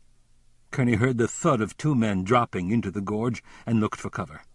Below the ledge, circling the monolith, was a crevice large enough for 1 person. He yanked Nita by the hand, forced her down, and shoved her into it. "What are you doing?" she whispered. "Curl up in a ball and be quiet," he said. "I'll come back for you." He pushed her knees to her chest and piled snow over her, trying to make the mound look as natural as possible. He held his breath and listened. Nothing. 3 men were coming at him from front and back, and there was no place to hide. The mound covering the crevice was in deep shadows. Maybe they wouldn't spot Nita. Maybe she could survive. A small conical cedar tree stood at the far end of the monolith, where sunlight had yet to reach. Kerney eyed it. About the height of a man, the tree would be the first thing a shooter would see coming around the front end of the monolith. Kerney took off his coat, went to the tree, wrapped the garment around it, and buttoned it up. At a quick glance, it might pass for a standing man. With his back against the monolith, he hunkered down and waited, listening for footfalls in the crusted snow, scanning left and right. He saw a long shadow flicker on the snow beyond the cedar tree. The shadow appeared again as the silhouette of a man. Automatic fire ripped through Kerney's coat. When the man stepped into view, Kerney shot him, twice, in the chest, checked his flank, and ran to the snow-filled arroyo that sliced into the side of the ridge. With any luck, he could belly-crawl to the top of the ridge without being seen and swing behind his pursuers. Delfino kept Carlos in front of him as they moved slowly along the ledge of the monolith, following the tracks left by Kerney and the woman. He stopped at the sound of Felix's Uzi and the 2 answering shots that followed. He waited for Felix to fire again. All was silent. "Something's wrong," Delfino said. He dropped off the ledge, stepped past Carlos, and chanced a quick look around the corner. He spotted Felix's prone body near a coat wrapped around a tree. There was no sign of the gringo or the woman. "Felix is down," Delfino said, turning the corner. Carlos followed, and stopped by a mound of snow that filled a small crevice under the ledge. Ahead, Felix sprawled on his back, not moving, the Uzi clutched in both hands. "He's dead," Carlos said. "We can still cut them off," Delfino replied. "They must be up ahead. Go back the way we came and circle around." Delfino glanced down and saw only one set of footprints in the snow, Kerney's tracks. Where did the woman go? Before he could look to find her hiding place, Carlos shot him in the back of the head. Smiling, Carlos picked up Delfino's Uzi, holstered his pistol, and retreated. Now that the odds were even, he would follow Delfino's advice, backtrack around the monolith, find Kerney, and kill him. Kerney winced when he heard the pistol shot. He cursed himself for leaving Nita behind, reversed his crawl, and scanned from low to high ground as he moved down the arroyo. The sun was higher in the sky, but the monolith cast a fat shadow, and he could clearly see only the dead man by the tree, where his bullet-shredded winter coat flapped in a light breeze. As far as he knew, 2 more men were still in the gorge, setting up a crossfire, which would be the smart thing to do. The arroyo gave him cover only if he stayed prone and low. He wanted to get up and make a dash to Nita. He forced himself to wait. The men stalking him controlled the action. All he could hope to do was counterpunch and survive. Cold and soaked to the skin, he burrowed into the snow and tried not to shiver. Carlos worked his way slowly and quietly through the snow until he reached the end of the monolith. Darkness still lingered in the constricted ravine, but the sun was in his face every time he glanced up. He took one more look at the ridge-top, and a snowball hit him in the face. He squinted into the sun and started firing the Uzi at the moving shape above. It vanished before he could focus on it. He stepped forward to fire again, and a bullet tore through his stomach and shattered his spine. He took another bullet in the chest as he fell. Carlos hit the ground, and Kerney ran in a low crouch, zigzagging past the dead man by the tree, waiting for bullets to tear into him. He made it to Nita's hiding place and found another man with the back of his skull blown open, the snow around his head icy pink. He dropped his handgun, dug into the mound with both hands, and pulled Nita out of the crevice. She was pale, shaky on her feet, but unhurt. "My God," she said, staring at the body. She started to cry. "Not now," Kerney said sharply. "Robert is out there somewhere. Find him." She nodded and began to move. Kerney left her and went to check on Carlos. Carlos lay on his back, staring into the sun until a shadow passed over his face. He felt the Uzi being pulled from his hands. He blinked and saw Kerney leaning over him. "You're a hard man to kill, Gringo," he said. "You're dying, Carlos." "I was going to die today anyway." "Is that why you killed one of your partners?" Kerney asked. Carlos nodded and coughed up blood. "Where is Nick Palazzi?" "He fucked up just like me. De Leon had me kill him." "And Amanda Talley, did you do her too?" "I never killed such a beautiful woman before." "Where's her body?" "No more body. Gone." "What about Gilbert Martinez?" "I thought it was you, Gringo. I really wanted you dead." "You've been a busy boy, Carlos." Carlos gurgled once and died. "Did you kill them all yourself?" Robert asked. Kerney wheeled to find Robert and Nita at his side. Frozen snot hung from Robert's nose. He wiped it away with the sleeve. "No," Kerney answered. "Did you kill one of them, Addie?" Robert's eyes were jumpy and big as saucers. Nita stiffened as though she'd taken a body blow. "No." "Yes, you did," Robert said, inclining his head. "I saw his body over there. You killed the motherfucker." Kerney eyed the crazy grin on Robert's face. "Do you need a ride to jail, Robert?" Robert nodded. "Let's go." Kerney led Nita and Robert away from Serpent Gate.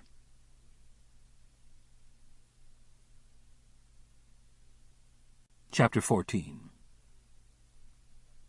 Kerney drove to the highway and found a car blocking their way through the ranch road gate. He keyed the handheld radio, made contact with the state police officer he'd left at the Schaffer Hotel, reported the shootout, and requested a tow truck. "Send a snowplow also," he added, as an afterthought. "We'll need the road cleared to the crime scene." "And an ambulance," Nita said as she dropped Robert's boots on the floorboard. Robert was in the back of the extended cab. Kerney looked over his shoulder. Robert's feet were badly frostbitten. Kerney relayed the message. "Get me some snow," Nita said. He got out of the truck and passed handfuls of snow to Nita, who rubbed it on Robert's bare feet. Robert howled, kicked wildly, and tried to fight his way out of the truck. Kerney popped the driver's seat forward on its tracks and pinned Robert down while Nita finished the job. "How bad?" he asked. Nita answered with a wary shrug. The ambulance arrived with the state police unit. Kerney carried Robert to the vehicle. He struggled fiercely as Kerney put him on the gurney. It took all of his strength to hold Robert while the paramedics strapped him into the restraints. Robert screamed in protest. The ambulance pulled away for the trip to Albuquerque just as a tow truck arrived. Kerney looked around for Nita. She was in her 4x4 behind the steering wheel. He walked to her, and she rolled down the window. "Did you hear what Robert said to me?" she asked without looking at Kerney. Her eyes were fixed on something or nothing outside the windshield. "I may have missed it." Nita kept looking away. Her hands gripped the steering wheel, and her knuckles were white.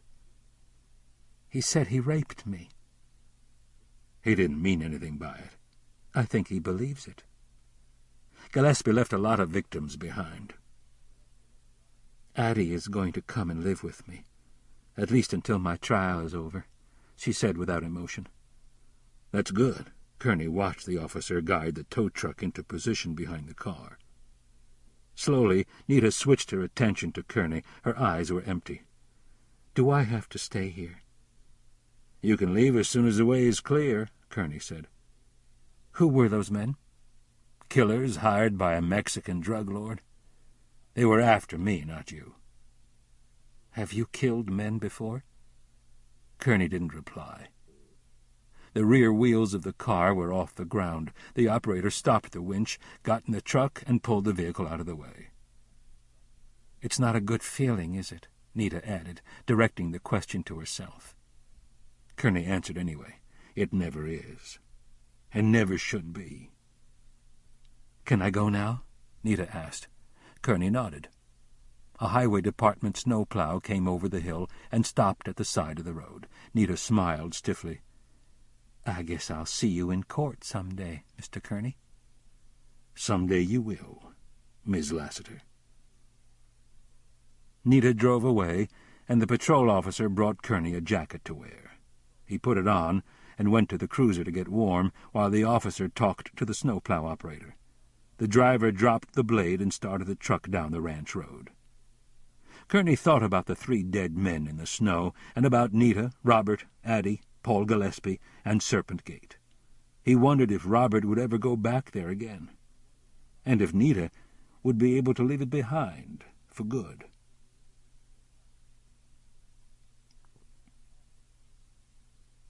The morning after the gunfight at Serpent Gate, Kerney found his way to a new residential subdivision off Airport Road.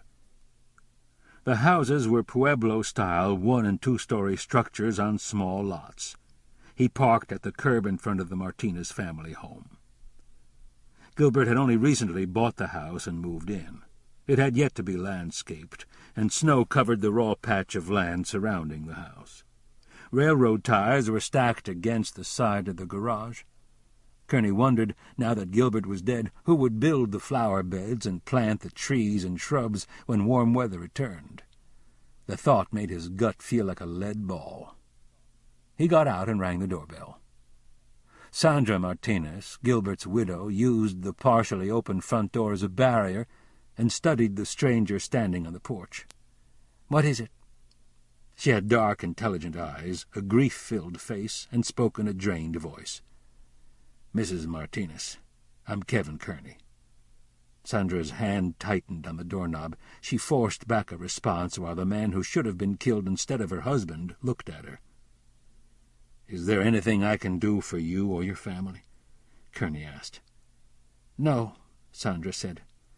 Thank you for stopping by." She closed the door in his face. Kerney hesitated before ringing the bell again. After a minute it grudgingly opened. "Mrs. Martinez," he said. Sandra raised a shaky hand to cut him off, and her breath caught in her throat. She swallowed hard. "I know you came here with good intentions." "I liked and respected your husband very much." She forced a thin, dry smile. "Gilbert liked you, too." "I feel responsible for your loss." "You may be responsible, but you can't make amends for it, can you?" "No, I can't."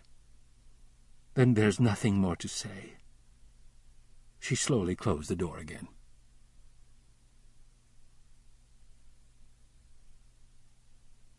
Andy stuck his head inside the conference room and found Kerney pecking away at the keyboard of an old computer that he'd scrounged from supply. "Paperwork?" Andy asked. "I'm just finishing up." "I can get you a new computer, Kerney. All you have to do is ask." "This one will do for now." Kerney hit a function key. The printer whined as it fed a sheet of paper into the rollers. "De Leon has left Mexico," Andy said. "Where is he?" Andy shrugged. "The Mexican authorities say they don't know, and if they do, they aren't telling. They did identify the 2 hitmen De Leon sent after you." "So quickly?"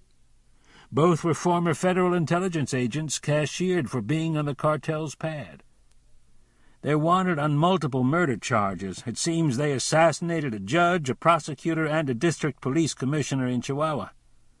"Nasty boys." "The Mexican government is sending you a citation." "I don't want it," Kerney said gruffly.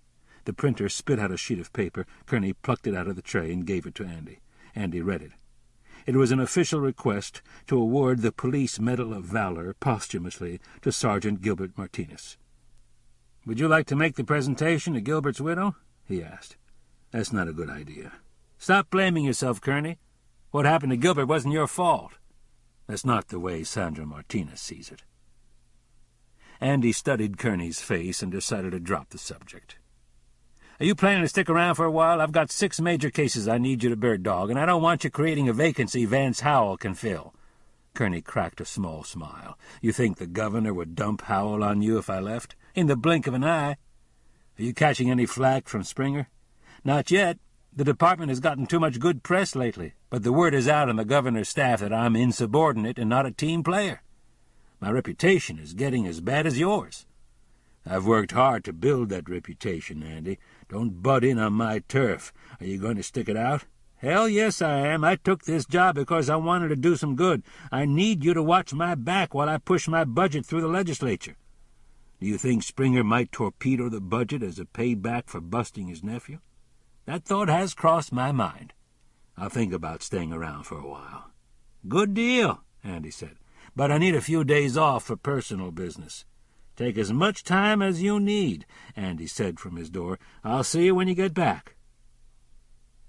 On the conference table was a box of 500 freshly printed business cards that had arrived in the mail. Kerney hadn't asked for the new cards. Probably a clerk had automatically ordered them when his promotion had been posted. He took one card from the box and slipped it in his wallet. An entirely different climate greeted Kerney in Mexico. Even in the late afternoon the day was warm, the sky a rich blue, and a dry breeze from the open truck window felt good against his face. He drove the highway south of Juarez and passed the turnoff to De Leon's hacienda without stopping.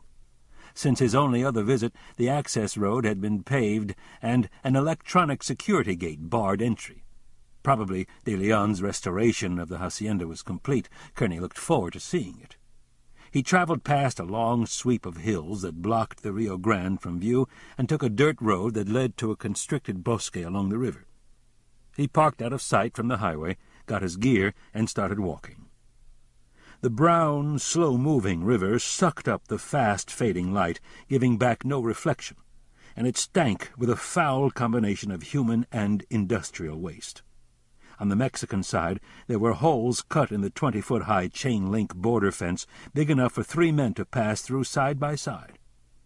The bosque gave out where the river carved through some hills, and Kerney hiked up a rock-strewn incline. He reached the top as the last rays of a setting sun dimmed to dusk. Below, the bosque reappeared, not very wide, but thicker than before. The hacienda stood nestled against the side of the hill, with a view that took in the sloping river valley.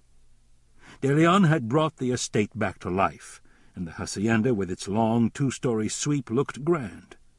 Plastered mud brown, with small shuttered windows that marched along the wall on either side of massive center doors, it resembled a fortified citadel.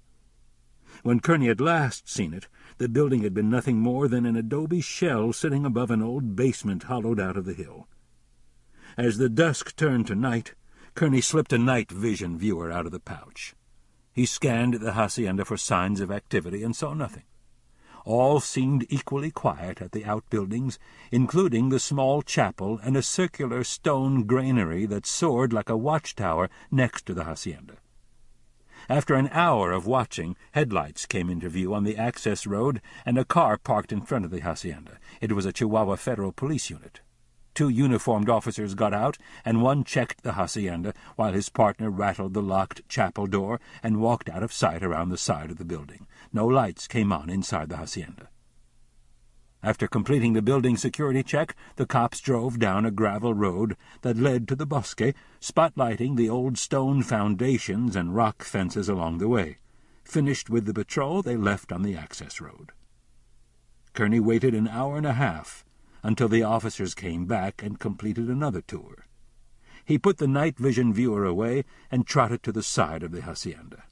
Under a portal, arched lead-glass doors opened onto the patio. Kerney inspected the doors with a flashlight and found alarm sensors attached to the glass. He backtracked to the chapel and checked for a rear entrance. There was none, but small stained-glass windows showing the stations of the cross ran the length of the building on either side. The windows were wired to the alarm system. Kerney figured De Leon had something valuable inside the chapel, like maybe a priceless religious statue. He had no way of knowing where the Mexican cops might be stationed. They could be at the access road security gate or checking on another jefe's mansion some distance away. It would have to be a smash-and-grab affair. To do it right, he needed to be in, out, and gone in a few minutes. He could make it if he pushed his bad knee to the maximum and got lucky inside the hacienda. He picked up a rock, broke a chapel window, and hauled himself inside. The alarm was silent, but intrusion sensors mounted near the ceiling blinked rapidly. His flashlight beam illuminated the Lady of Guadalupe statue on the center of the altar. Kerney grabbed it, kicked open the chapel door, put the bulto on the outside step, and sprinted to the hacienda.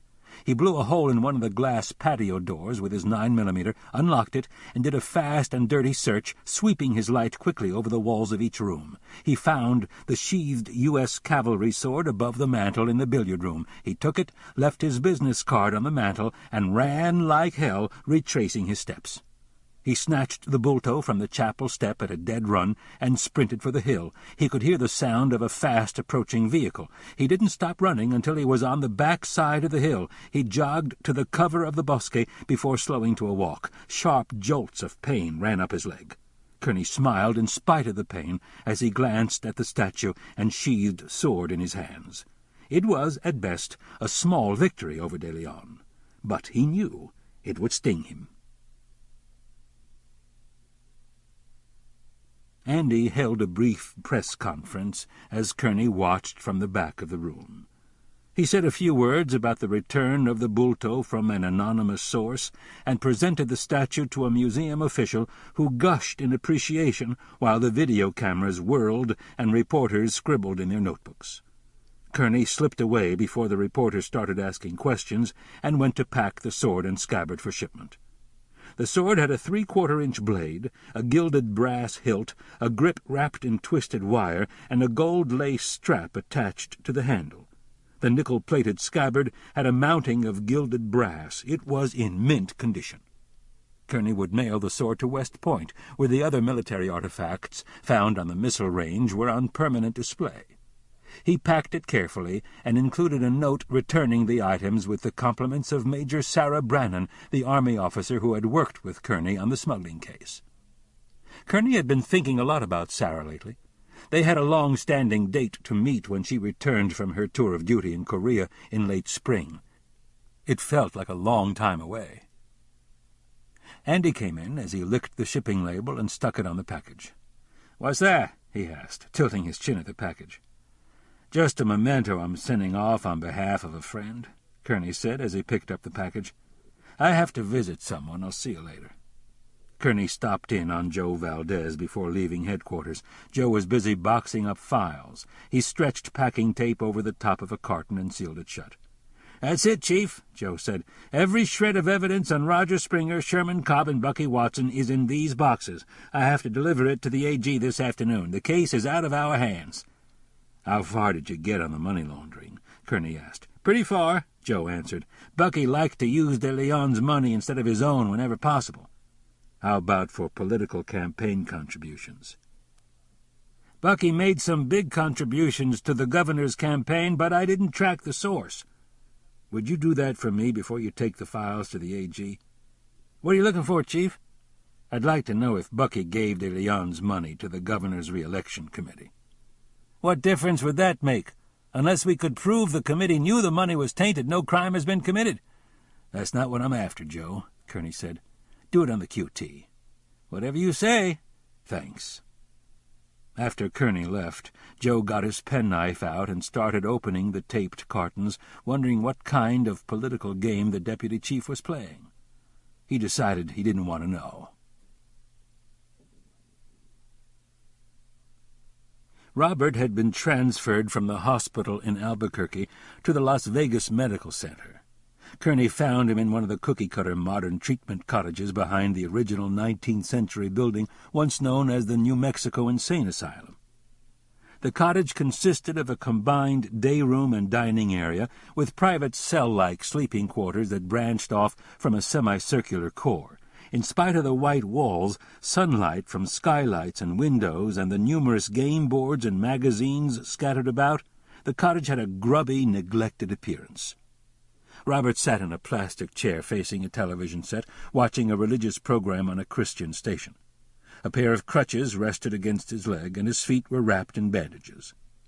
Kerney sat down next to Robert, who gave him a dismissive look and turned his attention back to the set. "How are you, Robert?" "Jesus cut off all my toes," he said, keeping his eyes glued on the screen. "Jesus did that?" "He cut them off for raping my daughter," he said matter-of-factly. "That's pretty harsh." "Jesus knows what he's doing," Robert said instructively. "You should know that." "I hope he does." "Do you love Jesus?" "Everybody should," Kerney answered. "That's right." "Are you a doctor?" Robert asked, searching Kerney's face. "No, my name is Kerney." "That's a funny name." "Don't you remember me?" "I never saw you before," Robert said as he switched his gaze back to the television. Kerney stayed until it was clear Robert had nothing more to say. De Leon's $40 million yacht was anchored just outside the bay of the coastal city of Manzanillo. Enrique watched the wake of the approaching boat cut through the Pacific Ocean before moving to the shade of the canopy on the foredeck. De Leon used Manzanillo as a transfer point for cocaine shipments from Colombia and Ecuador. The product came in by ship to be offloaded at the dock into waiting trucks. This arrangement was possible because De Leon had made the local police commander and his immediate assistants wealthy men. The boat came alongside, and within minutes Brigadier General Sergio Garcia Perez, Deputy Chief of Mexican Intelligence, was on deck.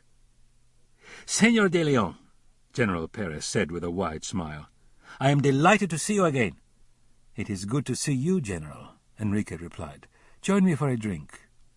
He motioned for a mess boy, who came, took the general's order, and returned quickly with a wine-glass. "How can I assist you?" Perez asked from his desk chair. "I understand you have an agent who is expert at arranging accidents that do not raise suspicion. A Cuban expatriate, I believe, fluent in English and trained by the Americans." Perez masked his surprise. Few people outside the Mexican intelligence community knew of his Cuban asset. "That is correct." "Would it be possible for me to utilize his services?"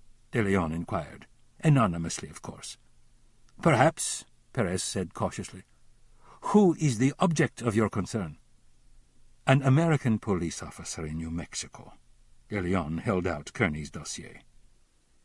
Perez paged through the dossier and scanned the photograph. This was the man who had killed 2 of his former agents in a shootout north of the border. A deep background check would be necessary before Perez would make a commitment. No ordinary policeman could take out 2 highly skilled operatives so easily. "If I agree to your proposal, when would you like this accident to occur?" Perez asked. "Only when you are sure there is no risk to you and there is no chance of failure," Enrique replied, getting to his feet. "But come, other than your fee, we have talked about business long enough. I have had a meal prepared I think you will enjoy." As Kerney looked on, Andy read through Joe Valdez's report on Bucky Watson's political campaign contributions to the committee to re-elect the governor. "So the committee got dirty money from De Leon through Watson," Andy said, dropping the last sheet of paper on his desk. "Over $75,000. That's quite a contribution." "I'm sure they didn't know the source of the money," Kerney said, "but it might upset the voting public if word got out the family values candidate got re-elected with the help of a large donation from the Mexican drug lord responsible for the murder of 2 police officers and a multimillion-dollar theft." Andy put the report in order and locked it in his desk. "I think I'll hold on to this for a while." "Good idea. We might just get the funds for expansion the department needs next year." Andy leaned back in his chair with a satisfied look on his face. "Wouldn't that be great?" Kerney replied. "But you can stay here as long as you like," Fletcher said. "I can't keep bunking with you forever," Kerney said with a shake of his head. He stuffed the last of the shirts into a canvas carry-all and zipped it closed. "Besides, I'm only moving 6 blocks away. We'll be neighbors." "You're a workaholic. I'll never see you." "I may not be working at all." Kerney went to the closet, took sweaters off a shelf, and dumped them into a plastic bag. "Are you leaving the state police?" "I haven't decided." "What kind of place have you rented?" Fletcher asked. "It's a furnished 1-bedroom with a fireplace and patio." "Does it have charm?" "It will do for now," Kerney replied. He got his shaving gear from the bathroom and looked around. All of his possessions were packed. It would take no more than 2 or 3 trips to his pickup truck to move out. He needed to spend a little money and buy some things, pots, pans, plates, that sort of stuff, maybe even a television. "I'm going to load up," he said. "I'll help you carry your things out." Fletcher followed him outside, lugging the large plastic bag. A truck pulled into the driveway, and a woman got out. She stuck her hands in the pockets of her leather jacket and walked quickly to Kerney. Close up, Fletcher found her quite attractive. "Miss Lassiter," Kerney said. He took the plastic bag out of Fletcher's hand and put it in the bed of the pickup. "What can I do for you?" Nita looked at Fletcher and hesitated. "It's nothing official." "Are you sure you want to talk to me?" Kerney asked. "Yes, just for a moment, please."